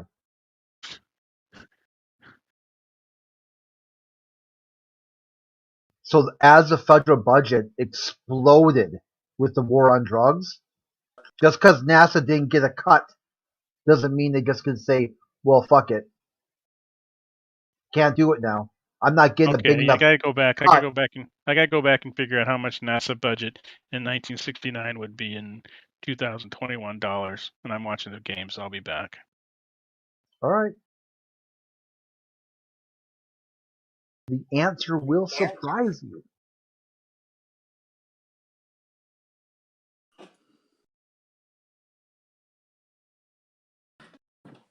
Did he give up?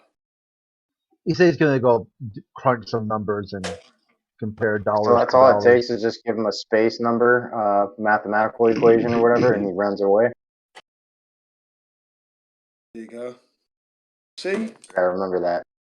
No, it's like we never it's went just to the moon. We never will. yeah, it's like thinking about this way. Like say you get a raise at work, and then your landlord shows up. You know, I heard you got a raise. You're like, yeah, I did. He's like, congratulations, your rent is still 5%. And you're like, what the? No, dude. You don't get a cut of my raise just because I got a raise. He's like, well, yeah, but your rent is 5%. Like, no, my rent's $100. That's it, dude. You don't get like $105 now. He goes, well, move out. True, isn't it? Yeah, or it's like it's like saying like this one too. Like they go to space, right? So they tell you the moon is 240,000 miles away, and they said that they went there 6 times and back, no problem. And then like later on, like you like telling a story, like, hey, you know, I ran the marathon 6 times. You're like, really? Yeah. And you're like, do you want to see me do it? And they're like, right now, just like that? You're like, yeah. And I just run to my mailbox and back. It'd be like, oh man, that was rough. He goes, dude, you went like 100 yards. What are you talking about? But yeah, in comparable terms, right? You know, I just gotta go to the mailbox and back, and that's close enough. That gets me, you know, that gets me there. Yeah. I'm just factoring it out. There's a math equation for it. Hey, Dicelo, tell him what's the factor for like 200 miles versus 240,000 miles. 200 miles versus 240,000. Yeah, what was the percentage of that? Was that 24% or something? 0.001? No. 2. I don't know. It's going to be 0.20 or something. 0.24. I don't know, bro. That's not my fucking special thing, dude. Here. What's the answer? Stressing me out now. It's going to be unless I fucked it up here, like 0.0008. So that would be like 0.08%. All right, that was close. So yeah, so if you convert that into marathon terms of marathon.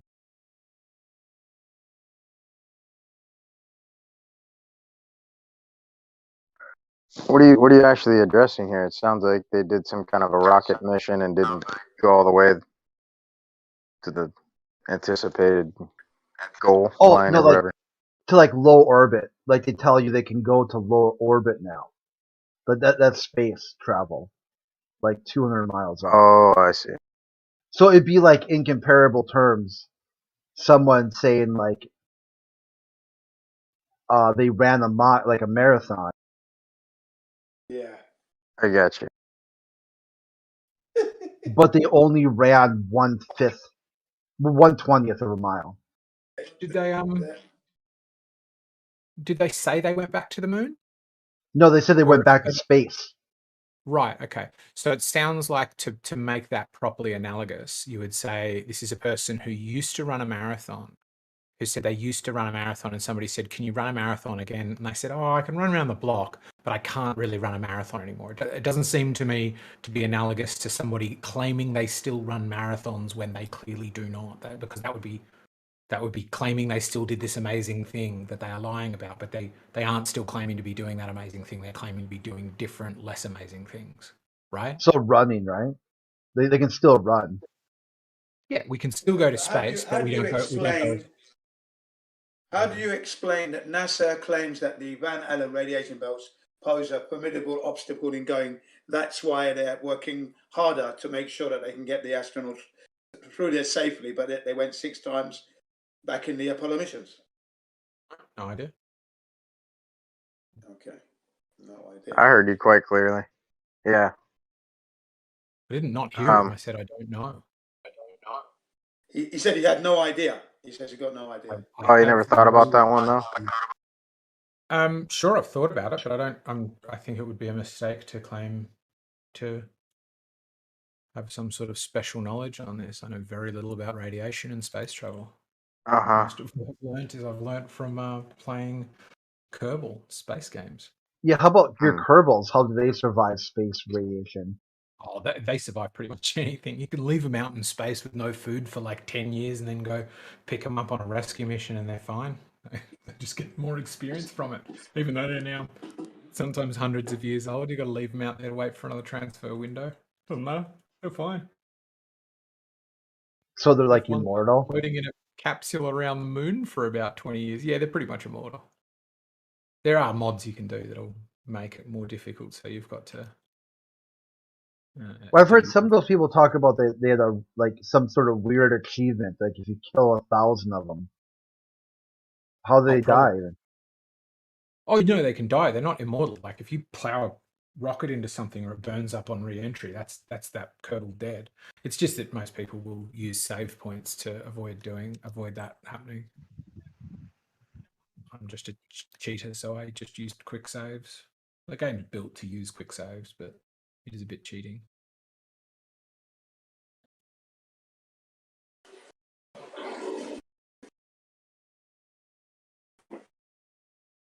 See, really, people talk about flat earthers. You're not doing enough to take down NASA, right? You're not spreading the word. You're not going after the federal government. I'm like, I don't need to. Yeah, so like I don't need to. Father Time is going to take care of NASA. Okay, it is unsustainable levels of spending. The federal government. It is just a matter of time before they're going to cut everything. The only thing left will be basically like very rudimental services. It's going to have to kick it down to all the states and the federal government. And how about karma? How's karma going to drop down on NASA? Oh yeah, big time. You know. I mean, it's funny. Yeah, it's like it does seem like people can get away with quite a bit of criminality and deception, but it's interesting just to think about the actual karmic implications and how everything. Just the way you said that, like you said, Father Time. I just sort of got that sense of like, yeah, just like that strength of like what's true and what's not, and deception, and that. That all things that are deceptive essentially, crumble in the end. Like you said, like Father Time kind of brings them to their, the Grim Reaper comes and sweeps up the evil and deception eventually. It's because sooner or later, I mean, they keep talking about like they just got funnel the federal budget. Like NASA, every dollar spent on NASA returns $11 to the economy. This sort of Keynesian economics is why there's a problem to begin with. Like the New Deal, that you can just spend your way out of a recession. It's just not going to happen. They're going to have to, at some point, they're going to realize all this weapons testing that they did under the guise of manned spaceflight just caused the collapse even faster.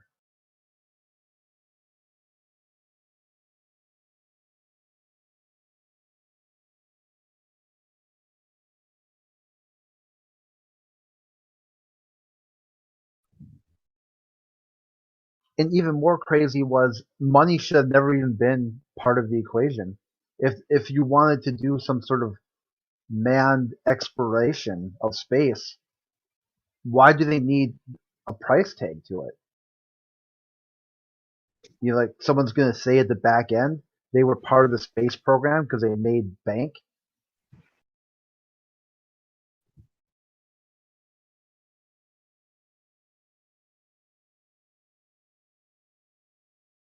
Yeah, on that note too, it looks like the Bezos Musk Twitter wars finally ended. Neither of them are, I guess, been like a week, and neither of them responded to each other. Was that a thing? Yeah, they were going back and forth. It was hilarious.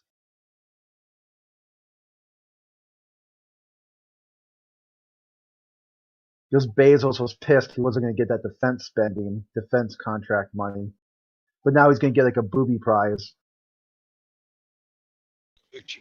Oh, what have they said? They're gonna pay him out some sort of runners-up award. Yeah, for some sort of crash seat or something like that. He's gonna get like 200 million or something.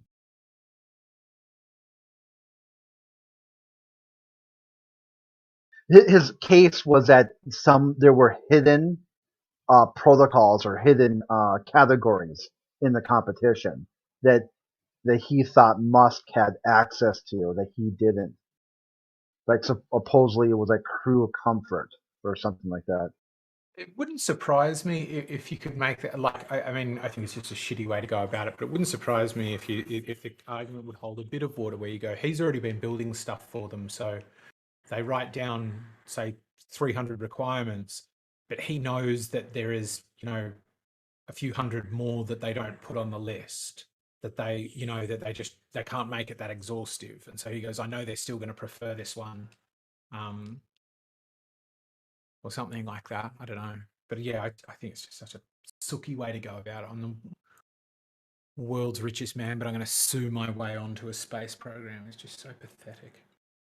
Yeah, it's really bizarre, isn't it? That's what kind of started the Twitter war, because then Musk had sent him some sort of bronze medal and told him he can't sue his way or to the moon or whatever.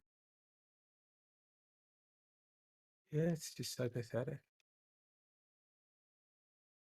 Yeah, you're going to interdict me, are you? All right, let's do this. Even more so when you have a guy like Bezos, which is like the modern day Lex Luthor. You're like, where is Batman to come kick this dude's ass?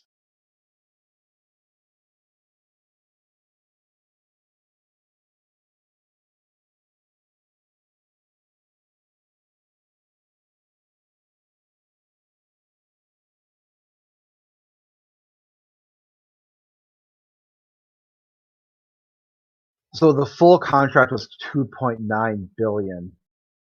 I'm trying to see what the Bezos settlement is.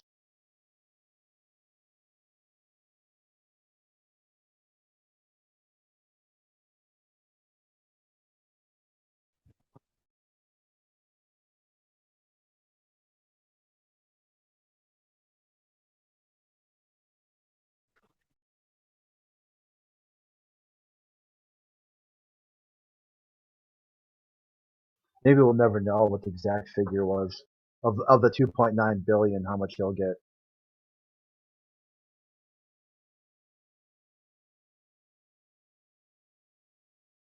Okay, it's sealed. So we'll never know.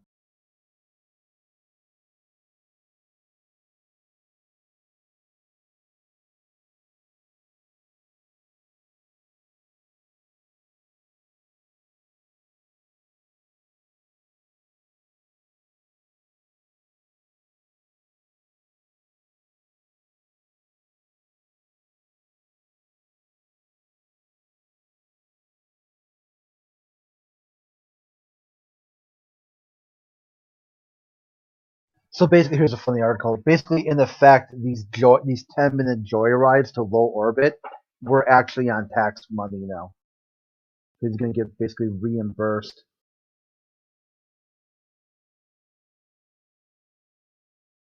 Somebody's got to pay Shatner. Oh yeah, for his amazing acting.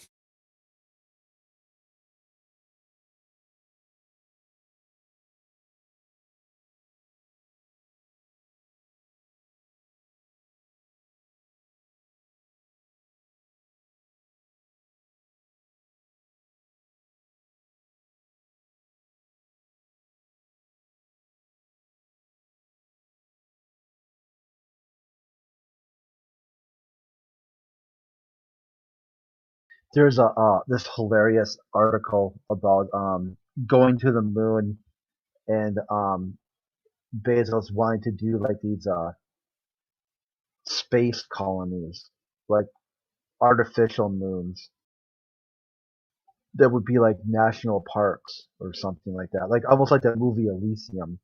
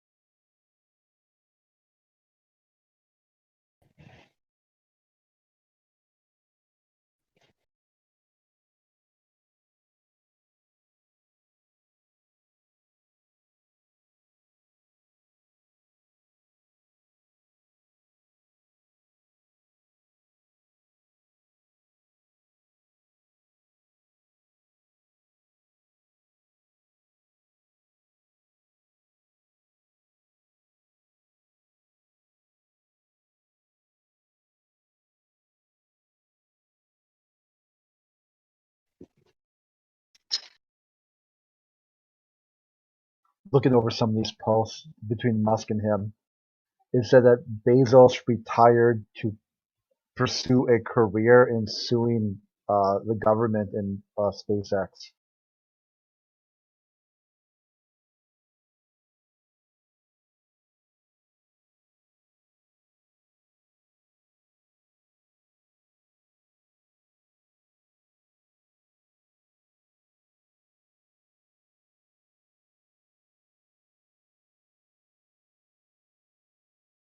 He thought it was cool that spending money in the advancement of space, but was point out that suborbital is just a step in the right direction.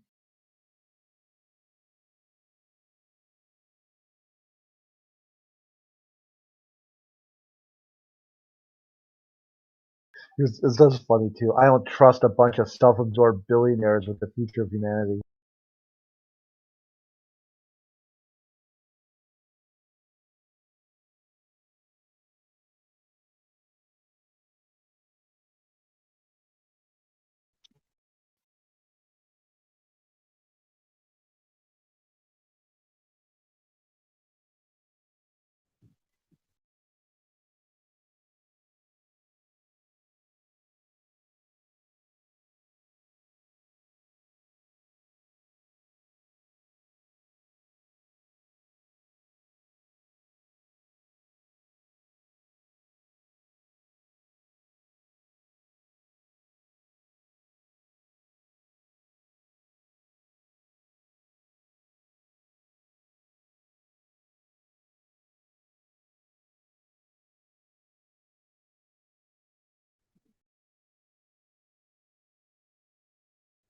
Here, Steve Jobs is going to throw his hat into the ring.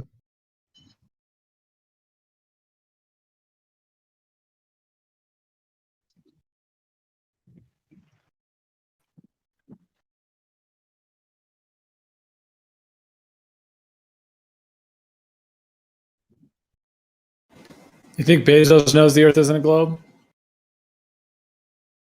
Oh yeah. I mean, there's no way you could run a corporation like that and think you're going to be okay.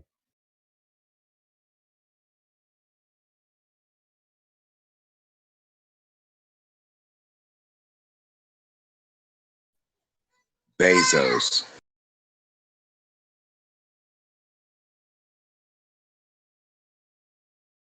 Branson even more so, that because his like weird coded message that he left for the the children of Earth. What message did he leave? Yeah, he was like, when I was just a little boy, like 80 years ago, I always thought what we'd like to be in space, and now here I am. Or maybe no, he's not 90, right? Was Well, how old is Branson? Like, is he 70 or? Well, I remember the exact quote was something about like, just for all the children of the world, just think what you might be able to do. Like, kind of implying that this is the next time anyone goes to space is going to be like another 50 years.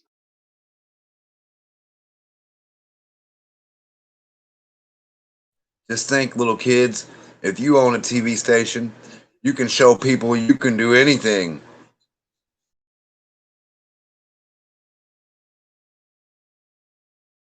And then you can charge people to show them lies.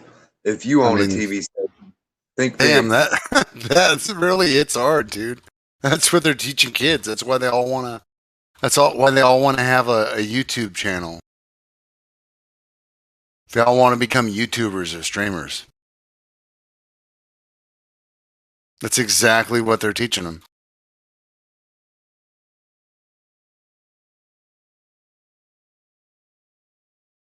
Don't worry, kid. The Gucci's and the cars and the Lamborghinis and the $40,000 worthless rocks on your teeth are really cool. Gucci Guinea. Buy all that garbage. Hey, I should make that car brand before it gets stolen. Gucci Guinea. A Gucci Guinea. A Porsche Gucci.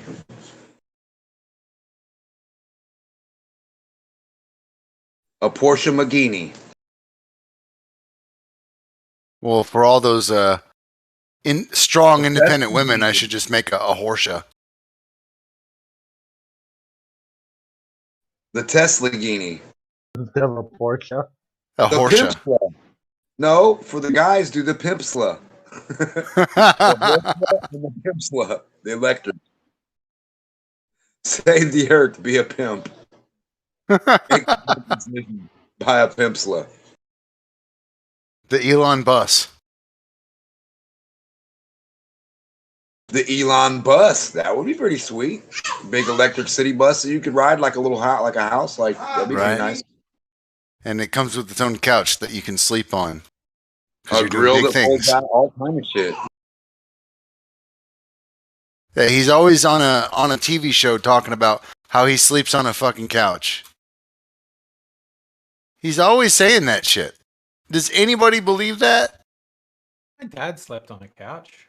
Lived in a hotel room and used to make. You have, right? Make up a bed for him on the couch. He just preferred it. Had a bed right there and would just sleep on the couch. I don't believe him.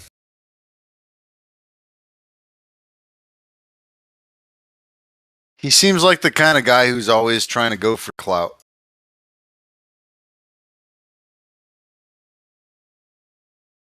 Or then Musk is separating from his girlfriend, wife.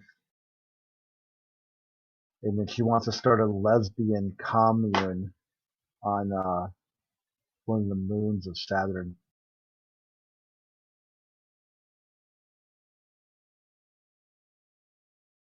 Wonder if she has the right connections.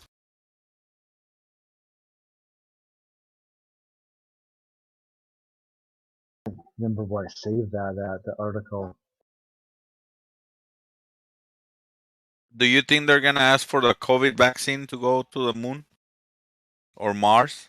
Absolutely. They have super restrictive. I mean, anywhere any military requires full vaccination, that I think it would be all the more necessary for like, how do you ventilate a astronaut halfway to the moon? Somebody gets breathing difficulties, they're just dead. That is true. Yeah.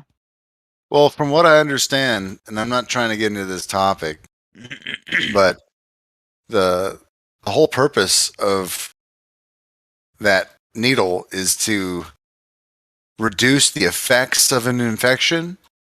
So essentially, you become some kind of super spreader because you just don't know that you're sick because that response in your body's been nerfed.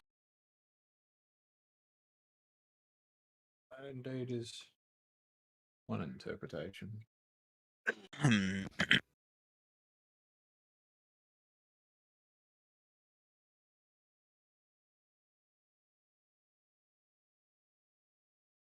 That is one interpretation. Well, that's what makes most sense to me.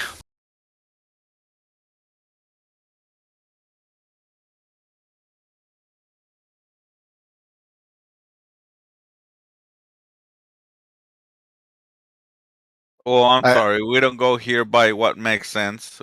Science dictates what we can believe or not.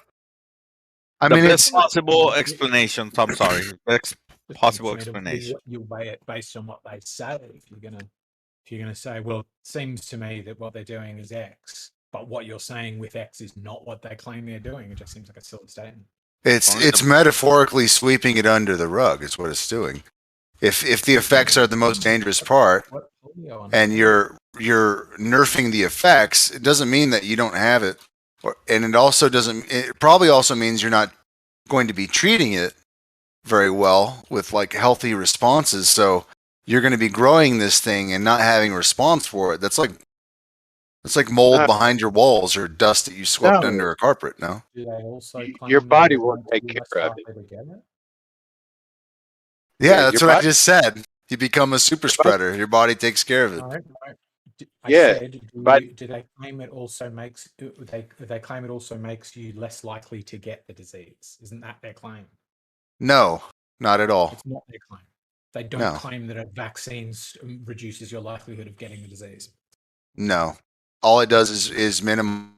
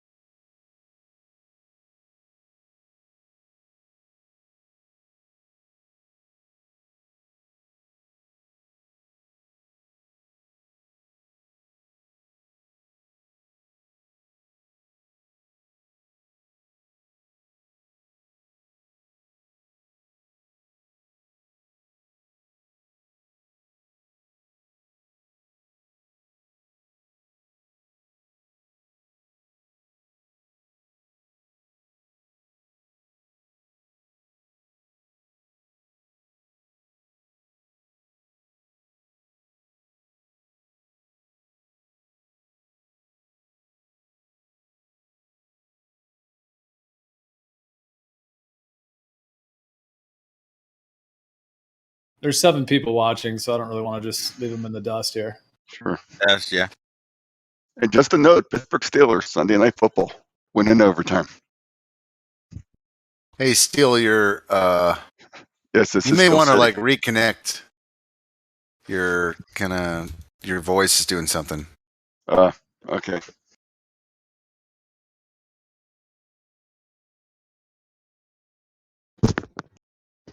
Any better? Oh yeah. Okay, good. Funny mics sometimes. Okay, never mind. I lied. It's back.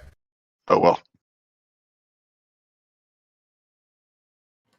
Yeah, it seems to be doing like kind of like a digital wavering or something. I don't know if you're on Bluetooth or it does. It's kind of like sounds like it's like compressed or something.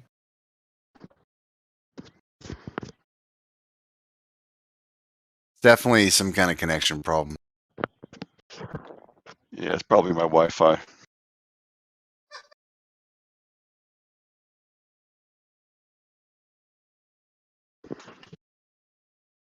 Internet here in San Antonio has been pretty bad lately.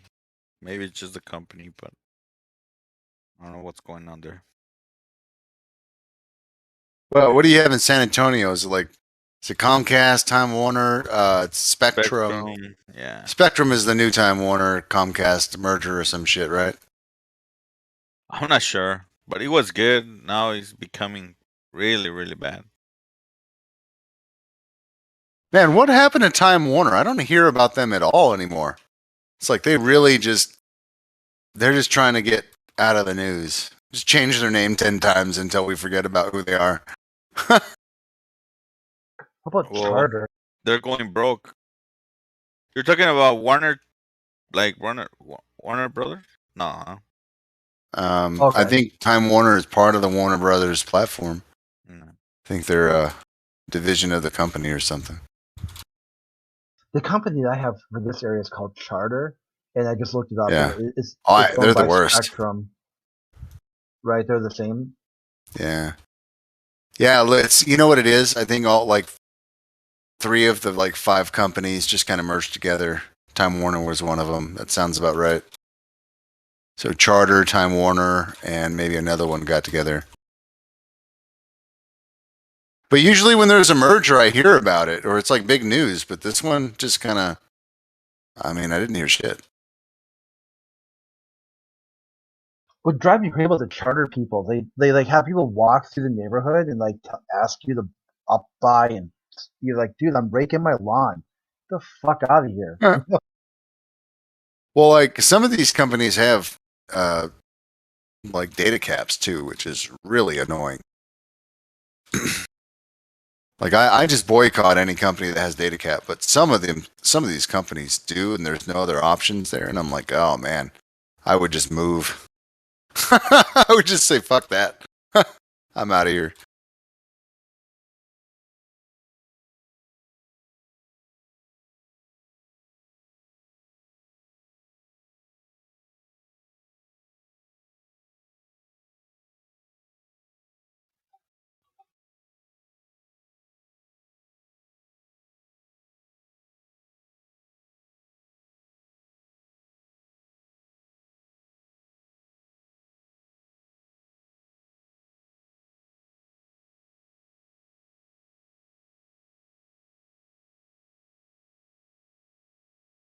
Yeah, Gio, are you there? Yeah. Yeah, I heard you just say that you got, what was that, 17 or 70 viewing in the chat room? 7 Oh, only 7, right? I see. on the YouTube, right? On the YouTube right now. On YouTube, yeah. Why don't you ever engage them? See what they got to say. Bring them in. You think that's a good idea? No. It's a good question. Yeah, obviously we only launched this a couple weeks ago, so it's all somewhat new. So but I'm not sure how many of them are like brand new watchers, or how many of them are maybe they're in the text room on here, but they're not in the voice chat, so they're listening on there. So I'm always watching Gio, but then somebody says something outrageous. I cannot contain myself to come in and start arguing. Yeah. Yeah, I think you should. I think you should when it's like this and it's quiet. Like you should give the those who are taking the time to be tuned in, give them a shout and get their opinions on the table. Let's get their viewpoint. Bring them in. Why not? Is your Discord link in the description? Yeah. Cool. Yeah, why don't you try that, Gio? We've actually had some people coming in from Twitch as well. There's You are on Twitch? Yeah, it's on Twitch as well. Let me follow you. What is the link? Is it in the game in the regular channel?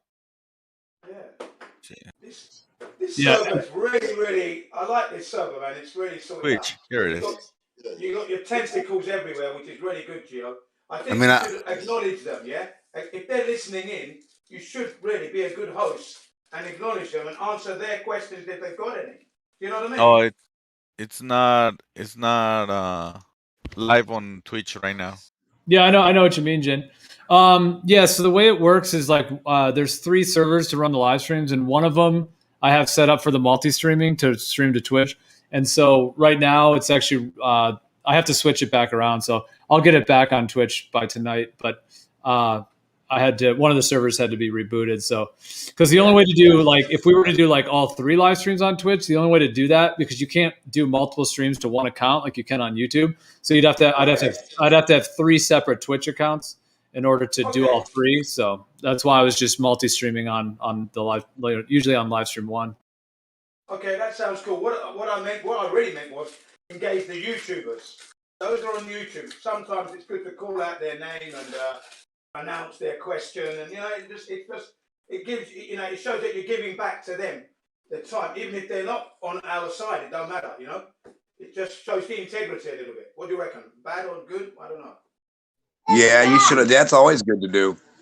Yeah, to shell out Yeah, I agree. Also, we could, we could invite them to ask questions in the YouTube chat, or bring up a topic or something. Yeah. Yeah, that's why whenever I'm speaking, I always say, all of those of you who are in the chat room, thank you for coming. This is what I'm telling you. I want them to know that we do consider them. They're there. We know you're there, kind of thing.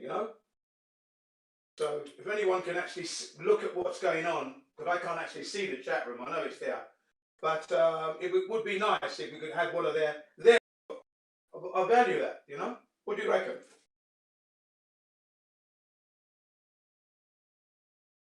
Yeah, I agree. Brilliant. I think, like I said, I don't know how many of the views are like brand new people or whether it's people that are already in the Discord, but especially if we got to the point where there's more viewers, from the public, as it were, then that would be even more. But yeah, it's even good to do now because, usually now it ranges between 5 to 10 is what I've seen. So yeah, it'd be good to do that. Yeah, it would be. Who's in there now, for example, right now? Who you got in there that's got a question? Maybe they got an input or something? You mean from here, from the chat? Who is on the live? No, from the live stream. The chat room on the YouTube. I don't know. From the 7th, is anyone watching that? There's 7 people. They're listening. Not me. I'm not watching. Okay, I thought someone was watching them. Yeah. I think a lot of the people in the YouTube are often people who frequent the server but aren't able to talk at the moment. So it's just a method to listen in. Probably not all of them, but I think a lot of them. Yeah, that's definitely, that's what I'm saying. I don't know how many brand new people it is versus people that are already in the server that are listening.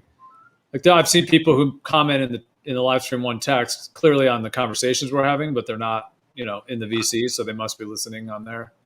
Yeah. Yeah. From time to time, it might be a good idea to get that done. To bring it to them as well. To get them in. You might attract more people as well that way, I think. Need to have the no nonsense hour. Yeah, yeah, brilliant, brilliant, man.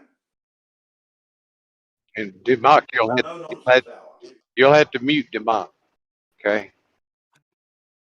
Yeah.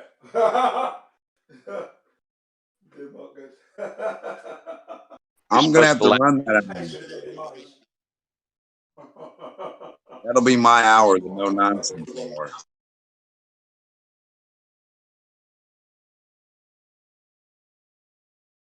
The Denmark hour. Take on all comers. Come prepared. Bring your first aid kit because you're going to need it.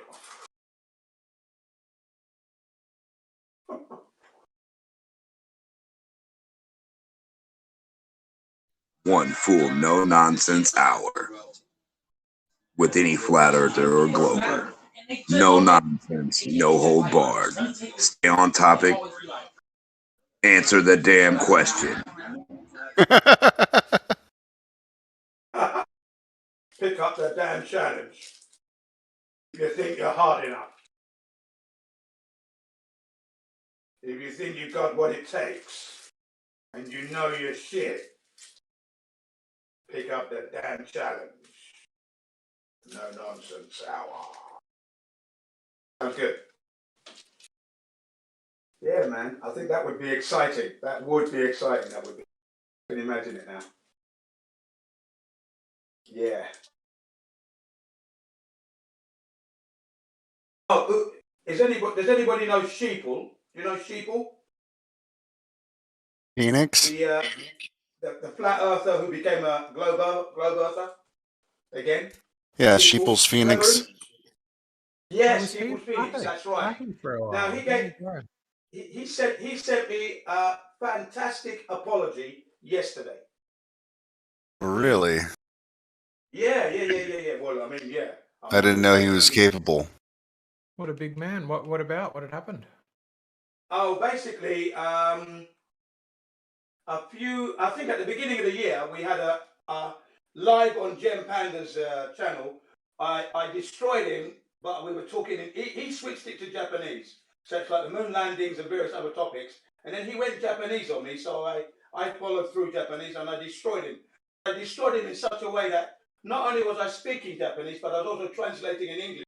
So he didn't really have a chance to rebuttal. And what he did, he just didn't have a chance. And he knew he was wrong, but I just kept on, and then he gave up. And then that was back at this year, back at January of this year. So now he's apologized, for his actions and that, He realizes that the pandemic is real in the sense that there's a lot of deception going on. That's all I'm going to say there. He acknowledges that. He apologizes for his actions. He had no reason to talk the way he did, and I was wrong about the subject matter. And I apologize, blah, blah, blah. Okay. So I said, apology accepted. And together, why don't we together change the world for the positive sense? That's how I replied. That's good, isn't it? So, he's got it in him. He's got it in him. He actually apologized, and that was nice. That was nice, to get an apology from Sheeple, because I said to him, you betrayed our trust when you went back to the globe when there's no evidence. You betrayed our trust, man. I'll never trust you again, I said to him. If ever there's something that needs trust, you'll be at the back of the list. You're not even on the list. Damn it. That's right. But then he apologized yesterday. He apologized. And For what? Clear. Well, for taking the negative stance in a situation where I was promoting the truth, i.e. flat earth, the pandemic that's going on now, and etc., etc. He acknowledges his mistake. Yeah. Wow. Yeah. Still keeping him at arm's length, though. You know what I mean? I accept the apology. Still keeping him at arm's length. He has some respect for elders. That's nice to know. Yeah. Thank you. That's right. Yeah. I accepted the apology, and I said so why don't we together change the world for a positive sense? Let's go. So the next time we meet up, we'll see what he's got to say. Mm-hmm. That's why he's at arm's length still. Wait, you did meet him before? No, I've never met him. Oh, okay. I met him on the Hangout, you see. He joined us on the Hangouts about Yeah, 3 yeah, years yeah. ago, 4 years ago. Yeah, yeah. And Well, he was you on our know, side. from what I found out, there's a lot of people who you know, they started out as flat Earth because they were just kind of role playing, and then they switched later.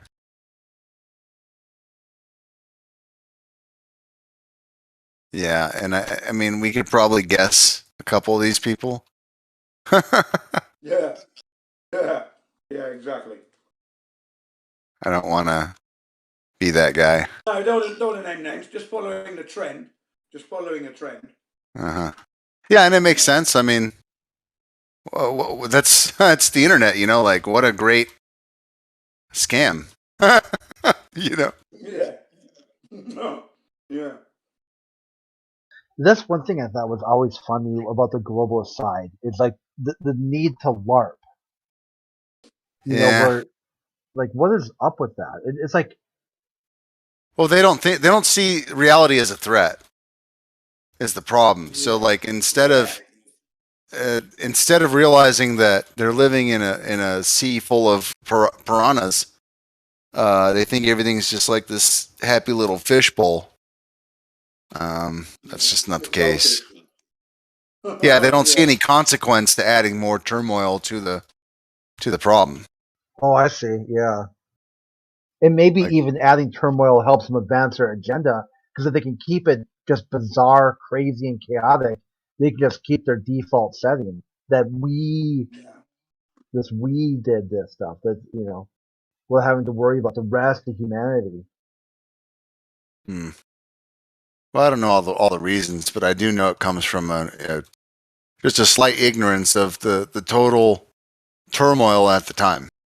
Like, it's kind of like, okay, I know I joke a lot, but honestly, a lot of it's just out of sadness. like shit's pretty fucked up right now. You know, people are dying, you know, for reasons that they don't have to, and like people that I know now, you know, like it's just, and I have to just be cool with it, and then I have to deal with these people who want to come here and psychologically attack me and LARP on me and all this stuff on top because they don't see anything wrong. They don't see any threat.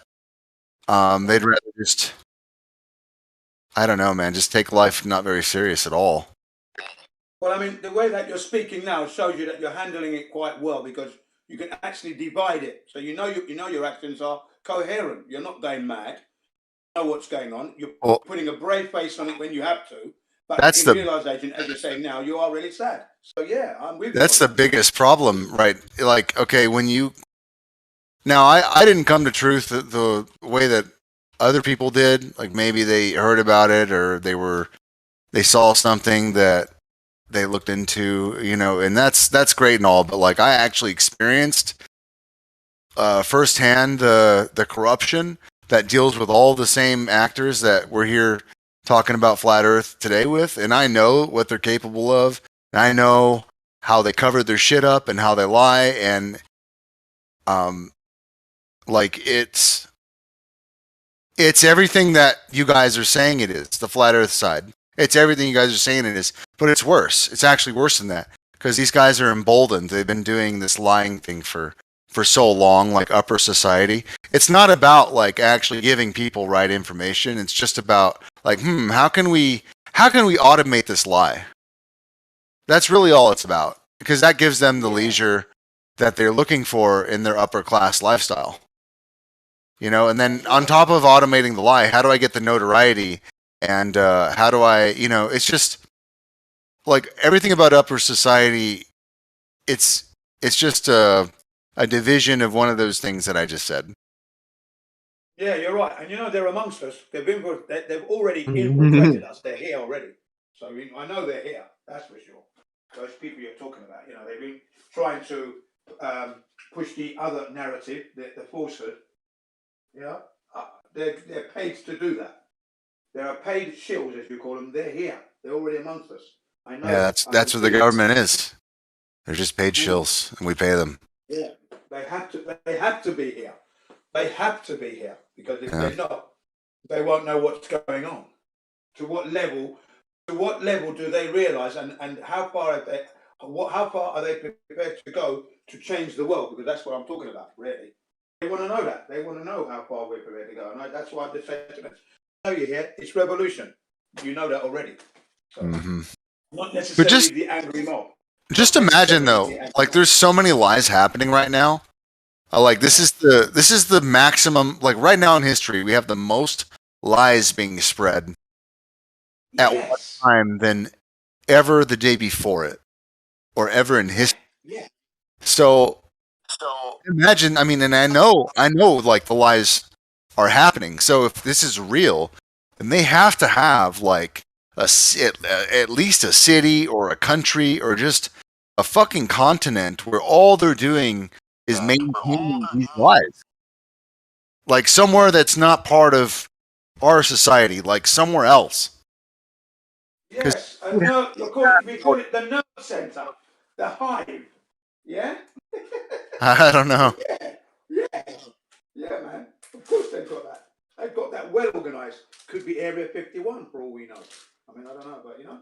I don't know. I mean, it just seems like they would have to have some sort of base or like Absolutely. somewhere that doesn't interact with us directly. Like they have to, you know how like they train us to look through these screens and then shoot missiles out of a plane or drones or whatever, where that guy is just playing a video game on the other side of the world. You know, they're doing stuff like that with our psychology, with our mind control. Like these people are probably somewhere else. They've probably never lived amongst us. I mean, this is just a speculation, though, you know. To a question I was going to ask, glad you said of that, this yeah. sort of ominous they you'll talk of, do you reckon you've met any of them in person? Like sort of bought a coffee next to them at a shop or had a conversation with them on a train or... I would say, go on, you go worked ahead. with them? Go ahead, you go first. I mean, Related to them? I imagine there's liaisons or people that are division of the they. Yeah, well, for sure. I would say me too, yeah. Not only in London, but here in Japan as well, without a doubt. I'm sure they visited my school. I'm sure they have. But I'm Sort not of worried. turned up to check on what you're doing, you reckon? Yeah, without a doubt. I don't know, And man. Do you think you recognise them, or you just think sort of probabilistically it's probably No. happening, or like, I recognize them. I felt that I recognized them by their demeanor, but I didn't change my position. I let them know. You know what I always do? I put them in the situation that am I a troublemaker because I want the world to be in peace. I don't want anyone to die. I don't want a soldier to die, and we pay the taxes. Am I a bad man? I ask them to their face. Am I a troublemaker? Right, no, yeah, and they have to answer the question. Of course. All right, so you go away, and the words of integrity and honour, and those who pretend to work for the government and lie, that's what I say to them, and lie, in order to undermine humanity, don't deserve to live. That's what I say to these people. That's how I speak. I don't mince my words. If they visited me, they know exactly how I feel. And then I've made them feel guilty if they have a guilty bone in their body. That's what I'm about. Because it is emotional, like my man said. You know, he's putting on a brave face, but really he's sad. I'm putting on an ugly face because I'm bloody angry. That's Well, it. I mean, I've come to the understanding that death is not what we've been kind of led to believe. So the idea of dying, I mean, that sucks, but it's the next thing. Not afraid of the next thing. So, yeah, I'm not scared at all. Not scared at all. No, that's the last thing I'm scared of is dying. The last thing I'm scared of. Scared of dying at all. No, that's not something I worry about because you have to die in the end. How are you going to die? That's the way. How do you go? So if I die because I'm fighting the evil, no good scumbags, then that's it. That's an honour and worthy way to go for me. The older you get, the more you realise. well, I mean, just think about it. Like, there are animals, like right now, they're dying by getting their asshole bit out right now. Their butthole is being chewed out of them, and they're like, "Oh no, that's not good." And then a few seconds later, they lose consciousness and they're dead. Yeah. Like, can you imagine? So clearly, dying is a horrible experience, but that can't be it. Like, there's got to be something else going on. So I don't think that the life force or the energy is lost. I think it turns into something else. It goes somewhere else. I don't think that dying is a horrible thing. I think it's just the process of how you're gonna die. Yeah.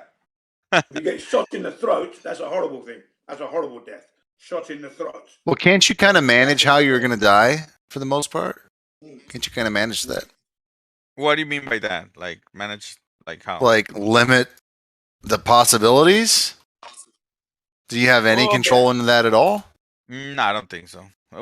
That's why I'm like. I feel like I do, man. Whatever is happening right now. Maybe I don't, but I But feel you like may I be do.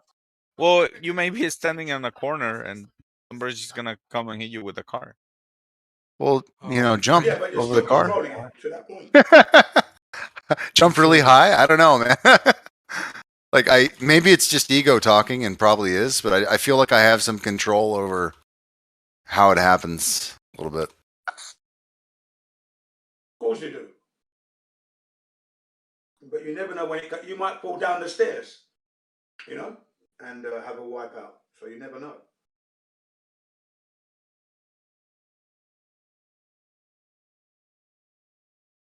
You never know.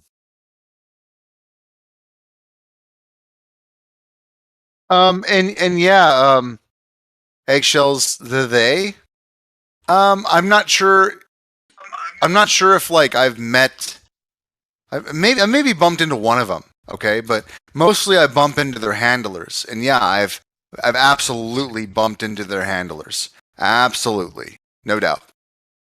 And how can you tell? They would be the day. They're part of the day. How can I tell what? Be specific. How can you tell you're talking to a handler? Because I know what agenda they're working for. Right. And that is this is the way I would have to answer this is so backwards. All I can tell you is that I know that it was one of their handlers.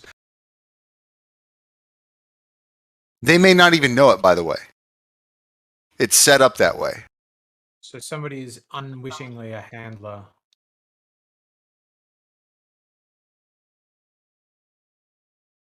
No. I'm sorry. I got the maybe I got the terminology backwards. Where by handler I mean they are propagating the goal that's being sought. Sorry. That would be the handler. Well, maybe a handler, but I guess what I'm saying is that the people that I've bumped into are the people that are they're henchmen. they're like the cronies. Yes, yeah. Sorry. What would a crony be? Is that like somebody who might be working at NASA who is unwittingly propagating this? No. I mean people who have or in the past worked from military intelligence, and their family is involved, and they've changed identities, and they've come out with propaganda films with staged arguments and other like I've. I could go into it, but I really actually don't want to right now. I really don't want to right now. All I can say is that I do know that these people exist, and I do know that they're serving the purpose of which I would suspect them to, and they're fulfilling that purpose, not because I'm assuming it, but because I'm watching them. And everything just falls in line with what I'd expect. Mm-hmm. Yeah, given that the paradigm I assume is true is. And it wouldn't work any other way, by the way. Yeah.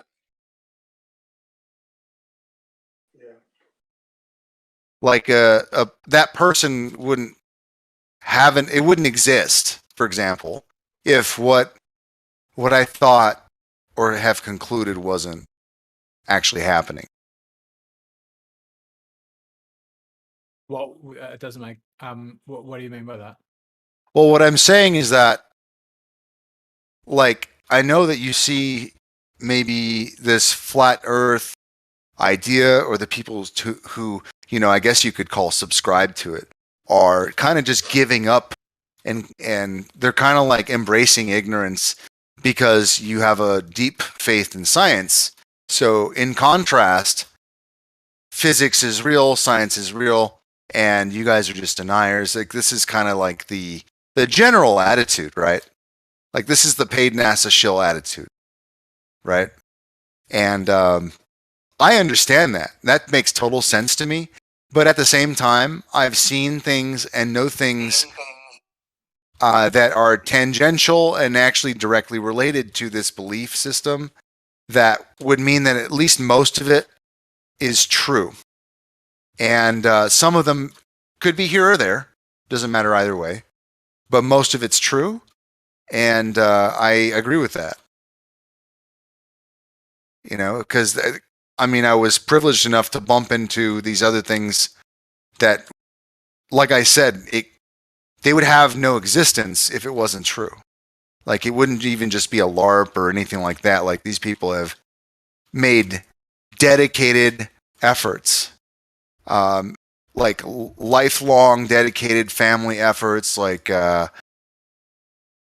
tied in with religion and weird like occult practice and rituals. Like, it only points to one direction, and you guys are on the wrong end of that. So I don't know. I wish I had a better way of like explaining, describing, helping you guys understand what I know to be true, because I think that would really be beneficial. But unfortunately, there's just so much on your side, which I kind of just articulated. It's just, you guys think that we're these people who just have poor logical deduction.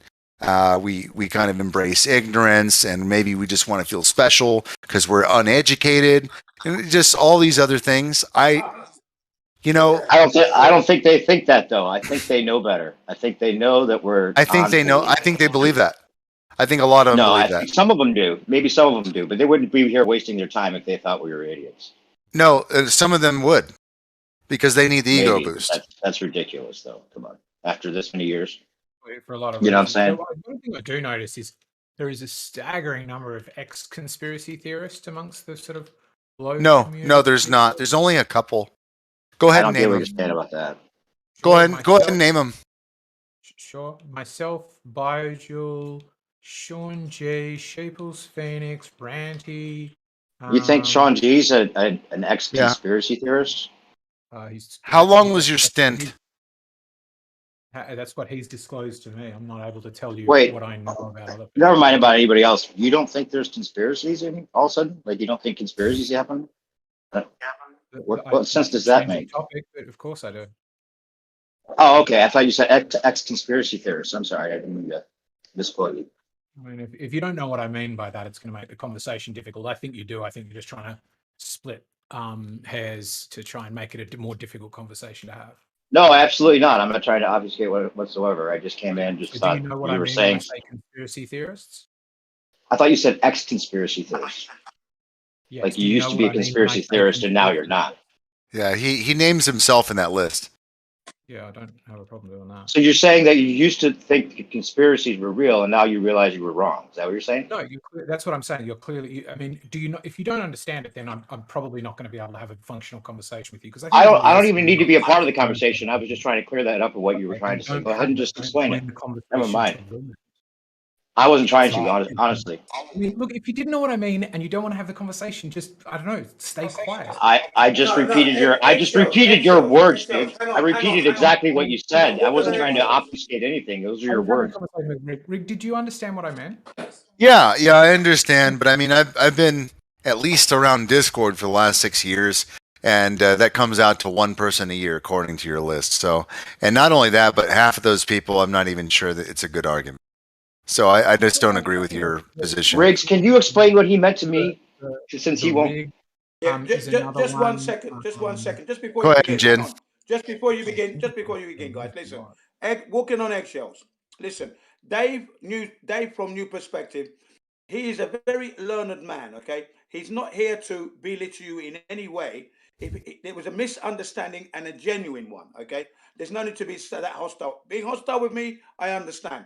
Being hostile with Dave from New Perspective, you've made a mistake there because he's not. He's not that kind of guy. He was ruining the conversation. Like, He was a little trying to- pedantic. I mean, maybe we What I can. meant Jen, was can you to help go, "Oh, us get to a everybody's better a understanding? conspiracy theorist," or nobody's a conspiracy theorist, so you can't use that word. Yeah. It's clear what I meant. Rig understood what I meant, so he was just being a fuckwit. No, he We all didn't saw hear. that. No, but he didn't hear what you meant. He heard what you meant. We're all in the See, same he room. didn't hear you. That's all. It's a genuine No, you mistake. heard me. You just was trying to split hairs and go, "Oh, if anybody was. believes." Yeah, that- no, Yeah, okay, just just move on. Just move on, please. I'm sorry for interrupting. I really didn't mean to try to do anything. So continue on. Don't spend any more time talking about what I thought. I appreciate it, Jeff. Walking on eggshells. You made No a reason mistake. to labor Jeremy, on you're about it. destroying conversations, bro. What the hell, man?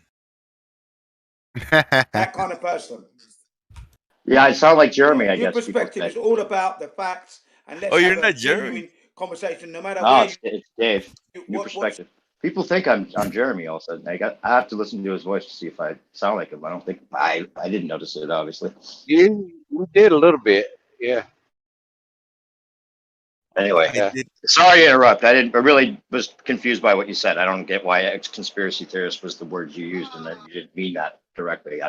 Maybe I came in late. Sorry. If I say cricketer, do I mean somebody who played cricket once in the backyard with friends, or do I mean somebody who professionally plays cricket? Even though there is an ambiguity in the terms, do you know what I mean if I say that person's a cricketer? Or would you be like, is that somebody who's played cricket once ever? I think you just misunderstood what I was asking now. So just go on. Don't even worry about it. You made a mistake there. You've made a mistake. Cheers, Jen. Definitely. Well, what was the bottom line? I mean, writing, you used to question certain narratives, and now you realize that the mainstream narrative was correct, right? I lean more towards the mainstream narrative. It makes more sense to me on most issues. I mean, I certainly think conspiracies happen, but I think we landed on the moon. I don't think 9/11 was an inside job. I don't think vaccines are some sort of depopulation tool, that kind of thing. Like, do I think things like Bay of Pigs happened? Sure. But with that being said, you didn't completely change your interest in the topic because you're here and super interested in it. So if anything, you've accelerated your sort of community and interest in the topic. You just feel as though you disagree with all of the possibilities that some of these things are not the mainstream narrative. Yeah, that's the point I was trying to make when the discussion was about why do non-flat earthers come to chat in flat earth rooms, and I was saying to my mind there is a interestingly high proportion of people who themselves were conspiracy theorists of one variety or another for a while. And then when I asked, I thought it was pretty funny that I think you listed yourself as the first part of your list. Thought that was pretty funny. why wouldn't I list myself? I don't think that I would include myself to the list if I'm trying to make that point. What if I were to say there are lots of Scorpios in this community, and I was a Scorpio, but I didn't mention myself? That would make more sense to you. That would seem like No, because the point of the time was I think it's kind of interesting how many conspiracy theorists in this community used to be conspiracy theorists and not anymore. And then I said, okay, give me your list. And then the first person you said was yourself. I just think it's funny. This is what I think is interesting, because what I was going to go on to say next is to spot those patterns. And like, I feel that you doing that is a great example of what I used to do, that I think is very interesting, which is to look for patterns. Because I think that one of the things I started recognizing is I would take, if something could go A or could go B, I would construct a narrative where both A and B still proved my conclusion Z. And I think if I'd have said the same thing, and then you said, give me a list of people, and I've listed people other than myself, and somebody else in the room had gone, but hang on, Eggshells, didn't you used to be a conspiracy theorist? Why didn't you include yourself in that list? I think you would have probably come to the same conclusion. Go, hey, that's mega sus that you were talking about a group of people that included you, but you didn't mention yourself. That's weird. I don't believe that you are one of those people. Yeah, it seems or a ever little, have been. it seems a little You're not suspicious to required. me when you keep yourself uneducated upon these topics just to be able to say, "Oh, well, I wasn't aware of that. I didn't know about that," and all while acting like conspiracies and conspiracy theorists are nothing more than just people with a mental disorder or something. That's Yeah, kind of how you're playing it off here. A lot of them are. Can you explain that again for me? I didn't understand that at all. Yeah. So you crazy one. No, I just didn't follow it. You know what? I think we should just change it anyway. We're getting a little conversational. There's no need for that. Let me ask you this: what if I were to tell you, or ask you actually, do you think it's possible that the government could have conducted an experiment upon a large majority of citizens or large populace here in the United States against their acknowledgement? Actually recorded. I think there's recorded evidence of that, isn't there? Well, let me ask you this now: what if I were to tell you it was a biological experiment, like involving bacteria? Do you think would you He believe probably that? already knows about it now because it's like public knowledge. Put something out of the realm of possibility to maybe be a bit of a strange. He's talking about the. Now let me ask you. He's talking Now, what if about I like told when the you? Hold on. government Oh, you don't. experimented on some black Yeah, I'm people asking. I'm asking eggshells directly. Thank you. So eggshells. Now, what if I were to tell you that this did happen? Now, would you say that's conspiracy, or would you say that is potential fact? No, I think those kinds of things do happen. So where do you draw the line with conspiracy and somebody telling you? Because I mean, that sounds pretty crazy when you're saying the government conducted a biological experiment Lots of upon the play people. cricket, but you don't describe everybody as a cricketer. Lots of people believe in conspiracies, but when I say conspiracy theorist, I have a strong idea of what I mean by that, and I think other people do. So do you have a strong idea what I mean when I'm referring to the U.S. government conducting this experiment upon the people, biological experiment? I've heard of ones like it, like the one where they gave syphilis to black people to see how Oh. it went when it was untreated. That's not what I'm talking about. Yeah, Which one are you talking about The then? question is, do I know what you're thinking when you say things when you haven't disclosed what you're talking about? No. Okay. So do you have any examples, or is that the only one you have? I don't know. I can't think of any other examples. How about 1956, or how about 1952? Even there's another one. Do those ring a bell? Operation Big City. You can tell me about them. You ever heard of Operation Big City? No, tell me about them. Okay. Well, you can look it up. 1956. It's not a conspiracy. So this is something. This is something the government did against the will of the people and their acknowledgement. And so if they're willing to do that and go these lengths to do this to their people, what else do you think they're willing to keep from them and use them as experiments? What did they do upon? exactly? What exactly was that? What did they do? Well, let's look it up here. I'll post the citation for you.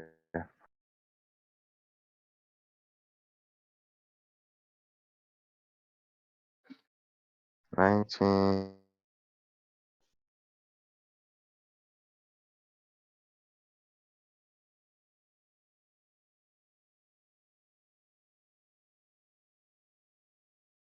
All right. The Central Intelligence Agency may have been involved in an open-air biological warfare test in the streets and tunnels of the New York City area in 55 and 56, according to the analysis of the CIA records released yesterday by the Church of Scientology.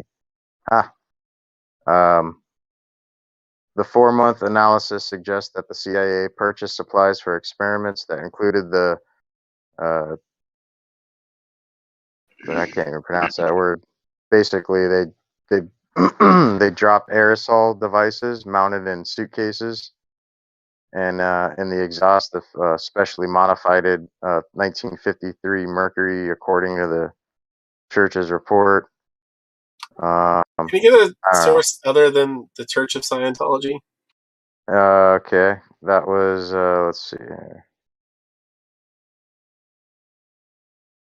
Yeah, that kind of flipped my switch when I heard that.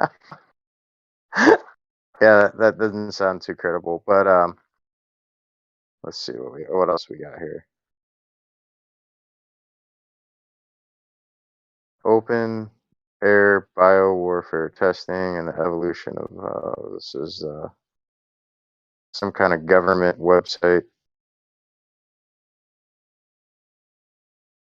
I'll post the link to this one. You guys can make of it what you will on that.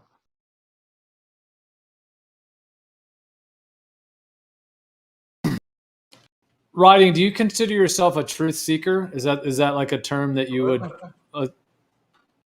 You said yes? Absolutely. Yeah. So then, do you feel as though, since you used to think some of these events were not the mainstream, and then now you've gone with the mainstream, do you feel like you have found truth in terms of that? Yeah. My main thing is about process. Like any individual thing about any sort of weapons test or vaccine or something is interesting, is in some ways relevant, but what to me is more important is like having a structure or a method for being able to discern one from the other, like to recognize when my thinking may be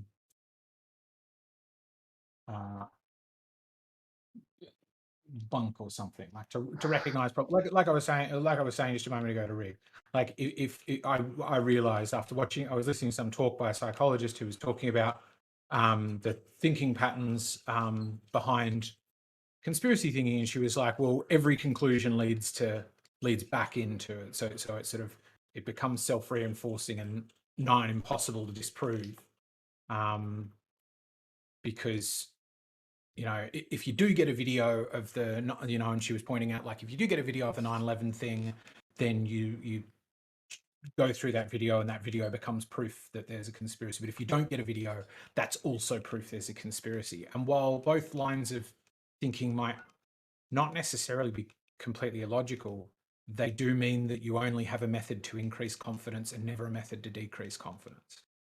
And so some of my fascination with seeking truth is like more about how can I develop a useful thought pattern, or sort of develop critical thinking skills so I can recognize if I'm making those same kind of mistakes. Because I think we all do it with everything. What would you say that is your standard to figure out what is true or not? I think it's a variety of things. So testing something logically, hearing Depending both on what sides, we're being talking able about, to I guess, right? Say again? I said depending on the topic, maybe Yeah, like you use different methods to verify if it's good yeah, or not. like here's I would say, like, most of them are actually fallacious reasoning. Like you're exactly right, Silent. It depends on the topic at hand.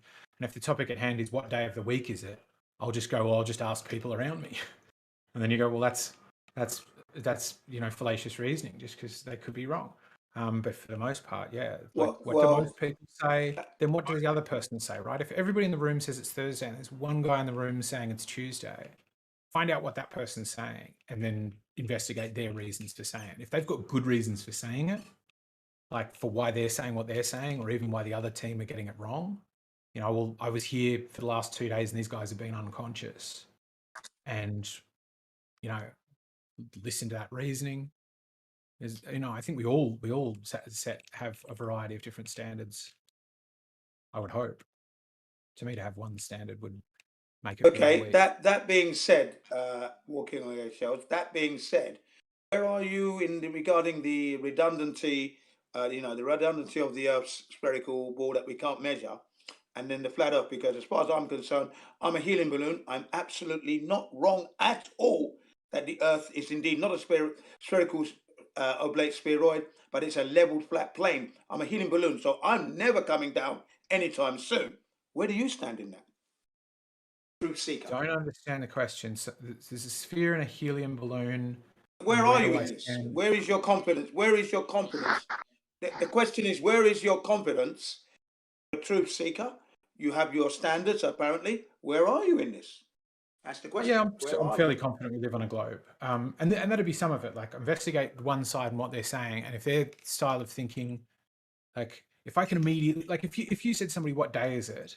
And they say it's Wednesday. Everybody else in the room says it's Thursday. And you ask that one person and they go, well, because I tug on my earlobe. And when I tug on my earlobe and it feels a certain way, I know it's Wednesday. Like, if they've got a bad reason for thinking something, I can use that to sort of put a lower degree of confidence in what they're saying. And what you were just saying about a helium balloon gives me a lower degree of confidence in flat Earth being true. It doesn't to me sound like well, never mind. The fact is, you've got to go with the science. So you've got to go with the science and the facts. And then seems you're so confident. Could you please tell us what evidence that you have that it makes you so confident? Can you please give me that confidence answer that you have, the evidence that you know that it's so, you feel fairly confident. I say I know it's flat, and I know it's not a spherical oblate spheroid. I know this. So with your fairly confident, can you tell us what you're fairly confident about? Yeah, Eggshells. He now he's specifying the topic he wants us to talk about. So okay, what's that? Yeah. I'm not. The flat versus globe again. So the flat versus globe, sure. Yeah. So yeah, my degree of confidence in it is it doesn't have a map, so it doesn't present an alternate model. And I know that falsification is independent of replacement, but if you walked outside and you saw a car that looked just like your car that had your license plates, and somebody said that's not actually your car, despite what you believe, and you go, okay, whose car is it? And they go, I don't know, but it's not yours. I'm not going to trust it much, right? So replacement. It's a globe. We're talking about the globe and curvature. Right. Globe, curvature, and spin. It's not a car. We're not talking about cars here. We're talking about the globe. Okay, I'll bring it back to that. So if somebody said it's not a globe, Somebody's hot micing. and they weren't able to give me a description of what it was, That's really good. yeah, why would I go to that model that lacks a model? Now I have a question for you, Eggshells. Another one. Sure. How you like? Let's say on NASA side, right? They've been caught lying. So what process do you use to determine which one is a lie and which one is not? How do you go about it? Like, when we're talking about NASA, ISS, and all this stuff. Sure. I mean, I think when people lie, there's evidence of that typically. So if I saw evidence of lying, I think that some of the argument that gets made that might be the point you're making, it might not be. I don't want to sort of straw man it. Is if we've caught them lying before, then they're lying now, and I just don't think that's the case. I think that organizations. Yeah, that's why I'm asking you. Like, how can, let's say, like me, right? Because I lost trust on these people. How do I go about choosing what to believe of these people or not to believe? You use a variety of tools to investigate it, interrogate it, and challenge it, see which holds up. But what happens when you cannot interrogate or like? You can get the strongest case on either side. Like just 2 nights ago, I had Chronic on my stream. I hope to have him on in the next couple of nights, so you could do this yourself if you want to when he comes back on. And his team of scientists claim to have discovered the first Jovian, like Jupiter-like planet orbiting a white dwarf. So, like, to me, a perfect way would be challenge that. Like, find the best case.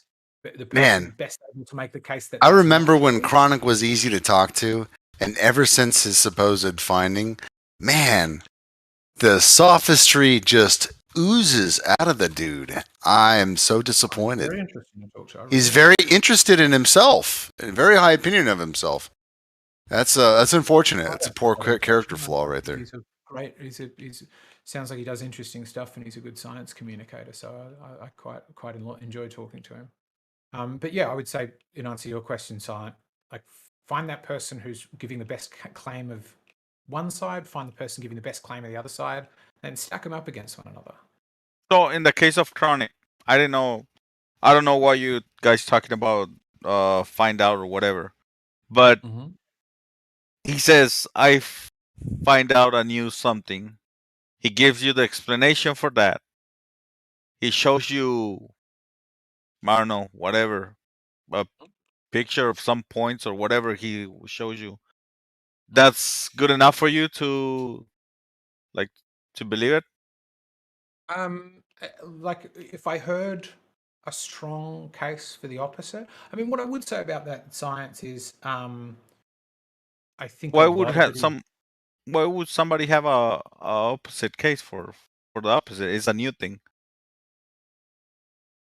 Sure, but I mean, another scientist could be saying you're misinterpreting the data, or a flat earther can turn up and say this is all bullshit. Loads of ways you could have a case for the opposite. I mean, one thing I would say about it is it seems like it is based on a significant string of inferences that are sort of taken as assumptions, because the information they're able to get from it is fairly limited, right? It's a sort of point of light in the sky that gets And do you right think from is a that particular pattern, and that tells them gotcha. that they're seeing a gravitational microlensing event. I think that's based on it's a sort of wobbly tower based on inferences, but I don't know. Whenever And I you think that's a interrogate good way to go on about things? again, I've just got to weigh it to the alternative. So I would that be the best way? Would that be good enough for me in choosing a car? No.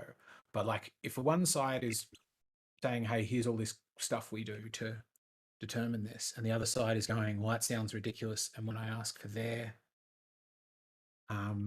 explanation or interpretation, it's just absent, or it's mainly poo-pooing what other people have done, but not presenting anything that they have done, which is not the case for all flat earthers. I don't mean to be dumping all flat earthers in with that. I think like Geo's a good example. There's a bunch of good examples of people who do go out. They get lasers and shoot them across lakes and stuff. That's awesome. That I have maximum respect for.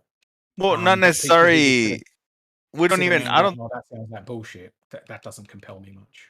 Yeah, Okay, but I don't replacement's even. independent, you know? So you can't I just don't say even. that, well, you don't have anything, so.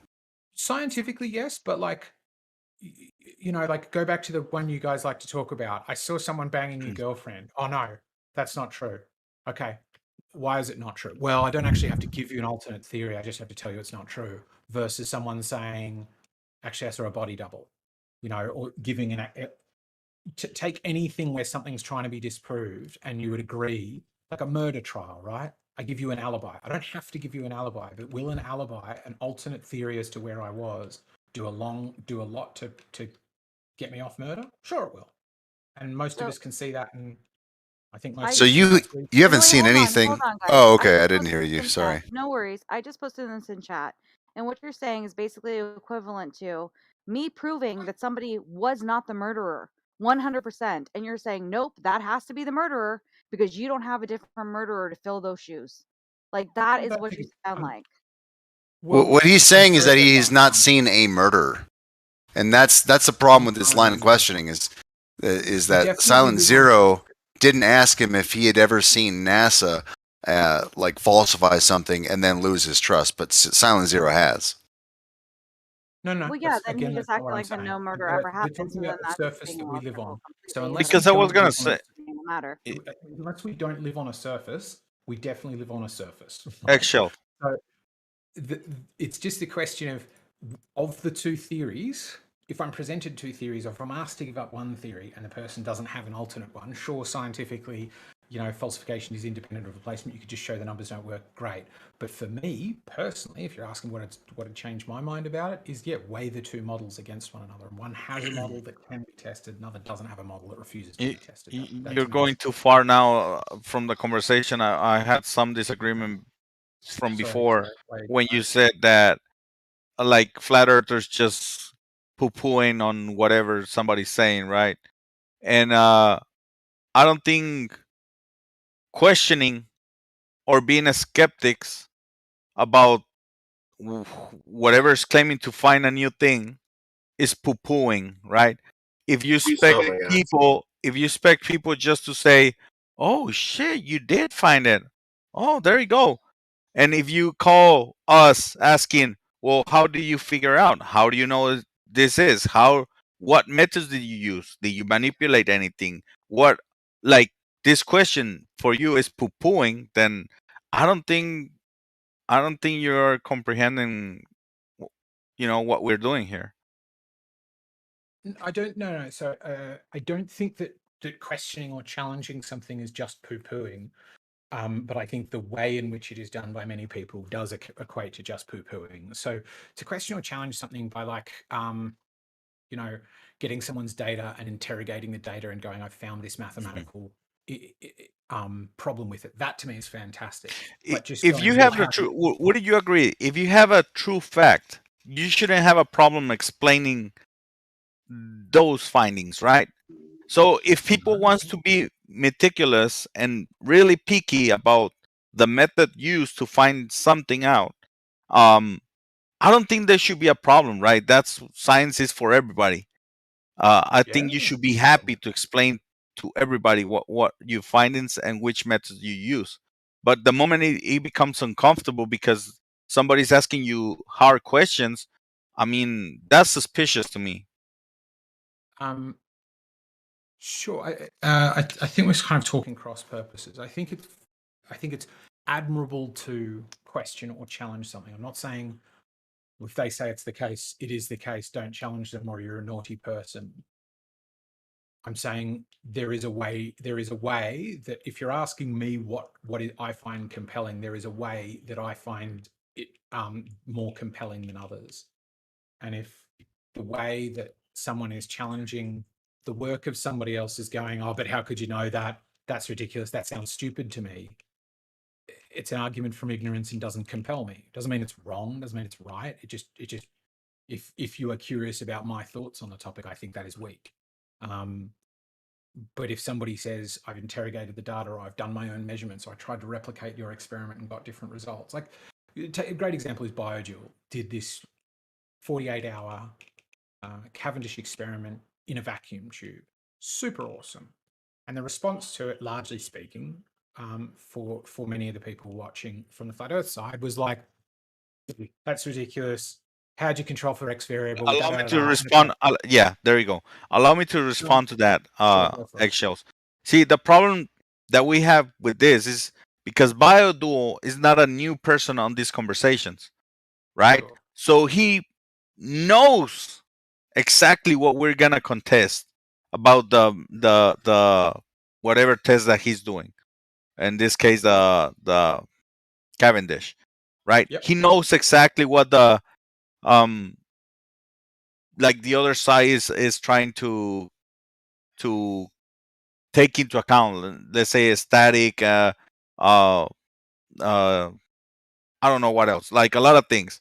And if you come with experiment that you don't took into account those things, people are gonna get mad, right? Because you're showing something that has been shown before and call it something new. So my understanding of how he went about it, obviously I haven't watched the 48-hour live stream, and all of this happened before I joined the community, I believe, or certainly while I wasn't here. The way he described it to me is he put out to everybody and said, what would you like me to control for? The main thing he was controlling for was, after a discussion with Chemo, he was saying, you've got to control for buoyancy. So he's like, okay. I think the vacuum, right? Or something like that. So that's why he did it in a vacuum tube. And he put up, according to the method that most flat earthers use, put up an extensive thing of here's the observed phenomena, here's the independent, here's the dependent, da da da da da da. Please tell me before I do the experiment what else you would like me to control for. Nothing. Well, to begin with, and then go, oh, but da da da. It's just, I mean, to me, if you're just asking me what's compelling, somebody being able to go to something is not. Okay. Did you guys want to talk about that, or just talk about the logic behind all of this, like you're doing? Sure, we can talk about logic. No, go ahead. Talk. You can bring us. I was just curious, like with the whole Cavendish observation. Like my opinion of BioDual is that instead of actually advancing an argument, he seems to be very good at making lateral movements, which is just like moving a conversation, but not essentially gaining any more ground. Just kind of always kind of like circling around at the same radius. And I know that's just kind of Just complaining again, right? yeah, it's just a little bit of Well, complaining. doing- But when it comes to this Cavendish thing, like if you're gonna do it, and you're gonna do it to kind of demonstrate the gravitational effect, why would you not have an expected rate of attraction? Again, poo-pooing, right? Hey, fuck you. That's a good question. Yeah, but it's just poo-pooing, isn't it? No, it's not. If the whole point of gravity is for attraction, why would you not? Eggshells. And I told you, and then you just stepped in and were like, "Yeah, here's the thing you were just talking about."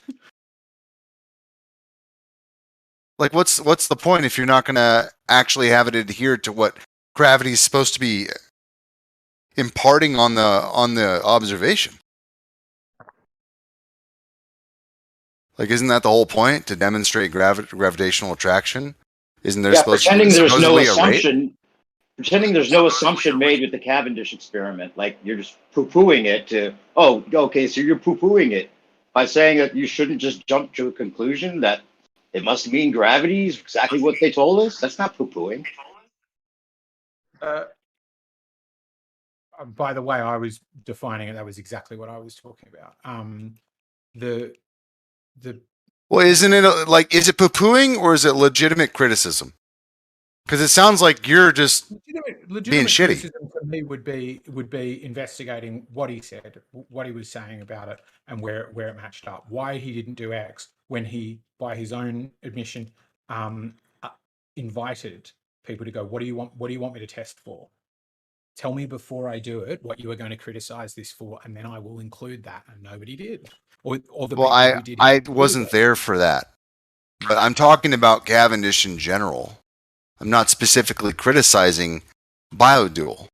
So what would be the expected rate of attraction then if G does work? What would be? I don't know.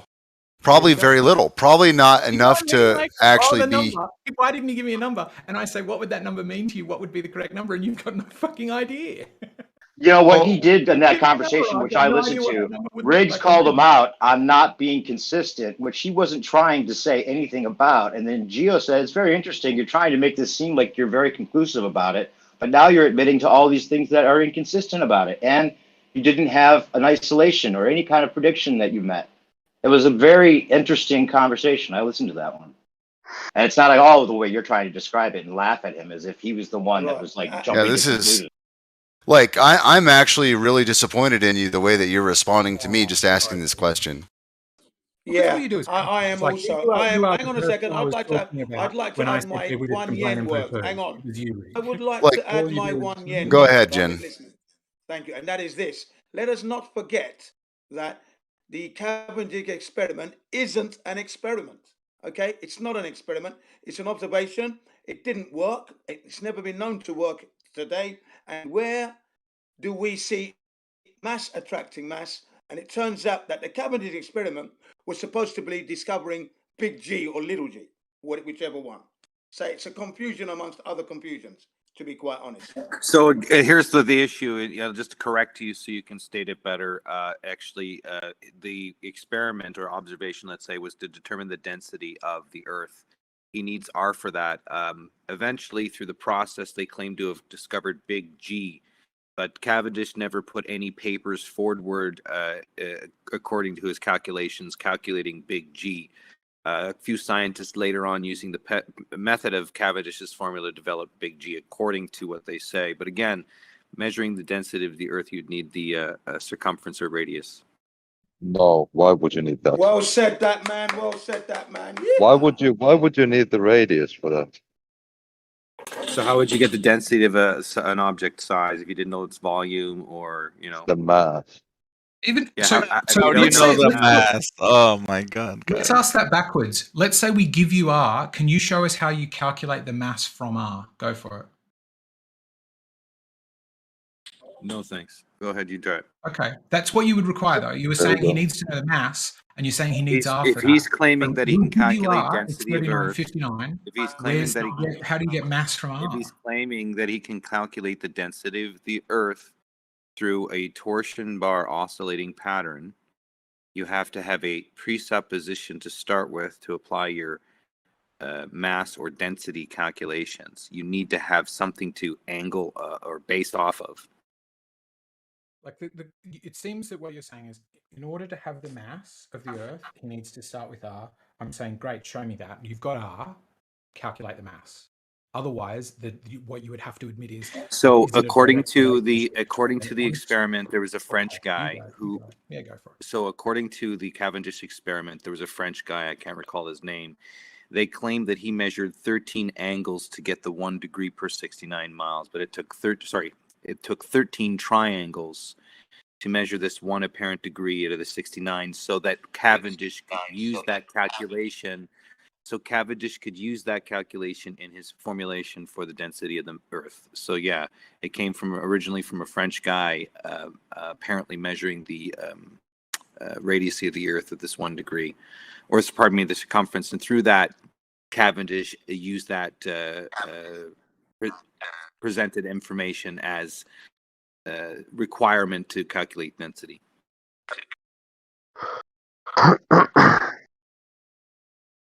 So the question I'd led in with was, you said he would need to know R to know the mass of the Earth. So I told you where he got it from, okay? So again, I'll tell you again, a French guy used 13 triangles. This is according to historical record regarding the Cavendish experiment. You need 13 to triangles, know, yep, heard you. You need to know the size of the Earth to calculate its density. And that's what the Cavendish experiment was about. It had nothing to do with Big G. Big G was later discovered through Was it the Cavendish. density of the Earth or the mass of the Earth trying to be calculated? The density of the Earth, sir. Density is a per foot or per cubed meter measurement. Again, isn't this it? is not my claim. This is the Cavendish claim. It was calculation was designed for the density of the Earth. Through that calculation, they developed Big G, but it was not presented in Cavendish's formulations. Big G was never discovered. He was there from the beginning. Big You do G realize was that, right? discovered through the process of other scientists using Cavendish experiments. Excuse that me. it's claimed. Excuse me. That's not quite right. Newton, his equation said the force of attraction is proportional to the masses divided by the square of the distance between their centers. That implies a constant of proportionality. That's what Big G is. It was always there. It just wasn't stated. It wasn't popular to state it that way. Cavendish until never CV mentioned Boys, it in any of his papers. until CV Boys. Cavendish never mentioned any of it in his papers. It was later No, he implied didn't need through to. other He didn't want to. He didn't need to mention Big Cavendish G. Big G was experiment not taken during calculation at his of the time. density of the Earth. Through getting the density of the Earth, he needed the size of the Earth. He only needed to know the diameter of the Earth, which was well known. Which is the size, and he got it. Like again, you need R for your calculation, Blue. I understand that. What I'm taking exception to is the concept that Big G was discovered. It was never discovered. It was there all along. It was the constant discovered through proportionality Cavendish's was there formulas. all These along. two science. If you want to make the formula I'll tell you where I can equality, you cite got the to article include from. a constant of proportionality. Do you tell you where I realize can that? cite the This is article simple from, math okay? now. I'll tell you where you can cite the article from regarding the history and the origins of the experiment, the people involved, and the calculations and so forth. Again, Cavendish did not claim Big G.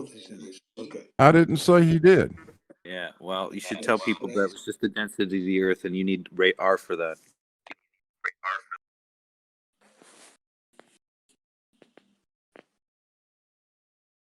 You got to watch some of the videos on my channel. Might learn something. So did I. Why do you think we don't know R? Right. For the benefit of those who are listening in the live stream, and that basically the Cavendish experiment doesn't prove anything. There's no hypothesis to begin with, right? They have to establish that. Then the R that's talking about the radius of the Earth, that would be reliant on the circumference of the Earth. These two things haven't been established even today. So if it wasn't established today, it wasn't established back then. Okay, so it was never always there. I've measured it because myself. we don't live on. Hang on. No, don't interrupt me because I'll shout you into the ground. It was never proven. It hasn't been proven today. It never will be proven. Okay, that's the problem.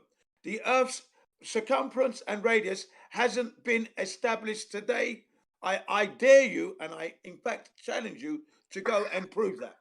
Of you are listening. I Go have and done. I measure have the done Earth it. I will and post. bring to us I have the done it. actual circumference You want to stop and the monologuing and I'll radius. answer you. Don't do you? You haven't got it. I have You done it don't have myself personally. I'll be glad to post a video if you'd like to see it. You can watch it. All right, hold on. Yeah, I can I'll show mute. you. Go ahead, That Blue. was Go ahead, done. Blue. I had to mute Jen so you could respond. Go ahead. I have done this personally. I did it with Bob the Science Guy 2 or 3 years ago. We did it simultaneously. And that is how you determine that it cannot be flat. The Earth has to be spherical. You cannot make it work out otherwise. The sun would have to be at 2 different altitudes. You've got 2 different people making measurements at 2 different latitudes. That's what happens.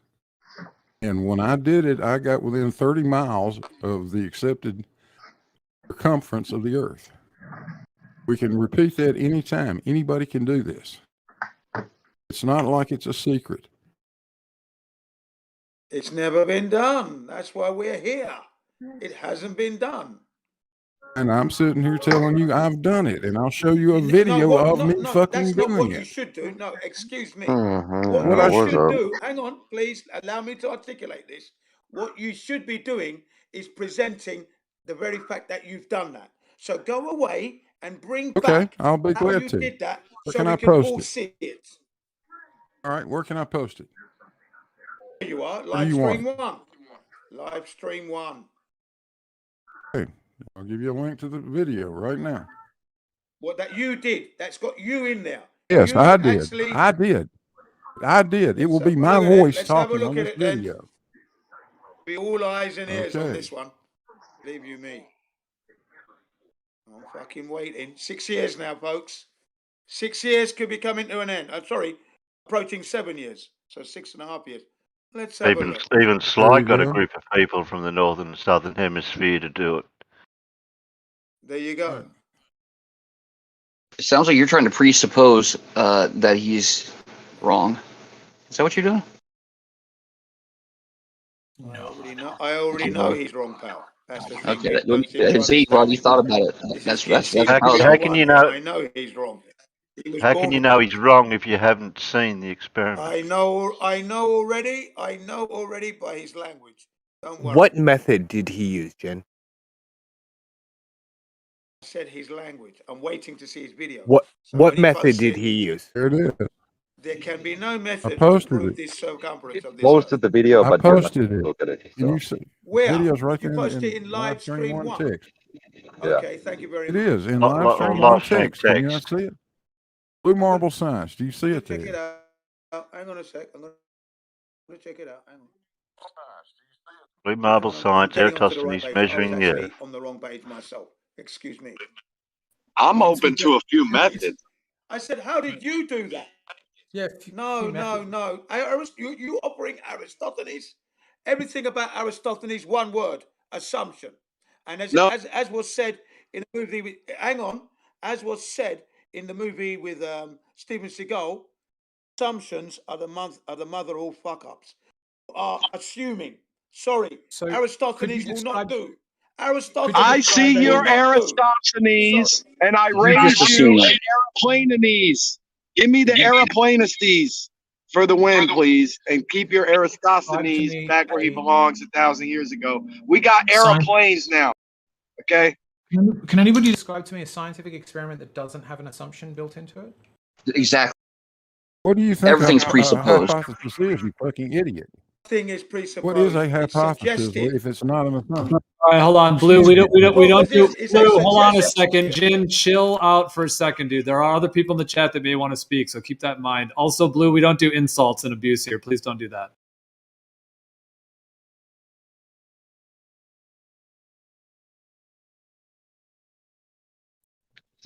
Did you need to be a flat earther to do that? Didn't Neil deGrasse say that you have to do extra work for it to actually matter? That this Eratosthenes stuff was like not enough? Well, there are assumptions built into it, but the beauty of science is you can challenge and test somebody's assumptions. So just saying that's based on Right. assumptions is great, but it's So, poo-pooing. so To go out and test those assumptions, so to go, because like a good rebuttal to one person doing the Eratosthenes measurement is we could have a close and local sun. But that sounds like that's exactly what Blue Marble's done, which is go and test for that. And now to say that's based on assumptions. he hasn't done that. He's done it with two He different hasn't people. done that. He hasn't done that though. He's brought his method is copying Aristophanes, which is an assumption. A hypothesis is a suggestion of what might be. There's no assumptions here. It's what it might Jim? be. It's not saying, yeah. Jim, We're losing you, Don. okay, writing opened with we can make assumptions and then test them. It seems like we're all agreeing to that. And then step 2 was blue. I'm sorry. And then step 1, we all agree. There's assumptions you can test. Step 2, blue. Blue test. And you disagree that blue tested for close and local sun. Is that where we're at right now? So you agree with the first part though, right? Yeah, he's using us. I'm sorry. It's choppy as fuck. I don't know why. I don't agree with assumptions being hypotheses are an idea. They're not an assumption. Okay, they're not assuming. Saying hypothesis is I'm saying they are all putting science forward rests on an assumptions. idea. I'm sorry. That I will never accept that. That kind of language, no. I'm never going to accept that. Describe to me an experiment. I'll tell you the many assumptions it relies on. Fly with me. Sorry. Sure. The word Describe assumption is just wrong in a hypothesis. Sorry. It's an idea. I'm not saying a hypothesis is an assumption. I'm saying every. Practically. Okay, don't worry about it. Jin's obviously going to do his thing today. It's just a little bit of lag. It's just a little lag. Listening. Carry on, please. I'm listening. Do you guys think that a rate of interaction is just doesn't matter? You show me where it varies.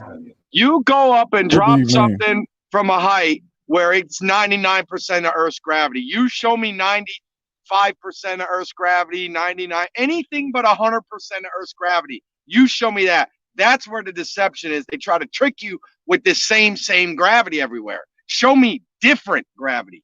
Thank you. Everywhere. Show me. What do you mean by rate of attraction? Rate of attraction. So if you're doing something similar to Cavendish, could you just predict the rate of attraction? What rate of attraction are you talking about? Gravitational. That's the influence, right? That's what you're observing. I'm trying to get you to tell me what the rate of attraction is. Well, gravity it kind of acts like magnetism. Does it not? We're actually measuring a force with Cavendish. Maybe he's talking about scenarios like what I was talking about with you before, Blue, with like different type of attraction setups. Maybe, who knows? Well, no, I'm just saying, like, okay, we have the Earth, we have the Sun, we have all these things, and they're all just kind of spiraling, and there's a certain amount of attraction. I don't think the attraction holds it in place. That slowly everything's going to go back together into one thing, unless it's spiraling out of control and going further away. But if gravity's acting on it, and we're creating a situation where two objects are going towards each other, should be able to just calculate the rate of attraction. I don't think that's too much to ask for. Do you think what we measure is the a rate of force. attraction in Cavendish might be dependent? No, you won't be able to do that. There's 3 people speaking. Oh, right. Do you think the rate of attraction in the Cavendish experiment might be dependent on more than just gravity? Well, then that kind of brings me back to the point of why would you guys say it's gravity?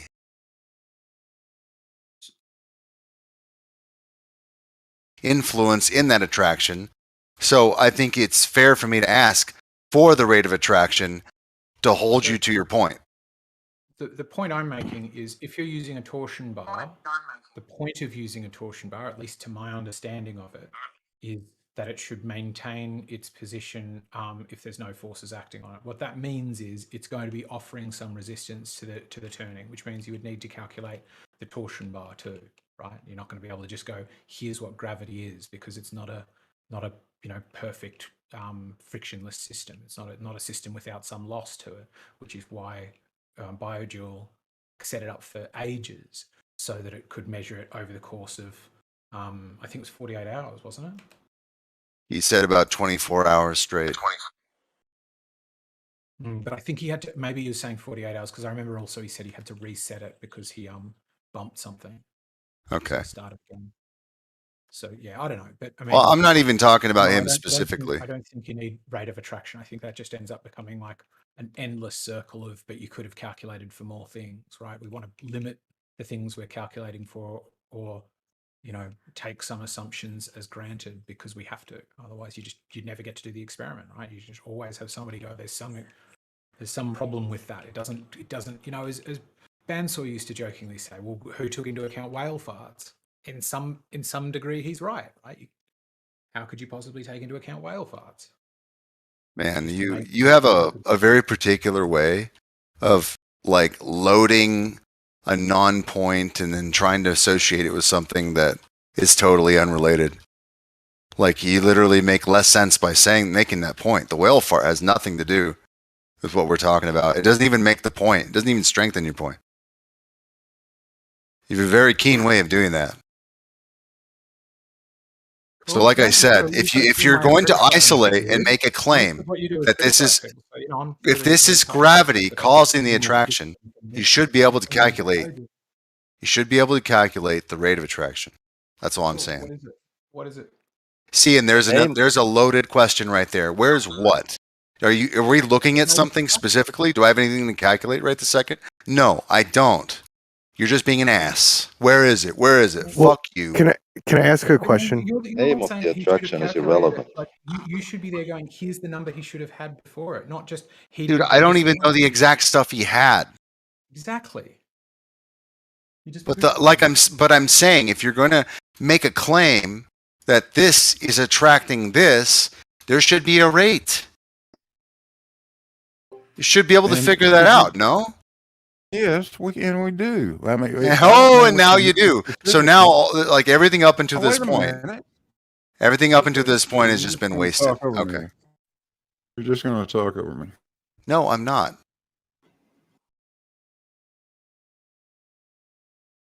I'm trying to get you to define for me what you mean when you say a rate of attraction.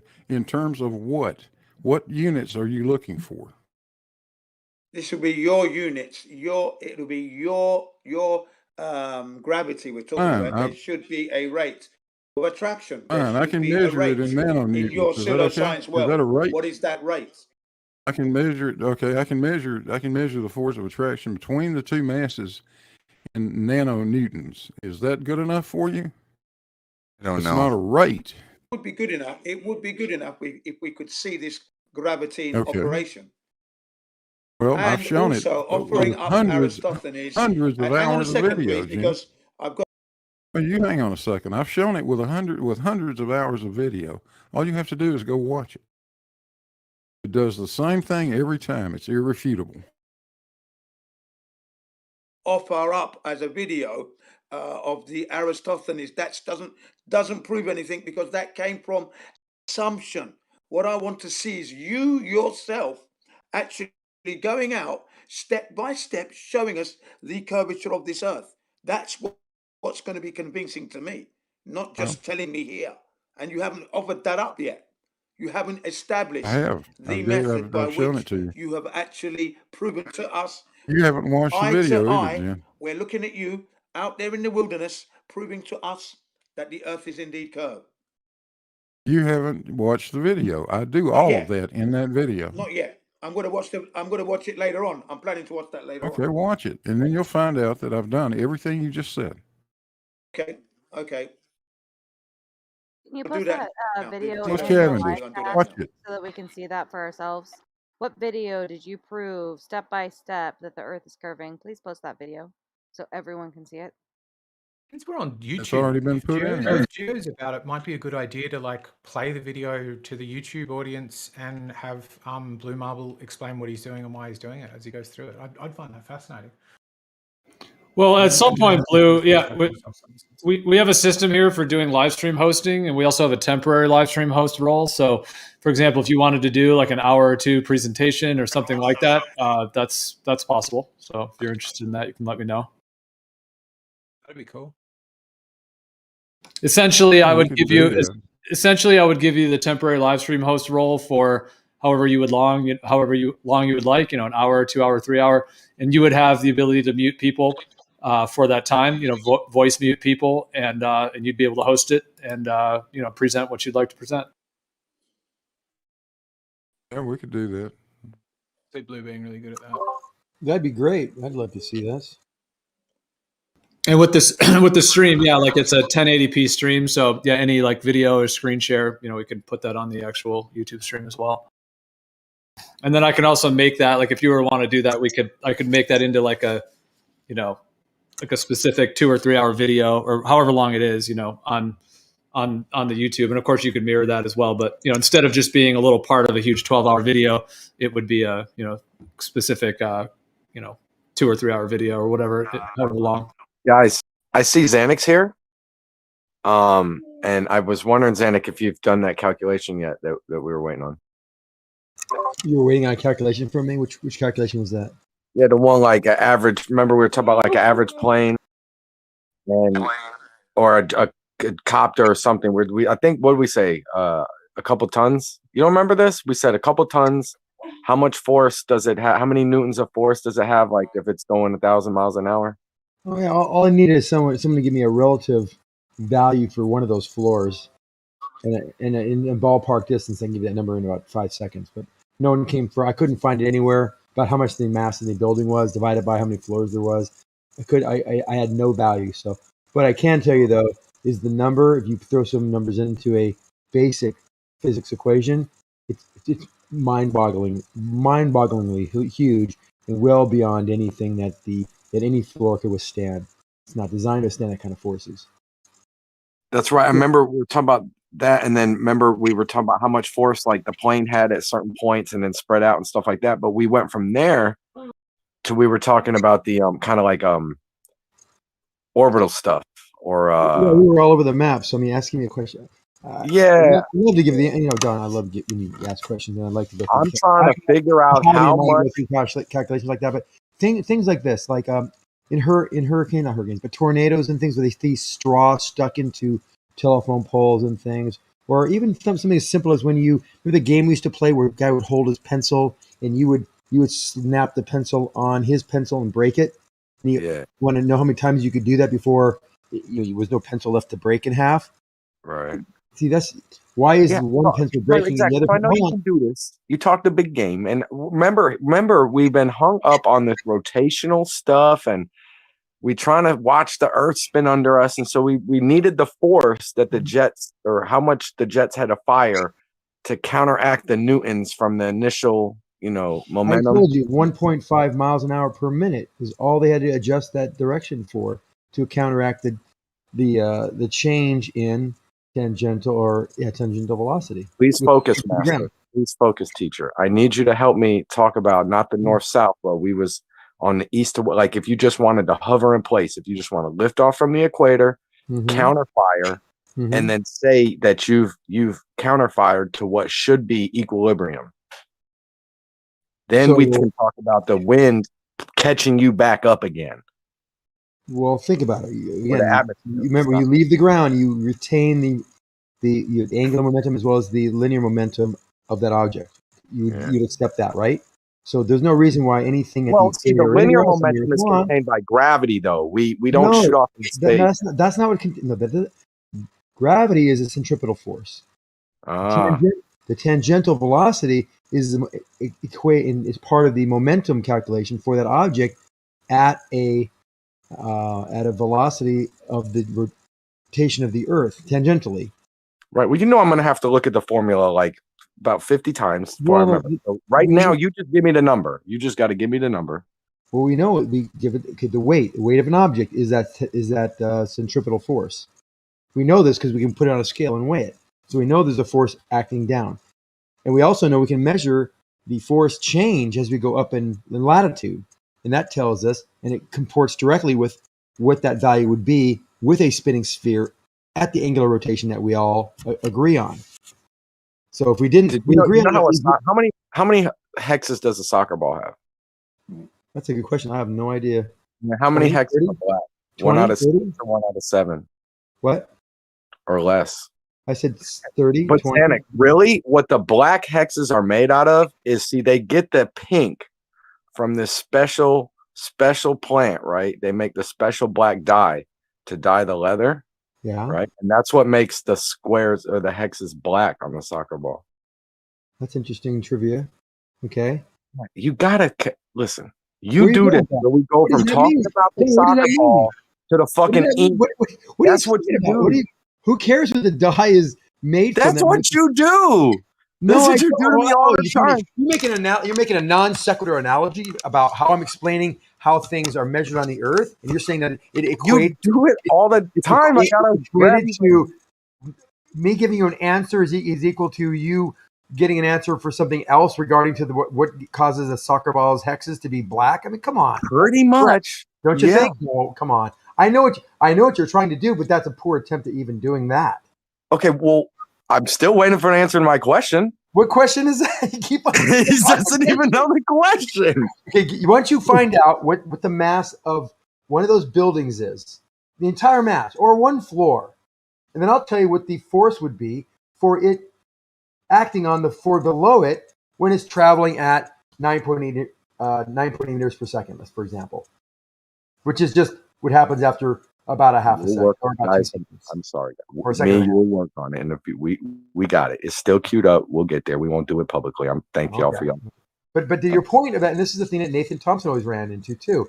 Why doesn't the Earth rotate under us when we jump up, or why isn't a balloon watching the Earth rotate underneath it?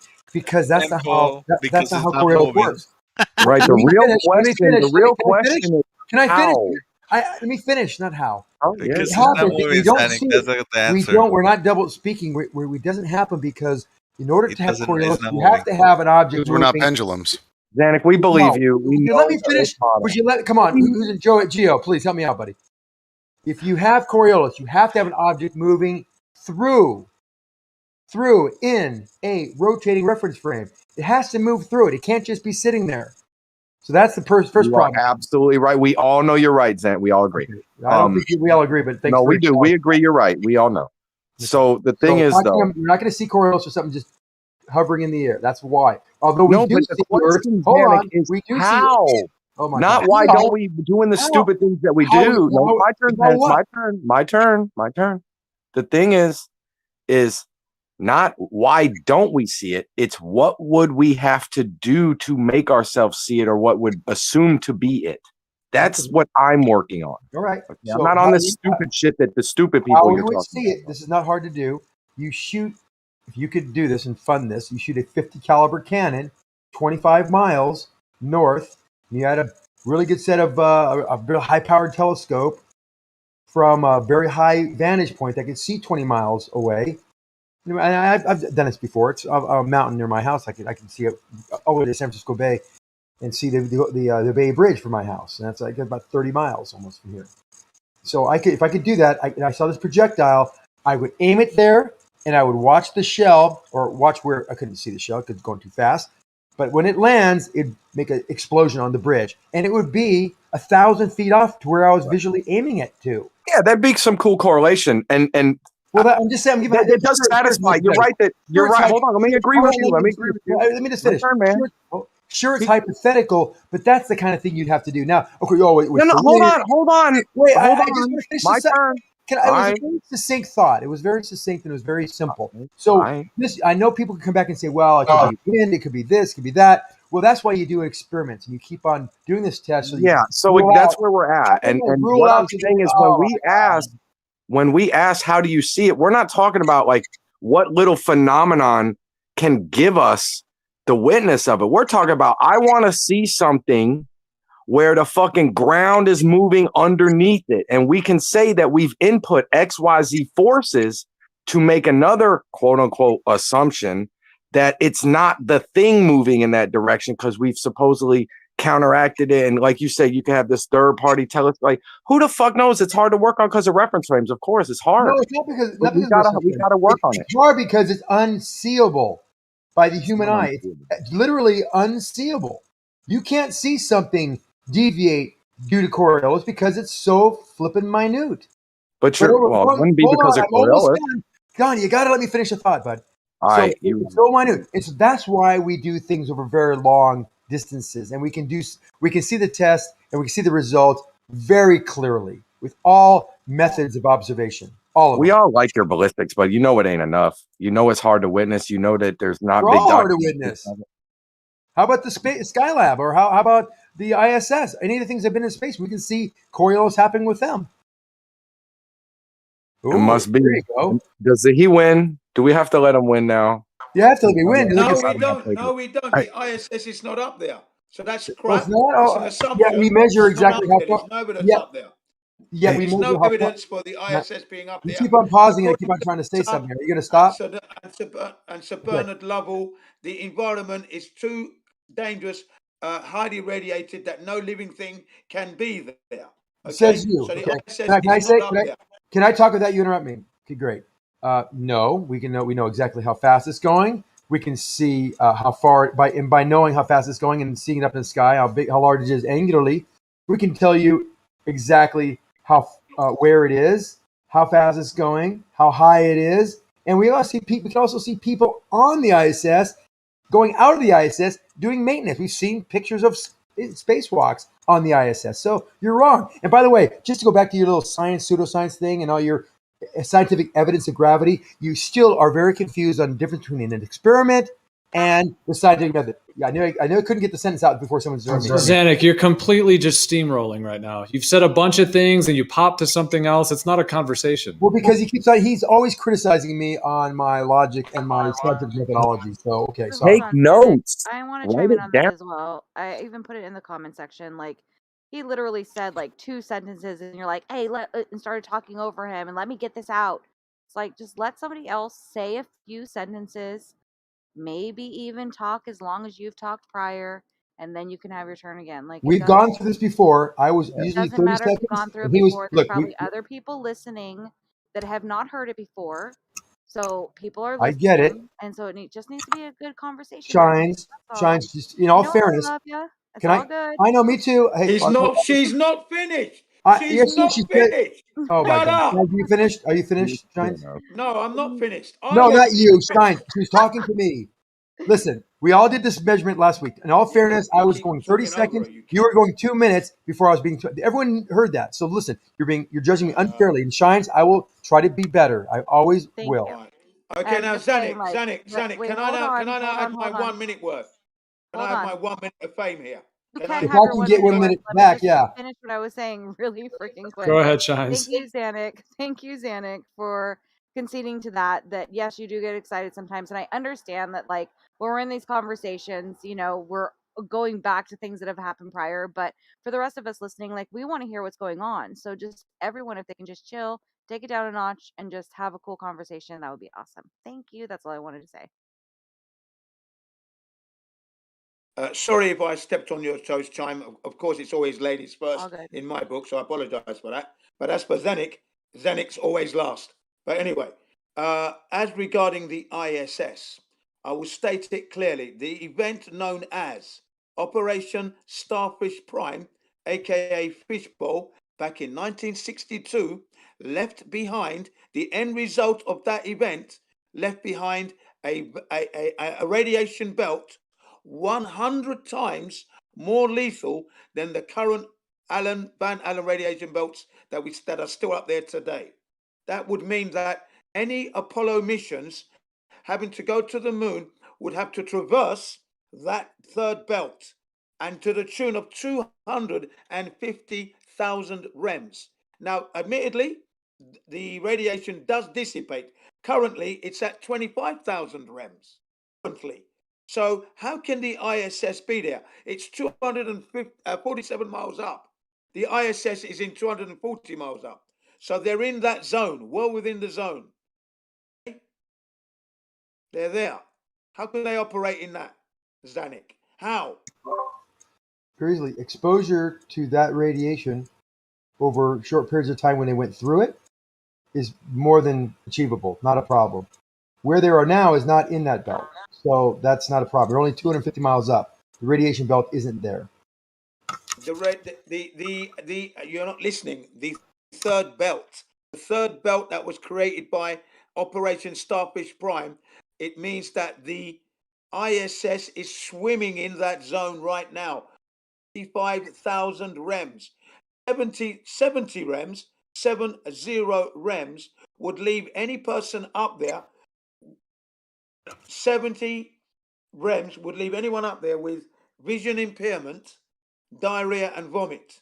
170 rems would render 170 rems would render an astronaut up there or anyone in the ISS loss of vision, vomit, diarrhea, death within 60 days. And we're talking about 25,000 rems, by the way. So you're talking about the radiation being 70 versus 25,000, and you're saying that would render people basically dead or give them blindness. You don't understand what I'm control. saying. You don't understand. What I'm saying to you is... see, here we go. Remember, we talked about this. You talked to me. I didn't say a word, and then you freaking talked all over me. Go And ahead, you're go all, ahead, sorry. you know, and I can't even get a thought together because all I hear is you talking over me. So just let me speak for a second. And I'll give you all the time you want. You're doing it right now. You can't help yourself. Just try to. Yeah, you two make a lot of work for moderation. It's like you almost can't have a conversation without having to be muted temporarily. But yeah, go ahead, Zanuck. Also, you guys keep in mind other people may want to get in too. I know, so yeah, go ahead. I'm being very cognitive of Jen, letting him talk. I didn't say a word, and then when I talk, he's all over me. So thank you for noticing that. So I don't know where you're getting your information, but I don't think Operation Fishbowl created this radiation belt, and I think you have your values incorrect, especially about the tolerance and the exposure that any human would have at 250 miles above the Earth.